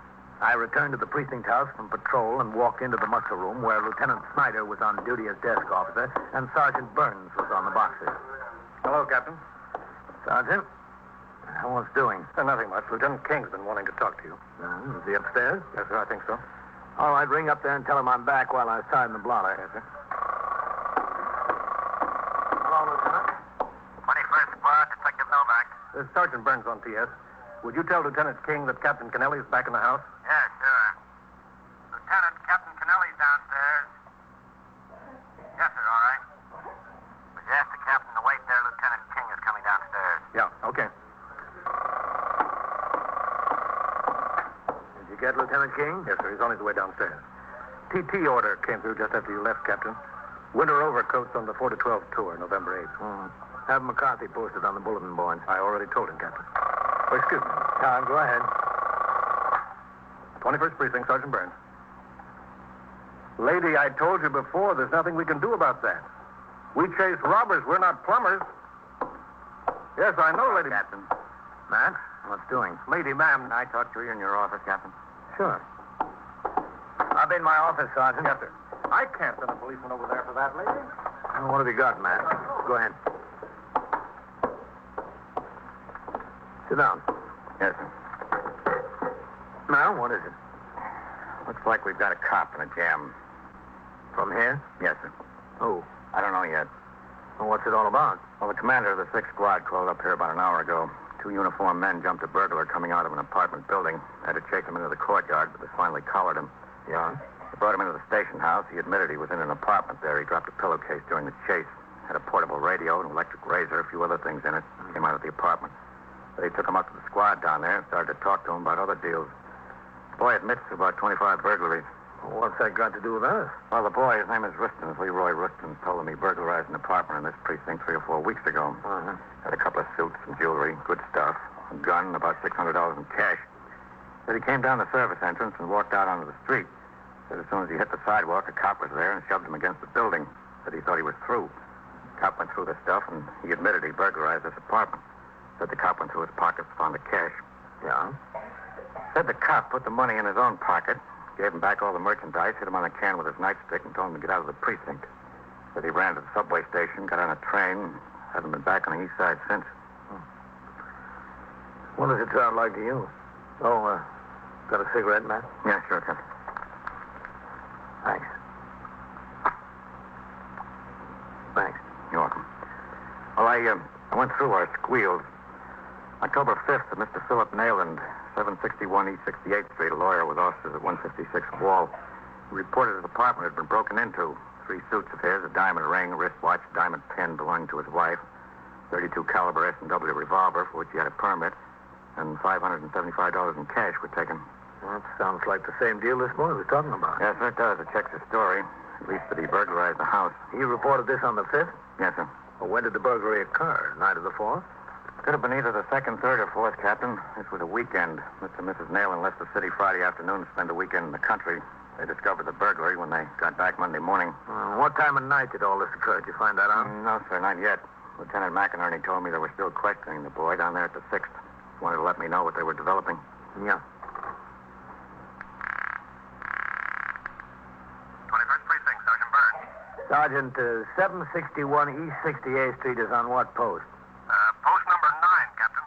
All right, Sergeant. Get out the telephone record and the post list for the 4 to 12 and the 12 to 8 tours for October 2nd, 3rd, 4th, and 5th. Yes, sir. And bring them in here and bring the blotter, too, right away. Something the matter, Captain? Yeah, something's the matter. Get those records out and bring them in here. Yes, sir, right away. For this and other purposes, the records of the precinct contain a detailed account of the movements of every member of the command. The blotter, for instance, shows for each tour in the handwriting of the desk officer the assignments of patrolmen to posts and motor patrol duty, the time each post is vacated for meal period, all post changes and movements during a tour of duty, and a notation of the nature, time, and location of duty performed by each member of the command. From these records, Lieutenant King and I narrowed the possibilities down to 4 patrolmen who would work post number 9 on either the night or late tours October 2nd, 3rd, 4th, and 5th. In order to narrow the list still farther, we drove to the 6th Precinct at 135 Charles Street in Greenwich Village to interview the burglary suspect. There I stopped at the desk to sign the blotter as a visiting captain. Then with Lieutenant King, I went upstairs to the 6th Detective Squad. Yes, sir. Can I help you? We're in the job. This is Captain Kennelly of the 21st Precinct. I'm Lieutenant King. Oh, yes, sir. Lieutenant McInerney's in his office. Thanks. 6th Squad, Detective Ross. Ed. Oh, come in, Matt. Yes, sir. This is the detective. You want to close the door, Matt? Yeah, sure. Lieutenant McInerney, the squad commander, Captain Kennelly. Oh, hi, Captain. Well, I don't know. Yes, sir. I get how you feel. You want to sit down? Yeah, thanks. What about this boy, Ed? Well, he's a good boy, all right. He's done one bit in Sing Sing for burglary. Think he's been in the 25 or 30 flats all over town. Maybe more. He can't remember more. What about the story he tells? Well, unfortunately, it sounds pretty straight, Captain. Checks with a squeal we've got. Cop had his hands in a good burglar. 9 chances out of 10, he was gotten a commendation and a promotion to detective. Pay raise for 1 year alone would have amounted to as much as he took off that boy. Cop is an idiot. A little more than an idiot. An idiot with everything else, Captain. Have you got him spotted? Well, we've got it narrowed down to 4. The complainants were away Friday, Saturday, and Sunday nights. Could have happened on any of those nights, on either the 4 to 12 or the 12 to 8 tours. You didn't fix the time any closer, Jed? No. I thought I'd wait until you got down here at your squeal. Thought you'd want to talk to him about it. Yeah, where is the boy? In the detention room. I'll have him brought in. Rod. Yes. Bring that Leroy in here. Yes, sir. You've got it down to 4, huh? Yeah, that's right. We've got one man who was working the 4 to 12 on Saturday and Sunday nights. He was swinging Friday night. Another man was working the 12 to 8, was swinging Saturday night. Those 2 men and the 2 who relieved them. Well, if you could fix it either on the 4 to 12 or the 12 to 8, that would knock 2 of them out of the box, Matt. Yeah, if we could get the right night from the boy, it'd be down to the man. This Leroy was pretty vague about dates and times. He's been in so many flats, he doesn't know one from the other. Yeah, who is it? Ross, Lieutenant. Well, come in. Go ahead, Leroy. Where? Over here. Listen, I was sleeping back there. He woke me up. From now on, Leroy, your time's not your own. Sit down there. Yeah. Okay, Roy, thanks. Yes. Leroy, this is Captain Kennelly and Lieutenant King. They're from uptown, the 21st. They want to know something about that officer taking the money off him. Oh, yeah. You told Lieutenant McInerney it was $500 or $600. That's right, yeah, 500 or 600. You burglarized an apartment there. You took some suits, the guns, and jewelry, and the cash. When'd you have time to stop and count the money? Well, you know how human nature is. I found the cash in the drawer there. The first thing I was tempted to do was look at it. I saw a couple of hundreds, a couple of 50s, and 10s, and 20s. I figured 500 to 600. I shoved it in my pocket. What'd you do with the gun you got out of that? Oh, I don't care for guns. I figure you have a gun on your hip, you're going to shoot it. I never did go in for that kind of heavy stuff. I gave it to a very good friend of mine. What's his name? His name is Jack Truro. But he don't have it. He sold it, he told me. A lot of nerve. I give him the gun and he sold it. To a stranger. Where is this Jack Truro? Can we locate him? Oh, it's the easiest thing in the world, but he don't have the gun. Oh, where is he, Leroy? He's in the tombs. He got picked up last week on a deal. Where'd he get picked up? In Times Square. I told him a dozen times if he's going to go in a public place like Times Square, he shouldn't wear a sports jacket that's 3 sizes too large for him. You know, a real fine sports jacket. Cashmere, what do you call it? Well, anyway, he got it out of some flat and he fell in love with the cloth. The cloth was fine, but in a million years it couldn't have been his jacket. Some detective stopped him on Broadway and said, "Hey, Bud, where'd you get the coat?" That was that. Well, that's what comes of being too much a clothes horse, you know? Yeah, to get back to the night you got the gun and the money up on the 21st. Oh, I don't know. It's the 21st. I couldn't swear. It was. You remember what night it was? What night? What do you mean? Well, it had to be either Friday, Saturday, or Sunday. No, I couldn't remember what night it was. I've been working almost every night. You know, my memory doesn't serve me on that. It was during the World Series, wasn't it? Oh, yeah. You know, you're right. When you come to think of it, it was during the World Series. I remember I was in the flat. I was going around looking through drawers and in the closets, and I found some rain checks for the game the day before. Box seats. I figured, boy, what a lucky guy I'm hitting. Box seats. I wished it was me. Who were you for? In the series? Yeah, in the series. The Brooks. I had a $20 bet with Jack. Jack has died in the Wolf for the Yanks. Oh, yeah. I was feeling good because the Brooks win it after dropping the first 2. It was the same day, I remember. Erskine fan 14, a new series record, you remember. And it was Friday night you were in that flat on E68. I don't know if it was Friday night. I don't know if it was E68. All I know it was the day Erskine fan 14. That was Friday, October 2nd. If you say so, okay. What time of night was it, Leroy? Time of the night? Yep. Well, that also would be kind of hard to say. Well, let's start at midnight, huh? Would you say it was before or after midnight? Well, does it make a difference? Yeah. What'd you do before you went over and broke into that flat? Let's see, I don't know. But I can tell you what I did after. I met Jack, and he and I, we went to my place to drop the suits and the scum I got. Jack sure figures in your life a lot, doesn't he? Well, he's my best friend. Oh. And then from my place, we went over to meet a girlfriend of his after she got off work. Oh, yeah. Yeah, it must have been 10:30 or 11 I hit the flat because this girlfriend of Jack's, she works in the cafeteria down here in the village over on 7th Avenue. She gets off at midnight. You're sure about that? I'm telling you. Well, that pretty well sets the time for you, Captain. Friday, October 2nd, during the 4 to 12 tour. Yeah. Leroy, you think you'd be able to identify the officer who took the money off you? Well, to tell you the truth, I don't know about that. What did he look like? A cop with a blue suit. Was he young? Was he tall? What? Look, Cap, I wasn't interested in what he looked like. Young, tall, short, I don't know. All I could see was a cop. I was nailed. When he took the money, slapped me with his stick and said, go, I went. I didn't turn around to see what color eyes he had. Well, we're going to give you a chance to identify him, if you can. If I can, I will. I opened up and told you about this, didn't I? If I didn't want to help you, I could have clammed. Cop catches me, takes me in, I got no beef against him. But if he turns out to be a bigger thief than me, I got no regrets at all. Except maybe my good friend Jack is laying in the tombs, all alone in the world. Yeah, well, don't worry about that, Leroy. You'll be down there to keep him company. Lieutenant King, Lieutenant McInerney of the 6th Squad, and I continued to interrogate the burglary suspect, Leroy Rustin. The officer he referred to was most likely Patrolman Philip Austin, who the record showed was assigned to post number 9 during the 4 to 12 tour on Friday, October 2nd. It was decided to continue the investigation at the 21st, and arrangements were made to transport the prisoner in the custody of Patrolman Nestico of the 6th Precinct, one of the arresting officers. Before we left, I phoned through CB to Lieutenant Snyder, the desk officer at the 21st, and gave him instructions to detain Patrolman Austin and all other members of his squad, which again was working the 4 to 12 tour, for my arrival. At 12:10, after having been relieved from his post, Patrolman Austin returned to the station house and walked through the front door into the muster room. Austin? Yes, Sergeant. Come here. What is it, Sergeant? Just a second. 21st Precinct, Sergeant Burns. Lieutenant who? Lieutenant Gorman isn't due in here until 8 a.m. Yes, sir. That's all right. Hey, what's the trouble, Sergeant? Captain wants to hold your platoon. Yeah? He's on his way uptown. Wait for him in the back room.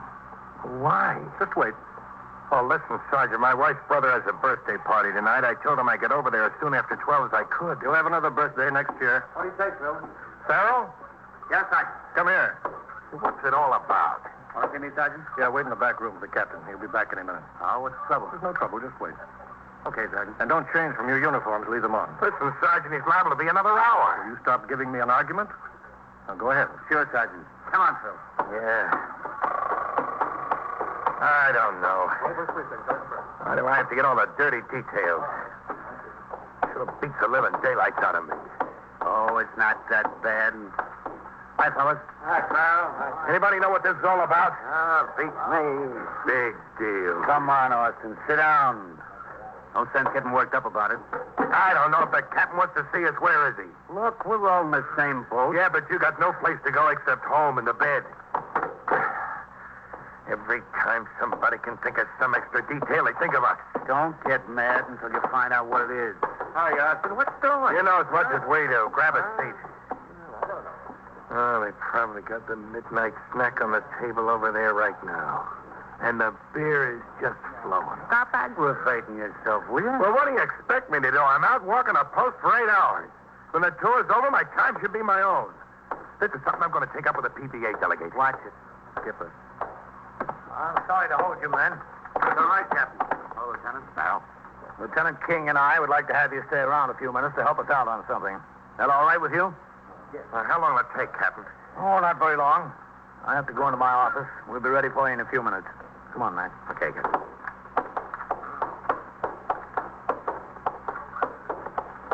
So that's Austin.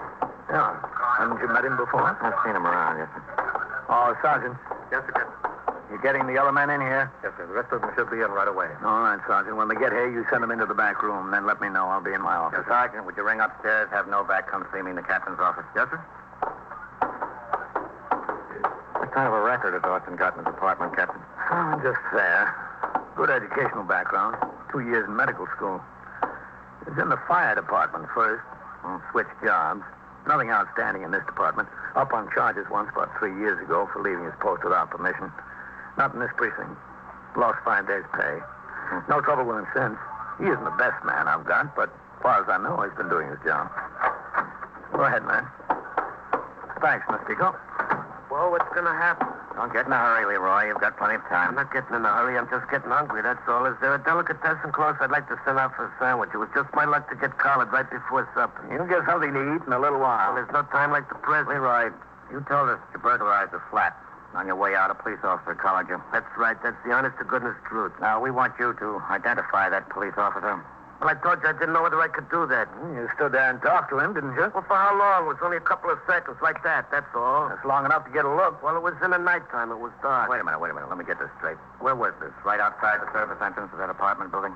Yeah, that's right outside. As soon as you came out that door? Yeah. It was like he was waiting there for me when I came out the door. Listen, couldn't you send up for a sandwich for me? Soon, Leroy. I'd like a corned beef on rye with coleslaw and some pickle, also coffee. Yeah, as soon as we get through here. Yes, who is it? Novak. Come in. You want me, Lieutenant? Yeah, Novak, I want you. Yes, sir. Tell you what I want you to do. Write down that. I'm entitled to get something to eat before you ship me down to the Tombs. The bill of fare down there ain't nothing to write home about, you know. I saw this girl who goes with my good friend Jack the other day. She was down there to see him. He says the bill of fare hasn't improved any since the last year or so either. Yes, sir. And Jack ain't hard to please when it comes to food. You give him any old slop and he's happy. All right, get going, Novak. Yes, sir. All right, I guess we're about set, Captain. Set for what? To give you a look, see if you can identify that police officer. Well, I told you I didn't know whether I could do that. I couldn't tell him from Adam. Well, we think we can, Leroy. We think we know who he is. We want you to give a look and see if you agree with us. There are 20,000 members of the police department of the city of New York. With their families, the force comprises a community larger than all but 94 of the most populous cities in the country. As in any group so large and from such varied background, occasional deviation of character is expected, and the methods of dealing with it are provided for in the laws of the state, the rules and regulations of the department, and the manual of procedure. These provisions afford the same protection to an accused police officer as to any other suspect. In all criminal cases, identification is usually the most important criterion. In this one, we proceeded to determine whether the burglary suspect, Leroy Rustin, could identify the police officer he accused. In addition to the principal suspect, Patrolman Austin, a dozen other officers were waiting in the back room. When we were ready, they were formed into a line, marched into the muster room.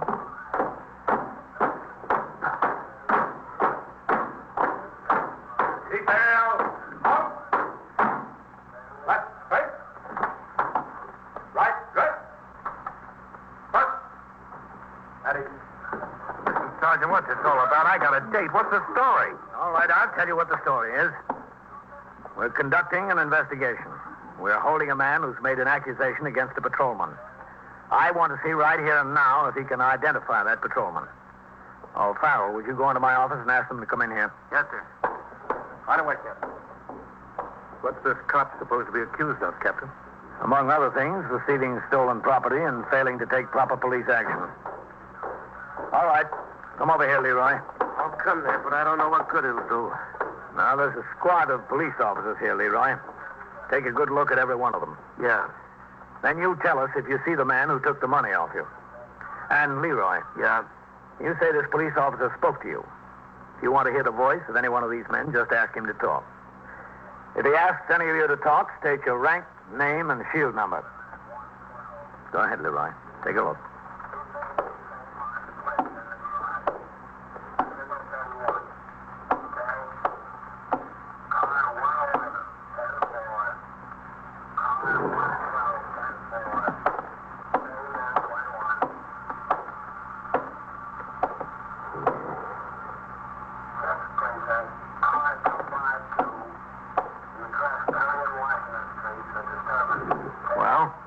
See the man, Leroy? I don't know. Take another look. I'd like to hear this fella say something. Go ahead. Name, rank, and shield number. Patrolman John Farrell, 24381. No. And let this one talk. Go ahead. Patrolman Philip Austin, 31650. Would you come again? Patrolman Philip Austin, 31650. No. I can't make him. I don't see him. You want to take another try down the line? I can't make him. It was too dark there. I told you that. All right. Austin, Farrell, wait in the back room for a while. Sergeant, dismiss the squad. Come on, Leroy. I'm coming.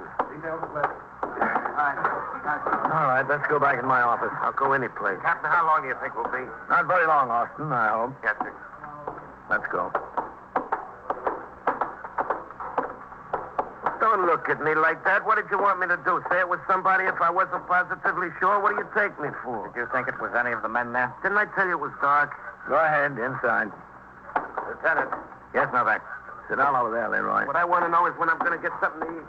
I went over there, Lieutenant. We'll get you something to eat, Leroy. That's good. I could starve to death around here. Well, we wouldn't let you starve, Leroy. Leroy, there's something I'd like to get straight. Sure. You said you couldn't see the cop over there because it was pitch dark. Is that right? Yeah, that's right. At the service entrance? Yeah, the side door, the service entrance. Novak, Yes, Lieutenant. you just came back from that apartment over there, right? Yes, sir. Did you look at the service entrance where the cop was supposed to have collared Leroy? Yes, sir. Was it dark? Now, there's a light over the door. The super told me it's never out at night. In addition, that door is right under a street light. Would you say it's light enough over there to see a man's face? Lieutenant, it's light enough to read a newspaper. What have you got to say about that, Leroy? Listen, maybe the electric was off The there. electric wasn't off, Leroy. You're just a plain liar. You've been wasting our time all night. No, I've been giving it to you You've straight. been going around corners. Now, we're not going to waste any more time. What about it? Did you see that cop or didn't you? You don't want to waste any more time, huh? No. All right, I won't waste any more time. I didn't see any cop because there wasn't any cop. Then why the story? Well, it's very involved. No, this has been very involved all night. Yeah, Cap, you got a point. Well, I told the story for two reasons. One is I told it before to my good friend Jack. You see, he was in that flat with me. I didn't tell him about the money when I found it. Well, after we got out, we broke up and met later, just like I told you, at the cafeteria where his girl works. Well, I figured this flat we made might belong to some celebrity, and the papers would have the story and tell exactly how much cash was took. So I made up the little tale about the cop to Jack. He bought it because, being a thief, he believes that's the logical thing for a cop to do. That's what he would think. Yeah. So when I got collared tonight, I knew I was going to see Jack in the tombs again, so I stuck with the story because he's big. Boy, how big he is. In addition to which, if I played it along and told the same story, maybe I'd get a break, you know? Then the newspapers and the DA and everybody go for that stuff. I thought I'd get a break out of it. But I was honest. I didn't identify any cop. I didn't get anybody no jam, not me. No, you didn't identify anybody because you might have picked somebody who wasn't anywhere near that spot. Well, that's the point. I grant you that. I'll be right back, man. But you still got to give me credit, huh?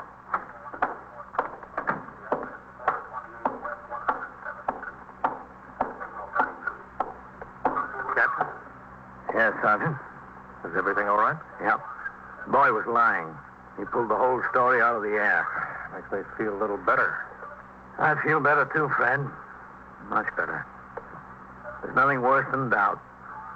I had to know one way or the other. But he's in the clear. Definitely in the clear. Austin and them are waiting. Shall I let them go, Captain? No, I will. Thanks.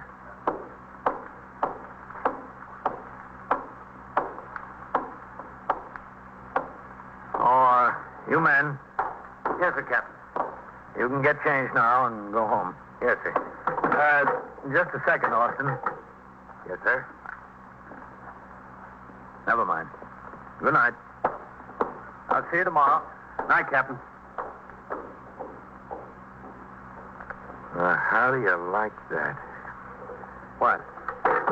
We have to stay around here on our own time on some deal we got nothing to do with. We don't even get a word of thanks. Well, what can you do? It's the trouble. There's nothing you can do. It's the job.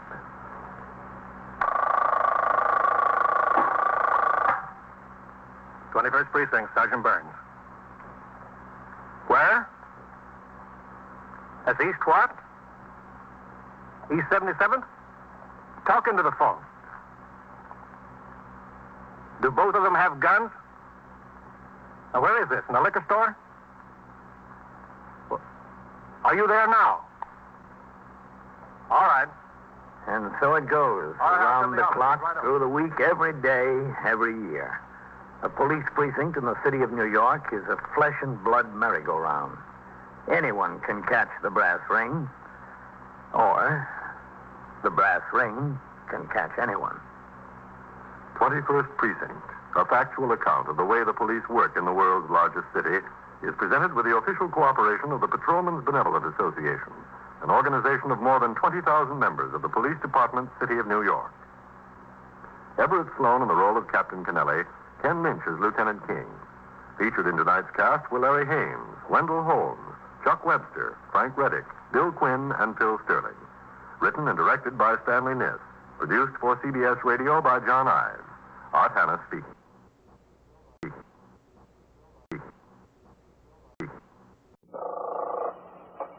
21st Precinct, Sergeant Burns.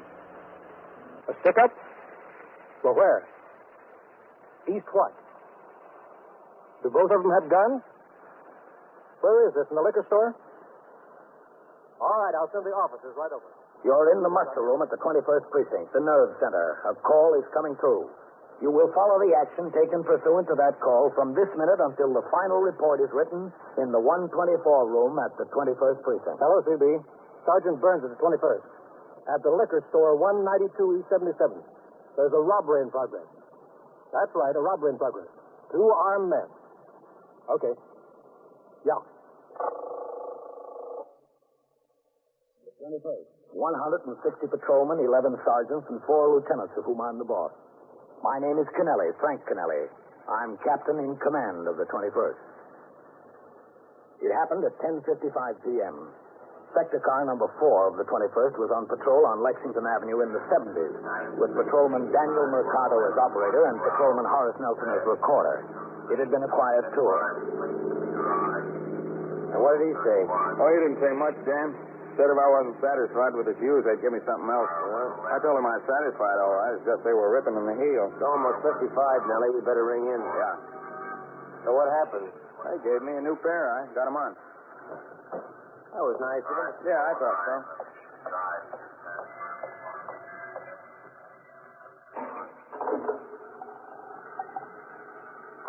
Precinct, Sergeant Collins. Solomon Nelson, Sector Car 4, box 11. Okay.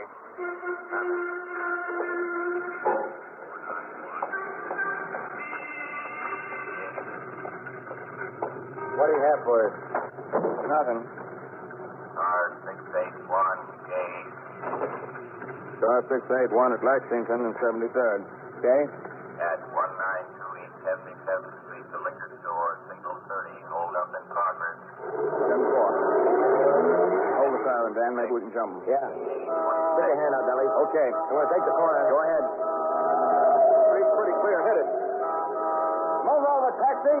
Down to the corner. Hold tight, Nellie. There they are. Go on. Come on. Hold up. Hold up there. There's 2 of them, Nellie. Let's get them. They're splitting up. Hold up. He's going in the building. You'll get him. I'll keep after the other one. Okay. Hold up there. I'll see you, Nellie.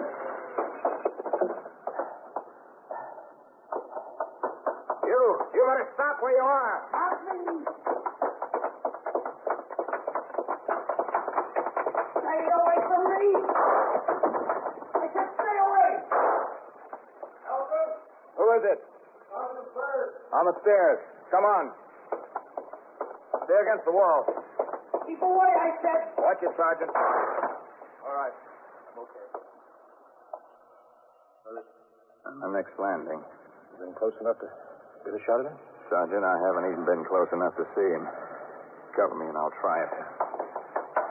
There he goes, upstairs. To the roof. Go ahead. Hold up, mister. There he is. Watch it.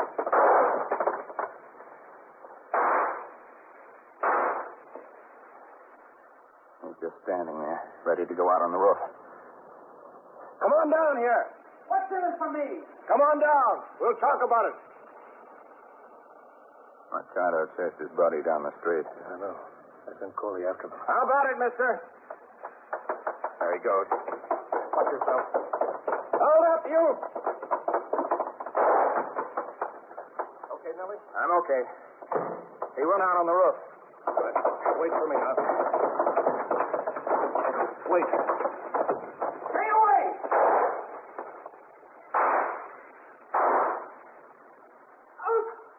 Nelson? Nelson. Here. Where is he? There. On the vent. I hit him, I think. You! You, come on out. Let's take a look.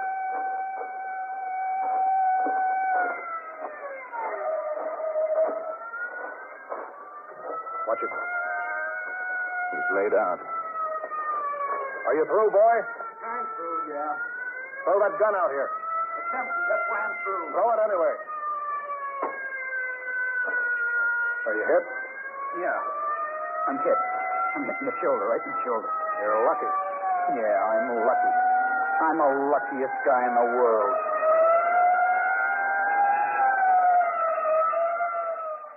While the apprehension of this hold-up man occurred, I, as ranking officer on duty in the 6th Division, was at the emergency ward at Metropolitan Hospital interviewing the patrolman who had been injured in the 17th.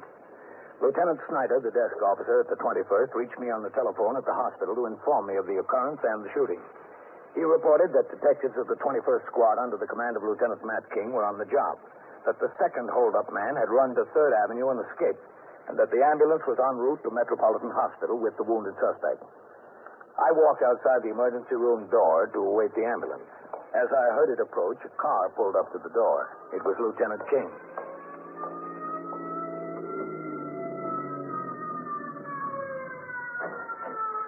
Okay, Whitey. Hello, man. Captain. Pull it over on the lot and come on inside. How'd you get here so fast, Captain? Oh, I was here. Cop was hurt down on the 17th, so I had to make the investigation. Oh, very bad? No, it doesn't look too bad. He fell through a broken step in a condemned building trying to run some kids out. His leg's all scratched up. Doctor says that's about all. What have you got? One of your men made a good collar. Nelson. Yeah, I heard about that. How bad's this boy shot? Not too bad, I hope. There's a lot I want to find out from him. His partner got away from us. We got to know where he is. Did he tell you anything over there, man? He wouldn't give me the right time of day. All right, so you be with him now. All right, roll it out. I was there. Take my jacket. Don't forget my jacket. All right. I got this then. Go on. Easy there, watch. I'm okay. Go ahead. Hello, Captain. High, lift it high. Nelson, nice job. Thanks. Okay, go ahead. Easy, will you? Hurts. Okay, back here. Go ahead. Want to come inside, Captain? Yeah, sure, man. Watch it going through the door. This kid might be able to clear a whole string of robberies for us. I hope so. Go ahead. All right, up on the table with him. Watch it now. Take it easy, will you? That's it. Up with him. Hey, for crying out loud. Oh, brother, oh, brother. All right, I'll lay back there. Doctor. Yes, Lieutenant. I'll see you for a minute. You fellas sure are keeping us stepping tonight. You know Captain Kennelly. Oh, yeah, sure. How are you, Doctor? Can I talk to him while you examine him? Well, I don't see why not. His buddy got away from us. We'd like to be there waiting when he lights. All right, you won't bother me. All right, son, let's have a look. Just take it easy now, will you? Kill him. You're lucky it didn't. Everybody says I'm so lucky. Roll over on your side there. Hey, give him a hand, please, will you, officer? Oh, yeah, sure. Come on. Easy, will you? Oh. That's good. Who was with you, Arthur? Who was with me where? Hey, what are you going to do with the scissors? You're not going to cut the shirt. How are we going to get it off? Well, you don't have to cut it. No good. It's got a hole in it full of blood. $6. $6 down the drain. Who got my jacket? First my jacket. I've got it. Is there a bullet hole in that, too? Yep. Lousy shame. That's all I can say. We want you to say a lot more than that, Arthur. Look, I'm busy now. Take it easy, Doc. What are you doing? Lie still. Who is he, Arthur? No, you're wasting your time. I got lots of it. Maybe you have it. I haven't. Now, listen to me, boy. You're in a big jam. You tried to hike the liquor store, and you took a couple of shots at a policeman. You got stung yourself for your trouble. You're through being a wise guy. You're through for a long time being a wise guy. This is going to sting. Hold still. How? Take it easy. What, are you trying to kill me? I'm trying to cure you. Why? I don't know. Who is he, Arthur? Hey, Doc, cut it out. If you don't help us, it might take a little longer, but we'll get him anyway. What good is it doing you, him walking around and you here? Let me alone. I don't know anything. Listen, boy, we've got the cards out of your pocket. We know your name and where you live. We'll find out who your friends are. We'll go around and talk to every one of them. We'll find the guy. Don't worry about that. All we're asking you to do is save us a little time.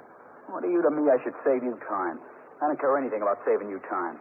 You put a bullet through me and you want me to save you time. All right, hold still. How? Cut it out. All right, we're through for a while, Captain, Lieutenant. What's it look like, Doctor? Well, it's in there pretty deep. I don't think he's in too bad shape. It's going to be a while before there's any help to you, Matt. I better send upstairs some pictures and get the resident surgeon in here. He's going to have to do some deep cutting. Hey, Doc, come here. Why are you leaving me alone? Lay back there. Sure wants service, doesn't he? Excuse me. Sure. All right, what's the trouble? Kill him. Well, he's not going to be much help. Looks like we're going to have a busy time with him, Cap. Yeah, but she'd be a lot busier, Matt, if he were running around loose. You are listening to 21st Precinct, a factual account of the way police work in the world's largest city. Now back to 21st Precinct and Captain Frank Kennelly. Lieutenant King and detectives under his command continued to question the suspect until he was taken upstairs to the operating room. I returned to the 17th Precinct to enter the report of my investigation concerning the injured police officer and the blotter. It wasn't until after 1 a.m. that I got back to the 21st. There I saw Lieutenant King. He told me that Arthur Rollins had not given him any further information before he underwent surgery for the removal of the bullet, and that he was still under anesthesia being guarded by a patrolman detailed from the 21st. By then, the case had taken a new turn. Another holdup had occurred in the 28th Precinct on the Upper West Side of Manhattan. One man. He had entered a bar and grill and stuck up the bartender and 2 customers. One of the customers put up a fight. He was shot and killed. The killer was described as about the same age, weight, and height, and as wearing the same kind of clothing as the man who escaped in the 21st. It appeared to be the same man. By 8 a.m., when I signed the blotter and left the precinct to go off duty for 24 hours, detectives had still not been able to talk to Arthur Rollins. It was later in the morning before his condition permitted an interview. I wouldn't press him too hard yet, Lieutenant. He's not completely out of it. All right, Doctor. You want to stand by while I talk to him? No, that's all right. Well, good luck. Thanks. Yes, sir? I'm Lieutenant King. Yes, sir, I know. Patrolman Mercado, Lieutenant. How's he doing? How do you think I'm doing? He's doing all right. Doctor says it's all right for me to talk to him. Yes, sir. Make an entry in their memorandum book that I talked to him, and I'll sign it. Okay, Lieutenant. Well, how you doing, Arthur? How do you think? You're in a lot of trouble, you know that. Yeah, I know it. Who was that with you? Who was it? Look, you're wasting your time. I've got plenty of it to waste, Arthur. Your partner, whoever he was, decided that one close call wasn't enough for him last night. Went up to the 25th, held up a bar, and killed a customer. The man is wanted for murder. Now, who was he? I don't know. Some guy I just met. Now, listen to me, Arthur. We want a little help from you. There's a lot more involved now than just another stick-up. There's a homicide involved. You know who the guy is. There'll be a lot of people here to talk to you today. There'll be homicide detectives and detectives from the 25th and somebody from the DA's office. I want to stop playing around. We want to know everything you know, and we want to know it fast. Now, how about it? I asked you, how about it? Nothing about it. I can't tell you what I don't know, and I don't know a thing. Not a thing. That's the way it went during the whole day. Detectives from the various commands involved talked to Arthur for as long as the medical authorities would permit. They got no help. In the meantime, other detectives attempted to trace him out through his present address, his friends, and the people he did business with. All of these knew little more about him than he had already revealed. By the following morning, the investigation had moved forward hardly an inch. At 7:30 a.m., I walked into the muster room where Lieutenant Snyder was desk officer and Sergeant Burns was on telephone switchboard duty. Morning, Captain. Sergeant? I have a few messages for you. All right, I'll get them as soon as I sign the blotter. Yes, sir. 21st Precinct, Sergeant Burns. Patrolman Mercado, Box 26. Listen, Connor is taking a prisoner to court. You'll put out his school stanchions before you're relieved, okay? Yes, sir. All right. You got those messages, Sergeant? Yes, sir. Oh, thanks. And that young woman is waiting to see you, Captain. Who is she, do you know? Yes, sir. She says her name is Mrs. Rollins. Mrs. Ellie Rollins. She any relation to that Arthur Rollins over in Metropolitan? Oh, I didn't ask her, Captain. Is he still there? Yes, sir. Why haven't they moved him to Bellevue? We can't spare a man off of every platoon to guard him. Lieutenant Snyder spoke to the doctor during the night, Captain. He can't be moved, Jack. All right. Let me know when they're ready to turn out. Yes, sir.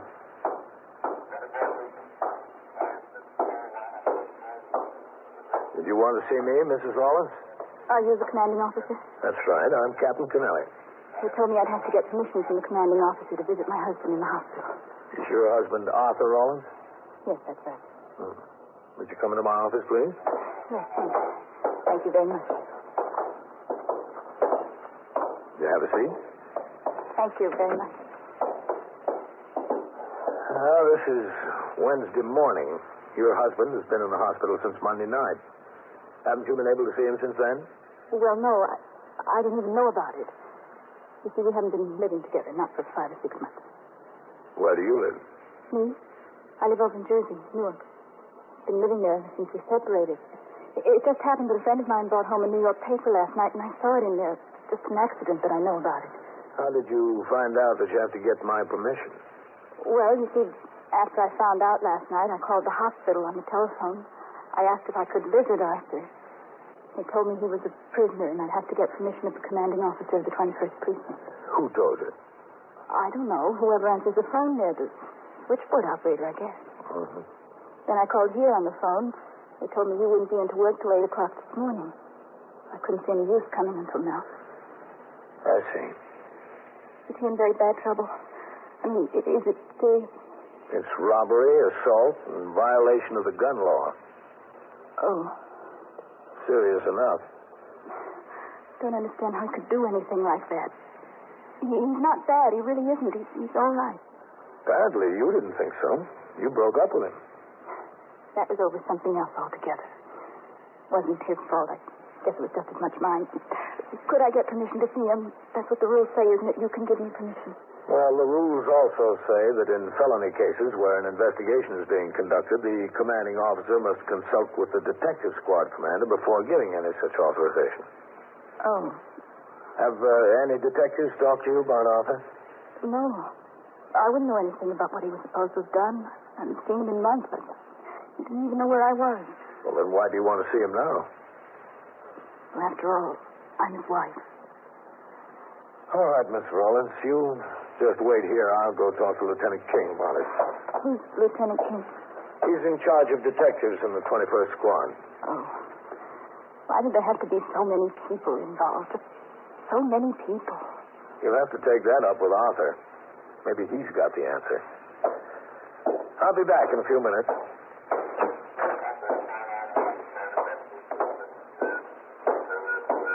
I walked across the muster room to the desk where I instructed both Lieutenant Snyder and Sergeant Burns to keep an eye on the young woman in my office and to detain her if she attempted to leave. Sergeant Burns told me that Lieutenant King was on the job upstairs, so I walked through the back room where the men of the day tour were going over the alarms preparatory to the turnaround. I went up the worn stairs to the second floor and into the 21st Squad office. Matt? Hello, Captain. All right, Whitey, go check it out. You too, Fox. Okay, Lieutenant. Yes, sir, Captain? How are you doing with that Arthur Rollins, man? Well, he's still in Metropolitan. They'll probably be able to move him to Bellevue today, is what the doctor said. Has he been any help to you? Help to nothing. I've been over there myself 3 times to talk to him. Men from the 25th, the homicide squad, and the DA's office were there almost all day yesterday. He didn't say who the second man was. He didn't say anything. The girl who claims to be his wife is downstairs. Oh, that's all? Yeah. She wants an authorization to visit him. Okay. Didn't know he had a wife. There's a lot of things we didn't know about him. Can we go talk to him? Sure. Whitey, I'll be down in the captain's office. All right, Lieutenant. I don't know what the boy's holding back for. He's got nothing to lose. All he can do is gain by helping us. If he helps us clear a homicide he had nothing to do with, he deserves some kind of break. Well, maybe he'll still help you. Here. Not that kid. All he's got for an answer is no. So you didn't even know he was married? Good morning, Captain. Nelson? I didn't say anything. Nobody up where he's living now knew that he was married. This boy doesn't do much talking any place he goes. Go ahead, Matt. Thanks. Miss Rollins? This is Lieutenant King. Hello. How do you do? Can I get to see Arthur? That's what I came all the way over here for. I don't see why I have to go through so much red tape just to see my own husband. He's being held on a charge of robbery. I know that. He hasn't been very helpful. We're still investigating to find out who was with him when he held up that liquor store. Would you know who it might be? No. How would I know? I haven't seen Arthur in months. How long has it been since you were living with him? I don't know, 4 or 5 months. Where did you live? In New York? Yes, that's right, in New York, in Washington Heights. Why did you break up? It's an awfully long story. We'd like to know why. Well, you see, he was in service in the Army.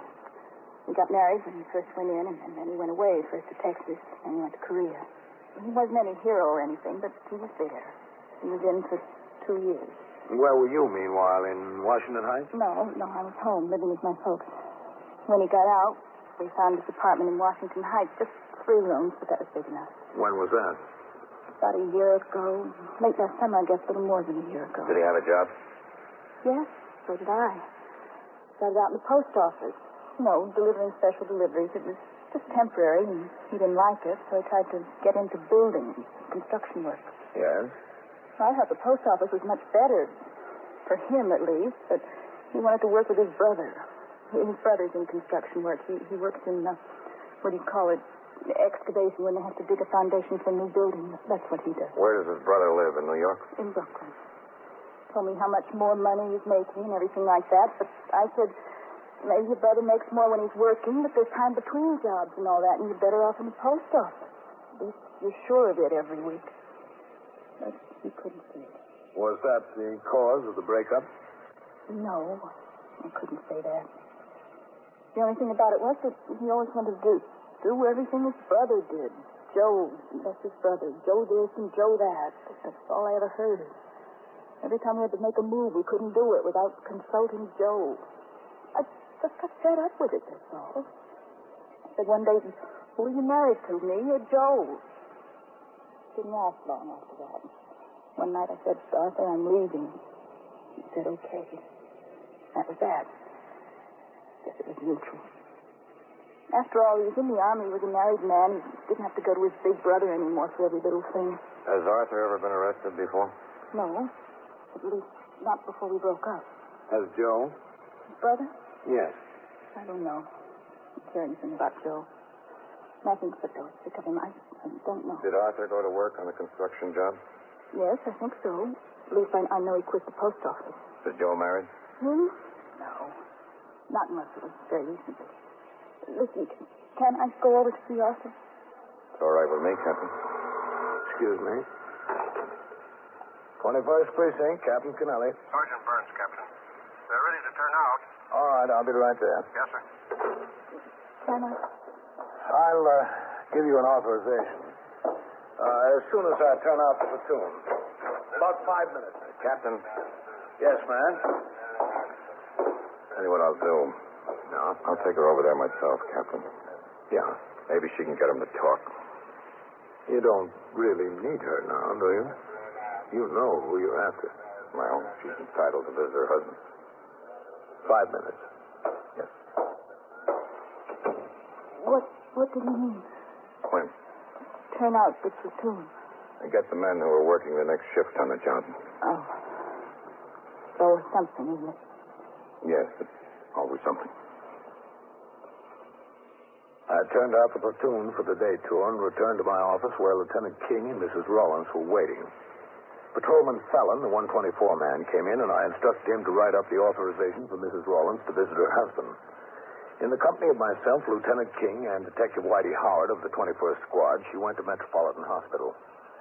As there's no prison ward at Metropolitan, a patrolman from the 21st had been assigned to guard Arthur Rollins. As we walked down the long corridor, I could see through the open door of the room he occupied. Patrolman Nelson was inside, sitting in a chair beside the bed. Down at the end. There's his doctor. All right. Is he good? The doctor, I mean? Very good. Doctor? Hello, Captain, Lieutenant, Doctor. Well, how's the patient? In pretty good condition. This is Mrs. Rollins. Oh, yes. How do you do? Hello. Doctor, how soon do you think he can be moved to Bellevue? I've got 3 men tied up here on guard duty. I'd like to get him back on the job. Perhaps this afternoon. Oh, good. Doctor, there won't be anything permanent. Damage to him, I mean. Well... excuse me. I want to talk to the officer on guard duty. Oh, go right in, Captain. Thank you. Oh, it'd be too bad if there was. He's always been so helpful. Hello, Nelson. Captain? He's not giving you any trouble, is he? No, sir. How are you feeling, Arthur? Great. Just great. Don't complain, boy. You were shooting at the officer. He didn't have time to stand around and talk about it. Captain, while you're here, can I be excused on a personal? Yes, sure, Nelson. Go ahead. Yes, sir. Thank you very much. Arthur, I understand you haven't been much help to the officers who've been around to talk to you. Why should I be any help? What have you guys done for me? It brought you a visitor, Arthur. Yeah? Who? She'll be right in. Who's she? Arthur? Ellie. All right, just lie still. Hello, Arthur. Oh, what'd you have to come for? Why'd you have to see me like this? I didn't want you to come. I didn't want anybody. I saw it in the paper, Arthur. I had to come. Oh, go on. Get out. I don't want you here. Arthur? I don't. You don't always get what you want, do you? You found that out. Oh, you're back, huh? Well, you're wasting your time. I told you yesterday I'm not saying anything to you. I'm not saying a word. Maybe it's time for me to do a little talking, boy. You don't have to. I know what the score is. I know who was with you and who shot the man in the 25th. What do you mean? That was your brother along with you, wasn't it? Listen, if you... Lie back there, boy. Wasn't it? You told him, didn't you, Ellie? You told him. How would I know? I didn't tell them anything, Arthur. She didn't have to, boy. Yeah, it was Joe. Arthur, you're crazy. You're just plain crazy. Oh, you're not telling me anything. I know it. Where is Joe? Look, you know who it was. Isn't that enough for you? We have to get him, and it'll be enough. How'd he talk you into this, Arthur? That wasn't hard. I was broke, so was he. A fine way to cure being broke. I don't know. We didn't work in 6 weeks. The trucks were pulled out on strike, so there wasn't any work. We were just sitting around and talking. He said it like a joke. You know, we ought to go stick up someplace. First thing you know, we were getting serious about it. We had a couple of places picked out. He had one gun. We borrowed another one from a friend of his. That was that. Arthur, I'm ashamed of you. Oh, look, baby, don't rub it in. Where is he now? You'll have to find that out for yourself. We will. You can count on it. Now, I didn't say anything about him. I kept my mouth shut. You remember that. I didn't say a word about him.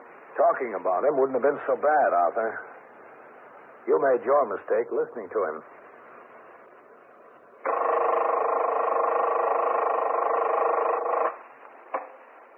'21st Precinct, Sergeant Burns. You caught a what? A burglar? You're using the butcher knife on the burglar? Well, where is this? Where? And so it goes, around the clock, through the week, every day, every year. A police precinct in the city of New York is a flesh and blood merry-go-round. Anyone can catch the brass ring, or the brass ring can catch anyone. Catch anyone. Catch anyone. Catch anyone.